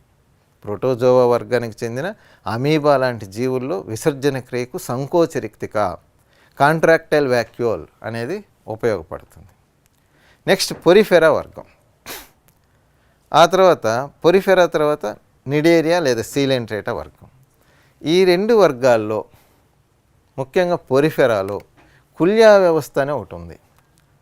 నిడేరియాలో ఇలా సిస్టమ్ లేకపోయినప్పటికీ నీటి ప్రసరణ జరుగుతూ ఉంటుంది. హైడ్రా లాంటి నిడేరియన్స్ సీలెంట్రేట్స్లో. పొరిఫెరా అంటే స్పంజికలు. ఈ పొరిఫెరా వర్గానికి చెందిన స్పంజికల్లో కుల్యా వ్యవస్థ అనే ఒక సిస్టమ్ ఉంది. ఆ సిస్టమ్ వలన ఆహార పదార్థాలు రావడం, వ్యర్థ పదార్థాలు బయటికి పోవడం జరుగుతూ ఉంటుంది. సింపుల్ మెథడ్, డిఫ్యూజన్ అనే మెథడ్, వ్యాపనము, విసరణం అనే మెథడ్. ప్రత్యేకమైన అవయవాలు ఏమీ ఉండవు ఇక్కడ పొరిఫెరాలో కానీ, నిడేరియా లేదా సీలెంట్రేటాలో కానీ. నీటి ప్రసరణ ద్వారానే విసరణం అనే విధానాల ద్వారా ఈ విసర్జన క్రియ జరిగిపోతూ ఉంటుంది. ప్రత్యేకమైన అవయవాలు ఇంకా ఏర్పడలేదు. ఆ తర్వాతి వర్గం ప్లాటిహెల్మింథిస్ గమనించామంటే, ప్లాటిహెల్మింథిస్లో ఇంపార్టెంట్ జ్వాలా కణాలు, ఫ్లేమ్ సెల్స్ అనేవి విసర్జన క్రియకు ఉపయోగపడతాయి. ప్లాటిహెల్మింథిస్కి ఎగ్జాంపుల్గా టీనియా సోలియం చెప్పచ్చు. బద్దె పురుగు అంటాం, టీనియా సోలియం. అలాగే ఇంకోటి ప్లనేరియా లేదా జుగీషియా చెప్పచ్చు, టీనియా సాజినేటా చెప్పచ్చు. ఇలాంటి కొన్ని ప్లాటిహెల్మింథిస్ యానిమల్స్లో విసర్జన క్రియకు జ్వాలా కణాలు ఉపయోగపడతాయి, ఫ్లేమ్ సెల్స్ అనేవి ఉపయోగపడతాయి. ఆ తర్వాతి వర్గం నిమాటిహెల్మింథిస్. ప్లాటిహెల్మింథిస్ని చదును పురుగులు అని కూడా పిలుస్తారు, ఫ్లాట్ యానిమల్స్ అని కూడా ఫ్లాట్ వామ్స్ అని కూడా పిలుస్తాం. నిమాటిహెల్మింథిస్ జీవుల్ని రౌండ్ వామ్స్, గుండ్రటి పురుగులు అని పిలుస్తాం. నిమాటిహెల్మింథిస్కి ఎగ్జాంపుల్గా ఆస్కారిస్ లుంబ్రికాయిడిస్ ఏలిక పాము చెప్పచ్చు, ఒకరేరియా బ్యాంక్రఫ్టీ. ఇలాంటి కొన్ని ఎగ్జాంపుల్స్ మనము నిమాటిహెల్మింథిస్కి చెప్తాం. నిమాటిహెల్మింథిస్కి మరొక పేరు నెమటోడా, మరొక పేరు ఆస్కహెల్మింథిస్. ఇందులో విసర్జక అవయవాలుగా ర్యానెట్టి కణాలనే ఉపయోగపడతాయి. సో ప్లాటిహెల్మింథిస్లో విసర్జక అవయవాలు ఏంటి? జ్వాలా కణాలు, ఫ్లేమ్ సెల్స్. నిమాటిహెల్మింథిస్లో విసర్జక అవయవాలు ర్యానెట్టి సెల్స్ లేదా ర్యానెట్టి కణాలు. ఆ తర్వాతి వర్గం అన్లిడా. అన్లిడా అంటే ఎగ్జాంపుల్ వానపాము చెప్తాం, జలగని చెప్తాం. ఈ అన్లిడా వర్గపు జీవుల్లో విసర్జన క్రియకు నెఫ్రీడియా, వృక్కాలు అనేవి ఉపయోగపడతాయి. నెఫ్రీడియా, వృక్కాలు అనేవి ఉపయోగపడతాయి. అన్లిడా వర్గానికి ఎగ్జాంపుల్ వానపాము, జలగ. ఈ జీవుల్లో విసర్జన క్రియకు నెఫ్రీడియా లేదా వృక్కాలు అనేవి ఉపయోగపడతాయి. ఇక తర్వాతి వర్గం ఆర్ద్రోపోడా, అంటే ఇన్సెక్ట్స్, బొద్దింక లాంటి కీటకాలు ఆర్ద్రోపోడ్ కిందకు వస్తాయి. ఈ ఆర్ద్రోపోడ్స్లో బొద్దింక లాంటి కీటకాల్లో విసర్జన క్రియకు మాల్ఫీజియన్ నాళికలు, మాల్ఫీజియన్ ట్యూబ్యూల్స్ అనేవి ఉపయోగపడతాయి. మాల్ఫీజియన్ నాళికలు లేదా మాల్ఫీజియన్ ట్యూబ్యూల్స్ అంటాం ఇంగ్లీష్లో. అవి excretory organs in cockroach in some arthropods. Malpighian tubules, Malpighian నాళికలు.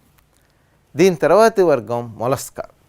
అలాగే ఇక్కడ ఇంకొన్ని చూసినట్లయితే ఆర్ద్రోపోడ్స్లో ప్రత్యేకంగా సాలెపురుగు, రొయ్యలు, పీతలు లాంటి కొన్ని జంతువులు ఉన్నాయి.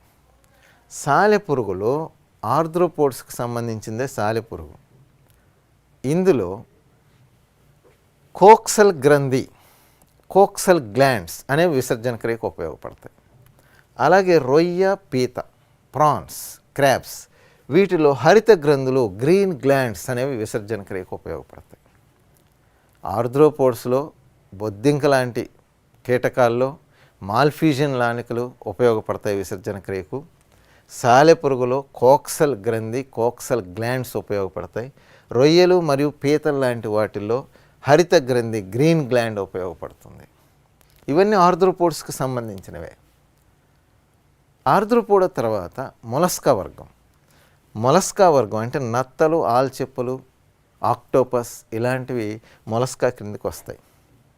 ఈ మొలస్కా వర్గపు జీవుల్లో కీబర్ లేదా బొజానస్ అవయవము, కీబర్స్ అవయవము లేదా బొజానస్ అవయవము అనేది కీబర్స్ లేదా బొజానస్ అవయవం అనేది విసర్జన క్రియకు మొలస్కా వర్గపు జీవుల్లో ఉపయోగపడుతుంది. ఇక ఆ తర్వాత ఎకైనోడెర్మేటా వర్గం, స్టార్ ఫిష్, సముద్ర నక్షత్రం.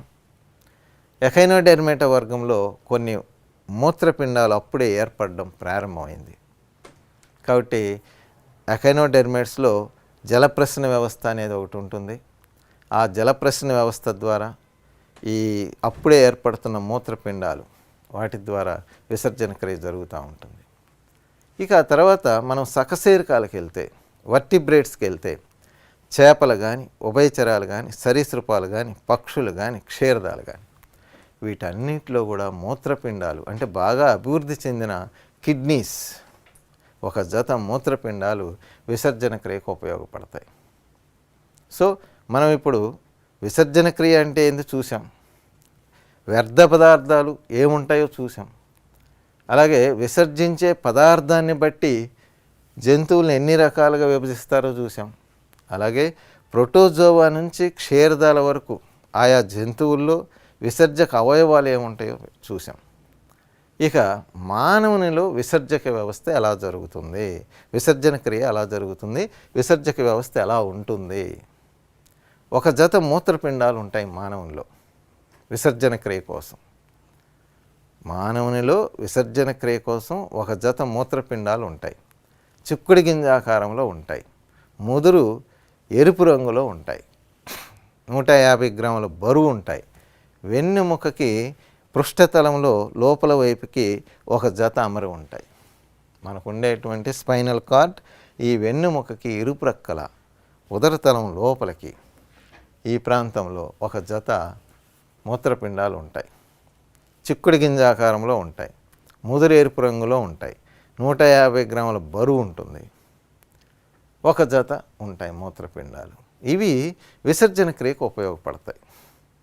సో మానవునిలో విసర్జన క్రియ, విసర్జక వ్యవస్థ ఎలా ఉంటుంది, మూత్రపిండాలు విసర్జక వ్యవస్థ ఎలా ఉంటుంది, మూత్రపిండం నిలువుకోత ఎలా ఉంటుంది, అందులో ఉండే నెఫ్రాన్లు అంటే క్రియాత్మక ప్రమాణాలు, విసర్జన క్రియకు సంబంధించి క్రియాత్మక ప్రమాణాలు నెఫ్రాన్స్, వాటి నిర్మాణం ఏంటి, మూత్రం ఎలా ఏర్పడుతుంది, ఎలా విసర్జించడం జరుగుతుంది అనేది చూద్దాం.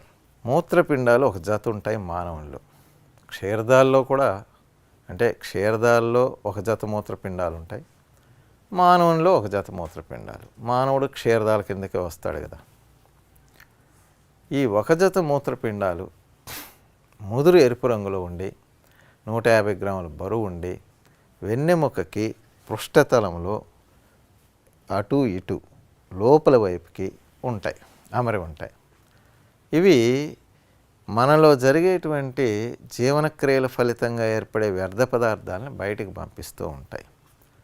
సో ముఖ్యంగా మనం ఈ విసర్జక వ్యవస్థ నిర్మాణం ఇక్కడ డయాగ్రామ్ ఇచ్చాం చూస్తే ఒక జత మూత్రపిండాలు ఉన్నాయి. ఈ మూత్రపిండాల పైన గుండ్రటి నిర్మాణాలు 2 చూపించాం ఇక్కడ. వీటికి మూత్రపిండాలతో సంబంధం లేదు అసలు. అడ్రినల్ గ్లాండ్స్ అంటారు. మనలో అంతర్స్రావి గ్రంథులు ఎండోక్రైనల్ గ్లాండ్స్ అని కొన్ని ఉంటాయి. వాటిల్లో ఒకటి ఫర్ ఎగ్జాంపుల్ పిట్యూటరీ గ్లాండ్ అని ఒకటి ఉంది, పిట్యూటరీ గ్రంథి అని. అలాగే థైరాయిడ్ గ్రంథి అని ఒకటి ఉంది, పారాథైరాయిడ్ గ్రంథి అని ఒకటి ఉంది, ప్యాంక్రియాస్ క్లోమం ఒకటి ఉంది, అడ్రినల్ గ్లాండ్ అడ్రినల్ గ్రంథి అంటాం.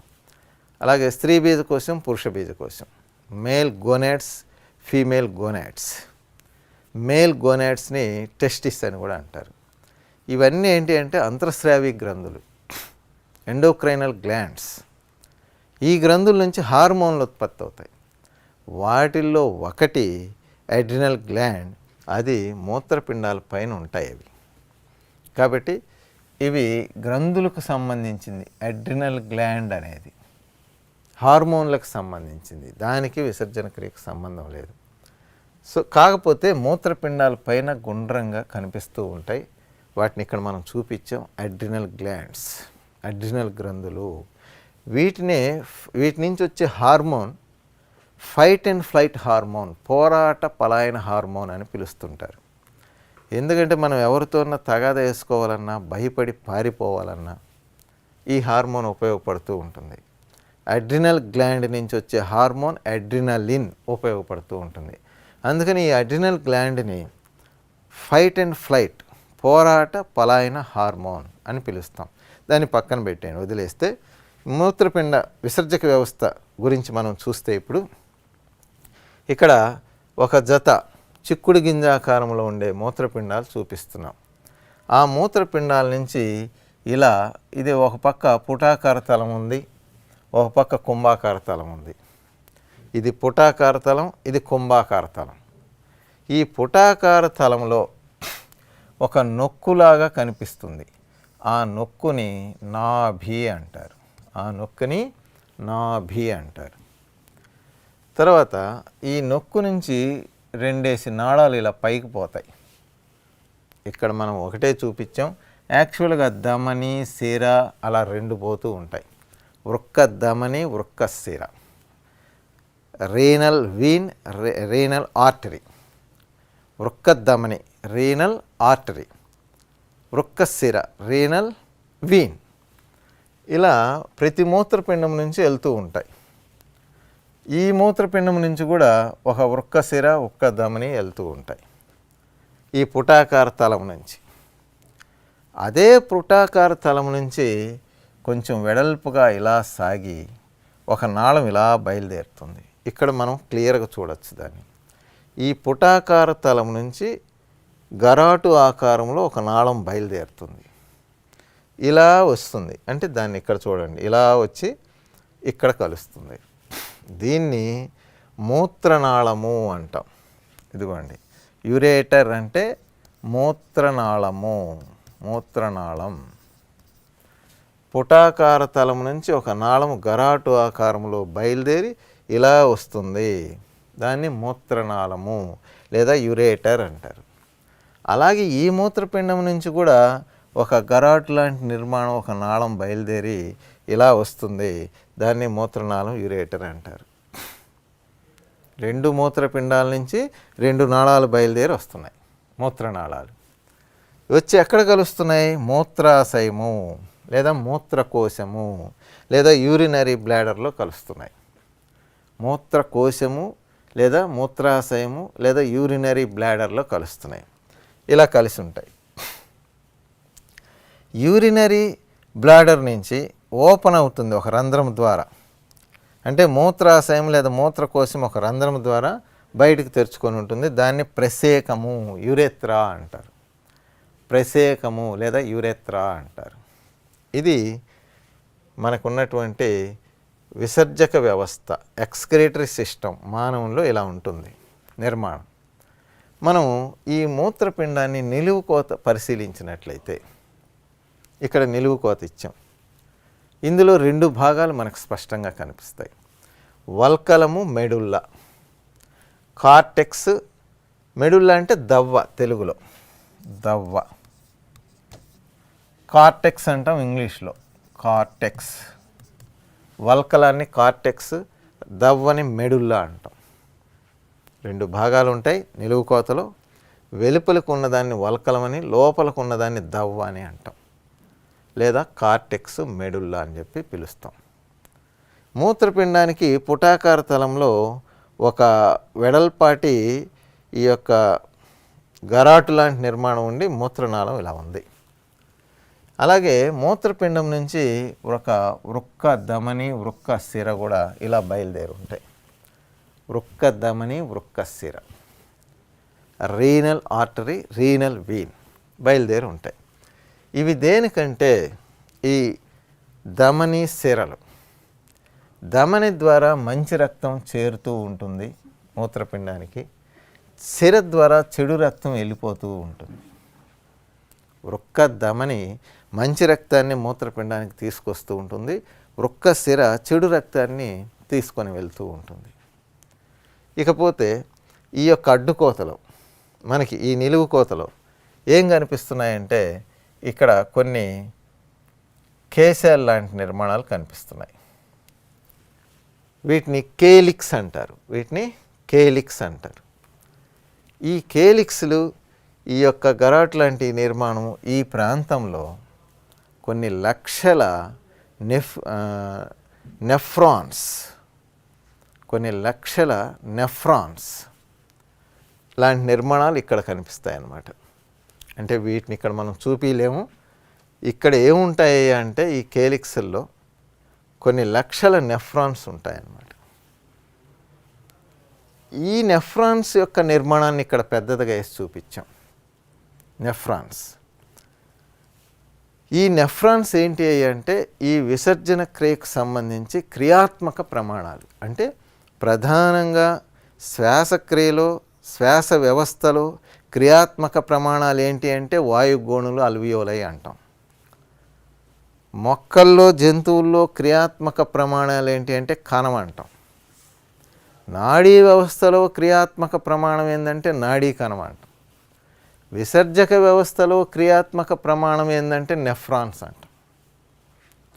అంటే ప్రధానంగా మూత్రము ఫిల్టర్ అయ్యేది, రక్తం ఫిల్టర్ అయ్యి మూత్రం తయారయ్యేది వీటిల్లో, కాబట్టి వీటిని క్రియాత్మక ప్రమాణాలు అంటాం, నెఫ్రాన్స్ని. సో ఈ నెఫ్రాన్ నిర్మాణాన్ని ఒకసారి మనం పరిశీలిస్తే ఈ నెఫ్రాన్లు ఈ ప్రాంతంలో మూత్రపిండంలో లక్షల్లో ఉంటాయి. ఇవి ఎలా రక్తాన్ని వడపోత పోస్తాయి అనేది మనం చూస్తే ఇక్కడ కప్పు లాంటి నిర్మాణం కనిపిస్తుంది. ఆ కప్పు లాంటి నిర్మాణాన్ని మాల్ఫీజియన్ దేహం అంటాం, మాల్ఫీజియన్ బాడీ. అందులో రెండు భాగాలు ఉంటాయి. ఈ గిన్నె లాంటి నిర్మాణాన్ని బౌమన్స్ గుళిక అంటాం, బౌమన్స్ గుళిక. అందులో రక్తకేశనాళికల గుచ్ఛం ఉంది, దీన్ని గ్లోమెరూలస్ అంటాం. రక్తకేశనాళికల గుచ్ఛం, దీన్ని గ్లోమెరూలస్ అంటాం.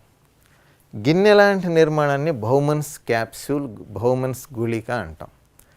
ఈ రెండింటినీ కలిపి మాల్ఫీజియన్ దేహము అంటాం. ఇక్కడ కూడా ఒక వృక్క సిర, వృక్క ధమని లోపలికి వచ్చి ఉన్నాయి. ధమని ద్వారా మంచి రక్తం వస్తూ ఉంటే సిర ద్వారా చెడు రక్తం పోతూ ఉంటుంది. ఈ రక్తకేశనాళిక గుచ్ఛంలో రక్తం వడగట్టబడుతుంది. ఇవి ఒక ట్యూబ్ లాగా ఒకటి ఇలా యు ఆకారంలో ఉంది ట్యూబ్. ఈ యొక్క బౌమన్స్ క్యాప్సూల్ తర్వాత ఇక్కడ కొంచెం మెలితిరిగినట్టుగా ఉండి ట్యూబు నాళిక, తర్వాత ఇలా యు ఆకారంలో వచ్చి మరలా ఇక్కడ మెలితిరిగి మరలా ఒక నాళికలో కలుస్తుంది. వీటి పేర్లు ఒకసారి మనం చూస్తే దీన్ని సమీప సంవళిత నాళిక అంటారు. ఏది బౌమన్స్ క్యాప్సూల్ తర్వాత నాళిక అనేది మెలికి తిరిగి ఉంది, దీన్ని సమీప సంవళిత నాళము, ప్రాక్సిమల్ కన్వల్యూటెడ్ ట్యూబ్యూల్, పిసిటి అన్నాం. సమీపంగా ఉంది కాబట్టి. ఆ తర్వాత ఇలాగే కొనసాగది యు ఆకారంలో మెలి తిరుగుతుంది. దీన్ని హెన్లీ సిక్కెం అన్నారు. ఇది లేడీస్ పెట్టుకునే హెయిర్ పిన్ లాగా ఉంటుందన్నమాట, హెయిర్ పిన్ లాగా ఉంటుంది హెన్లీ సిక్కెం. ఇది ఇలా కొనసాగి ఇక్కడ మరలా మెల్లి తిరుగుతుంది. దీన్ని దూరాగ్ర సంవళిత నాళం అన్నారు. Distal tubule, convoluted tubule, distal convoluted tubule అంటున్నాం. దూరాగ్ర సంవళిత నాళము అన్నాం దీన్ని. సో సమీప సంవళిత నాళము, హెన్లీ సిక్కెము, దూరాగ్ర సంవళిత నాళము అని చెప్పి వీటికి పేర్లు. ఈ హెన్లీ సిక్యం వచ్చేసరికి లేడీస్ యొక్క హెయిర్ పిన్ లాగా ఉంటుంది. ఈ నాళం పోయి అంటే దూరాగ్ర సంవళిత నాళం సంగ్రహణ నాళంలో కలుస్తుంది. సంగ్రహణ నాళంలో కలుస్తుంది. ఈ సంగ్రహణ నాళాలు ఈ యొక్క నెఫ్రాన్స్ సంబంధించిన ఈ సంగ్రహణ నాళాలు ఇక్కడ ఈ యొక్క గరాటు లాంటి నిర్మాణంలోకి వచ్చి ఉంటాయి అన్నమాట. గరాట్ లాంటి నిర్మాణంలోకి వచ్చి ఉంటాయి. ఇక్కడ ఉండే నెఫ్రాన్స్ అన్నీ, ఈ నెఫ్రాన్స్ ఎక్కడ ఉంటాయి? ఇక్కడ ఉంటాయి. వాటి సంగ్రహణ నాళాలు ఎక్కడ ఉంటాయి? ఇందులోకి అటాచ్ అయి ఉంటాయి, గరాట్ లాంటి నిర్మాణంలోకి. దీన్ని వృక్కద్రోణి అంటారు. వృక్కద్రోణి అంటారు. అందులోకి వచ్చి ఉంటాయి. ఇక ఇక్కడ రక్తం వడగట్టబడి మూత్రం ఏర్పడి సమీప సమళిత నాళం ద్వారా మూత్రం ప్రయాణించి హెన్లీ సిక్యము ద్వారా ప్రయాణించి దూరాగ్ర సమళిత నాళం ద్వారా ప్రయాణించి సంగ్రహణ నాళంలోకి చేరి, సంగ్రహణం అంటే రావడం, ఆ సంగ్రహణ నాళాల నుంచి ఈ వృక్క ద్రోణికి గరాట్ లాంటి నిర్మాణానికి చేరి అక్కడి నుంచి మూత్రనాళంలోకి వచ్చి ఇలా మూత్రనాళంలో వచ్చి మూత్రాశయం లేదా మూత్రకోశంలో నిల్వ ఉంటుంది. మూత్రం ఈ మూత్రాశయము మూత్రకోశంలో 200 నుంచి 300 ml వరకు నిల్వ ఉంటుంది. ఆ తర్వాత సంకల్పిత ప్రతీకార చర్యల వలన పెద్దవాళ్ళలో అయితే ప్రసేకము ద్వారా మూత్రము బయటికి విసర్జించడం జరుగుతుంది.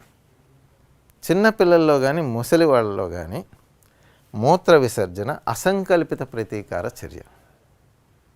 వాళ్ళకి తెలియకుండానే మూత్రం వెళ్తుంది.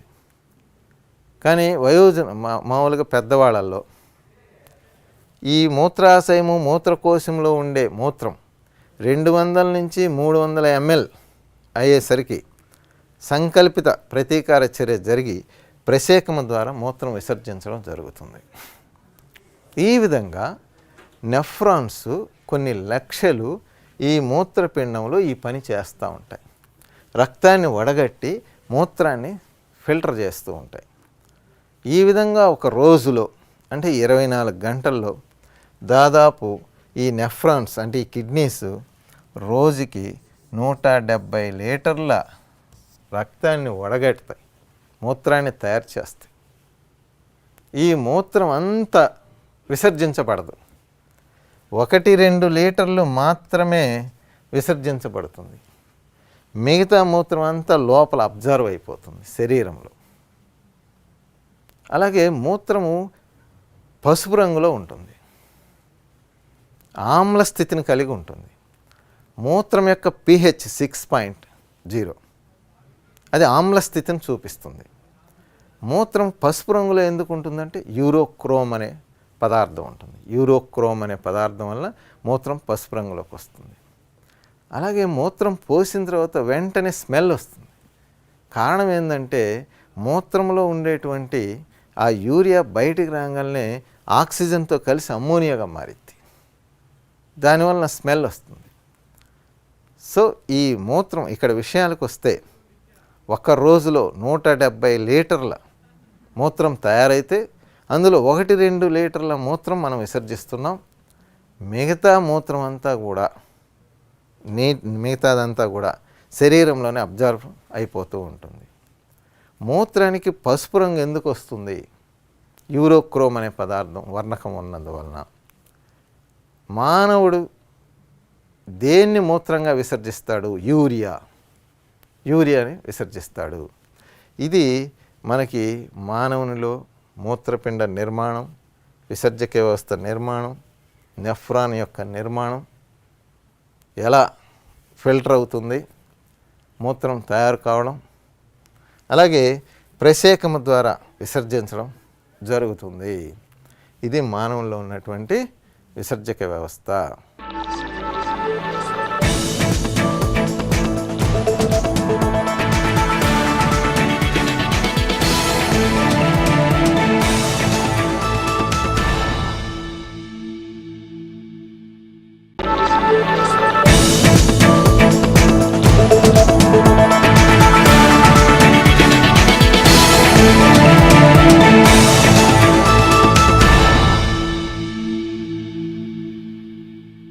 నెక్స్ట్ ఖనిజం వెండి అని చెప్పేసి అంటున్నాం.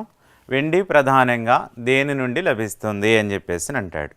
వెండి ప్రధానంగా దేని నుండి లభిస్తుంది అని చెప్పేసి అంటే అర్జెంటైట్ అనేటువంటి ధాతువు నుండి లభిస్తుంది అని చెప్పేసి అంటున్నాం. దేని నుంచి లభిస్తుంది? అర్జెంటైట్. అర్జెంటైట్ అనేటువంటి ధాతువు నుండి లభించేటటువంటి ఖనిజం ఏమిటయ్యా అంటే వెండి అని చెప్పేసి అంటున్నాం. వెండి మరి ఏ విధంగా లభిస్తుంది అని చెప్పేసి అన్నప్పుడు వెండి అనేటువంటిది మనకి ఒంటరిగా లభించదు. వెండి అనేటువంటి ఖనిజం ఏ ఏ ఖనిజాల యొక్క మిశ్రమంగా లభిస్తుంది అని చెప్పేసి అన్నప్పుడు ఎక్కువగా ఇది రాగితోనూ జింకుతోనూ ఎక్కువగా కలిసి లభిస్తుంది అని చెప్పి చెప్పుకోవచ్చు. కాబట్టి వెండి అనేటువంటిది ఏ ధాతువు నుండి లభిస్తుంది అన్నప్పుడు అర్జెంటైట్ అనేటువంటి ధాతువు నుండి లభిస్తుంది అని చెప్పేసి అంటున్నాం. ఇక వెండికి ఉన్నటువంటి అత్యధిక ప్రాధాన్యత ఏమిటయ్యా అంటే వెండి అనేటువంటిది అత్యుత్తమ విద్యుత్ వాహకంగా పనిచేస్తుంది. వెండి అనేటువంటిది ఏ రకంగా పనిచేస్తుంది అంటున్నాం? అత్యుత్తమమైనటువంటి విద్యుత్ వాహకంగా పనిచేస్తుంది. అయితే అత్యుత్తమమైనటువంటి విద్యుత్ వాహకంగా వెండి పనిచేస్తున్నప్పటికీ కూడా వెండి విలువైనటువంటిది కాబట్టి మనకి చాలా తక్కువగా లభిస్తుంది. కాబట్టి అందుకని వెండిని ఉపయోగించకుండా మనం విద్యుత్ వాహకంగా ఎక్కువగా ఉపయోగించేటటువంటి ఖనిజం ఏమిటయ్యా అని చెప్పేసానంటే రాగి అని చెప్పేసి అంటాం. రాగి తర్వాత ఇంకా విద్యుత్ వాహకంగా ఉపయోగించేటటువంటి ఖనిజం అల్యూమినియం అని చెప్పేసి అంటున్నాం. కాబట్టి వీటిని ఎక్కువగా మనం విద్యుత్ వాహకాలుగా ఉపయోగించటం అనేది జరుగుతుంది. వెండిని దేనికి ఉపయోగిస్తారు అని చెప్పేసి అన్నప్పుడు వెండిని ప్రధానంగా మనకి ఆభరణాల తయారీలో ఉపయోగించటం జరుగుతుంది. ఆభరణాల తయారీలో ఉపయోగిస్తారు. అలాగే గృహ పాత్రలు, మనకి గృహాల్లో ఉపయోగించేటటువంటి పాత్రల తయారీలో కూడా వెండిని ఎక్కువగా ఉపయోగించడం జరుగుతుంది అని చెప్పేసి అంటున్నాం. అది పాత్రల తయారీలోనూ ఉపయోగిస్తున్నాం, ఆభరణాల తయారీలోనూ ఉపయోగించటం అనేది జరుగుతుంది అని చెప్పి చెప్పుకోవచ్చు అన్నమాట. ఇక భారతదేశంలో మరి ఎక్కువగా వెండి లభించేటటువంటి ప్రాంతాలు ఏమిటి? ఎక్కువగా ఏ ఏ రాష్ట్రాలలో వెండి ఎక్కువగా లభిస్తుంది?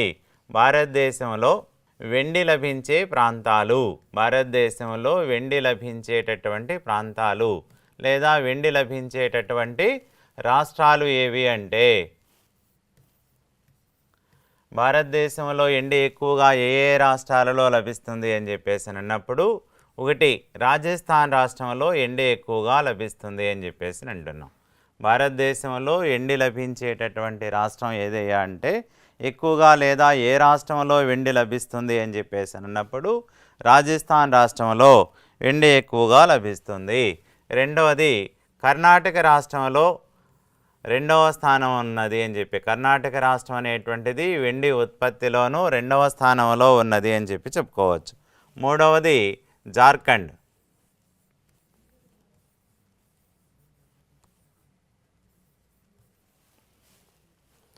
నాలుగు ఆంధ్రప్రదేశ్,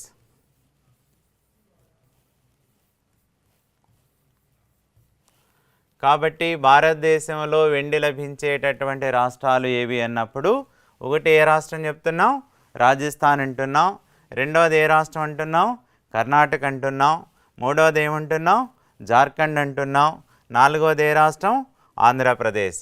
కాబట్టి ఈ రాష్ట్రాలలో భారతదేశంలో వెండి ఎక్కువగా మనకి లభిస్తుంది. వెండిని ఎక్కువగా దేనికి ఉపయోగిస్తారని చెప్పేసి అంటున్నాం? వెండిని ఎక్కువగా ఆభరణాల తయారీలో ఉపయోగించడం జరుగుతుంది. గృహోపకరణాలు, పాత్రల తయారీలో ఎక్కువగా ఉపయోగించడం జరుగుతుంది. వెండి అనేటువంటిది ప్రధానంగా అత్యుత్తమమైనటువంటి విద్యుత్ వాహకంగా పనిచేస్తుంది. అయితే వెండి అనేటువంటిది తక్కువగా లభిస్తుంది కాబట్టి, కొరతగా ఉన్నటువంటి ఖనిజం కాబట్టి మనం రెండవ అత్యుత్తమ విద్యుత్ వాహకమైనటువంటి రాగిని ఎక్కువగా విద్యుత్ ఎలక్ట్రానిక్ పరిశ్రమలో ఎక్కువగా ఉపయోగిస్తున్నాం.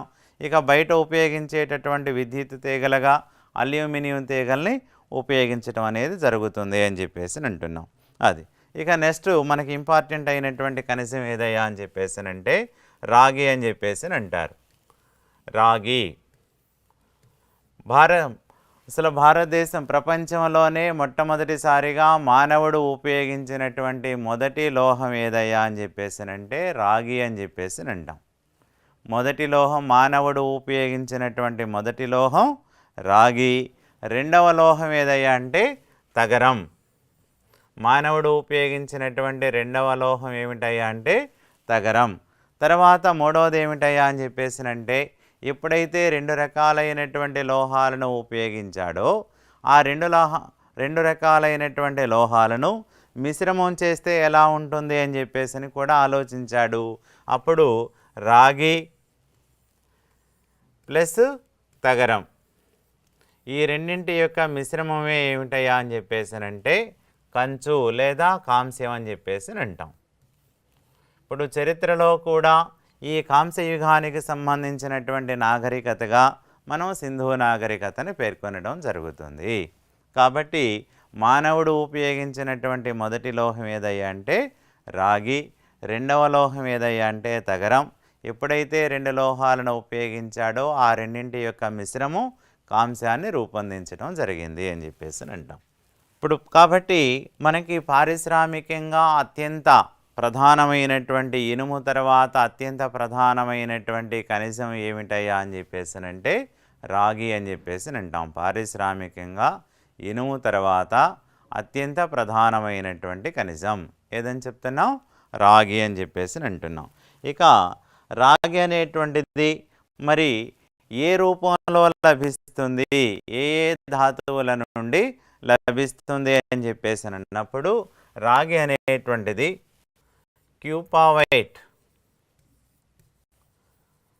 క్యూపావైట్ అనేటువంటి ధాతువు నుండి చాల్కోలైట్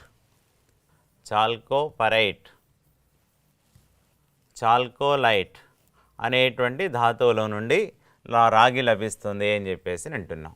రాగి అనేటువంటిది ఏ ఏ ధాతువుల నుండి లభిస్తుందయ్యా అంటే క్యూప్రావైట్ అనేటువంటి ధాతువు నుండి, చాల్కోపరైట్ అనేటువంటి ధాతువు నుండి, చాల్కోవైట్ అనేటువంటి ధాతువుల నుండి లభించేటటువంటి ఖనిజం ఏమిటి అంటే రాగి అని చెప్పేసి అంటారు.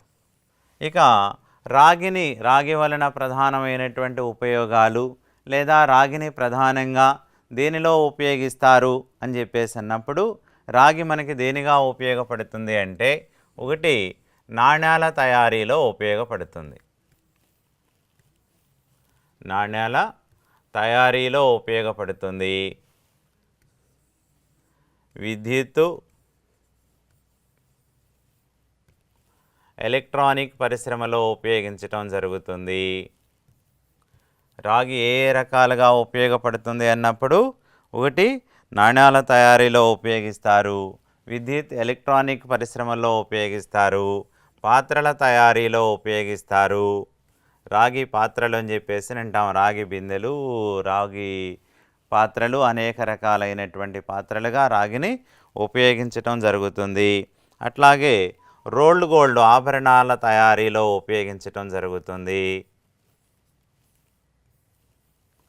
రోల్డ్ గోల్డ్ ఆభరణాల తయారీలో ఉపయోగించటం జరుగుతుంది. ఇంజనీరింగ్ పరిశ్రమల్లో ఉపయోగించటం జరుగుతుంది. ఇంజనీరింగ్ పరిశ్రమలో ఉపయోగించటం జరుగుతుంది. కాబట్టి ఈ రకంగా రాగి అనేటువంటిది మనకి అనేక రకాలుగా ఉపయోగపడుతుంది. ఇక రాగిని ఎక్కువగా మిశ్రమ లోహంగా కూడా ఉపయోగించటం జరుగుతుంది.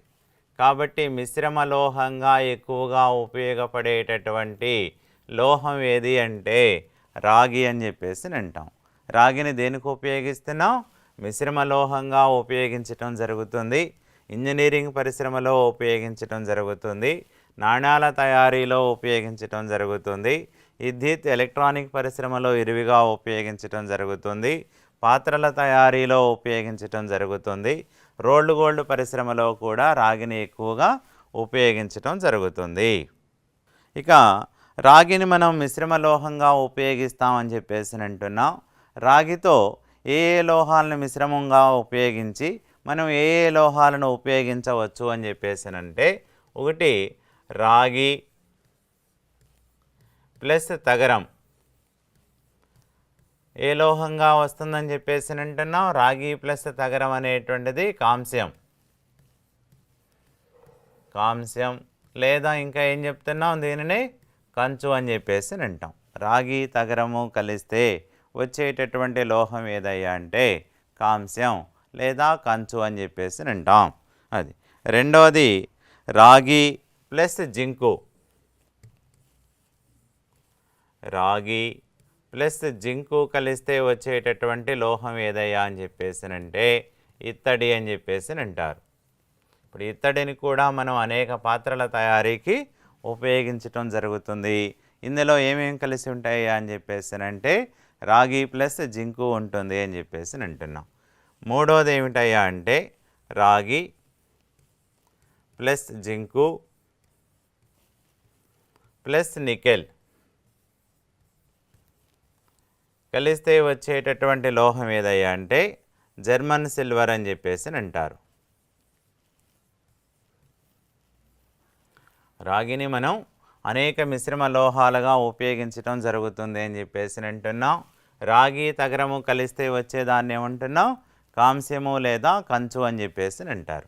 అలాగే రాగి ప్లస్ జింకు కలిస్తే వచ్చేటటువంటిది ఏమిటయ్యా అంటే ఇత్తడి అని చెప్పేసి అంటున్నాం. రాగి ప్లస్ జింకు ప్లస్ నికెల్ కలిస్తే వచ్చేటటువంటిది జర్మన్ సిల్వర్ అని చెప్పేసి అంటున్నాం. జర్మన్ సిల్వర్ని కూడా మనం పాత్రలుగా ఎక్కువగా ఉపయోగించడం అనేది జరుగుతుంది అని చెప్పి చెప్పుకోవచ్చు అనమాట. ఈ రకంగా రాగిని అనేక రకాలుగా మిశ్రమ లోహంగా ఉపయోగించడం జరుగుతుంది. మనకి ఇప్పుడు బంగారం ఆభరణాలు తయారు చేసేటప్పుడు కూడా బంగారాన్ని ఆభరణంగా తయారు చేయాలి అంటే అందులో మనకి ప్రధానంగా ఉపయోగపడేది ఏమిటయ్యా అంటే రాగి అని చెప్పేసి అంటారు. కాబట్టి రాగి అనేటువంటిది ఈ రకంగా మిశ్రమ లోహంగా ఉపయోగపడుతుంది. విద్యుత్తు వాహకంగా ఉపయోగపడుతుంది. కాబట్టి విద్యుత్ ఎలక్ట్రానిక్ పరిశ్రమలో విరిగా ఉపయోగించేటటువంటి లోహం ఏదయ్యా అంటే రాగి అని చెప్పేసి అంటున్నాం. ఇప్పుడు మనం హౌసింగ్లో కూడా, ఇప్పుడు ఇళ్ల నిర్మాణంలో కూడా కరెంటు ఒక ప్రాంతం నుంచి ఇంకో ప్రాంతానికి ప్రవహింపచేయటానికి ఉపయోగించేటటువంటి ఆ ప్లాస్టిక్ తీగలు, పైకేమో ప్లాస్టిక్ ఉంటుంది, లోపల అందులో ఏముంటుందయ్యా అంటే రాగి అని చెప్పేసి అంటున్నాం. ఆ రకంగా మనకి రాగి అనేటువంటిది ఉపయోగపడుతుంది. ఇక భారతదేశంలో రాగి లభించేటటువంటి ప్రాంతాలు.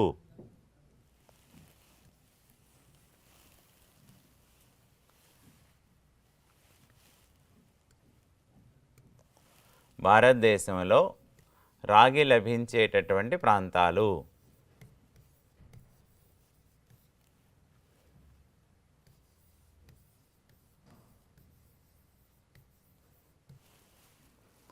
భారతదేశంలో రాగి ఎక్కువగా ఎక్కడ లభిస్తుంది అంటే రాజస్థాన్ రాష్ట్రంలో లభిస్తుంది అని చెప్పేసి అంటున్నాం. భారతదేశంలో రాగి లభించేటటువంటి రాష్ట్రాలుగా ఒకటి ఏం చెప్తున్నాం, రాజస్థాన్. రెండోది మధ్యప్రదేశ్.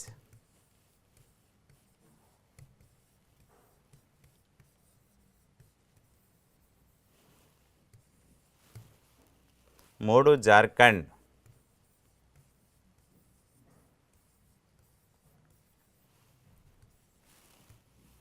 నాలుగు ఆంధ్రప్రదేశ్.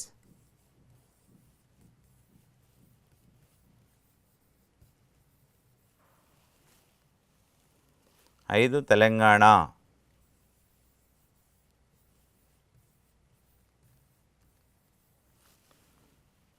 ఆరు తమిళనాడు.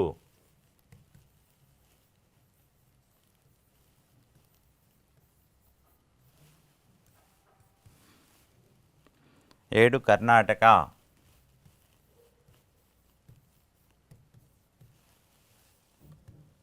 ఎనిమిది హిమాచల్ ప్రదేశ్.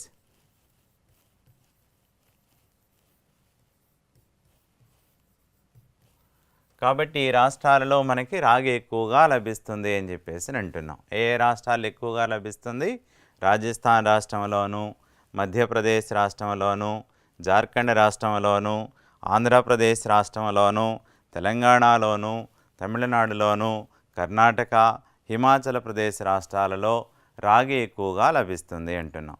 భారతదేశంలో అయితే మరి ఈ రాష్ట్రాలలో రాగి ఎక్కువగా లభిస్తుంది అని చెప్పేసి అంటున్నాం. అదే ప్రపంచంలో అయితే రాగి ప్రధానంగా లభించేటటువంటి దేశాలు ఏవి అని చెప్పేసి అంటాడు. లేదా ప్రపంచంలో రాగి ఉత్పత్తిలో ఈ దేశం అనేటువంటిది ప్రధాన స్థానంలో ఉన్నది అని చెప్పేసి అంటాడు. అప్పుడు ప్రపంచానికి వచ్చేటప్పటికి ఎక్కువగా మనకి రాగి లభించేటటువంటి ప్రాంతం ఏదయ్యా అంటే ఒకటి చిలీ. ఏ దేశంలో ఎక్కువగా లభిస్తుందంటున్నాం? చిలీ అని చెప్పేసి అంటున్నాం. చిలీ ఏ ఖండంలో ఉందయ్యా అని చెప్పేసి అంటే దక్షిణ అమెరికా ఖండంలో మనకి పసిఫిక్ మహాసముద్ర తీర ప్రాంతంలో పొడవైనటువంటి దేశంగా ఉన్నటువంటి దేశం ఏదయ్యా అంటే చిలీ అని చెప్పేసి అంటున్నాం. చిలీ పైన ఉన్నటువంటి రెండవ దేశం ఏదయ్యా అంటే పెరు. కాబట్టి చిలీ, పెరు దేశాలలో కూడా ఎక్కువగా మనకి రాగి లభిస్తుంది అని చెప్పేసి అంటున్నాం. ప్రపంచంలో అయితే చిలీ, పెరు దేశాలలో ఎక్కువగా లభిస్తుంది. భారతదేశంలో అయితే ఎక్కువగా రాజస్థాన్, మధ్యప్రదేశ్, జార్ఖండ్, ఆంధ్రప్రదేశ్, తెలంగాణ, తమిళనాడు, కర్ణాటక, హిమాచల్ ప్రదేశ్ రాష్ట్రాలలో ఎక్కువగా రాగి నిల్వలు ఉన్నాయి అని చెప్పేసి అంటారు. ఇప్పుడు రాజస్థాన్ ప్రాంతంలో మనకి రాగి లభించేటటువంటి ప్రాంతాలు ఏవి? రాజస్థాన్ రాష్ట్రంలో రాగి లభించేటటువంటి ప్రాంతాలు ఏవి అని చెప్పేసి అన్నప్పుడు ఒకటి కేత్రి. రాజస్థాన్లోని కేత్రి రాగి ఉత్పత్తిలో ప్రథమ స్థానంలో ఉన్నటువంటి ప్రాంతంగా చెప్పచ్చు అని చెప్పేసి కేత్రి మైన్స్ అని చెప్పేసి అంటాం. రెండవది జైపూర్. జైపూర్ రాజస్థాన్లో రాగి లభించే ప్రాంతాలు ఏవి అన్నప్పుడు ఒకటి కేత్రి అంటున్నాం, రెండవది జైపూర్, 3 ఆల్వార్, 4 జాల్వార్, 5 జంజార్. కాబట్టి ఇలాంటి ప్రాంతాల్లో మనకి రాజస్థాన్లో రాగి ఎక్కువగా లభిస్తుంది అంటున్నాం. రాజస్థాన్లో రాగి లభించేటటువంటి ప్రాంతాలు ఏవన్నప్పుడు కేత్రి, జైపూర్, ఆల్వార్, జాల్వార్, జంజార్ అనేటువంటి ప్రాంతాల్లో రాగి ఎక్కువగా లభిస్తుంది అని చెప్పేసి అంటాం. రెండవది మధ్యప్రదేశ్ ప్రాంతంలో, మధ్యప్రదేశ్ రాష్ట్రంలో రాగి లభించేటటువంటి ప్రాంతాలు. మధ్యప్రదేశ్ రాష్ట్రంలో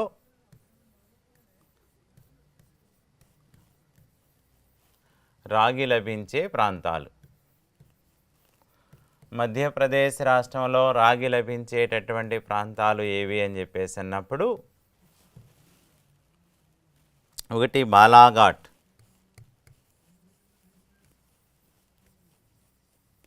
మధ్యప్రదేశ్ రాష్ట్రంలో రాగి లభించేటటువంటి ప్రాంతాలు అన్నప్పుడు ఒకటి బాలాఘాట్ అని చెప్పేసి అంటున్నాం. రెండవది మలాజ్ఖండ్,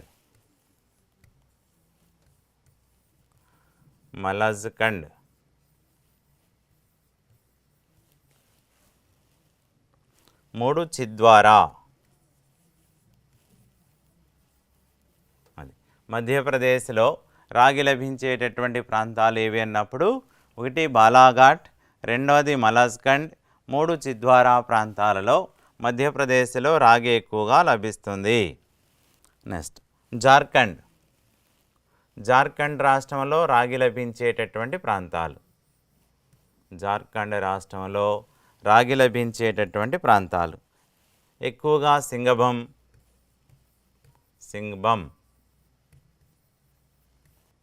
హజారీబాగ్.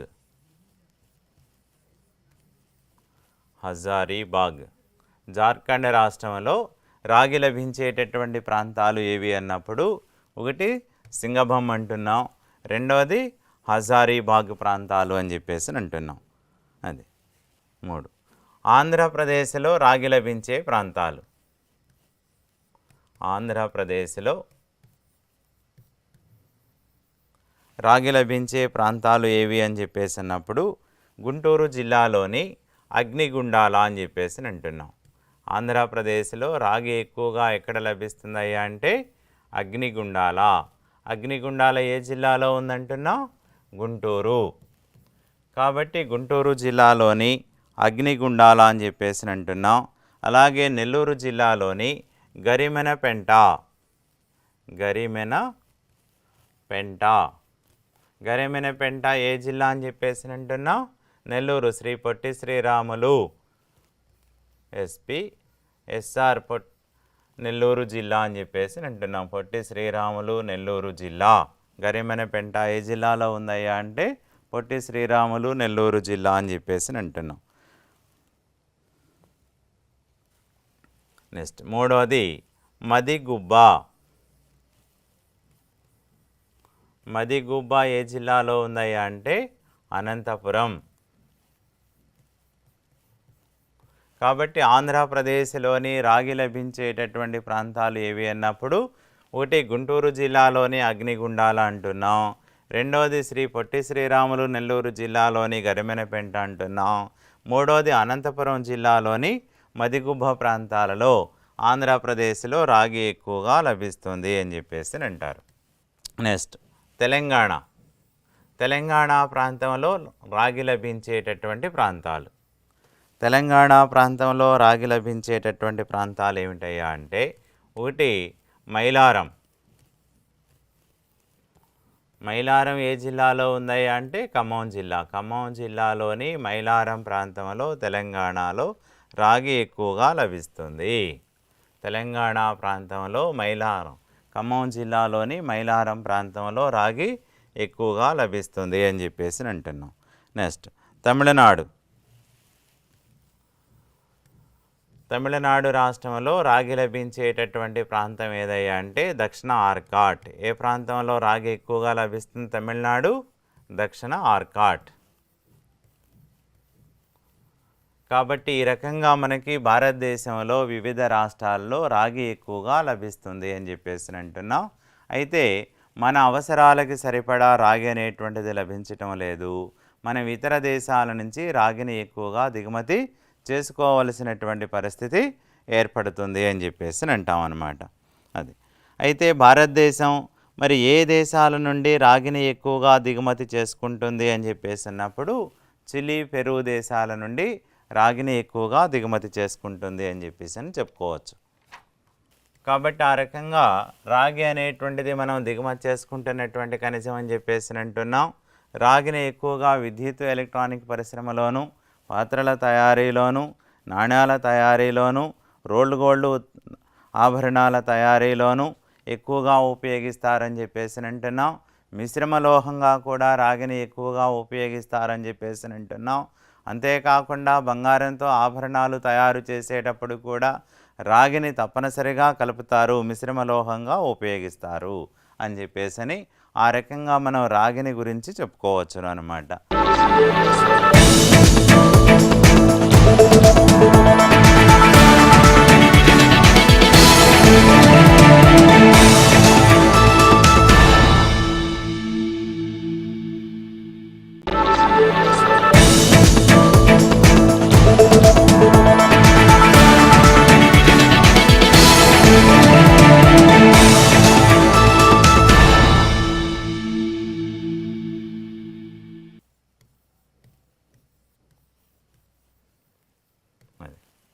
బాక్సైట్ నుండి ఎక్కువగా తీసేటటువంటి లేదా బాక్సైట్ నుండి వచ్చేటటువంటి ఖనిజం ఏదయ్యా అంటే అల్యూమినియం అని చెప్పేసి అంటారు.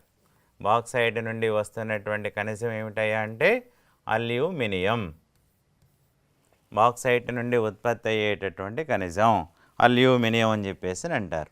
ఇక బాక్సైట్ అనేటువంటిది ఏ రూపంలో లభిస్తుంది అని చెప్పేసి అన్నప్పుడు బాక్సైటు ఏ ధాతువు రూపంలో లభిస్తుంది లేదా ఏ రూపంలో లభిస్తుంది అని చెప్పేసి అన్నప్పుడు హైడ్రేటెడ్.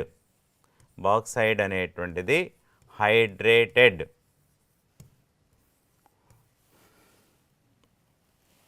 ఆక్సైడ్ రూపంలో లభిస్తుంది. బాక్సైట్ అనేటువంటిది ఏ రూపంలో లభిస్తుంది అంటున్నాం? హైడ్రేటెడ్ ఆక్సైడ్ రూపంలో లభించేటటువంటి ఖనిజం ఏదయ్యా అంటే బాక్సైట్. బాక్సైట్ నుంచి ఎక్కువగా తీసేటటువంటి ఖనిజం లేదా బాక్సైట్ నుండి ఉత్పత్తి చేయబడుతున్నటువంటి ఖనిజం ఏది అని చెప్పేసి అన్నప్పుడు అల్యూమినియం అని చెప్పేసి అంటాం.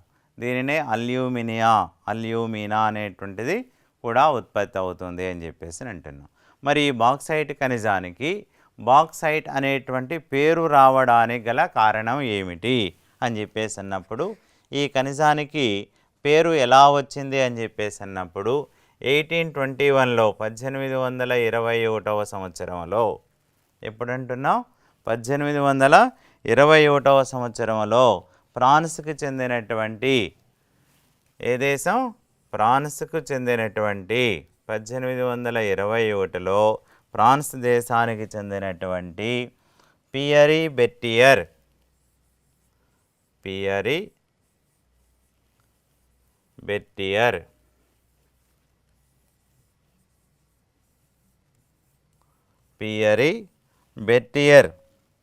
అనేటువంటి జియాలజిస్ట్ గ్రామమైనటువంటి లెస్ బాక్స్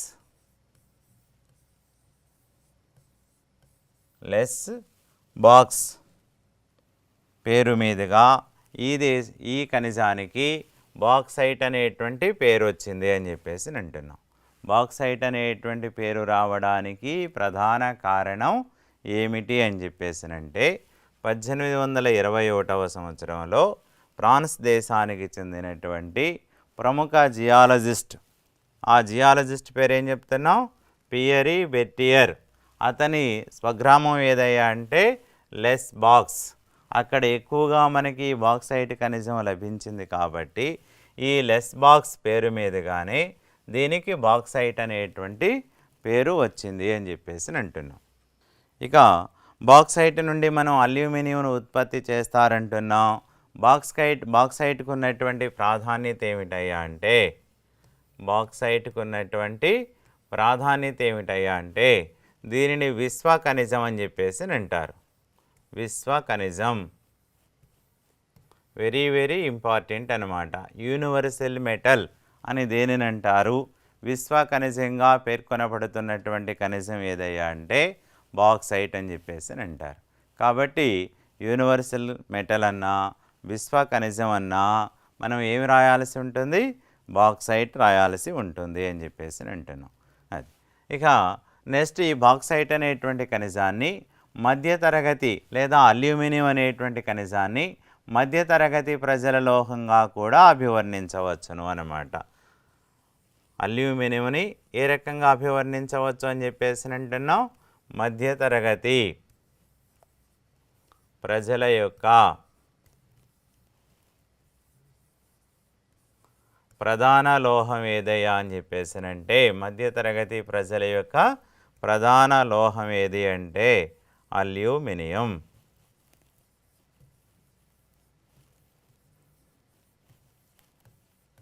కాబట్టి అల్యూమినియంకి ఆ రకమైనటువంటి ఇంపార్టెన్స్ ఉంది అంటున్నాం.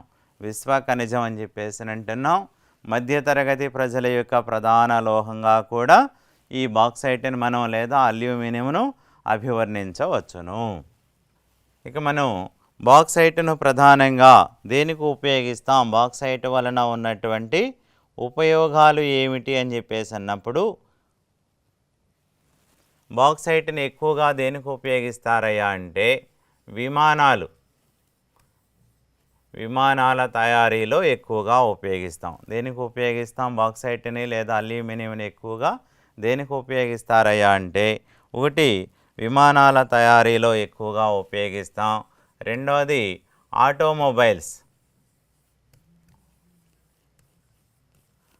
ఆటోమొబైల్స్ తయారీలో ఎక్కువగా ఉపయోగించడం జరుగుతుంది. మూడవది ఓడల తయారీలో ఎక్కువగా ఉపయోగిస్తాం. ఇంకా దేనికి ఉపయోగిస్తాం? ఓడల తయారీలో ఎక్కువగా ఉపయోగించటం జరుగుతుంది. అలాగే రైల్వే కోచ్ల తయారీలో ఎక్కువగా ఉపయోగించటం జరుగుతుంది. రైల్వే కోచ్ల తయారీలో ఎక్కువగా ఉపయోగించడం జరుగుతుంది. ఇక విద్యుత్తు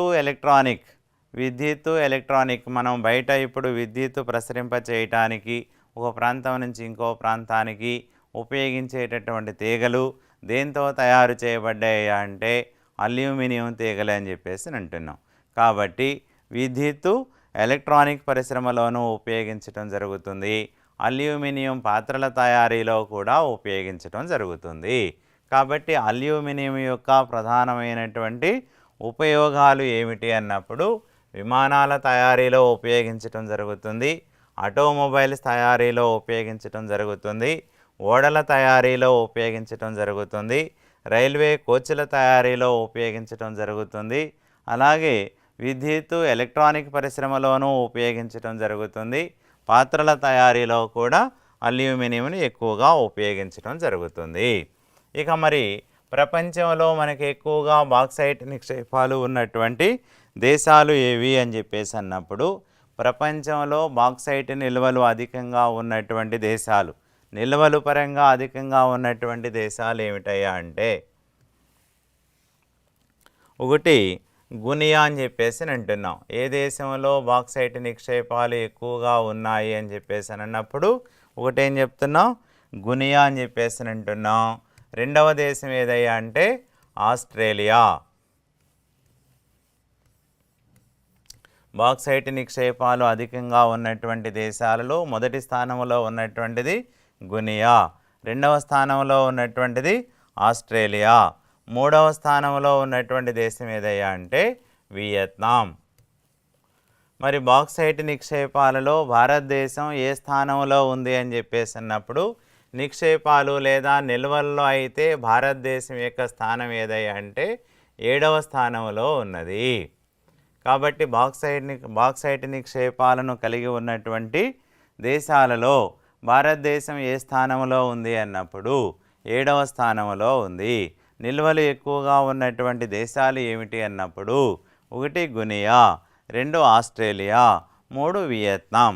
మరి బాక్సైట్ని ఎక్కువగా ఉత్పత్తి చేస్తున్నటువంటి దేశాలు ఏవి అని చెప్పేసి అన్నప్పుడు ప్రస్తుతం మనకి బాక్సైట్ని ఎక్కువగా ఉత్పత్తి చేస్తున్నటువంటి దేశాలు ఏమిటని చెప్పేసి అన్నప్పుడు ఉత్పత్తిలో ప్రథమ స్థానంలో ఉన్నటువంటి దేశం ఏదయ్యా అంటే ఒకటి ఆస్ట్రేలియా. నిల్వల్లో అయితేనేమో ఆస్ట్రేలియా 2వ స్థానంలో ఉంది, కానీ ఉత్పత్తి పరంగా అయితేనేమో ఆస్ట్రేలియా మొదటి స్థానంలో ఉన్నది అని చెప్పేసి అంటున్నాం. రెండవది చైనా, 3 బ్రెజిల్. మరి ఉత్పత్తి పరంగా భారతదేశం ప్రపంచంలో బాక్సైట్ ఉత్పత్తిలో భారతదేశం ఏ స్థానంలో ఉందయ్యా అంటే ఉత్పత్తి పరంగా చెప్పేటప్పుడు భారతదేశం 5వ స్థానంలో ఉన్నది. నిల్వల పరంగా భారతదేశం ఏ స్థానంలో ఉంది అన్నప్పుడు 7వ స్థానంలో ఉంది. నిల్వల పరంగా మొదటి స్థానంలో ఉన్నటువంటి దేశం ఏదయ్యా అంటే గునియా. ఉత్పత్తి పరంగా ప్రథమ స్థానంలో ఉన్నటువంటి దేశం ఏదయ్యా అంటే ఆస్ట్రేలియా. నిల్వల పరంగా భారతదేశం ఏ స్థానంలో ఉందంటున్నాం, 7వ స్థానంలో ఉంది. ఉత్పత్తి పరంగా భారతదేశం ఏ స్థానంలో ఉందంటున్నాం, 5వ స్థానంలో ఉంది అని చెప్పేసి అంటున్నాం. బాక్సైట్ నుంచి ప్రధానంగా ఉత్పత్తి అయ్యేటటువంటి ఖనిజం ఏదయ్యా అంటే అల్యూమినియం. అల్యూమినియం యొక్క ప్రత్యేకత ఏమిటయ్యా అంటే ఇది తేలిగ్గాను ఉంటుంది, గట్టిగాను ఉంటుంది. అందుకని ఎక్కువగా మనం విమానాల బాడీ తయారీ అంతా కూడా దేంతో తయారు చేస్తారయ్యా అంటే అల్యూమినియంతోనే తయారు చేయడం జరుగుతుంది. కాబట్టి విమానాల తయారీలో ఉపయోగిస్తారంటున్నాం, ఆటోమొబైల్స్ తయారీలో ఉపయోగిస్తారంటున్నాం, పడవల తయారీలో ఉపయోగిస్తారంటున్నాం, రైల్వే కోచ్ల తయారీలో ఉపయోగిస్తారంటున్నాం, విద్యుత్ ఎలక్ట్రానిక్ పరిశ్రమలోనూ ఉపయోగిస్తారంటున్నాం, పాత్రల తయారీలోనూ ఉపయోగించడం జరుగుతుంది. ఆ రకంగా మనకి అల్యూమినియం అనేటువంటిది అనేక రకాలుగా ఉపయోగపడుతుంది. ఇక అల్యూమినియం అనేటువంటిది ఏ ఖనిజం నుండి వస్తుందయ్యా అంటే బాక్సైట్ అనేటువంటి ఖనిజం నుంచి వస్తుంది. మరి భారతదేశంలో బాక్సైట్ నిక్షేపాలు ఎక్కువగా ఉన్నటువంటి రాష్ట్రాలు ఏమిటి అని చెప్పేసి అన్నప్పుడు భారతదేశంలో బాక్సైట్ నిక్షేపాలు ఎక్కువగా ఉన్నటువంటి రాష్ట్రాలు ఒకటి ఒడిశా అంటున్నాం, రెండవది ఆంధ్రప్రదేశ్ అంటున్నాం. భారతదేశంలో బాక్సైట్ నిక్షేపాలు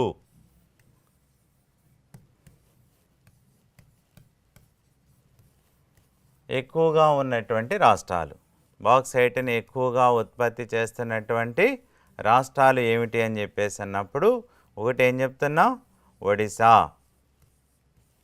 రెండవది ఏం చెప్తున్నాం, ఆంధ్రప్రదేశ్,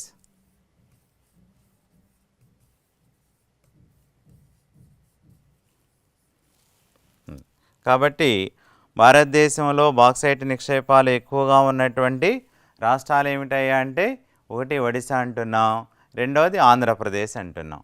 మరి ఒడిశాలో ఎక్కువగా బాక్సైట్ నిక్షేపాలు ఎక్కువగా ఉన్నటువంటి ప్రాంతాలు ఏమిటి అని చెప్పేసానంటే ఒకటి కోరాపుట్, రెండవది కలహండి అని చెప్పేసి అంటున్నాం. ఒకటి కోరాపుట్, రెండవది కలహండి అని చెప్పేసి అంటున్నాం. మరి ఆంధ్రప్రదేశ్లో బాక్సైట్ నిక్షేపాలు ఎక్కువగా ఏ ప్రాంతంలో ఉన్నాయి అని చెప్పేసి అంటే మనకి విశాఖపట్నం, విజయనగరం, అట్లాగే ఉభయ గోదావరి జిల్లాలలో కూడా బాక్సైట్ నిక్షేపాలు ఎక్కువగా ఉన్నాయి అని చెప్పేసి అంటాం.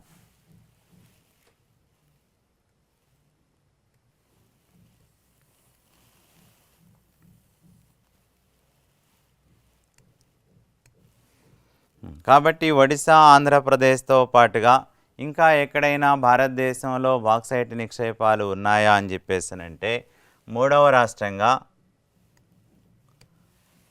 గుజరాత్ అని చెప్పేసి అంటాం. బాక్సైట్ నిక్షేపాలు ఇంకా భారతదేశంలో ఒడిశా, ఆంధ్రప్రదేశ్ రాష్ట్రాలతో పాటు ఇంకా ఏ రాష్ట్రాల్లో ఉన్నాయంటే గుజరాత్ రాష్ట్రంలోను, మహారాష్ట్రలోను, మహారాష్ట్ర, జార్ఖండ్,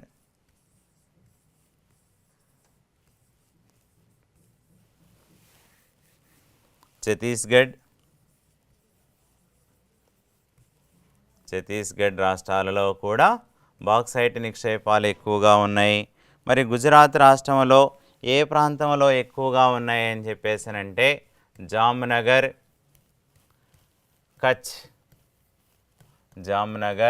కచ్ ప్రాంతాలలో గుజరాత్ రాష్ట్రంలో ఎక్కువగా బాక్సైట్ నిక్షేపాలు ఉన్నాయి.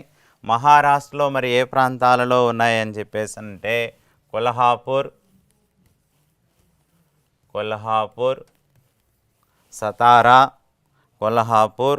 సతారా, అమ్రేలీ,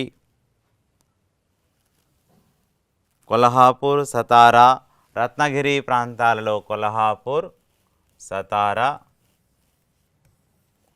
రత్నగిరి ప్రాంతాలలో మహారాష్ట్రలో బాక్సైట్ నిక్షేపాలు ఎక్కువగా ఉన్నాయని చెప్పేసి అంటున్నాం. జార్ఖండ్ రాష్ట్రంలో మరి ఏ ప్రాంతాలలో ఉన్నాయని చెప్పేసి అన్నప్పుడు రాంచీ, ఏ ప్రాంతాల్లో ఉన్నాయి? రాంచీ అని చెప్పేసి, పల్మావు ప్రాంతం అని చెప్పేసి, మాంగీరు ప్రాంతాలని చెప్పేసి అట్లా జార్ఖండ్ రాష్ట్రంలో ఉన్నాయని చెప్పేసి అంటున్నాం. మరి ఛత్తీస్గఢ్ రాష్ట్రంలో ఏ ఏ ప్రాంతాల్లో ఉన్నాయి అంటే బిలాస్పూర్,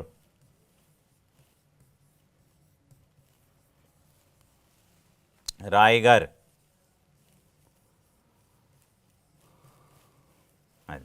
కాబట్టి ఈ రకంగా మనకి బాక్సైట్ నిక్షేపాలు భారతదేశంలో ఒడిశా, ఆంధ్రప్రదేశ్ రాష్ట్రాలతో పాటు గుజరాత్లోని జామ్నగరు, కచ్ ప్రాంతాల్లోనూ, మహారాష్ట్రలోని కొల్హాపూరు, సతారా, రత్నగిరి ప్రాంతాలలోనూ, జార్ఖండ్లోని రాంచీ, పల్మావ్ వంటి ప్రాంతాలలోనూ, ఛత్తీస్గఢ్లోని బిలాస్పూర్, రాయ్గఢ్ వంటి ప్రాంతాలలో కూడా బాక్సైట్ నిక్షేపాలు ఎక్కువగా ఉన్నాయి అని చెప్పుకోవచ్చు. ఆ రకంగా మనకి బాక్సైట్ అనేటువంటిది ఉపయోగపడుతుంది అని చెప్పేసి అంటున్నాం. నెక్స్ట్ ఖనిజం ఏదయ్యా అంటే సీసం అని చెప్పేసి అంటారు. ఏ ఖనిజం? సీసం. దీనినే లెడ్ అని చెప్పేసి అంటాం. ఈ సీసం అనేటువంటిది ముఖ్యంగా దేని నుంచి వస్తుందయ్యా అని చెప్పేసి అంటే గెలీనా అని చెప్పేసి అంటున్నాం. సీసం యొక్క ముఖ్యమైనటువంటి ఖనిజం ఏదయ్యా అంటే గెలీనా అని చెప్పేసి అంటున్నాం. సీసం గెలీనా నుండి క్యూబిక్ సల్ఫైడ్ రూపంలో లభిస్తుంది. గెలీనా నుండి క్యూబిక్ సల్ఫైడ్ రూపంలో లభిస్తుంది. సీసం అనేటువంటిది గెలీనా అనేటువంటి ధాతువు నుంచి వస్తుందంటున్నాం. ఇది క్యూబిక్ సల్ఫైడ్ అనేటువంటి ధాతువు నుండి లభిస్తుంది అని చెప్పుకోవచ్చు అన్నమాట. ఇక భారతదేశంలో ఎక్కువగా ఏ నిక్షేపాలలో మరి సీసం నిల్వలు ఉన్నాయా అని చెప్పేసినంటే ప్రీ కేంబ్రియన్ కాలానికి సంబంధించినటువంటి ప్రీ కేంబ్రియన్ కాలం. ఇప్పుడు ఈ ప్రీ కేంబ్రియన్ కాలంలో భారతదేశంలో ఏర్పడినటువంటి భూభాగంగా ఏ భూభాగాన్ని చెప్పొచ్చు? ద్వీపకల్ప పీఠభూమి అని చెప్పేసి అంటాం. ద్వీపకల్ప పీఠభూమి ఏ కాలంలో ఏర్పడిందయ్యా అంటే ప్రీ కేంబ్రియన్ కాలంలో ఏర్పడింది. అట్లాంటి ప్రీ కేంబ్రియన్ కాలంలో ఏర్పడినటువంటి శిలల్లో ఎక్కువగా లభించేటటువంటి ఖనిజం ఏదయ్యా అంటే సీసం లేదా లెడ్ అని చెప్పేసి అంటారు.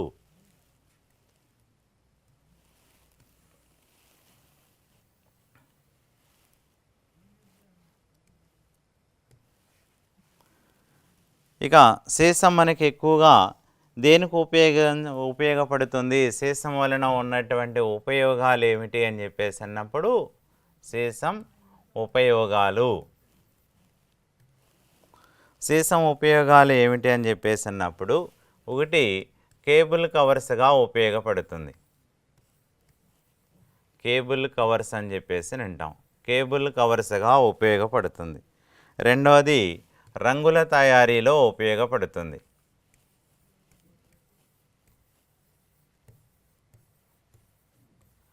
రంగుల తయారీలో ఉపయోగపడుతుంది.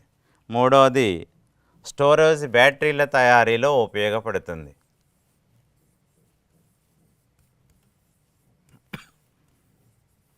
స్టోరేజ్ బ్యాటరీల తయారీలో ఉపయోగపడుతుంది.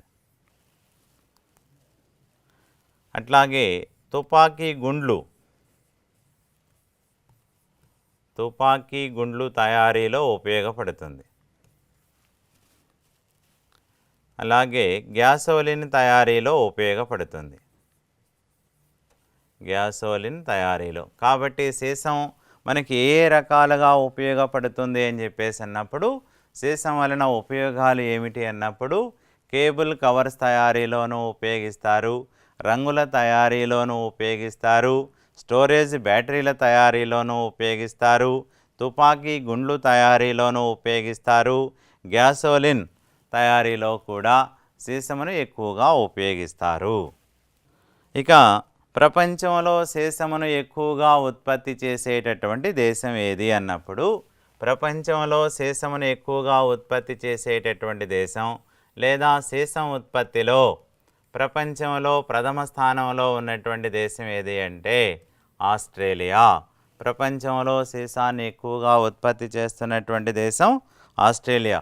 అంటే ఉత్పత్తి పరంగాను నిల్వల పరంగా కూడా ఆస్ట్రేలియా అనేది ప్రపంచంలో ప్రథమ స్థానంలో ఉన్నది అని చెప్పేసి అంటారు. మరి భారతదేశంలో సీసం నిల్వలు ఎక్కువగా ఉన్నటువంటి రాష్ట్రాలు ఏమిటయ్యా అంటే భారతదేశంలో అయితే సీసం నిల్వలు ఎక్కువగా ఉన్నటువంటి రాష్ట్రం ఒకటి రాజస్థాన్. భారతదేశంలో సీసం నిల్వలు ఎక్కువగా ఏ రాష్ట్రంలో లభిస్తున్నాయి? ఒకటి రాజస్థాన్ అంటున్నాం, రెండవది ఆంధ్రప్రదేశ్ అని చెప్పేసి అంటున్నాం.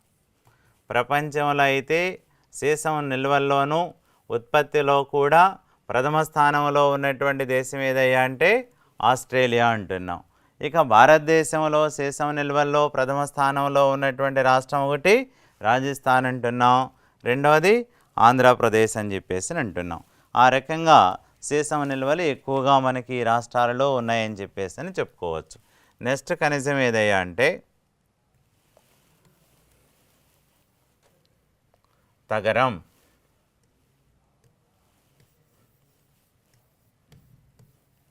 నెక్స్ట్ ఖనిజం ఏదయ్యా అంటే తగరం అని చెప్పేసి అంటున్నాం. దీన్నే టిన్ అని చెప్పేసి అంటున్నాం. ఇది క్యాసిట్రైట్ అనేటువంటి ధాతువు నుండి లభిస్తుంది తగరం. దీన్ని ఏమంటున్నాం? టిన్ అని చెప్పేసి అంటున్నాం. ఇది ఏ ధాతువు నుండి వస్తుంది అంటున్నాం? క్యాసిట్రైట్. క్యాసిట్రైట్ అనేటువంటి ధాతువు నుండి లభించేటటువంటి ఖనిజం ఏదయ్యా అంటే తగరం అని చెప్పేసి అంటాం. ప్రపంచంలో తగరం ఉత్పత్తిలో ప్రథమ స్థానంలో ఉన్నటువంటి దేశం. ప్రపంచంలో తగరం ఉత్పత్తిలో ప్రథమ స్థానంలో ఉన్నటువంటి దేశం ఏదయ్యా అంటే మలేషియా. ప్రపంచంలో తగరం ఉత్పత్తిలో ప్రథమ స్థానంలో ఉన్నటువంటి దేశం మలేషియా అని చెప్పేసి అంటున్నాం. మరి భారతదేశంలో తగరం ఉత్పత్తిలో ప్రథమ స్థానంలో ఉన్నటువంటి రాష్ట్రం ఏదయ్యా అంటే ఒకటి జార్ఖండ్ అని చెప్పేసి అంటున్నాం. భారతదేశంలో అయితే జార్ఖండ్ రాష్ట్రంలో తగరం నిల్వలు ఎక్కువగా ఉన్నాయి. అదే ప్రపంచంలో అయితే మలేషియా దేశంలో తగరం నిల్వలు ఎక్కువగా ఉన్నాయని చెప్పేసి అంటున్నాం. అది కాబట్టి జార్ఖండ్, రెండవది బీహార్. అదే భారతదేశంలో తగరం ఉత్పత్తిలో ప్రథమ స్థానంలో ఉన్నటువంటి రాష్ట్రం ఏదయ్యా అంటే ఛత్తీస్గఢ్. ఛత్తీస్గఢ్ అంటున్నాం. ఛత్తీస్గఢ్ తగరం ఉత్పత్తిలో ప్రథమ స్థానంలో ఉంది. తగరం నిల్వల్లో ప్రథమ స్థానంలో ఉన్నటువంటి రాష్ట్రాలు జార్ఖండ్, బీహార్. అదే ప్రపంచంలో అయితే తగరం నిల్వలు ఎక్కువగా ఉన్నటువంటి దేశం ఏదయ్యా అంటే మలేషియా. జింక్ అని చెప్పేసి అంటున్నాం. జింక్ అనేటువంటిది స్పాలరైట్ అనేటువంటి ధాతువు నుండి లభిస్తుంది. జింక్ ఏ ధాతువు నుండి లభిస్తుంది అని చెప్పేసి అన్నప్పుడు స్పాలరైట్ అనేటువంటి ధాతువు నుండి లభిస్తుంది. జింక్ ఏ ధాతువు నుండి లభిస్తుంది అంటున్నాం? స్పాలరైట్ అనేటువంటి ధాతువు నుండి లభిస్తుంది అని చెప్పేసి అంటున్నాం. ఇక జింకు సల్ఫేట్ రూపంలో కూడా లభిస్తుంది.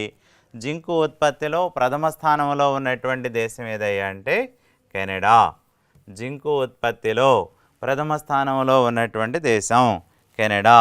మరి భారతదేశంలో జింకు ఉత్పత్తిలో ప్రథమ స్థానంలో ఉన్నటువంటి రాష్ట్రం ఏదయ్యా అంటే రాజస్థాన్.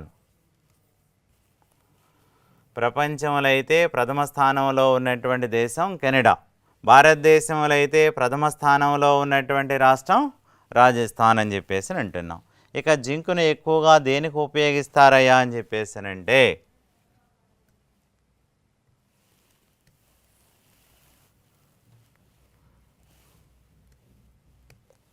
జింకు ఉపయోగాలు.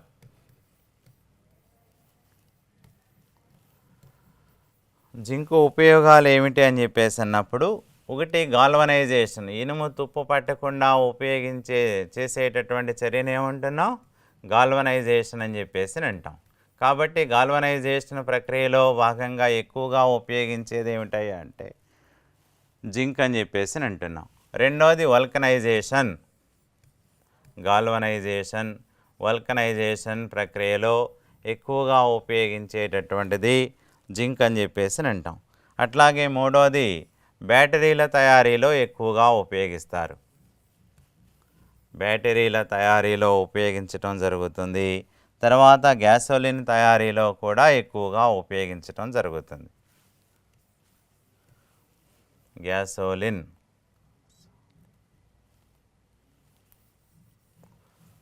కాబట్టి జింక్ను ఎక్కువగా దేనికి ఉపయోగిస్తున్నంటున్నాం?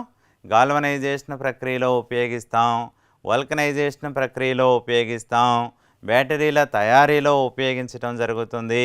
గ్యాసోలిన్ ప్రక్రియలో కూడా జింక్ను ఎక్కువగా ఉపయోగించడం జరుగుతుంది. కాబట్టి ఈ రకంగా మనకి ఖనిజాలను మనం 4 రకాలుగా వర్గీకరిస్తే అందులో ఒకటి ఏం చెప్తున్నాం? లోహ ఖనిజాలని చెప్పేసి అంటున్నాం.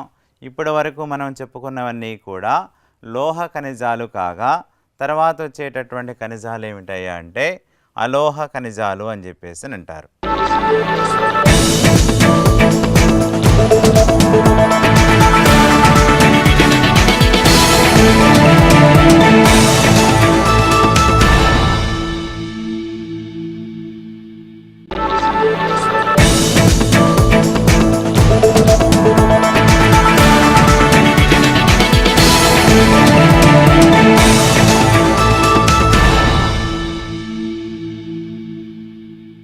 అలోహం అని దేనిని అంటాం అంటే లోహం కాని దానిని అలోహం అని చెప్పేసి అంటారు. కాబట్టి అలోహ ఖనిజాలు, నాన్ మెటాలిక్ మినరల్స్ అని చెప్పేసి అంటారు. అలోహ ఖనిజాలు. అలోహ ఖనిజాలలో ముఖ్యమైనటువంటి ఖనిజం ఏమిటయ్యా అంటే ఒకటి మైకా. దీనినే అబ్రకం అని చెప్పేసి అంటారు. మైకా దీన్ని ఏమంటున్నాం? అబ్రకం అని చెప్పేసి అంటున్నాం. ఈ మైకా అనేటువంటిది హైడ్రోసిలికేట్స్ ఏ రూపంలో లభిస్తుంది? ఇది హైడ్రోసిలికేట్స్ రూపంలో లభిస్తుంది.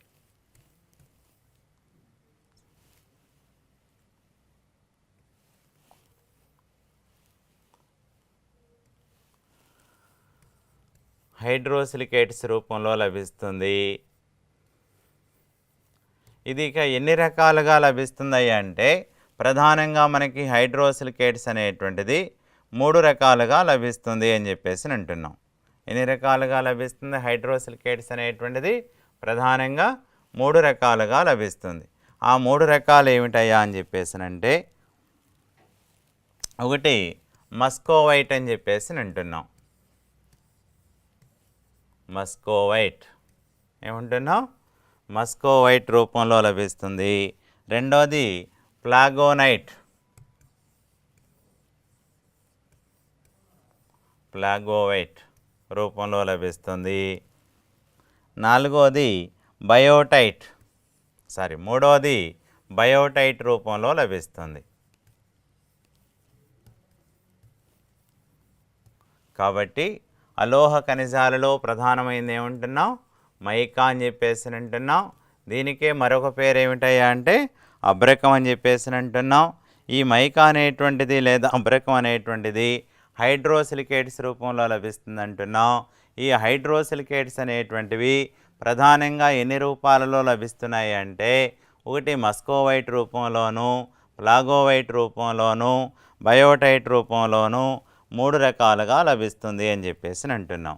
ఈ మస్కోవైట్ని ఏమంటారయ్యా అంటే పొటాష్ మైకా అని చెప్పేసి అంటారు. ఏమంటాం? Potash mica. మస్కోవైట్ని ఏమంటున్నాం? పొటాష్ మైకా అని చెప్పేసి అంటున్నాం. ప్లాగోనైట్ని ఏమంటున్నాం? మెగ్నీషియా మైకా అని చెప్పేసి అంటారు. మెగ్నీషియా మైకా అని చెప్పేసి అంటున్నాం. బయోటైట్ని దీన్ని కూడా ఐరన్ మెగ్నీషియా మైకా అని చెప్పేసి అంటారు. దీన్ని ఏమంటున్నాం? ఐరన్ మెగ్నీషియా మైకా అని చెప్పేసి అంటారు. మస్కోవైట్ని ఏమంటున్నాం? పొటాష్ మైకా, పొటాషియం మైకా అంటున్నాం. ప్లాగోవైట్ని ఏమంటున్నాం? మెగ్నీషియా మైకా అని చెప్పేసి అంటున్నాం. బయోటైట్ని ఏమంటున్నాం? ఐరన్ అండ్ మెగ్నీషియా మైకా అని చెప్పేసి అంటారు అని చెప్పేసి అది. ఇక మైకా ఉత్పత్తిలో కానీ నిల్వల్లో కానీ భారతదేశంలో ప్రథమ స్థానంలో ఉన్నటువంటి దేశం ఏదయ్యా అంటే భారతదేశమే.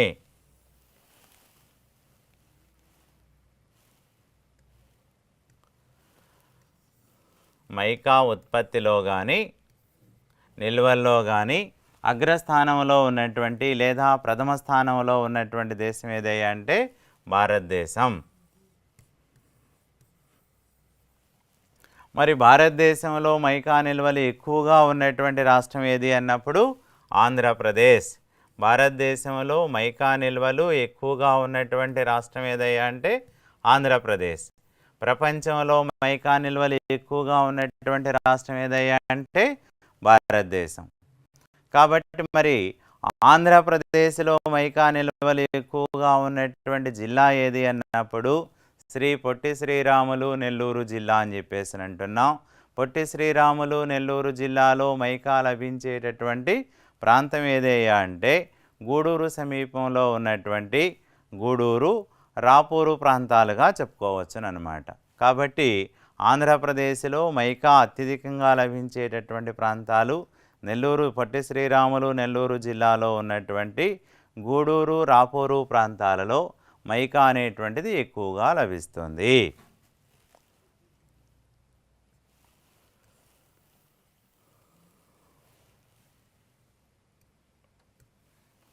మరి మైకా వలన ఉపయోగాలు. మైకా వలన ఉన్నటువంటి బెనిఫిట్స్ ఏమిటాయి అంటే బెనిఫిట్స్ ఆఫ్ ది మైకా లేదా మైకాను దేనికి ఎక్కువగా ఉపయోగిస్తారు అని చెప్పేసి అన్నప్పుడు విద్యుత్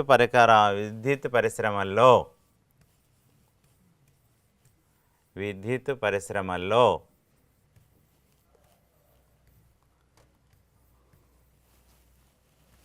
ఇన్సులేటర్గా ఉపయోగించడం జరుగుతుంది. వెరీ ఇంపార్టెంట్ అన్నమాట ఈ బిట్టు. విద్యుత్తు పరిశ్రమల్లో ఇన్సులేటర్గా ఉపయోగించేది ఏమిటయ్యా అంటే మైకా అని చెప్పేసి అంటారు. అట్లాగే విద్యుత్ ఎలక్ట్రానిక్ పరిశ్రమల్లో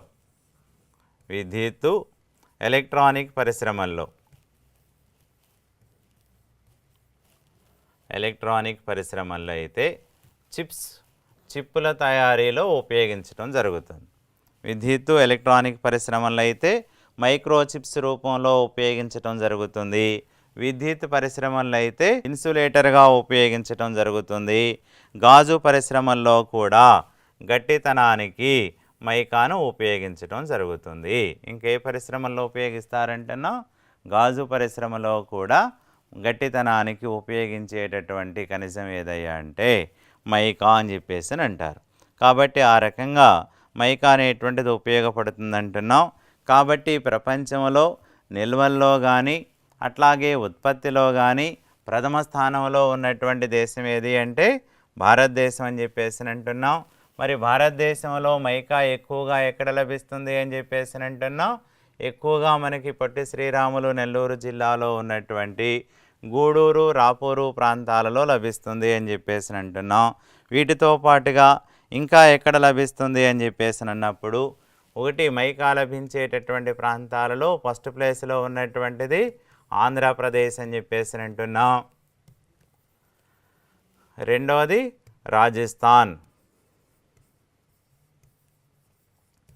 రాజస్థాన్ ప్రాంతంగా పేర్కొనవచ్చు. మూడవది జార్ఖండ్.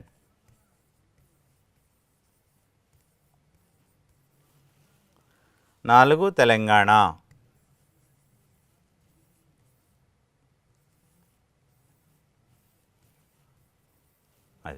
ఇప్పుడు ఆంధ్రప్రదేశ్లోని పొట్టి శ్రీరాములు నెల్లూరు జిల్లాలో ఉన్నటువంటి గూడూరు రాపూరు ప్రాంతాలలో ఎక్కువగా లభిస్తుంది అంటున్నాం.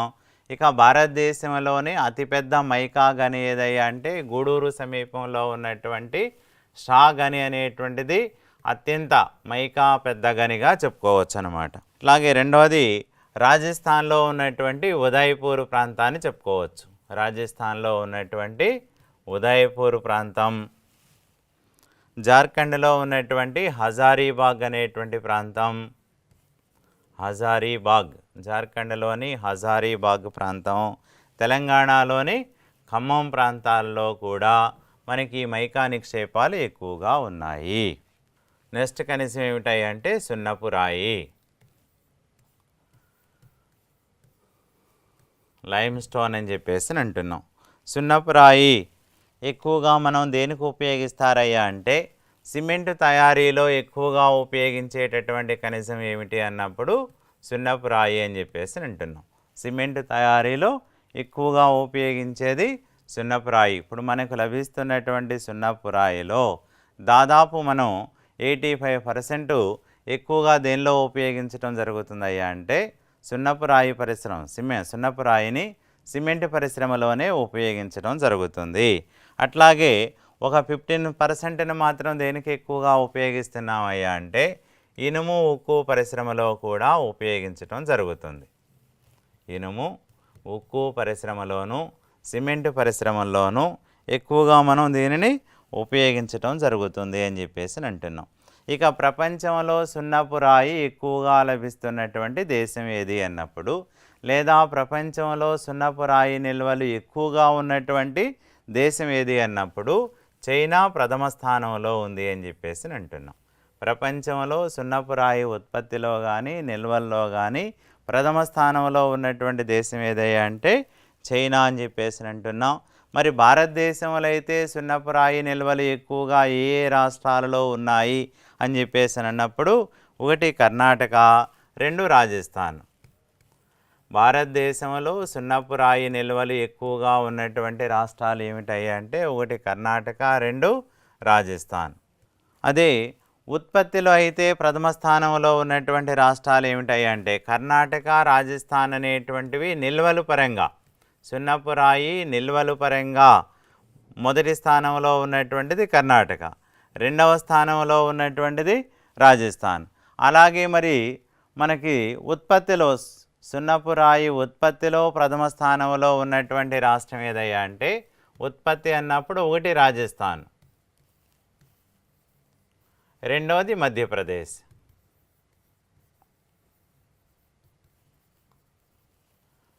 ఉత్పత్తిలో ప్రథమ స్థానంలో ఉన్నటువంటి రాష్ట్రం రాజస్థాన్, ఉత్పత్తిలో రెండవ స్థానంలో ఉన్నటువంటి రాష్ట్రం మధ్యప్రదేశ్, నిల్వలు పరంగా సున్నపు రాయి నిల్వల్లో ప్రథమ స్థానంలో ఉన్నటువంటి రాష్ట్రం కర్ణాటక, నిల్వలు పరంగా రెండవ స్థానంలో ఉన్నటువంటి రాష్ట్రం రాజస్థాన్ అని చెప్పి చెప్పుకోవచ్చు అనమాట.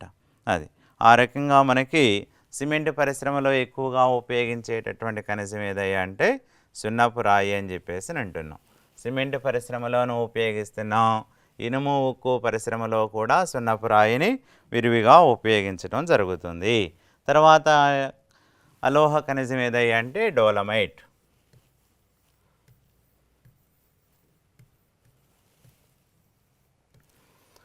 డోలమైట్ అని చెప్పేసి అంటున్నాం. డోలమైట్ అనేటువంటి దాన్ని ఎక్కువగా మనం ఏ పరిశ్రమలో ఉపయోగిస్తారు అని చెప్పేసి అన్నప్పుడు డోలమైట్ ఉపయోగాలు ఏమిటన్నప్పుడు ఒకటి ఇనుము ఉక్కు పరిశ్రమలోనూ ఉపయోగించటం జరుగుతుంది. ఇనుము ఉక్కు పరిశ్రమలోనూ ఉపయోగిస్తారు. రెండవది ఎరువుల తయారీలోనూ ఉపయోగించటం జరుగుతుంది. ఒకటి దేనికి ఎక్కువగా ఉపయోగిస్తారంటున్నాం, ఇనుము ఉక్కు పరిశ్రమలోనూ ఉపయోగిస్తారు. అలాగే రెండవది ఎరువుల తయారీలోనూ ఉపయోగించటం జరుగుతుంది. 3 ఫెల్లో అలాయిడ్ తయారీలో కూడా ఎక్కువగా ఉపయోగించడం జరుగుతుంది. ఫెల్లో అలాయిడ్ ఎలాయిడ్ తయారీలో కూడా ఎక్కువగా ఉపయోగించడం జరుగుతుంది. అది ఇక ప్రపంచంలో డోలమైట్ నిల్వలు ఎక్కువగా ఉన్నటువంటి దేశం ఏది అని చెప్పేసి అన్నప్పుడు, ప్రపంచంలో అయితే డోలమైట్ నిల్వలు ఎక్కువగా ఉన్నటువంటిది చైనా అని చెప్పేసి అంటున్నాం. భారతదేశంలో అయితే మరి డోలమైట్ నిక్షేపాలు ఎక్కువగా ఉన్నటువంటి రాష్ట్రం ఏది అని చెప్పేసి అన్నప్పుడు, భారతదేశంలో డోలమైట్ నిక్షేపాలు ఎక్కువగా ఉన్నటువంటిది ఒకటి ఛత్తీస్గఢ్, రెండవది ఆంధ్రప్రదేశ్. డోలమైట్ నిక్షేపాలు ఎక్కువగా ఉన్నటువంటి రాష్ట్రాలు ఏమిటాయి అంటే ఒకటి ఛత్తీస్గఢ్ అంటున్నాం, రెండవది ఆంధ్రప్రదేశ్ అంటున్నాం, 3 కర్ణాటక, 4 మధ్యప్రదేశ్. కాబట్టి ఇలాంటి రాష్ట్రాలలో మనకి ఎక్కువగా డోలమైట్ నిక్షేపాలు ఎక్కువగా ఉన్నాయని చెప్పేసి అంటున్నాం. నెక్స్ట్ ఖనిజం ఏదయ్యా అంటే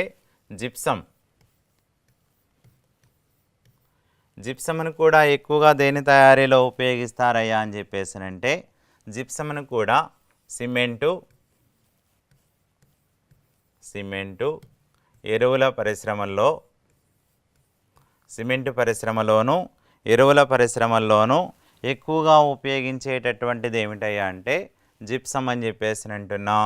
ఇటీవల కాలంలో మనం ఎక్కువగా ఇప్పుడు ఏసీ బయటికి పోకుండా ఉండేందుకు, వేడి తగలకుండా ఉండేందుకు ప్లాస్టర్ ఆఫ్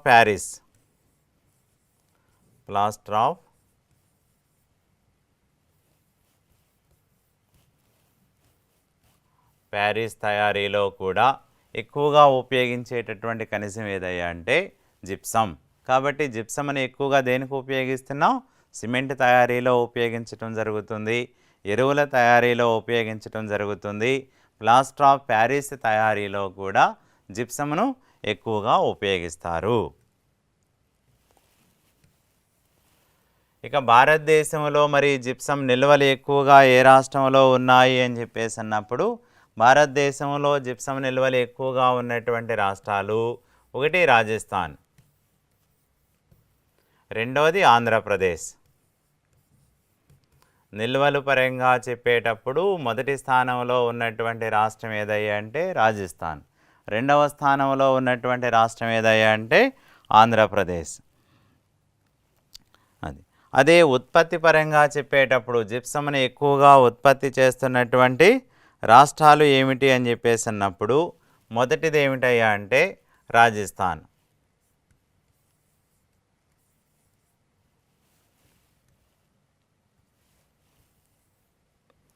ఎక్కువగా ఉత్పత్తి చేస్తున్నటువంటి మొదటి రాష్ట్రం ఏదయ్యా అంటే రాజస్థాన్.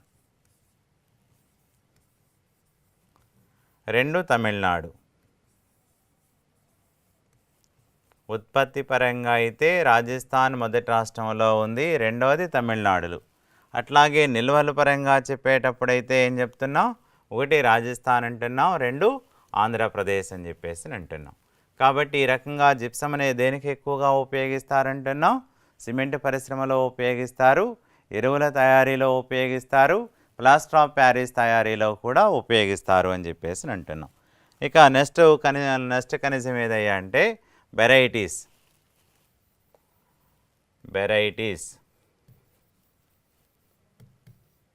దీనిని ముగ్గురాయి అని కూడా అంటారు. వెరైటీస్కి మరో పేరు ఏమిటయ్యా అంటే ముగ్గురాయి అని చెప్పేసి అంటున్నాం.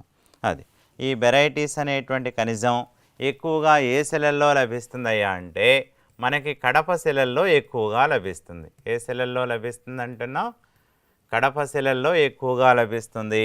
అందుకనే వెరైటీస్ నిల్వలు కూడా ఎక్కువగా ఉన్నటువంటి జిల్లా ఏదయ్యా అంటే మనకి వైఎస్ఆర్ కడప జిల్లా అని చెప్పుకోవచ్చు అన్నమాట. కాబట్టి మైకా నిల్వలు ఎక్కువగా ఉన్నటువంటిది పొట్టి శ్రీరాములు నెల్లూరు జిల్లా అంటున్నాం. వెరైటీస్ నిల్వలు ఎక్కువగా ఉన్నటువంటి జిల్లా ఏదయ్యా అంటే వైఎస్ఆర్ కడప జిల్లా అని చెప్పేసి అంటున్నాం అన్నమాట. అది కాబట్టి ప్రస్తుతం మనకి వెరైటీస్ను ఉత్పత్తి చేస్తున్నటువంటి దేశాలలో ప్రథమ స్థానంలో ఉన్నటువంటి దేశం ఏదయ్యా అంటే చైనా అంటున్నాం. ఉత్పత్తిలో ప్రథమ స్థానంలో ఉన్నటువంటి దేశం చైనా. రెండోది భారత్. భారతదేశంలో వెరైటీస్ నిల్వలు ఎక్కువగా ఉన్నటువంటి రాష్ట్రం ఏది అన్నప్పుడు మళ్ళీ ఆంధ్రప్రదేశ్. ఆంధ్రప్రదేశ్లో వెరైటీస్ నిల్వలు ఎక్కువగా ఎక్కడున్నాయి అంటే వైఎస్ఆర్ కడప జిల్లా అని చెప్పి చెప్పుకోవచ్చు అనమాట. అది ఆ రకంగా మనకి వెరైటీస్ నిల్వలు అనేటువంటివి భారతదేశంలోనూ అటు ఉత్పత్తి పరంగా కానీ ఇటు నిల్వల పరంగా కానీ ప్రథమ స్థానంలో ఉన్నటువంటి రాష్ట్రం ఏది అంటే ఆంధ్రప్రదేశ్ అంటున్నాం. ఆంధ్రప్రదేశ్లో మళ్ళీ మనం ప్రథమ స్థానంలో ఉన్నటువంటి ప్రాంతం ఏదయ్యా అంటే వైఎస్ఆర్ కడప జిల్లాగా పేర్కొనవచ్చును అని చెప్పేసి అంటున్నాం. అది వైఎస్ఆర్ కడప జిల్లాలో ఉన్నటువంటి మంగంపేట, వైఎస్ఆర్ కడప జిల్లాలోని మంగంపేట ప్రాంతం అంతా కూడా మనకి వెరైటీస్ నిక్షేపాలు లేదా వెరైటీస్ నిల్వలు అధికంగా ఉన్నటువంటి ప్రాంతంగా పేర్కొనవచ్చును అని చెప్పేసి. అది తర్వాత మరి భారతదేశంలో ఆంధ్రప్రదేశ్లోని వైఎస్ఆర్ కడప జిల్లాలో ఉన్నటువంటి మంగంపేట వెరైటీస్ నిల్వలకు ప్రసిద్ధి చెందినటువంటి ప్రాంతంగా పేర్కొంటున్నాం. మరి ఆంధ్రప్రదేశ్ కాకుండా భారతదేశంలో ఇంకా ఎక్కడైనా వెరైటీస్ నిల్వలు ఉన్నాయా అని చెప్పేసి అన్నప్పుడు భారతదేశంలో ఇంకా వెరైటీస్ నిల్వలు ఉన్నటువంటి రాష్ట్రాలు ఏమిటయ్యా అంటే ఒకటి రాజస్థాన్. ఆంధ్రప్రదేశ్ కాకుండా అంటే ఆంధ్రప్రదేశ్తో పాటుగా రాజస్థాన్, పశ్చిమ బెంగాల్,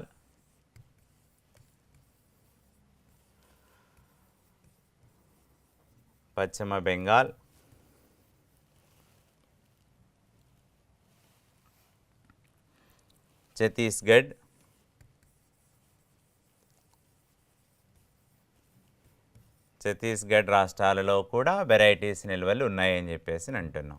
ఆంధ్రప్రదేశ్తో పాటుగా ఆంధ్రప్రదేశ్లో అత్యధికంగా ఉన్నాయంటున్నాం.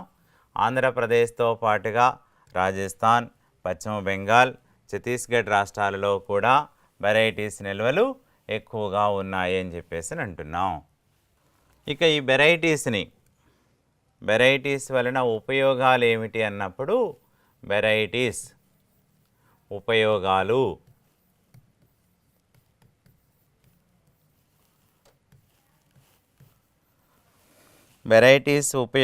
ఏమిటి అని చెప్పేసి అన్నప్పుడు ఒకటి రంగుల తయారీలో ఉపయోగించడం జరుగుతుంది. రంగులు తయారీలో ఉపయోగించటం జరుగుతుంది. రెండవది కాగితం తయారీలో ఉపయోగించటం జరుగుతుంది. 3 తోళ్ల పరిశ్రమలోనూ ఉపయోగించటం జరుగుతుంది.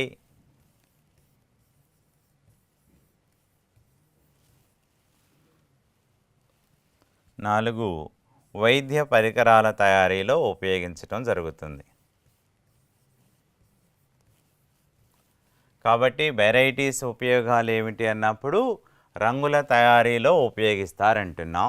రెండోది కాగితం తయారీలో ఉపయోగిస్తారంటున్నాం. మూడోది తోళ్ల పరిశ్రమలోనూ ఉపయోగించటం జరుగుతుంది. 4 వైద్య పరికరాల తయారీలోనూ వెరైటీస్ను ఉపయోగించటం జరుగుతుంది అని చెప్పేసి అంటారు.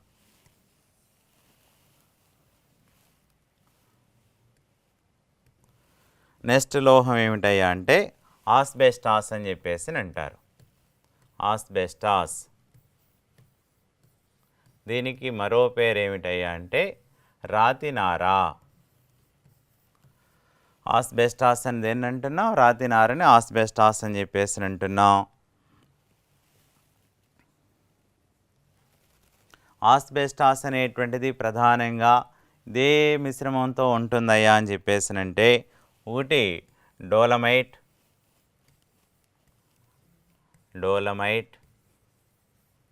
మరియు సున్నపు రాయితో కలిసి ఉండేటువంటి దానినే ఏమంటున్నారయ్యా అంటే ఆస్బెస్టాస్ అని చెప్పేసి అంటారు. డోలమైట్ సున్నపు రాయిలతో కలిసి ఉండేదే ఆస్బెస్టాస్ అని చెప్పేసి అంటున్నాం. ఇదే ఇప్పుడు మనం సిమెంట్ రేకులు అని చెప్పేసి అంటున్నాం. సిమెంట్ రేకుల తయారీలో ఎక్కువగా ఉపయోగించడం జరుగుతుంది. కాబట్టి ఆస్బెస్టాస్ వలన ఉపయోగాలు ఏమిటయ్యా అని చెప్పేసానంటే పైపుల తయారీలోను, పెంకుల తయారీలోను, పెంకులంటే అవే రేకులు తయారీలోను, సిమెంటు ఉత్పత్తుల తయారీలోను,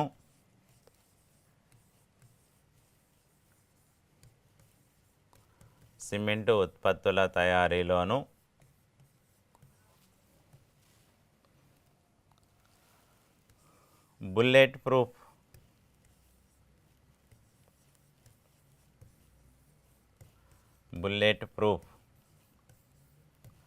జాకెట్స్ తయారీలోను ఆస్బెస్టాస్ని ఎక్కువగా ఉపయోగిస్తాం.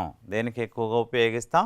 పైపుల తయారీలో ఉపయోగిస్తాం, పెంకుల తయారీలో ఉపయోగిస్తాం, సిమెంట్ ఉత్పత్తుల తయారీలో ఉపయోగిస్తాం, బుల్లెట్ ప్రూఫ్ జాకెట్స్ తయారీలో కూడా ఆస్బెస్టాస్ని ఎక్కువగా ఉపయోగిస్తారు అని చెప్పి చెప్పుకోవచ్చు.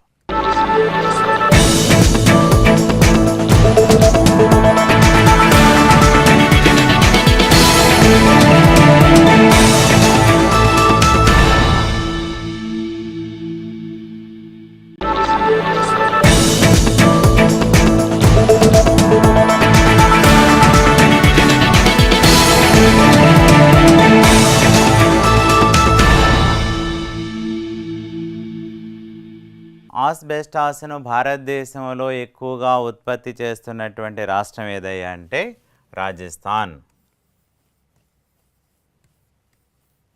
ఆస్బెస్టాస్ నిల్వలు అధికంగా ఉన్నటువంటి రాష్ట్రం కూడా రాజస్థానే.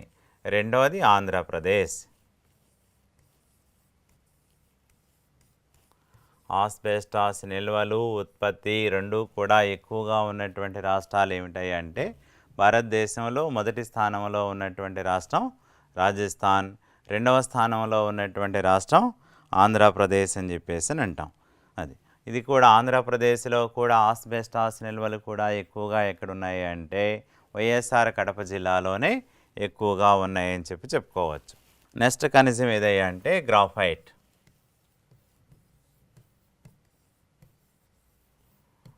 గ్రాఫైట్కి మరో పేరు ఏమిటయ్యా అంటే నల్ల సీసం అని కూడా అంటాం. గ్రాఫైట్కి ఉన్నటువంటి మరొక పేరు ఏమిటి అంటే నల్ల సీసం, బ్లాక్ లెడ్ అని దేనిని అంటారయ్యా అంటే గ్రాఫైట్ అని చెప్పేసి అంటాం. ఇక గ్రాఫైట్ని ఎక్కువగా మనం దేనికి ఉపయోగిస్తాం అయ్యా అని చెప్పేసినంటే గ్రాఫైట్ వలన ఉపయోగాలు పౌండ్రీల తయారీలోను, ఫౌండ్రీల తయారీలోనూ ఎక్కువగా ఉపయోగిస్తాం. అణు రియాక్టర్ల తయారీలోనూ ఉపయోగించడం జరుగుతుంది. అణు రియాక్టర్ల తయారీలోను, అట్లాగే పెన్సిళ్ళ తయారీలో. ఇప్పుడు పెన్సిల్స్లో మనకు రాసేది ఏమిటాయా అని చెప్పేసినంటే గ్రాఫైట్. పెన్సిళ్ళ తయారీలోనూ ఉపయోగించడం జరుగుతుంది.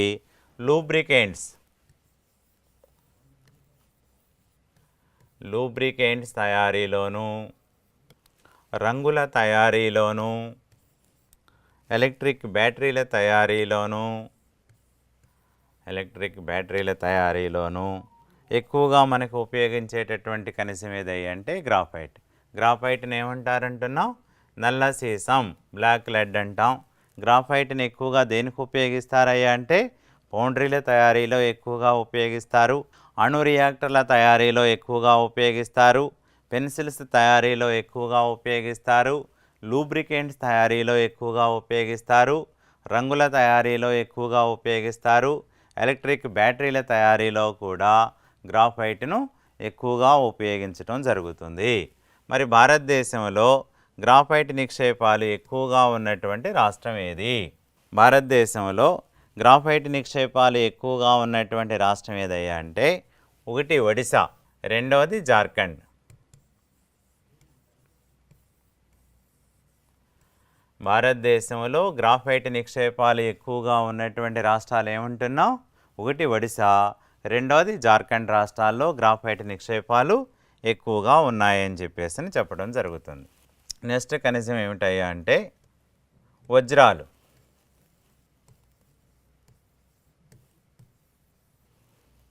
ప్రపంచంలో వజ్రాలకు ప్రసిద్ధి చెందినటువంటి ప్రాంతం ఏది అని చెప్పేసి అంటాడు. ప్రపంచంలో వజ్రాలకు ప్రసిద్ధి చెందినటువంటి ప్రాంతం ఏదయ్యా అంటే దక్షిణాఫ్రికాలో ఉన్నటువంటి కింబర్లీ అనేటువంటి ప్రాంతం. వజ్రాలకు ప్రసిద్ధి చెందినటువంటి ప్రాంతం ఏదయ్యా అంటే కింబర్లీ. కింబర్లీ ఏ దేశంలో ఉందని చెప్పేసి అంటున్నాం? దక్షిణాఫ్రికా. దక్షిణాఫ్రికాలోని కింబర్లీ అనేటువంటిది వజ్రాలకు ప్రసిద్ధి చెందిన ప్రాంతం. మరి భారతదేశంలో వజ్రాలకు ప్రసిద్ధి చెందిన ప్రాంతం ఏది అనొచ్చు. భారతదేశంలో వజ్రాలకు ప్రసిద్ధి చెందినటువంటి ప్రాంతం ఏదయ్యా అంటే పన్నా. మరి పన్నా ప్రాంతం ఏ రాష్ట్రంలో ఉంది అన్నప్పుడు మధ్యప్రదేశ్. మధ్యప్రదేశ్ రాష్ట్రంలోని పన్నా ప్రాంతంలో వజ్రాలు ఎక్కువగా లభిస్తున్నాయి. రెండవది ఏమిటయ్యా అంటే ఆంధ్రప్రదేశ్. ఆంధ్రప్రదేశ్ రాష్ట్రంలోని అనంతపురం జిల్లాలోని వజ్రకరూరు ప్రాంతం వద్ద కూడా వజ్రాలు ఎక్కువగా లభిస్తున్నాయి. వజ్రకరూరు ప్రాంతం ఏ రాష్ట్రంలో ఉందంటున్నాం? ఆంధ్రప్రదేశ్. ఆంధ్రప్రదేశ్లో ఏ జిల్లాలో ఉందంటున్నాం? అనంతపురం జిల్లాలో ఉంది అని చెప్పేసి. అట్లాగే వజ్రాలు ఇంకా ఎక్కువగా ఎక్కడ లభిస్తాయి అంటే నదీ పరివాహక ప్రాంతాలలో కూడా లభిస్తాయి. ఆంధ్ర ప్రాంతంలోని కృష్ణానదీ పరివాహక ప్రాంతంలో ప్రపంచంలోనే ప్రఖ్యాతి చెందినటువంటి కోహినూరు వజ్రం లభించింది అని చెప్పేసి అంటాం. కాబట్టి ఆ రకంగా నదీ పరివాహక ప్రాంతాలలో, తర్వాత వజ్రకరూరు ప్రాంతంలో, అదే మనకి భారతదేశంలో ప్రసిద్ధి చెందినటువంటి ప్రాంతం ఏదయ్యా అంటే పన్నా ప్రాంతంలో వజ్రాలు ఎక్కువగా లభిస్తున్నాయి. అదే ప్రపంచంలో వజ్రాలకు ప్రసిద్ధి చెందిన ప్రాంతం ఏదయ్యా అంటే దక్షిణాఫ్రికాలోని కింబర్లీ అనేటువంటి ప్రాంతం అని చెప్పేసి అంటున్నాం. అది కాబట్టి ఈ రకంగా భారతదేశంలో లోహ ఖనిజాలు, అలోహ ఖనిజాలు ఉన్నాయని చెప్పేసి అంటున్నాం. ఇక ఖనిజాలలో తర్వాత రకం ఏ రకానికి సంబంధించినయ్యా అని చెప్పేసి అంటే ఇంధన ఖనిజాలు అని చెప్పి చెప్పుకోవచ్చు. ఏ ఖనిజాలు? ఇంధన ఖనిజాలు. ఈ ఇంధన ఖనిజాలలో అత్యంత ప్రధానమైనటువంటివి, ముఖ్యమైనటువంటి ఖనిజాలు ఏమిటయ్యా అంటే ఒకటి బొగ్గు,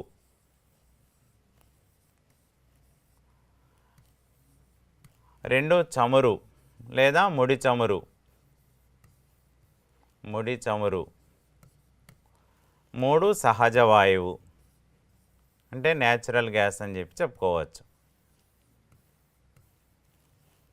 కాబట్టి ఇంధన ఖనిజాలలో అత్యంత ప్రధానమైనటువంటి ఖనిజాలు ఏం చెప్తున్నాం?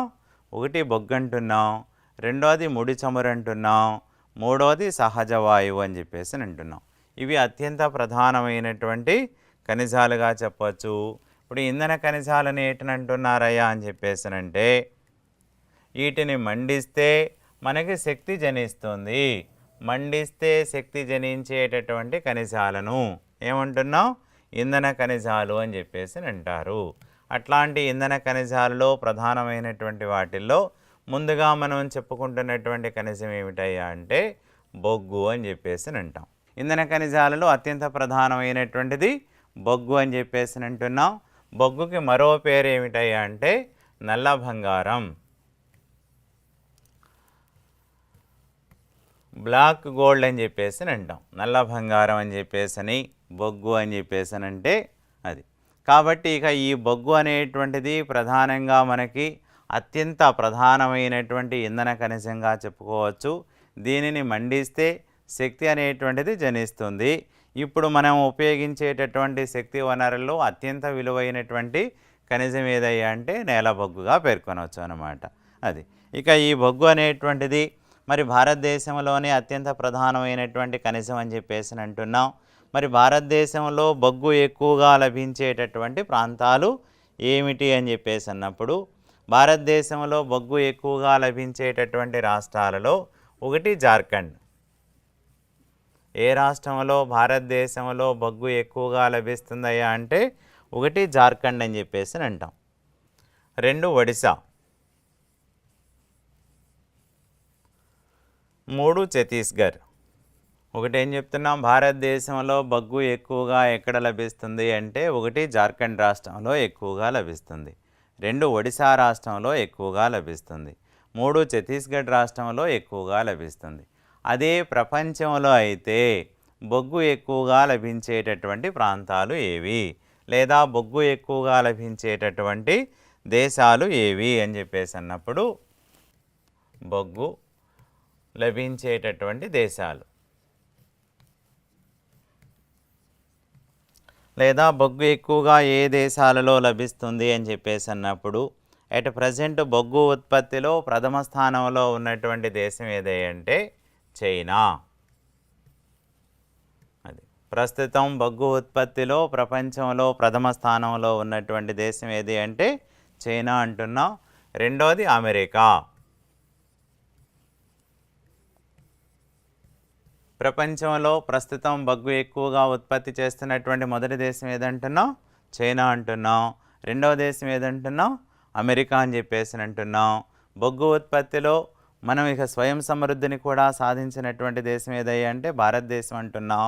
భారతదేశంలో బొగ్గు ఎక్కువగా ఏ రాష్ట్రాల్లో లభిస్తుందయ్యా అంటే ఒకటి జార్ఖండ్ రాష్ట్రంలో ఎక్కువగా లభిస్తుంది, 2 ఒడిశా రాష్ట్రంలో ఎక్కువగా లభిస్తుంది, ఛత్తీస్గఢ్ రాష్ట్రంలో ఎక్కువగా లభిస్తుంది అని చెప్పేసి అంటున్నాం.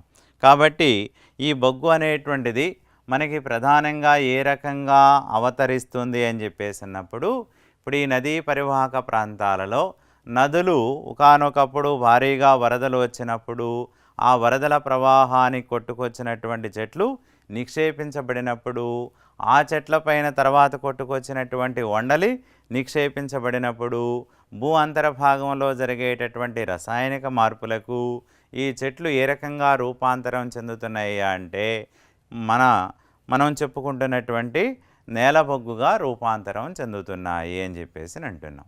ఇక ఈ బొగ్గు యొక్క క్వాలిటీని నిర్ణయించడానికి ఉపయోగపడేవి ఏమిటయ్యా అంటే బొగ్గులో ఉన్నటువంటి కార్బన్ శాతాన్ని బట్టి ఆ బొగ్గు యొక్క క్వాలిటీని నిర్ధారించడం జరుగుతుంది.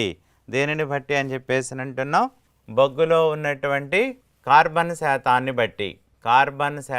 బట్టి బొగ్గు యొక్క క్వాలిటీని లేదా నాణ్యతను నిర్ధారించడం జరుగుతుంది. ఈ కార్బన్ శాతాన్ని బట్టే ప్రధానంగా మనం బొగ్గును 4 రకాలుగా వర్గీకరించడం జరుగుతుంది. ఎన్ని రకాలుగా వర్గీకరిస్తున్నామయ్యా అంటే 4 రకాలు. అదేమిటయ్యా అంటే ఒకటి ఆంథ్రాసైట్ బొగ్గు అని చెప్పేసి అంటాం, ఆంథ్రాసైట్ కోల్. రెండవది ఏమిటయ్యా అంటే బిట్యూమినస్ కోల్, బిట్యూమినస్. మూడవది ఏమిటయ్యా అంటే లిగ్నైట్. నాలుగవది ఏమిటయ్యా అంటే పీట్ కోల్.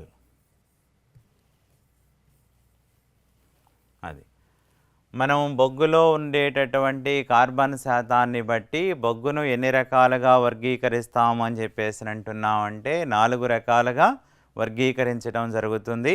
అవి ఏమిటయ్యా అంటే ఒకటి ఆంథ్రాసైట్ కోల్ అంటున్నాం, రెండవది బిట్యూమినస్ కోల్ అని చెప్పేసి అంటున్నాం, మూడవది లిగ్నైట్ కోల్ అంటున్నాం, నాలుగవది పీట్ కోల్ అని చెప్పేసి అంటున్నాం. ఇప్పుడు ఈ ఆంథ్రాసైట్ కోలులో మరి ఎంత శాతం కార్బనం ఉంటుంది అని చెప్పేసి అన్నప్పుడు ఆంథ్రాసైట్ కోలలో మనకి లభించేటటువంటి కార్బన్ 80 నుంచి 90% కార్బన్ ఉంటుంది అని చెప్పేసి అంటున్నాం. ఎంత శాతం కార్బన్ ఉంటుంది? 80 నుంచి 90% వరకు కార్బన్ ఉంటుంది. కాబట్టి అత్యుత్తమమైనటువంటి బొగ్గు ఏ రకానికి సంబంధించిందయ్యా అంటే ఆంథ్రాసైట్ రకానికి సంబంధించినది. మరి బిట్యూమినస్ కోలులో ఎంత శాతం ఉంటుందయ్యా అంటే ఇది 75% నుండి 85% వరకు కార్బన్ ఉంటుంది. 75% నుండి 85% వరకు కార్బన్ దేనిలో ఉంటుందయ్యా అంటే బిట్యూమినస్ కోలులో ఉంటుంది అని చెప్పేసి అంటున్నాం. మూడోది లిగ్నైట్ కోల్. లిగ్నైట్ కోల్లో ఎంత ఉంటుందయ్యా అని చెప్పేసి అంటే 45 నుంచి 55% వరకు కార్బన్ ఉంటుంది. లిగ్నైట్ కోల్లో ఎంత ఉంటుంది? 45 నుంచి 55% ఉంటుంది అని చెప్పేసి అంటున్నాం. అదే పీట్ కోల్ అయితే ఎంత ఉంటుంది అని చెప్పేసి అంటే బిలో 40% ఉంటుంది అని చెప్పుకోవచ్చు. అది బొగ్గు యొక్క నాణ్యతను నిర్ధారించడానికి ఉపయోగించేది ఏమిటయ్యా అంటే అందులో ఉన్నటువంటి కార్బన్ శాతం. కాబట్టి కార్బన్ శాతాన్ని ఆధారంగా చేసుకుని బొగ్గును ఎన్ని రకాలుగా వర్గీకరించాం? 4 రకాలుగా వర్గీకరించడం జరిగింది. ఆ 4 రకాలు ఏమిటాయి అంటే, ఒకటి ఆంథ్రాసైట్ కోల్ అంటున్నాం, 2 బిట్యూమినస్ కోల్ అంటున్నాం, 3 లిగ్నైట్ కోల్ అని చెప్పేసి అంటున్నాం, 4 పీట్ కోల్ అంటున్నాం. ఈ ఆంథ్రాసైట్ కోల్లో ఎంత శాతం కార్బన్ ఉంటుందయ్యా అంటే 80 నుంచి 90% వరకు ఉంటుంది. బిట్యూమినస్ కోల్లో ఎంత శాతం ఉంటుందయ్యా అంటే 75 నుంచి 85% ఉంటుంది. లిగ్నైట్ కోల్లో ఎంత శాతం ఉంటుందయ్యా అంటే 45 నుంచి 55% ఉంటుంది. పీట్ కోల్లో ఎంత ఉంటుందయ్యా అంటే బిలో 40% ఉంటుంది అని చెప్పుకోవచ్చు అన్నమాట. అయితే ఇప్పుడు మనకి మరి ఆంథ్రాసైట్ కోల్ అనేటువంటిది ఎక్కువగా ఎక్కడ లభిస్తుంది అని చెప్పేసి అన్నప్పుడు, ఆంథ్రాసైట్ కోల్ అనేటువంటిది ప్రపంచంలోనే మనకి ఎక్కువగా ఎక్కడ లభిస్తుందయ్యా అంటే బ్రిటను, రష్యా దేశాలలో లభిస్తుంది.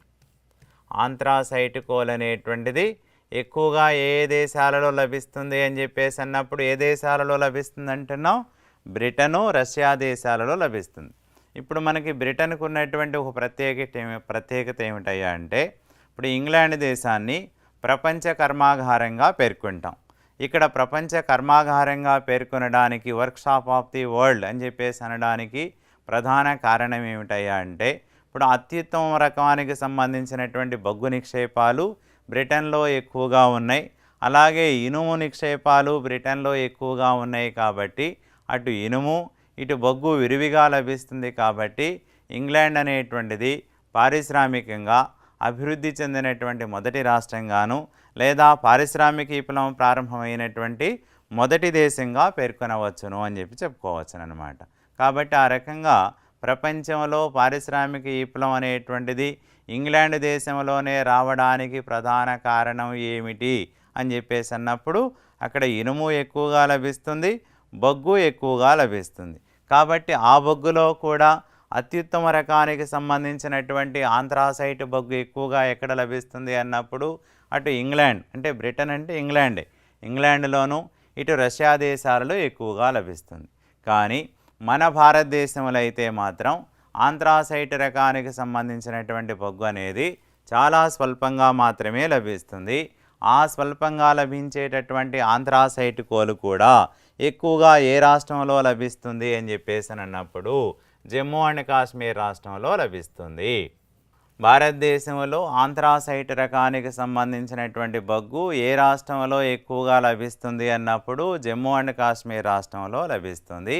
ఇది కొద్ది పరిమాణంలోనే లభిస్తుంది. ఇక ఈ ఆంథ్రాసైట్ రకానికి సంబంధించినటువంటి బొగ్గు ఏ రంగులో ఉంటుంది అని చెప్పేసి అన్నప్పుడు ప్రకాశవంతమైనటువంటి నలుపు రంగులో ఉంటుంది.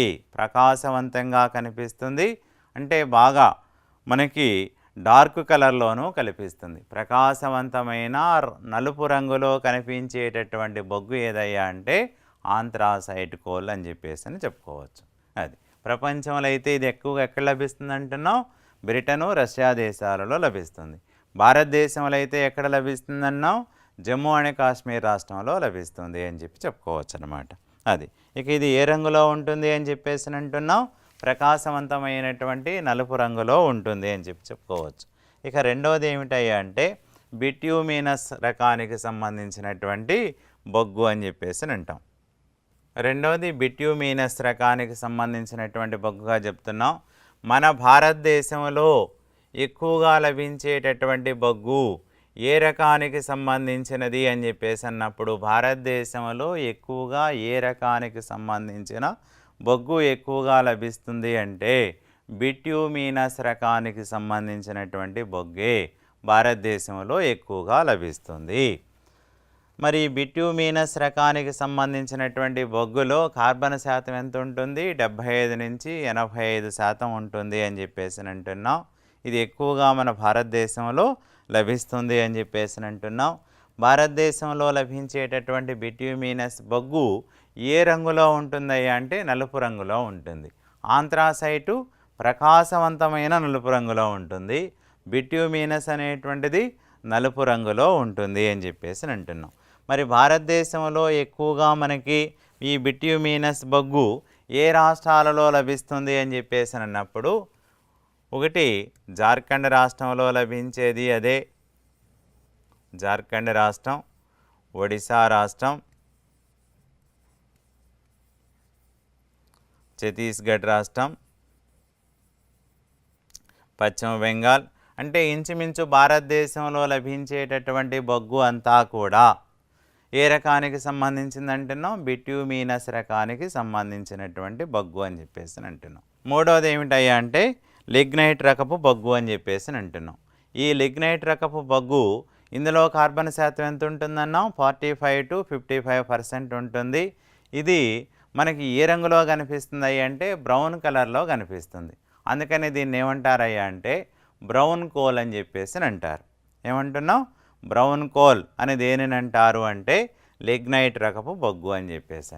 ఈ లిగ్నైట్ రకపు బొగ్గు భారతదేశంలో ఎక్కువగా ఏ ప్రాంతంలో లభిస్తుందయ్యా అంటే తమిళనాడులోని నైవేలి ప్రాంతం. తమిళనాడులోని నైవేలి ప్రాంతం దేనికి సంబంధించిందంటున్నాం? లిగ్నైట్ రకానికి సంబంధించినటువంటి బొగ్గు అని చెప్పేసి అంటున్నాం. లిగ్నైట్ రకానికి సంబంధించిన బొగ్గు భారతదేశంలో ఎక్కువగా ఏ ప్రాంతంలో లభిస్తుంది అన్నప్పుడు తమిళనాడు రాష్ట్రంలోని నైవేలి ప్రాంతంలో లభిస్తుంది. ఇది పూర్తిగా పరిణితి ఇంకా చెందలేదు కాబట్టి ఇది బ్రౌన్ కలర్లో ఉంటుంది కాబట్టి దీన్ని బ్రౌన్ కోల్ అని చెప్పేసి అంటాం. ఇందులో 45 నుంచి 55% కార్బన్ మాత్రమే ఉంటుంది. నాలుగోది పీట్ కోల్ అని చెప్పేసి అంటాం. ఇది పూర్తిగా రూపాంతరం చెందలే, ఇంకా చెక్క మాదిరిగానే ఉంటుంది. అందుకనే దీన్ని మనకి చెక్క బొగ్గు అని కూడా అని చెప్పేసి అంటాం. ఈ చెక్క బొగ్గును ఎక్కువగా మరి దేనికి ఉపయోగిస్తారయ్యా అంటే వంట చెరకుగా ఎక్కువగా ఉపయోగించేటటువంటి బొగ్గు ఏదయ్యా అంటే పీట్ కోల్. ఇందులో కార్బన్ శాతం ఎంత ఉంటుందంటున్నాం? బిలో 40% ఉంటుంది. ఇది పూర్తిగా ఇంకా పరిణితి చెందనటువంటిది. కాబట్టి ఈ పీట్ కోల్ ఎక్కువగా మనకి ఎక్కడ లభిస్తుంది అని చెప్పేసి అన్నప్పుడు నీలగిరి ప్రాంతాలలో ఎక్కువగా లభించేటటువంటి బొగ్గు ఏ రకానికి సంబంధించింది అంటే పీట్ కోల్ అని చెప్పేసి అంటున్నాం. ఆ విధంగా బొగ్గును ఏం చేస్తున్నామయ్యా అంటే అందులో ఉన్నటువంటి కార్బన్ శాతాన్ని ఆధారంగా చేసుకుని ఆంథ్రాసైట్ బొగ్గు అని, బిట్యూమినస్ బొగ్గు అని, లిగ్నైట్ బొగ్గు అని, పీట్ కోల్ అని చెప్పేసి ఈ రకంగా 4 రకాలుగా వర్గీకరిస్తున్నాం. అందులో మనకి అత్యుత్తమ రకానికి సంబంధించినది అధికంగా వేడినిచ్చేది ఏదయ్యా అంటే ఆంథ్రాసైట్. అది మండినప్పుడు అధిక వేడి వస్తుంది. అట్లాగే దాని తర్వాత ఉన్నటువంటిది బిట్యూమినస్. దీన్ని మండించినప్పుడు కూడా అధికంగా వేడి వస్తుంది అని చెప్పుకోవచ్చు. లిగ్నైట్ ఇది పెద్దగా వేడి రాదు అని చెప్పుకోవచ్చు. పీట్ కోల్ అనేది బాగా ఇక వంట చెరకుగా ఉపయోగించేది అని చెప్పుకోవచ్చు అనమాట. ఈ రకంగా కార్బన్ శాతాన్ని ఆధారంగా చేసుకుని బొగ్గుని 4 రకాలుగా వర్గీకరించడం జరుగుతుంది అని చెప్పేసి అంటున్నాం. ఇక మన భారతదేశంలో బొగ్గు లభించేటటువంటి ప్రాంతాన్ని ఆధారంగా చేసుకుని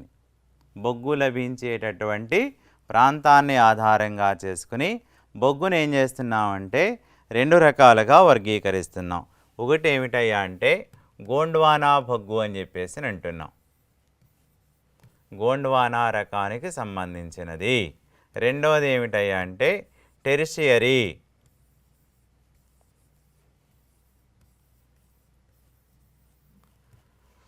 అంటే బొగ్గు లభించేటటువంటి ప్రాంతాన్ని ఆధారంగా చేసుకుని శాస్త్రీయంగా భారతదేశంలో లభించేటటువంటి బొగ్గును 2 రకాలుగా వర్గీకరిస్తున్నాం. ఒకటి గోండ్వానా రకానికి సంబంధించినది అంటున్నాం. రెండోది టెరిషియరీ రకానికి సంబంధించినది అని చెప్పేసి అంటున్నాం. ఇప్పుడు ఈ గోండ్వానా రకానికి సంబంధించినటువంటి బొగ్గంతా కూడా మనకి గోండ్వానా భూమి అని చెప్పేసి అంటాం. ఇప్పుడు భారతదేశాన్ని ప్రాథమికంగా కూడా మనం 4 నైసర్గిక భూస్వరూపాలుగా వర్గీకరించాం. అందులో మూడవది ఏమిటయ్యా అంటే ద్వీపకల్ప పీఠభూమి అన్నాం. ఈ ద్వీపకల్ప పీఠభూమి అనేది ప్రాచీన కాలంలో దేనిలో భాగంగా ఉండేది అని చెప్పేసి అంటే గోండ్వానా భూమిలో భాగంగా ఉండేది అని చెప్పేసి అంటున్నాం. కాబట్టి అలాంటి గోండ్వానా భూమిలో లభించేటటువంటి బొగ్గుని గోండ్వానా రకానికి సంబంధించినది అని చెప్పేసి అంటున్నాం.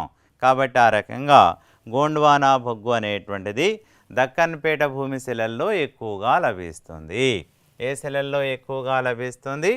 దక్కన్ పీఠభూమి శిలల్లో ఎక్కువగా లభిస్తుంది. దక్కన్ పీఠభూమి శిలల్లో అధికంగా లభించేటటువంటి బొగ్గు ఏమిటయ్యా అంటే గోండ్వానా బొగ్గు అని చెప్పేసి అంటాం. ఇది ఎక్కువగా మనకి నదీ పరివాహక ప్రాంతాలలో లభిస్తుంది అంటున్నాం. ఆ నదీ పరివాహక ప్రాంతాలలో కూడా ఎక్కువగా ఏ నదీ పరివాహక ప్రాంతాలలో గోండ్వానా రకపు బొగ్గు లభిస్తుంది అని చెప్పేసి అంటాడు. దానికి ఒకటి ఏమిటయ్యా అంటే దామోదర్ నదీ పరివాహక ప్రాంతంలో లభిస్తుంది. దామోదర్ నదీ పరివాహక ప్రాంతంలో లభిస్తుంది. రెండోది గోదావరి నదీ పరివాహక ప్రాంతంలో లభిస్తుంది. గోండ్వానా రకపు బొగ్గు దక్కన్ శిలల్లో లేదా దక్కన్ పీఠభూమి శిలల్లో ఎక్కువగా లభిస్తుంది.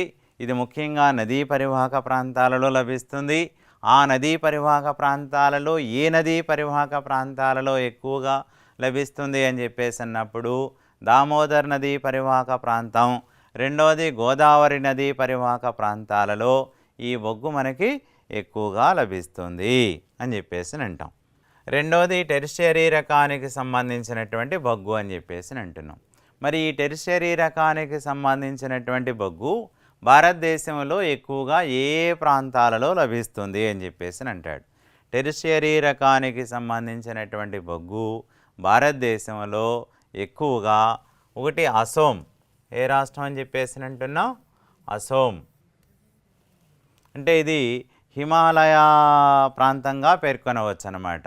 కాబట్టి ఎక్కువగా మనకి అసోం రాష్ట్రంలోను, రెండవది మేఘాలయ,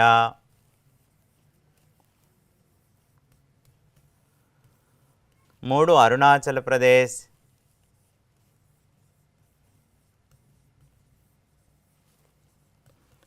నాలుగు జమ్మూ అండ్ కాశ్మీర్. కాబట్టి హిమాలయ పరివాహక ప్రాంతంలో ఎక్కువగా లభించేటటువంటి బొగ్గు ఏదంటే టెరిషియరీ రకానికి సంబంధించినటువంటి బొగ్గు. ఈ టెరిషియరీ రకానికి సంబంధించినటువంటి బొగ్గు ఏ రాష్ట్రాల్లో లభిస్తుందంటున్నా? అసోం, మేఘాలయ, అరుణాచల్ ప్రదేశ్, జమ్మూ అండ్ కాశ్మీర్ రాష్ట్రాలలో లభించేటటువంటి బొగ్గు టెరిషియరీ రకానికి సంబంధించింది. దక్కన్ పీఠభూమి ప్రాంతంలో లభించేటటువంటి బొగ్గు గోండ్వానా రకానికి సంబంధించినది. ఆ రకంగా భారతదేశంలో బొగ్గు లభించేటటువంటి ప్రాంతాన్ని ఆధారంగా చేసుకుని బొగ్గుని ప్రధానంగా రెండు రకాలుగా వర్గీకరిస్తున్నాం. ఒకటి గోండ్వానా బొగ్గు అంటున్నాం, రెండోది టెరిషియరీ బొగ్గు అని చెప్పేసి అంటున్నాం. ఆ రకంగా బొగ్గుని మనం ఎక్కువగా దేనికి ఉపయోగిస్తున్నామయ్యా అని చెప్పేసి అంటే విద్యుత్ పరిశ్రమలో లేదా విద్యుత్ ఉత్పత్తికి ఎక్కువగా ఉపయోగిస్తున్నటువంటి ఖనిజం ఏదయ్యా అంటే బొగ్గు అని చెప్పేసి అంటాం.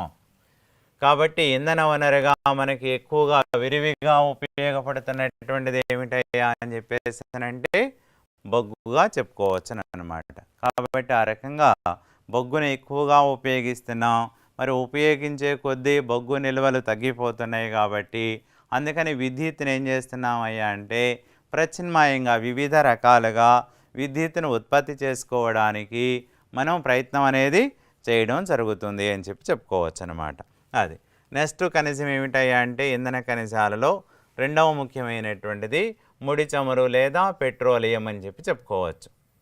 ముడి చమురు లేదా పెట్రోలియం అని చెప్పేసి పెట్రోలియంలో పెట్రా అంటే శిలా అని చెప్పేసి అంటాం. పెట్రా అంటే ఏం చెప్తున్నాం? శిలా అని చెప్పేసి అంటాం. ఓలియం అంటే నూనె లేదా రాతి నూనెగా చెప్పవచ్చు. కాబట్టి పెట్రోలియం అనేటువంటి పదం ఎలా వచ్చిందంటున్నాం? పెట్రా ప్లస్ ఓలియం అనేటువంటి పదాల నుంచి పెట్రోలియం అనేటువంటి పదం వచ్చిందంటున్నాం. పెట్రా అంటే ఏం చెప్తున్నాం? శిలా చెప్తున్నాం. ఓలియం అంటే ఏం చెప్తున్నాం? నూనె చెప్తున్నాం. అందుకనే పెట్రోలియంను రాతి నూనె అని కూడా అనవచ్చును అని చెప్పేసి పేర్కొనవచ్చు. రాతి నూనె అని దేన్ని అంటారయ్యా అంటే ముడి చమురు లేదా పెట్రోలియం అని చెప్పేసి అంటాం. కాబట్టి ఆ రకంగా శిలా తైలం అని చెప్పేసి అంటున్నాం. ఇప్పుడు ఈ పెట్రోలియంను విరివిగా మనం ఉపయోగిస్తున్నాం. కాబట్టి ఇంధన వనరుల్లో మనకి బొగ్గు కన్నా తర్వాత ఇప్పుడు ఈ ఆటోమొబైల్స్ అంతా కూడా ఇప్పుడు ఇవన్నీ కూడా యంత్రాలు ఇవన్నీ నడవడానికి ఉపయోగించేవి ఏమిటయ్యా అని చెప్పేసినంటే ఆటోమొబైల్స్ అంతా కూడాను పెట్రోలియం మీదే ఆధారపడి నడుస్తున్నాయి కాబట్టి వీటిని బంగారు ద్రవం, పెట్రోల్ని ఇంకా ఏమని పిలుస్తారయ్యా అని చెప్పేసినంటే బంగారు ద్రవంగా పేర్కొనడం జరుగుతుంది. గోల్డెన్ లిక్విడ్ అని దేన్ని అంటారని చెప్పేసి అంటున్నాం, పెట్రోలియం ఉత్పత్తుల్ని గోల్డెన్ లిక్విడ్ అని చెప్పేసి బంగారు ద్రవం అని చెప్పేసి అంటారు, బంగారు ద్రవం అని పిలుస్తారు అని చెప్పి చెప్పుకోవచ్చు అనమాట. అది ఇక ఈ పెట్రోలియం అనేది దేని యొక్క మిశ్రమం అని చెప్పేసినంటే హైడ్రోకార్బన్ల యొక్క మిశ్రమంగా పేర్కొనవచ్చును అని చెప్పేసి. హైడ్రోకార్బన్ల యొక్క మిశ్రమాన్ని ఏమంటున్నాం మనం, పెట్రోలియం ఉత్పత్తులు అని చెప్పేసి అంటాం.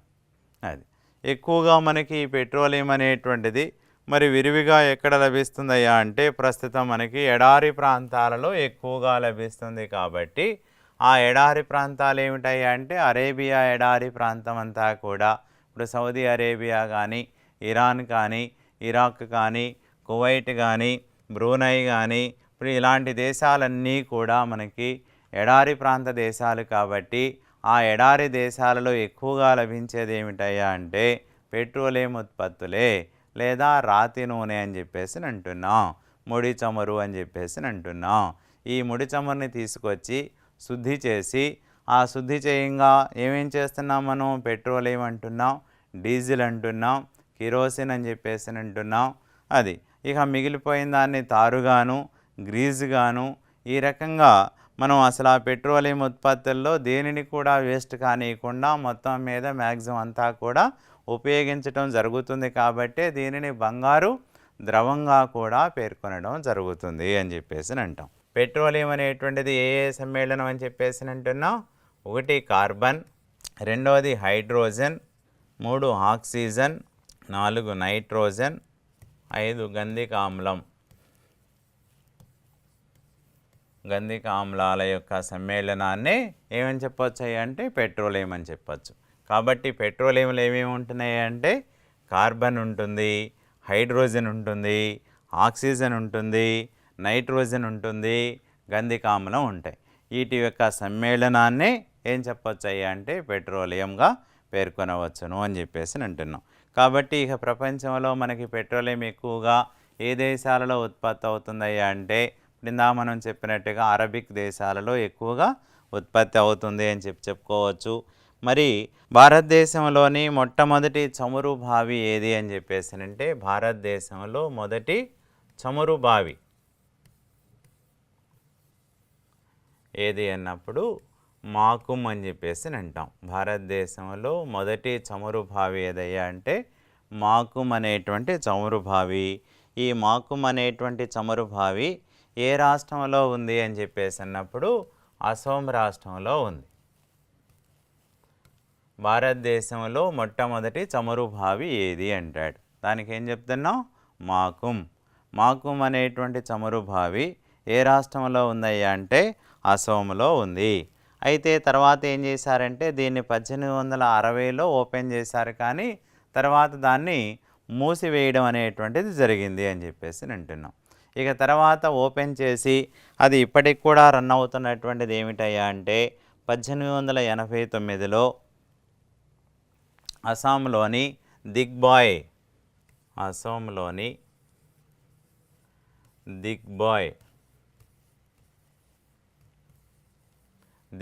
వద్ద మనకి మొట్టమొదటిసారిగా 1889లో ఈ చమురు నిక్షేపాలు కనుగొనబడ్డాయి అని చెప్పేసి అంటున్నాం.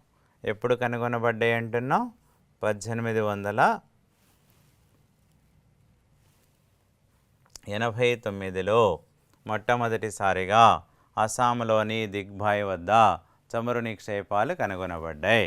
ఇక అప్పటి నుంచి ఇప్పటి వరకు కూడా ఆ ప్రాంతం నుంచి మనం ముడి చమురుని ఉత్పత్తి చేస్తూనే ఉన్నాము అని చెప్పుకోవచ్చును అనమాట.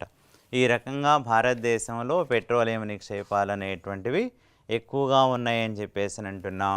ఇప్పుడు ఇక భారతదేశంలో మరి ఈ ముడి చమురుని కానీ సహజ వాయువుని కానీ ముందుగా అన్వేషించి వెలికి తీసేటటువంటి బాధ్యతను ఎవరికి అప్పగించామయ్యా అని చెప్పేసి అంటే చమురు సహజ వాయువుల అన్వేషించి తర్వాత ఏం చేస్తుందంటున్నాం, అది వెలికి తీస్తుందంటున్నాం. దానికోసం ఏం చేసామయ్యా అంటే 1956లో మనం ఓఎన్జీసీని ఏర్పాటు చేయడం జరిగింది అని చెప్పేసి అంటున్నాం. ఎప్పుడు ఏర్పాటు చేసాం దీనిని? 1956వ సంవత్సరంలో ఏర్పాటు చేయడం జరిగింది. ఓఎన్జీసీ అంటే ఏం చెప్తున్నాం? Oil and natural gas corporation అని చెప్పేసి అంటున్నాం. చమురు సహజ వాయువ అన్వేషణ సంస్థ అని చెప్పేసి అంటున్నాం. ఇది భారతదేశంలో ఎక్కడ మనకి ముడి చమురు నిక్షేపాలు ఉన్నాయి, అట్లాగే సహజ వాయువు నిక్షేపాలు ఉన్నాయని చెప్పేసి ముందుగా అన్వేషించి ఆ తర్వాత వెలికి తీస్తుంది అని చెప్పేసి చెప్పుకోవచ్చును అనమాట. ఈ సంస్థను ఎప్పుడు ఏర్పాటు చేసాం? 1956లో ఏర్పాటు చేయడం జరిగింది అని చెప్పేసి చెప్పుకోవచ్చు. అది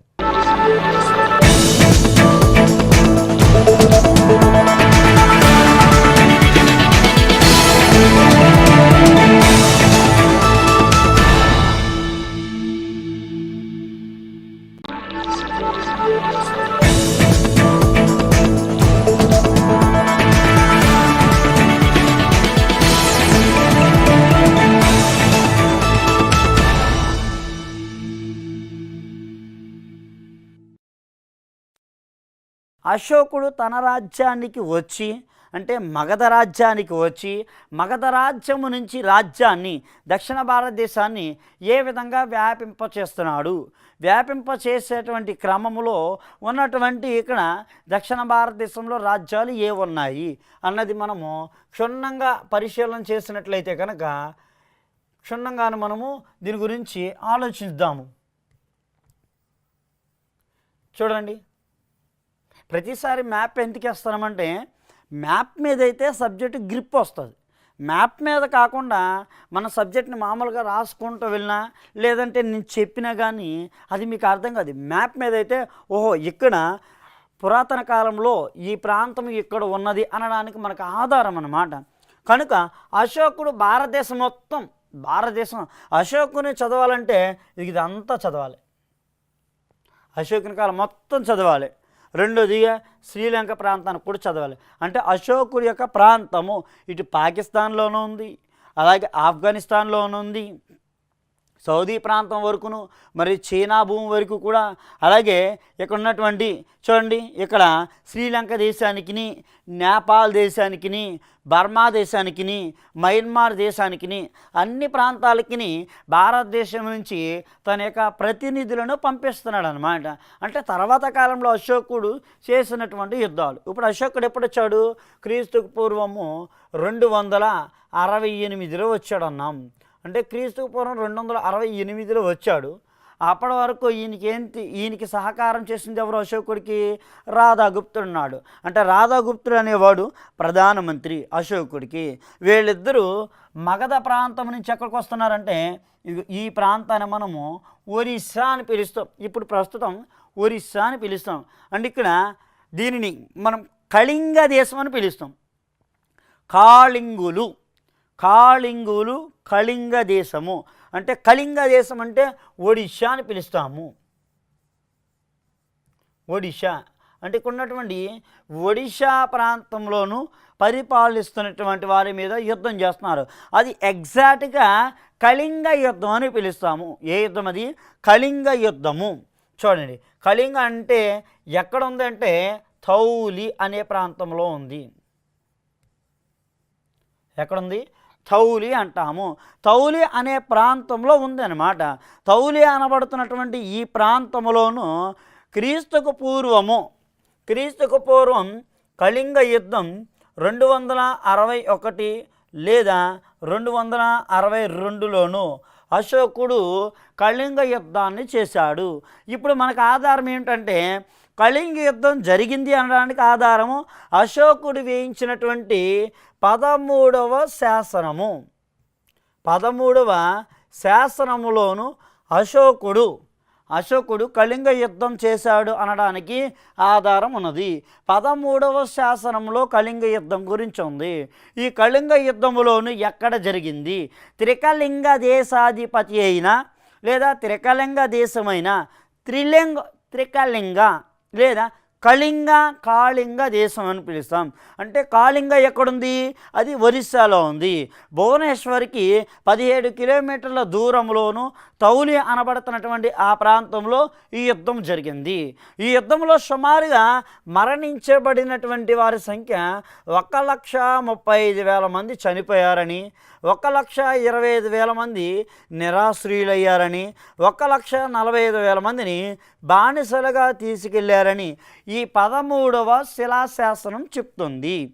బాగా గుర్తుపెట్టుకోండి, 13వ శిలాశాసనం దేని గురించి చెప్తుంది? కళింగ యుద్ధం గురించి చెప్తుంది. కళింగ యుద్ధము ఎవరెవరి మధ్య జరిగింది? కళింగ ప్రజలకి మరియు అశోకుడికి మధ్య జరిగింది. అశోకుడికి కళింగ యుద్ధము ఎప్పుడు ఏ సంవత్సరంలో జరిగింది? 262 నుంచి 261లో జరిగింది. జరిగినటువంటి ప్రాంతము తౌలి అనబడుతున్నటువంటి ఆ ప్రాంతంలో జరిగింది. సుమారుగా మరణించబడినటువంటి వారు, నిరాశ్రులు అయినటువంటి వారు, వీరిని బానిసలుగా తీసుకెళ్ళినటువంటి వారు. అప్పుడే ఎప్పుడైతే యుద్ధం జరిగిందో అశోకుడి కాలంలో హృదయంలోనూ వేదన ప్రారంభమైంది. అంటే ఒక యుద్ధం వలన ఇంతమంది మరణించారా, ఒక యుద్ధం వలన ఇంతమంది చనిపోతున్నారని ఎప్పుడైతే దీన్ని గుర్తు చేసుకుంటున్నాడో, చనిపోయినటువంటి దీనిని కాస్తాను అంటే ఇంతమంది చనిపోతున్నారు, ఇంతమంది నిరాశ్రయులు అవుతున్నారు, కాళ్ళు చేతులు తెగి వీరికి అన్నపానాలు అనేది ఏమీ దొరకకుండా బాధతో ఉంటున్నారని అశోకుడు మారి జీవితంలో యుద్ధం చేయకూడదని అప్పుడే ఈయనకు గురువు గారు పరిచయం అయ్యారు. ఇక్కడ మగధ ప్రాంతంలో పరిచయమైనటువంటి ఆ గురువు పేరే ఉపగుప్తుడు అంటాము. ఎవరైనా ఉపగుప్తుడు అని పిలవాలి. ఉపగుప్తుడు అంటాం. ఉపగుప్తుడు లేదా మొగలిపొత్త తిస్స అంటాము. మొగలిపొత్త తిస్స, మొగలిపొత్త తిస్స. ఉపగుప్తుడు లేదా మొగలిపొత్త తిస్స అనబడుతున్నటువంటి ఆ వ్యక్తి కనిపిస్తున్నాడు. అంటే ఇక్కడ అశోకుడికి బౌద్ధ మతం ఇచ్చిన గురువు ఎవరు అంటే మొగలిపొత్త తిస్స లేదా ఉపగుప్తుడు. అశోకుడికి బౌద్ధ మతం ఇచ్చినవాడు.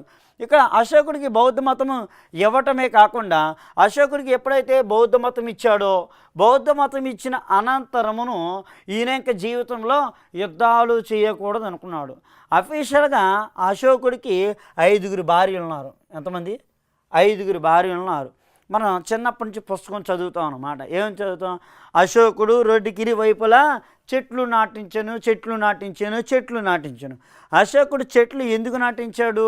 అశోకుడు చెట్లు రోడ్డుకి ఇరువైపులా కూడా నడుస్తున్నటువంటి దారిలో కానీ సేద తీరడానికి నాటించినట్లుగా మనకి కొందరు పెద్దలు చెప్తూ ఉంటారనమాట. అదే మాదిరిగిన అశోకుడు 5 భార్యలు ఉన్నారు. ఇప్పుడు భార్యల ద్వారాగాను ఆయనకి కలిగేటువంటి ఉపయోగం, ఉపయోగాలు ఇప్పుడు 5 భార్యలతో చెప్తున్నాడు.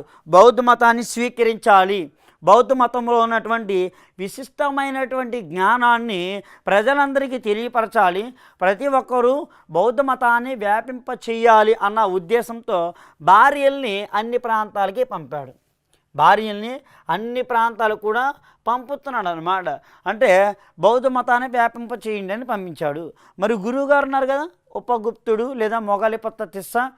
ఈ గురువుగారు, ఈ మొగలిపొత్త తిస్స అనబడుతున్నటువంటి గురువుగారిని కూడా ఇదిగో నేపాల్కి పంపించాడు. ఎక్కడ పంపించాడు? నేపాల్కి పంపించాడు. ఈ ఉపగుప్తుడు నేపాల్కి వెళ్ళి బౌద్ధ మతాన్ని వ్యాపింపచేశాడు. ఇప్పుడు బాగా గుర్తుపెట్టుకోండి, ఇక్కడ టిబెట్ నేపాల్కి వెళ్ళింది ఎవరో? ఉపగుప్తుడు. కనుక ఇప్పుడు టిబెట్ ప్రాంతంలో బౌద్ధ మత గురువు ఎవరున్నారు? దలైలామా ఉన్నాడు. అంటే ఇక్కడి నుంచి తన గురువుని ఎక్కడ పంపుతున్నాడు? టిబెట్ ప్రాంతానికి, నేపాల్ ప్రాంతానికి గురువు గారిని పంపించాడు. వీళ్ళందరినీ పంపుతున్నాడు. అంటే ఒక యుద్ధము ద్వారాగా అశోకుడు హృదయం తెరవబడింది. అశోకుడు హృదయం ఎప్పుడైతే తెరవబడిందో భారతదేశంలో సంస్కరణలు ప్రారంభించబడుతున్నాయి. అంటే అశోకుడు నిజంగా 14 శాసనాలు వేశాడని, అశోకుని యొక్క శాసనాల గురించి కానీ, అశోకుని నాణాల గురించి కానీ, అశోకుని యొక్క సంస్కరణల గురించి కానీ మనకు తెలియపరిచేటువంటి వారు 1837లో సర్ జేమ్స్ ప్రిన్సెస్ అనబడుతున్నటువంటి వ్యక్తి కనబడుతున్నాడు. సర్ జేమ్స్ ప్రిన్సెస్ అంటాం. సర్ జేమ్స్ ప్రిన్సెస్ అనబడుతున్నటువంటి ఈ వ్యక్తి మొదటిసారిగాను, లేదా సర్ జేమ్స్ ప్రిన్సెస్ అనబడుతున్నటువంటి ఈ వ్యక్తి కాస్త కూడా భారతదేశంలోను అశోకుని యొక్క శాసనాలను వెలికి తీసినవాడు. అంటే ఇతని ద్వారాగానే వెలుగులోనికి వచ్చాయి. నంబర్ ఆఫ్ టైమ్స్ అడిగినటువంటి ప్రశ్న ఉంటుంది ఇక్కడ. అంటే అశోకుడు శాసనాలు వెలికి తీసింది ఎవడు? Sir James princess. ఎప్పుడైతే వెలుగు తీశాడో అశోకుని కాలము విరజిల్లబడింది అని, అశోకుడు అనేక ప్రాంతాలలోనూ పట్టణాలు వెలిశాయని, మరియు ప్రజల యొక్క యోగక్షేమాలను దృష్టిలో పెట్టుకుని తన యొక్క తాతగారు ఎవరు తాతగారు ఇక్కడ? మొదటివాడు చంద్రగుప్త మౌర్యుడు కొడుకు బిందుసారుడు, బిందుసారుని యొక్క కొడుకు అశోకుడు అని చదవాలి. కాబట్టి చూడండి, అశోకుని యొక్క తాత ఎవరవుతున్నాడు? చంద్రగుప్త మౌర్యుడు. చంద్రగుప్త మౌర్యుడు ఏ మతాన్ని తీసుకున్నాడు? ఈయన జైన మతాన్ని తీసుకున్నాడు. కానీ మనవడు ఏ మతాన్ని తీసుకున్నాడు? బౌద్ధ మతాన్ని తీసుకున్నాడు. అంటే అశోకుడు తీసుకున్నది బౌద్ధ మతము, చంద్రగుప్త మౌర్యుడు తీసుకుంది జైన మతము. చంద్రగుప్త మౌర్యుడు ప్రజల గురించి ఒక చెరువుని త్రవ్వాడని చెప్పాను. సుదర్శనం అనే తటాకాన్ని త్రవ్వాడు. ఇది సుదర్శనం అనే తటాకము. ఇక్కడ సుదర్శనం అంటాం. సుదర్శనం అనే తటాకాన్ని త్రవ్వాడు. ఈ సుదర్శనం అనే తటాకాన్ని ఎప్పుడైతే త్రవ్వాడో సుదర్శనం అనే తటాకము ద్వారాగా ఈ తటాకము ద్వారాగా ఈ తటాకాన్ని బాగు చేయించాడు వీడు. ఎవరు? అశోకుడు సుదర్శనం అనే తటాకాన్ని బాగు చేయించాడు. అంటే ఈ చెరువుని కొద్దిగా పెద్ద కింద చేసి ప్రజల యోగక్షేమాలను దృష్టిలో పెట్టుకున్నాడు. అంటే దీని అంతటికే కారణం ఏది? ఇక్కడ జరిగినటువంటి కేవలం యుద్ధమే. కళింగ యుద్ధము ద్వారాగా అశోకుని హృదయం మార్చివేయబడింది. అంటే ఉపగుప్తుడు ఇస్తున్నటువంటి బౌద్ధ మతం ద్వారాగా భారతదేశంలో సంస్కరణలు ప్రారంభించాడు ఈ అశోకుడు. అలాగే అశోకుని గురించి చూసినట్లయితే భారతదేశంలో అంతవరకు ఎవరో కూడా స్తూపాలు మనకి ఒక వ్యక్తి కట్టాడు. ఎవరు కట్టారంటే అజాతశత్రువు ఆల్రెడీ ఒక స్తూపాన్ని కట్టాడనమాట. అదే విధముగా మాదిరిగా చూస్తున్నట్లయితే కనుక భారతదేశంలో స్తూపాలను నిర్మించాడు అశోకుడు. ఎన్ని స్తూపాలు? 84,000 స్తూపాలు. చూడండి, ఇది 84,000 స్తూపాలు. అసలు స్తూపాలు దేని గురించి చెప్తుంది? బుద్ధుడు చనిపోయిన తర్వాత బుద్ధుని యొక్క అస్థికలు ఉంటాయి, అస్థికలను సేకరించి లేదా అవశేషాలను పిలుస్తాము. ఈ అవశేషాలను సేకరించి ఎక్కడ పెడుతున్నాడు? అవశేషాన్ని ఒకటి పెట్టి గోర్లను కానీ వెంట్రుకలను కానీ పెట్టి దాని మీద ఏం చేస్తున్నాడు? స్తూపాన్ని నిర్మిస్తున్నాడు. స్తూపం అంటే కనుక ఇక్కడ రీసెంట్గా జరిగినటువంటి పరీక్ష పేపర్లో కూడా ఇవ్వబడ్డాయి. దక్షిణ భారతదేశంలో పురాతనమైన స్తూపము, దక్షిణ భారతదేశంలో ఎత్తైన స్తూపం అన్నాం. భారతదేశంలోనే పెద్ద స్తూపము, భారతదేశంలో పురాతనమైన స్తూపం అన్నాడు. కనుక 84,000 స్తూపాలు నిర్మించినటువంటి వాడు అశోకుడు. రెండవదిగా అశోకుడు స్తూపాలు నిర్మించడము, అశోకుడు రాజ్యాన్ని వ్యాపింపచేయటము, వీటితో పాటుగానే నగరాన్ని నిర్మించాడు. దాన్నే శ్రీనగర్ అనాలి. శ్రీనగర్ అనే నగరాన్ని నిర్మించినటువంటి వాడెవరు? అశోకుడు. జమ్మూ కాశ్మీర్లో చూడండి, ఇప్పుడు శ్రీనగర్ చూసినట్లయితే శ్రీనగర్ అనే పట్టణము ఏ నది ఒడ్డున ఉన్నది? శ్రీనగర్ అనే పట్టణం ఏ నది ఒడ్డున ఉందంటే కనుక జీలం నది ఒడ్డున గలదు అని చదవాలి. జీలం అంటే జీలం నదిని ఇంతకు ముందే మనము డిస్కస్ చేసాం. జీలం నది అంటే ఏంటి? జీలం నది అనగా ఇక్కడ గ్రీకు భాషలో హైడాస్పస్ అని చెప్పుకున్నాము. అంటే శ్రీనగర్, ఇది శ్రీనగర్ కనిపిస్తుంది. శ్రీనగర్ని సృష్టించినటువంటి వాడు అశోకుడు.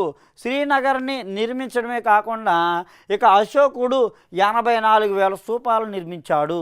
రెండవదిగా భారతదేశంలో అత్యంత ప్రధానమైన స్తూపము సాంచి స్తూపం అని చెప్పాలి. సాంచి స్తూపం అంటే ఇక్కడ సాంచి స్తూపం ఎక్కడుంది? మధ్యప్రదేశ్లో ఉంది. ఎంపీ మధ్యప్రదేశ్లో సాంచి స్తూపం ఉన్నది. అంటే భారతదేశంలో అతిపెద్ద స్తూపం సాంచి స్తూపం అని. భారతదేశంలోని పురాతనమైన స్తూపం భారతదేశంలో పురాతనమైన స్తూపం ఉత్తరప్రదేశ్లో ఉన్నటువంటి ఉత్తరప్రదేశ్లోను మనకి పి ప్రవాహ అంటాము. పి ప్రవాహ అంటాము. పి ప్రవాహ భారతదేశంలో పెద్ద స్తూపము సాంచీ స్తూపము. సాంచీ స్తూపం ఎక్కడుంది? మధ్యప్రదేశ్లో ఉంది. మరి భారతదేశంలో అతి పురాతనమైన స్తూపము పి ప్రవాహ ఉత్తరప్రదేశ్లో ఉంది. మరియు చూసినట్లయితే కనుక సారనాథ్ స్తూపం ఒకటి ఉంది ఉత్తరప్రదేశ్. అది ఎక్కడుంది? ఉత్తరప్రదేశ్ ఉందన్నమాట. ఈ ఉత్తరప్రదేశ్లోనూ సారనాథ్ స్తూపం కనపడుతుంది. సారనాథ్ స్తూపం అనేది దేని గురించి చెప్తుంది అంటే కనుక మనకి సారనాథ్ స్తూపములోను అశోకుని యొక్క మన భారతదేశంలో జాతీయ నాణ్యం ఉంది కదా, ఈ జాతీయ నాణ్యము ఎక్కడ ఉన్నది అంటే జాతీయ నాణ్యానికి ఉన్నటువంటి చిహ్నము సారనాథ్ స్తూపంలో లభ్యమవుతుంది. మరియు సారనాథ్ స్తూపంలో మరొకటి చెక్కబడింది, సత్యమేవ జయతే అనేది చెక్కబడింది ఇక్కడ. అంటే సత్యమేవ జయతే అనే పదాన్ని మనము మరి ఎక్కడి నుంచి గ్రహించాము? సత్యమేవ జయతే అనే పదాన్ని మనం ఎక్కడి నుంచి గ్రహించాము అంటే కనుక మనకి 108 ఉపనిషత్తులు ఉన్నాయి. దీన్ని ఉపనిషత్తులు అంటాము. ఉపనిషత్తులు 108 ఉన్నాయి. ఇందులో మాండకో ఉపనిషత్తు అంటాం. ఇది మాండకో ఉపనిషత్తు. మాండకో ఉపనిషత్తు అంటాం. ఈ మాండకో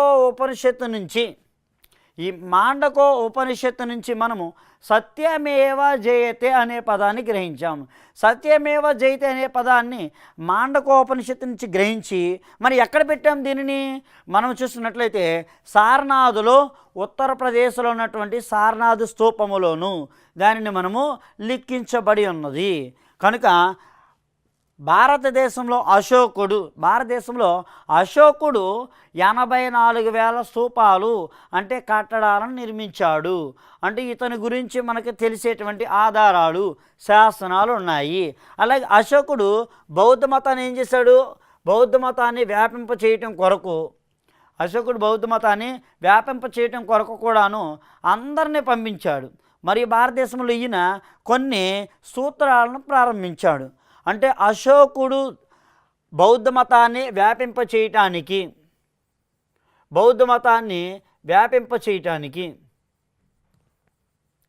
కొంతమంది శాఖలు అంటాం, మినిస్ట్రీస్ అంటాం. ఇంగ్లీష్లో చెప్పాలంటే మనం మినిస్ట్రీస్, శాఖల్ని ఏర్పాటు చేశారు. వారినే మనము ధర్మ మహామాత్యులు అని పిలవాలి. ధర్మ మహామాత్యులు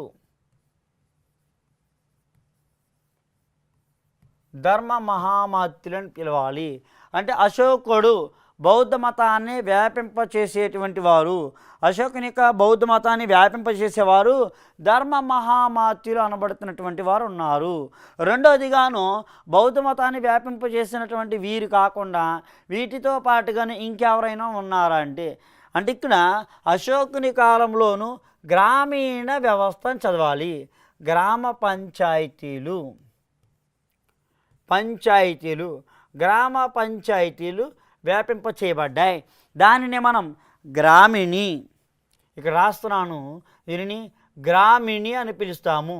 గ్రామిణి లేదా గ్రామిక, ఇది గ్రామిణి లేదా గ్రామిక లేదా గుల్మిక అని పిలుస్తాం.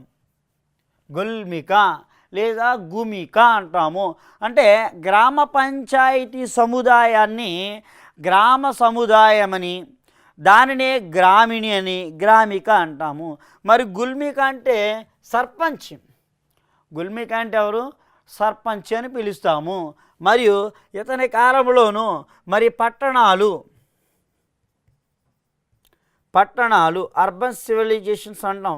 అంటే పట్టణాలు ఏ విధంగా ఆవిర్భవించబడ్డాయి, ఇక్కడ ఉన్నటువంటి పట్టణాలకి అధిపతులు. అంటే మనము పట్టణాలను ఏమని పిలుస్తామంటే మనము నిగమ సభలు అని పిలుస్తాము. నిగమ సభలు అని పిలుస్తాం అన్నమాట. ఇక్కడ నిగమ సభలు కనిపిస్తున్నాయి. అంటే నిగమ సభలకి అధిపతులు గహపతులు అంటాము. నిగమ సభలకి అధిపతులు ఎవరు? ప్రస్తుతం ఫర్ ఎగ్జాంపుల్ దాన్ని మనము మేయర్ అని, డిప్యూటీ మేయర్ అని, లేదంటే మనము కౌన్సిలర్స్ నుంచి వచ్చేటువంటి వారు, కౌన్సిలర్స్ నుంచి ఎవరు వస్తారు మనకి ఇక్కడ, చైర్మన్ వస్తాడు, చైర్మన్ అని, వైస్ చైర్మన్ అని పిలుస్తాము. అంటే మున్సిపాలిటీలు మరియు మున్సిపాలిటీతో పాటుగానే కార్పొరేషన్ అని పిలుస్తూ ఉంటాము. కాబట్టి ఇక్కడ అశోకుడి కాలంలో గ్రామీణ వ్యవస్థ ఆవిర్భవించబడింది, పట్టణ ఆవిర్భవించబడింది. ఈ రెండు కూడా ప్రాచుర్యంలో ఉన్నాయి. బౌద్ధ మతాన్ని వ్యాపింప చేయటానికి బౌద్ధ ధర్మవాదులు ఏమని పిలుస్తామంటే ధర్మ మహామాత్యులు అని పిలుస్తాము. రాజాజ్ఞలను భద్రపరిచేటువంటి శాఖ ఉంది. రాజాజ్ఞను భద్రపరిచేటువంటి వారు మరియు శిస్తు వసూలు చేసేటువంటి వారినే మనము కొన్ని రకాల పదాలు ఉపయోగిస్తాము. రాజామాత్యులు, విశ్వామాత్యులు, ఆమాత్యులు అని పిలుస్తూ ఉంటాం అన్నమాట. అంటే ఇక్కడ వీరితో పాటుగానే వచ్చేటువంటి మరికొంతమందిని భాండాగారికుడని, హిరణ్యకుడని, లేఖకుడని, నిబంధనకారకుడని పిలుస్తూ ఉంటాము. అంటే రాజాజ్ఞలను భద్రపరిచేటువంటి వాడని, రాజాజ్ఞలను రాసేవాడని, మరియు రాజుగారి దగ్గర పన్ను రూపంలో అయినా వసూలు చేయొచ్చును, లేదంటే కనుక ధన రూపంలో అయినా వసూలు చేయవచ్చును అని పిలుస్తాము. ఇవన్నీ కూడా అశోకుని కాలంలో అశోకుడు ప్రాచుర్యంలోనికి తీసుకొచ్చినటువంటి ప్రధానమైనటువంటి శాఖలు. కాబట్టి అశోకుడు స్తూపాలు నిర్మించడమే, శాసనాలను, నాణాలను వీటన్నిటిని ఉపయోగించి బౌద్ధ మతాన్ని విరచిల్లింప చేసినటువంటి వాడని అశోకుని గురించి మనకి స్పష్టంగా కనిపిస్తుంది. అలాగే అశోకుడి కాలంలోనూ శ్రేణి వ్యవస్థ అంటాం. శ్రేణి వ్యవస్థ అంటే శ్రేణులు అనాలి. ఇంకాను శ్రేణులు 18 రకాల శ్రేణి వ్యవస్థ ఉంది. ఎన్ని రకాలు? 18 రకాల శ్రేణి వ్యవస్థ కనపడుతుంది. శ్రేణి అంటే ఎవరు? శ్రేణి అన్న, శ్రేష్ఠి అన్న, గోష్ఠి అన్న ఒక్కటే. ఇంకా బాగా చెప్పాలంటే వాడుకలోను దీన్ని శ్రేణి అంటే శెట్టిగారు అని అర్థం. శెట్టిగారు అంటాం. అంటే శెట్టిగారు అంటే ఎవరు? ఇక్కడ వైశ్యాస్ అని పిలుస్తాము. అంటే ఇక్కడ భాషలోను శ్రేణులు అంటే వ్యాపారస్తులు అని అర్థము. ఎవరు? వ్యాపారస్తులు.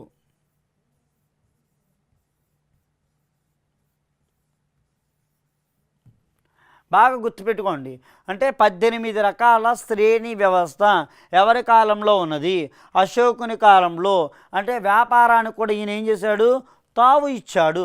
అంటే వ్యాపారాన్ని కూడా కొనసాగించవచ్చును అని స్పష్టంగా చెప్తున్నాడు. 18 రకాల శ్రేణులు లేదా 18 రకాల వ్యాపారస్తులు అనేవారు అశోకుని కాలంలో వ్యాపారాన్ని విరివిగా వ్యాపింపచేశారు అనడానికి మనకు ఆధారాలు ఉన్నాయి. ఫర్ ఎగ్జాంపుల్ వీరి కాలంలో ఉన్నటువంటి వ్యాపారాలు అలాగే వీరి కాలంలో ఉన్నటువంటి ఏ వ్యాపారాన్ని పర్ణిక శ్రేణి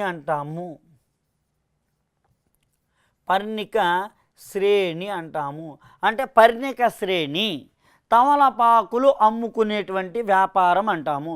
పర్ణిక చుట్టడము. పర్ణిక అంటే చుట్టడం. ఇక్కడ తమలపాకులను చుట్టేటువంటి వారు, తమలపాకులను అమ్ముకునేటువంటి వారు పర్ణిక శ్రేణి అని పిలుస్తూ ఉంటాము. రెండోదిగా ఇక్కడ కాసకారులు, కళారులు, కుమ్మరులు అంటాము. అంటే కుమ్మరులు అంటే ఎవరు? కుమ్మరులు అనే పదానికి చూస్తే కనుక కుండలను తయారు చేసుకునేటువంటి వారు కనపడుతున్నారు. మేదరులు అంటాము. అంటే మేదరులు అంటే బుట్టలను, తాటి ఆకులను అల్లేటువంటి వారు మేదరులని పిలుస్తూ ఉంటాము. తిలపిస్తకులు అంటాము. ఎవరు? తిలపిస్తకులు.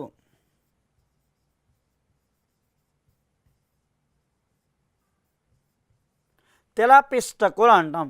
అంటే తిలపిస్తకులు అంటే ఇక్కడ తైలము అంటాము. అంటే నూనె గాండ్రులు అని పిలుస్తాము. ఇప్పుడు మనం ఏమంటాం? గానుగులు అని పిలుస్తూ ఉంటాం. అంటే గానుగ అంటే ఏంటి?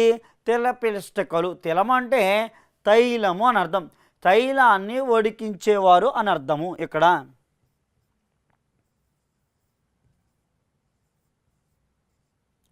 తైలాన్ని ఉడికించేవారు అని స్పష్టంగా కనపడుతుంది. తైలాన్ని ఉడికించేటువంటి వ్యక్తులు ఉన్నారు, తైలాన్ని ఉడికిస్తూ ఉంటారన్నమాట వీరు. ఎప్పుడైతే తైలాన్ని వీరు ఉడికిస్తూ ఉన్నారో, తైలాన్ని ఉడికించడంతో పాటుగానే ఇక్కడ మనకి అత్యంత ప్రధానమైనటువంటి వారు 18 రకాల శ్రేణి వ్యవస్థ మనకి ఆవిర్భవించబడింది. ఈ 18 రకాల శ్రేణి వ్యవస్థ ఆవిర్భవించబడము ఎప్పుడైతే ఆవిర్భవించబడిందో, ఆవిర్భవించడంతోనూ ఇక్కడ అశోకుని కాలంలోనూ వ్యాపారానికి తావు లేకుండా పోయింది. అంటే వ్యాపారాన్ని బాగా విరివిగా చేస్తున్నారు. అలాగే 18 రకాల శ్రేణి వ్యవస్థతో పాటుగానే ఇంకా కొన్ని సంస్కరణలు కూడా ప్రవేశపెట్టబడ్డాయన్నమాట. అంటే దానిని మనం వ్యవసాయ భూమిలోనూ చూసినట్లయితే కనుక, ఇప్పుడు మనకి పత్తి పండుతుంది. ఈ పత్తిని మనం ఏం చేస్తూ ఉంటాము, కోసి చక్కగాను వేరు చేసి వాటిని ఎగుమతి చేస్తున్నాం. కానీ పత్తిని వీరి కాలంలోనే డైరెక్ట్గా వేరు చేసే యంత్రం ఉంది. దాని పేరే రక్కసి లొటాయి అని పిలుస్తాము. ఏది పత్రికది అక్కడ ఉన్నటువంటి రక్కసి లొటాయి అని పిలుస్తాము. రక్కసి లొటాయి అంటే ముడి పత్తిను వేరు చేసేటువంటి యంత్రము రక్కసి లొటాయి ఉంది. కనుక ఈ అశోకుని కాలం నుంచి మనము చూసినట్లయితే కనుక, అశోకుని కాలంలోనూ అత్యంత ప్రధానమైనటువంటి వ్యవస్థలన్నీ కూడా అటు అన్ని విధాలు కూడా ఆవిర్భవించబడ్డాయి. అంటే బౌద్ధ మతం అనేది విరజల్లబడింది, ఆర్థిక వ్యవస్థ ఉంది, వ్యవసాయం ఉంది, మరియు అశోకుడు ఆచరించినటువంటి మతము బౌద్ధ మతము కనిపిస్తుంది. అశోకుని కాలం అంతా కూడా ప్రతిదీ వ్యాపింప చేసుకుంటూ ప్రజల యోగక్షేమాలను దృష్టిలో పెట్టుకున్నటువంటి వాడని మనకి అశోకుడు కనిపిస్తున్నాడు.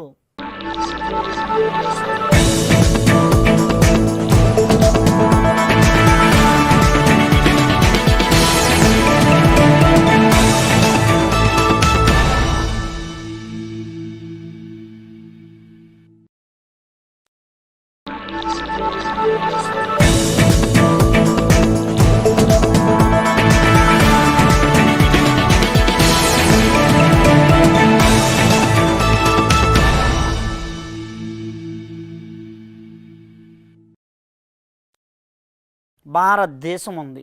భారతదేశం ఏ విధంగా ఏర్పడింది? భారతదేశం వివిధ రాష్ట్రాలు కలిస్తే ఏర్పడింది. అంటే కొంచెం కింద నుంచి చూసినట్లయితే కనుక కొన్ని గ్రామాలు 20 నుంచి 30 గ్రామాలు కలిస్తే ఒక మండలం అని పిలుస్తాము. అంటే కొన్ని మండలాలు కలిస్తే కనుక ఒక జిల్లా ఏర్పడుతుంది. కొన్ని జిల్లాలు కలిస్తే కనుక అది రాష్ట్రం కింద ఏర్పడుతుంది.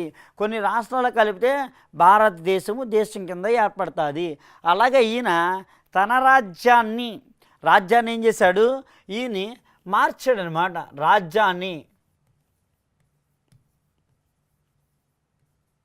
రాజ్యాన్ని ఆహారాలు అన్నాడు. ఏమన్నాడు? ఆహారాలు.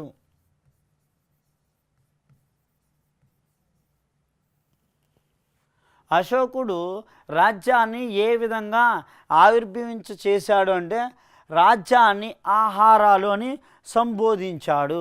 అంటే అశోకుని కాలంలోనూ మనకి రాజ్యం అనేది విస్తరించబడింది. ఆహారాలు రాష్ట్రాలు అంటాము. అంటే ఇక్కడ ఆహారాల కింద ఏర్పాటు చేశాడు. అంటే అశోకుని కాలంలోనూ మనం చూసినట్లయితే కనుక ఏ వాటిని మనకి ప్రాచుర్యంలో ఉన్నాయి?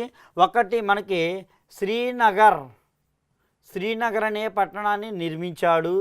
మధ్యప్రదేశ్లో సాంచి స్తూపం ఉంది, సారనాథ్ స్తూపం ఉంది, బాహురుతో ఉంది. అంటే స్తూపాలు అన్నమాట. అశోకుడు బౌద్ధ మతాన్ని తన దగ్గర ఉన్నటువంటి వారందరినీ కూడా పంపించాడు. రెండోదిగా అశోకుడికి 5 భార్యలు ఉన్నారని మనము తెలుసుకున్నాం. 5 భార్యల్లో తన యొక్క కొడుకు కూతురు ప్రధానమైనటువంటి వారు. అశోకుని యొక్క కొడుకు కూతురు. ఇక్కడ కొడుకును చూస్తున్నట్లయితే కనుక మహేంద్ర వర్మ అని పిలవాలి.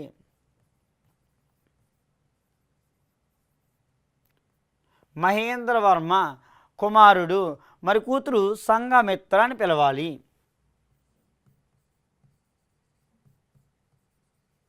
సంఘమిత్ర అని కుమార్తెను పిలవాలి. ఇక్కడ సంఘమిత్ర ఉంది, మరి కొడుకు మహేంద్ర వర్మ ఉన్నాడు. వీళ్ళిద్దరిని ఎక్కడ పంపించాడు? సిలోన్ దేశం అంటాము. ఇది సిలోన్ అంటాము. సిలోన్ అనగా శ్రీలంకని పురాతనంగా సిలోన్ దేశం అని పిలిచాము. కనుక అశోకుని కాలంలోనూ బౌద్ధ మతం వ్యాపింప చేయబడింది. అశోకుని కాలంలో తన యొక్క రాజ్యమంతా కూడా విస్తరించబడింది. పట్టణాలు ఆవిర్భించబడ్డాయి, మరియు గ్రామ పంచాయతీలు ఆవిర్భించబడ్డాయి. వ్యాపారస్తులు 18 రకాల శ్రేణి వ్యవస్థ అనేది ప్రారంభించబడిందని అశోకుని కాలాన్ని గురించి చెప్తాము. అసలు ఎన్ని జరిగాయి అనడానికి మనకు ఆధారాలు ఏమున్నాయి? అశోకుని యొక్క ప్రధానమైనటువంటి మనకి శాసనాలు లభ్యమవుతున్నాయి. అంటే ఇక్కడ చూడండి, అశోకుని యొక్క శాసనాలు ఎన్నున్నాయి? 14 శిలాశాసనాలు ఉన్నాయి. అంటే అశోకుడి కాలంలో శాసనాల ద్వారాగా రాజ్యాన్ని పటిష్టపరచవచ్చును. అశోకుని కాలం ద్వారాగా రాజ్యంలో జరిగినటువంటి సంక్షోభాలను గురించి కానీ, అశోకుని కాలం నుంచి ఆర్థిక వ్యవస్థ కానీ, అశోకుని కాలం నుంచి మత పరిస్థితులు కానీ, అశోకుని కాలం నుంచి కట్టబడినటువంటి కట్టడాల గురించి కానీ, మరియు సాంఘిక సాంస్కృతిక పరిణామాలని మనము దృష్టిలో పెట్టుకోవచ్చని స్పష్టంగా కనబడుతుంది. అంటే అశోకుడు జీవించిన అనంతరము అశోకుడు చనిపోతున్నాడు. అశోకుడి తర్వాత బృహద్దనుడు అంటాం. అంటే మౌర్యుల్లో ఉన్నటువంటి చివరి రాజు బృహద్దనుడు అంటాము. బృహద్దనుడు ఈ బృహద్దనుడిని చంపి రాజ్యాధికారానికి పుష్యమిత్రుల్లో ఉన్నటువంటి శుంగు వంశం పరిపాలించినటువంటి వారు వస్తున్నారు. ఇక్కడ 300 సంవత్సరాల నుంచి మళ్ళా క్రీస్తుకు శకం వరకు కూడా వీరే పరిపాలించారు. అంటే అశోకుడు కాలం నుంచి కూడా క్రింది తర్వాత భారతదేశంలోనికి పరిపాలించినటువంటి వారు కనిపిస్తున్నారు. ఇక్కడ చూసినట్లయితే అశోకుడు పరిపాలిస్తుండగా లేదా అశోకును అంతమైన తర్వాత భారతదేశంలోనికి వచ్చినటువంటి ఏ రాజ్యాలు అనేది చూసినట్లయితే మనకి అశోకుడి కాలం నుంచి కనిపిస్తుంటాయి. అంటే అశోకుడు మరణించే నాటికి ప్రారంభించబడినటువంటి రాజ్యాలు, అశోకుడు అనంతరము వచ్చినటువంటి రాజ్యాలు. ఇది చూస్తే కుషాణులు అంటాము. కుషాణులు ఈ ప్రాంతాన్ని శకులు అంటాము. ఎవరు? శకులు. ఇదే ప్రాంతంలో ఉన్నటువంటి వారు ఇక్కడ ఎవరున్నారు? ఇప్పుడు ఈ ప్రాంతంలోనేమో ఉన్నటువంటి మొదటి శాఖ శుంగులు. ఎవరు? శుంగులు. రెండో శాఖ అంటే వీరు చనిపోయిన తర్వాత వీరు కొనసాగుతున్నారు, వాడిని కాణవ అంటాము. ఎవరు? కాణవ వంశం కనపడుతుంది. కాణవ వంశం ఉంది, శుంగు వంశం ఉంది. అంటే ఇక్కడ ఎవరి తర్వాత వస్తున్నారు వీరిని చూసినట్లయితే శుంగులు రావటానికి ప్రధానమైన కారణం పుష్యమిత్ర శుంగుడు అంటాము. పుష్యమిత్ర శుంగుడు వీడు ఇక్కడ ఉన్నటువంటి మౌర్యుల్లో ఉన్నటువంటి బృహద్దనుడిని చంపి రాజ్యాధికారానికి వచ్చాడు. అదేవిధంగా చూస్తే కనుక ఇక్కడ చిన్న చిన్న రాజ్యాలు ఉన్నాయి.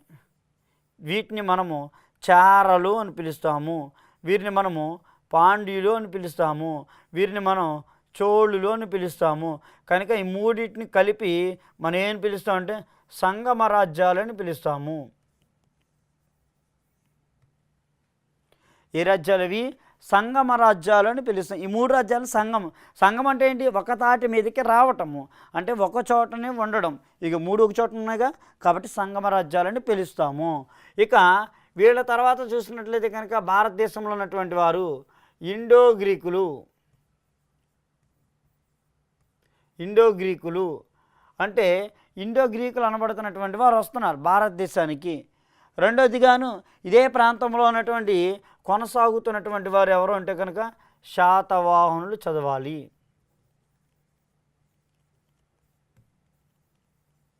శాతవాహనులు. కాబట్టి ఇక్కడ సబ్జెక్టులోను శాతవాహనులు గ్రూప్ 1 అవని, గ్రూప్ 2 అవని, గ్రూప్ 3 అవని, గ్రూప్ 4 అవని, ఎలాంటి సబ్జెక్టులు అయినా సరే ఇక్కడ శాతవాహనుల గురించి ఖచ్చితంగా ఉంటుంది. ఒకప్పుడైతే కనుక ప్రశ్నలు చాలా ఇచ్చాడు. ప్రస్తుతం అయితే కనుక వచ్చే కొలది కూడా మనకు వస్తున్నటువంటి సమయాన్ని దృష్టిలో పెట్టుకొని ఇక్కడ నిపుణులు తయారు చేసేటువంటి ప్రశ్నలోనూ దీనికి సంఖ్యాబలం తగ్గింది. అయినా కానీ శాతవాహనుల చరిత్ర అనేది చాలా మంచి సబ్జెక్ట్. ఏపీ హిస్టరీలో మొట్టమొదటి టాపిక్ ఇదే. అంటే శాతవాహనులు అనబడుతున్నటువంటి వారు. ఇక్కడ ఇండో గ్రీకులు ఉన్నారు, కుషానులు ఉన్నారు. వీటిని మనం ఏమని పిలుస్తామంటే మౌర్యులు అనంతరీకులు అని పిలుస్తాము. ఏమని పిలుస్తాము? మౌర్యుల యొక్క అనంతరీకులు అంటాము.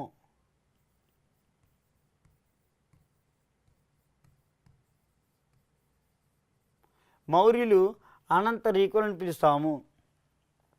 ఈ మౌర్యులు అనంతరీకులు అనబడుతున్నటువంటి వారు కుషాన్లు కానీ, శకులు కానీ, ఇండో గ్రీకులు కానీ, మరి శాతవాహనులు కానీ, చేర చోళ పాండ్య కానీ, మరి ఒరిస్సాలోను, మరి ఇక్కడ అప్పటికి ఒరిస్సా ప్రాంతంలో పరిపాలిస్తున్నటువంటి వారు మహామేఘులు. మహామేఘులు అంటాము. ఈ మహామేఘులు అనబడుతున్నటువంటి వారు ఇక్కడ పరిపాలిస్తున్నట్టు మనకి కనబడుతుంది. ఇవన్నీ ఎప్పుడు కనిపిస్తున్నాయి? అశోకుడు చనిపోయిన తర్వాత అశోకుని కాలం నుంచి రాజ్యంలో సంక్షోభం ఏర్పడి, అశోకుడి కాలంలో ఎప్పుడైతే సంక్షోభం ఏర్పడిందో, సంక్షోభం ఏర్పడిన అనతి కాలం నుంచి కూడాను, అంటే సంక్షోభము ఏర్పడిన తర్వాత నుంచి మనకి ప్రధానమైనటువంటి చరిత్ర కనపడుతుంది వీరి ద్వారాగా. అంటే దక్షిణ భారతదేశంలో వీరున్నారు, మరియు ఉత్తర భారతదేశంలో ఉన్నారు. ఇక్కడ చూసినట్లయితే కనుక శకులను చూడొచ్చును. ఇండో గ్రీకులు మొట్టమొదటిగా ఎవరిని చూడాలి? ఈ మౌర్యులు తర్వాత బాగా చదవాలి ఈ సబ్జెక్ట్ని. అంటే మౌర్యుల సబ్జెక్ట్ని ఎంత బాగా చదివితే మనకు అంత గ్రిప్ వస్తుంది. అంటే ఎలాంటి పరీక్షలు అయినా సరే దీని నుంచి ఖచ్చితంగా ప్రశ్న అనేది లేకుండా లేదు. కనుక మౌర్యులు అనబడుతున్నటువంటి వారు తర్వాత చూస్తే ఇండో గ్రీకులను చదవాలి.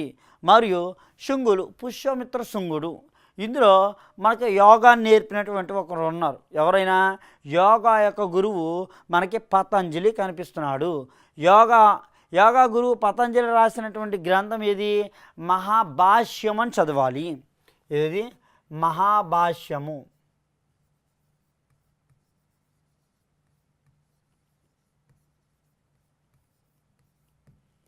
మహాభాష్యం అని చదవాలి. ఇంకొకటి ఉంది, రెండవది మహావిభాష్యం ఒకటి ఉంది. అది వసుమిత్రుడు రాశాడు. ఇక్కడ మహాభాష్యం కనపడుతుంది. అంటే మహాభాష్యాన్ని ఎవరు రాశారు? ఇక్కడ శుంగుల్లో ఉన్నటువంటి పుష్యమిత్ర శుంగుడు కనిపిస్తున్నాడు. రెండవదిగా ఇక్కడ కాణవ వంశం కనిపిస్తుంది. ఇది రెండో వంశం కాణవ వంశం. కాణవ వంశం చదవాలంటే శాతవాహనులు చదవాలి. రెండవదిగా ఇండో గ్రీకులు ఉంది. వీళ్ళ తర్వాత ఎవరు వచ్చారు? ఇండో గ్రీకులు. భారతదేశంలో బంగారు నాణం,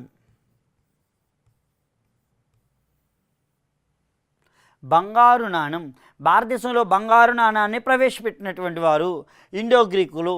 ఇండో గ్రీకుల్లో ప్రవేశపెట్టినటువంటి వాడు మీనాండర్ అని చదవాలి.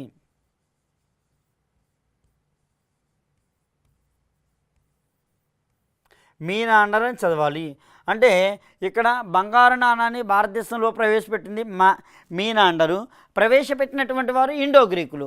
అంటే ఇక్కడ మీనాండర్కి ప్రవేశపెట్టాడు అనడానికి మనకి ప్రధానమైనటువంటి ఆధారము ఇతని కాలంలో ఉన్నటువంటి వాడు మీనాండర్కి సమకాలికుడు. అంటే మీనాండర్కి సమకాలికుడు ఎవరున్నారనేది చూస్తున్నట్లయితే కనుక మీనాండర్కి సమకాలికుడు నాగసేనుడు అని చదవాలి.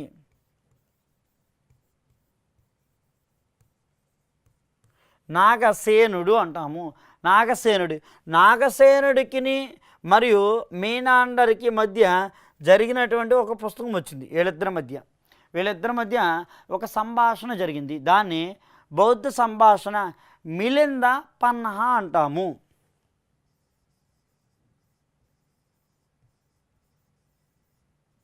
ఏది? మిలింద పన్హా అనే సంభాషణ అనేది రిలీజ్ చేయబడింది అని చెప్తాము. మిలింద పన్హా అనే పుస్తకంలో ఏముంది? ఇక్కడ నాగసేనుడు నాగసేనుడికి మీనాండర్కి మధ్య మిలింద పన్హా అనే పుస్తకము వేరు చేయబడింది. ఇప్పుడు మిలింద పన్హా అనే పుస్తకము దేని గురించి చెప్తుంది అంటే కనుక మిలింద పన్హా పుస్తకం దేని గురించి? బౌద్ధ మతాన్ని గురించి మనకి స్పష్టంగా ఉన్నది. కనుక ఇది చూసినట్లయితే కనుక సబ్జెక్టులోను ఇండో గ్రీకులు బంగారు నాణాన్ని ప్రవేశపెట్టారు. ఇండో గ్రీకులు భారతదేశంలో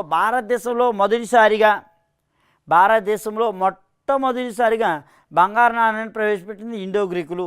భారతదేశంలో బంగారు నాణాలు ఎక్కువగా ముద్రించినటువంటి వారు గుప్తులు అనబడుతున్నటువంటి వారు కనబడుతున్నారు. కనుక ఇక్కడ చూసినట్లయితే మొదటిగాను మనకి ఇండో గ్రీకులు ఉన్నారు, తర్వాత శకులు ఉన్నారు.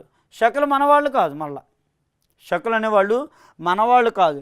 శకులు వీళ్ళు మొదటిగాను భారతదేశానికి రావడానికి చైనాతో వ్యాపారం చేశారు. ఎవరితో వ్యాపారం చేశారు? చైనాతో ఉన్నారు. చైనాలోనే ఉన్నారు, చైనా నుంచి భారతదేశానికి వస్తున్నారు. కనుక శకులను చైనాలో స్కిథియన్లో అని పిలుస్తారు.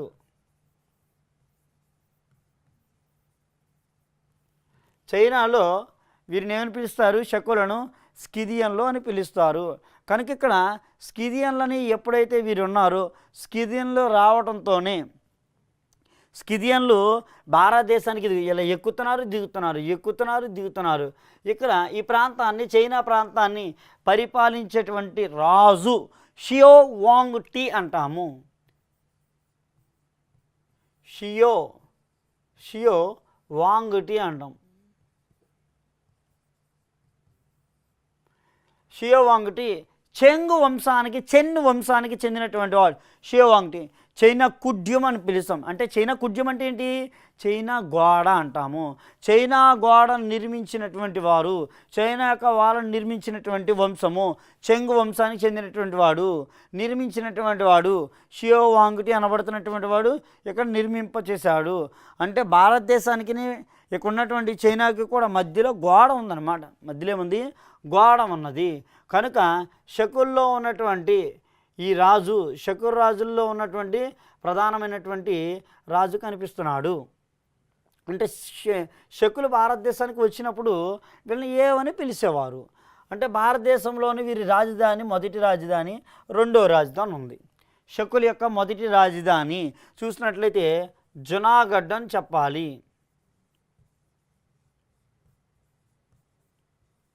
జునాగఢ్ అనగానే ఏమి రావాలంటే భారతదేశంలో అంగీకారము, ప్రజల అంగీకారం ద్వారా కలిసినటువంటి మనకి సంస్థానం అని చెప్పాలి. జునాగఢ్ అంటే మళ్ళొకటి హిస్టారికల్ బ్యాక్గ్రౌండ్లో ఏమి రావాలంటే భారతదేశంలోనూ మరియు ఇక్కడ మనకి మొట్టమొదటి జునాగఢ్ అన్న గిర్నార్ అన్న ఒక్కటే. జునాగఢ్ అన్న గిర్నార్ అన్న ఒక్కటే. అంటే జునాగఢ్ అనేది ఒక శాసనం ఉంది, ఒక ఇన్స్క్రిప్షన్. ఇది మొట్టమొదటి సంస్కృత శాసనం అని చెప్పాలి. సంస్కృత శాసనం జునాగఢ్ లేదా గిర్నారు రెండు ఒక్కటే. కనుక భారతదేశంలో ఉన్నటువంటి ఈ యొక్క మొట్టమొదటి సంస్కృత శాసనం, భారతదేశంలో మొట్టమొదటి సంస్కృత శాసనం ఎవరు వేయించారు? జునాగఢ్ శాసనాన్ని శకుల్లో ఉన్నటువంటి రుద్రదామనుడు అనేవాడు వేయించాడు, శకరాజు. మరి శకుల్లో ఉన్నటువంటి వంశస్థాపకుడు ఎవరు? శకుల్లో ఉన్నటువంటి వంశస్థాపకుడు మావూజ్ కనపడుతున్నాడు. ఎవరు? మావూజ్ కనపడుతున్నాడు. కనుక మొదటి రాజధాని జునాగఢ్, అది గుజరాత్లో ఉంది. రెండవ రాజధాని చూసినట్లయితే కనుక ఉజ్జయిని అంటాం. ఉజ్జయిని అనేది ఎక్కడుంది? మధ్యప్రదేశ్లో ఉన్నది. ఎక్కడుంది? మధ్యప్రదేశ్లో ఉంది. కాబట్టి ఇక్కడ సబ్జెక్టులోనూ మావూజ్ అనేవాడు ఉన్నాడు, మరి జునాగఢ్ రాజధాని పరిపాలించాడు. అలాగే ఉజ్జయిని ప్రాంతంలోనూ కొన్ని నాణాలు లభ్యమవుతున్నాయి. ఉజ్జయిని ప్రాంతంలోనూ వీరి యొక్క రాజధాని రెండో రాజధానిగా మార్చుకున్నారు అనడానికి కొన్ని ప్రముఖమైనటువంటి మనకు ఆధారాలు లభ్యమవుతున్నాయి. ఇక్కడ చూసినట్లయితే కనుక మౌర్యులు అయిపోతున్నారు, దాంతోపాటుగా మౌర్యుల అనంతరీకులు ఉన్నారు. అంటే మౌర్యుల యొక్క అనంతరీకుల్ని చూసినట్లయితే మౌర్యుల అనంతరీకుల్లో ఏ విధమైనటువంటి సంస్కరణలను అవలంబించారు, వీరు అవలంబించినటువంటి విధానాలు మనకి ఏ విధంగానూ కొనసాగించబడ్డాయి అనేది మనము చూడాలి. అంటే వీటితో పాటుగా ఎవరిని చదవాలని చెప్పాను మీకు? కుషాలను చదవాలి, శకులను చదవాలి. శకుల్లో చదివితే కనుక మనకి ఇద్దరు వ్యక్తులు. జునాగఢ్ వేయించినటువంటి ఆ జునాగఢ్ శాసనాన్ని ఎవరు వేయించారు? రుద్రదామనుడు. రెండో వాడు ఎవడున్నాడంటే కనుక ఇక్కడ దక్షిణ భారతదేశానికి వచ్చేయాలి, శాతవాహనులు చదవాలి. కాంటెంపరీ సబ్జెక్ట్ అంటాం. అంటే కాంటెంపరీకి ఇక్కడ శాతవాహనులతో పాటుగానే ఉత్తర భారతదేశంలో ఉన్నటువంటి వాడు అంటే కుషాన్ల రాజు అయినటువంటి వాడు, కుషాన్ రాజు కనిపిస్తున్నాడు. కాబట్టి ఇక్కడ మనము అశోకుని తర్వాత మరియు మౌర్యులు తర్వాత భారతదేశాన్ని పరిపాలించినటువంటి వారిలో ప్రముఖమైనటువంటి వారు, దక్షిణ భారతదేశాన్ని పరిపాలించినటువంటి ప్రముఖమైనటువంటి వారు ఎవరన్నట్లయితే కనుక శాతవాహనులను చదవాలి. కాబట్టి శాతవాహనులు ఎంత బాగా చదివితే కనుక సబ్జెక్టులో ఖచ్చితంగాను మనకి ఇక్కడ డిస్క్రిప్టివ్ మెథడ్ కాబట్టి ఎక్కడో చోటన క్వశ్చన్ కనిపిస్తూనే ఉంటుంది. ఓకే, ఇంతవరకు కూడా మనం మౌర్యుల్లో ఉన్నటువంటి మౌర్యుల గురించి, అశోకుడు ఏ విధాలుగాను భారతదేశంలోనూ తన యొక్క శాసనాల గురించి కానీ, అవలంబించినటువంటి విధానాలు కానీ, పరిపాలనా వ్యవస్థ గురించి అశోకుని గురించి తెలుసుకున్నాం. అలాగే అశోకుడు పరిపాలిస్తుండగాను అశోకునితో పాటుగా భారతదేశంలో ఉన్నటువంటి, అంటే భారతదేశంలోనూ ఇక్కడ ఏ రాజ్యాలు అశోకుని తర్వాత, అంటే మౌర్యుల తర్వాత వచ్చినటువంటి రాజ్యాలు, అంటే ఇక్కడ మనం వీటితో పాటుగానే దక్షిణ భారతదేశంలో ఉన్నటువంటి శాతవాహనులు అనబడుతున్నటువంటి రాజ్యాలను కూడా మనము చదవాలి. శాతవాహన రాజ్యం ఇక్కడ మీకు క్లుప్తంగా చెప్తాను. శాతవాహనులు అనేవాళ్ళు క్రీస్తుకు పూర్వము 225 నుంచి క్రీస్తుకి శకము ఏడి ఆఫ్టర్ ఇక్కడ ఎన్నోడామికల్ అని పిలుస్తాం. అంతేగాని చాలామంది చెప్పేటటువంటి ఈ సబ్జెక్ట్లోనూ ఏడి అంటే ఆఫ్టర్ డెత్ అంటారు. ఆఫ్టర్ డెత్ అని చదవకూడదు, ఎన్నోడామికల్ అనాలి. క్రీస్తుకు శకము 225 వరకు, అంటే ఎన్ని సంవత్సరాలు వచ్చింది ఇక్కడ? ఇంచుమించుగాను 450 సంవత్సరాలు. 450 సంవత్సరాలు ఇక్కడ పరిపాలించారు. శాతవాహనులు అనేవాళ్ళు పరిపాలించారు. శాతవాహనులు అనేవాళ్ళు సుమారుగా పరిపాలించినటువంటి కాలము 450 సంవత్సరాలు. వాస్తవంగా శాతవాహనులు పరిపాలించారని మనకి తెలియపరిచేటువంటి ఆధారాలు ఏమున్నాయి అంటే, దక్షిణ భారతదేశంలో ఇది దక్కన్ ప్లాట్యూ అని పిలుస్తాం. అంటే దక్షిణ భారతదేశం దక్కన్ పీఠభూమి అని పిలుస్తాము. ఈ దక్కన్ పీఠభూమిలోనూ మనకి శాతవాహనులు అనేవాళ్ళు కనపడుతున్నారు. శాతవాహనులు, ఈ శాతవాహనులు అనబడుతున్నటువంటి వీరు మొదటిగాను ఏ ప్రాంతాలని పరిపాలించారు. ఇప్పుడు శాతవాహనుల గురించి మనకి క్షుణ్ణంగా తెలుసుకోవాలంటే కొన్ని ఆధారాలు కావాలి. అందులో మనకి శాతవాహనుల గురించి ఆధారాలు ఏమున్నాయి? అసలు శాతవాహనుల గురించి ఆధారాలు, what is the sources of Satavahanas, అంటే శాతవాహనుల గురించి మనకి లభ్యమవుతున్నటువంటి, శాతవాహనుల గురించి తెలుసుకోవడానికి ఆధారాలు ఏవి మనకి దొరుకుతున్నాయి అన్నది మనం చూస్తే, మొదటిగాను వీరి యొక్క శాసనాలను చదువుకోవాల్సినది. శాసనాలు ఏమి ఉన్నాయి? రెండోదిగా నాణ్యాలు చదవాలి. ఇది నాణ్యాలని మనము చదువుకోవాలి. శాసనాలను చదవాలి, నాణ్యాలని చదవాలి. అలాగే వీరి గురించి రచనలు, అంటే ఏ రచనలు ఉన్నాయి? విదేశాల నుండి వచ్చే రచనలు ఏమైనా ఉన్నాయా? స్వదేశాల నుండి ఉండేటువంటి రచనలు ఉన్నాయా? విదేశీ రచనలు అంటాము. ఇక్కడ విదేశీ రచనలు మరియు స్వదేశీ రచనలు ఏమున్నాయి? స్వదేశీ రచనలు చదవాలి. ఇక వీరి గురించి వాదనలు, అంటే వీరి యొక్క మనకి ప్రత్యేకమైనటువంటి రాజధాని ఎక్కడ? శాతవాహనుల యొక్క రాజధానుల గురించి మనము చదవాలి. అంటే రాజధానులు మొదటిగా ఎక్కడెక్కడ ఉన్నాయి?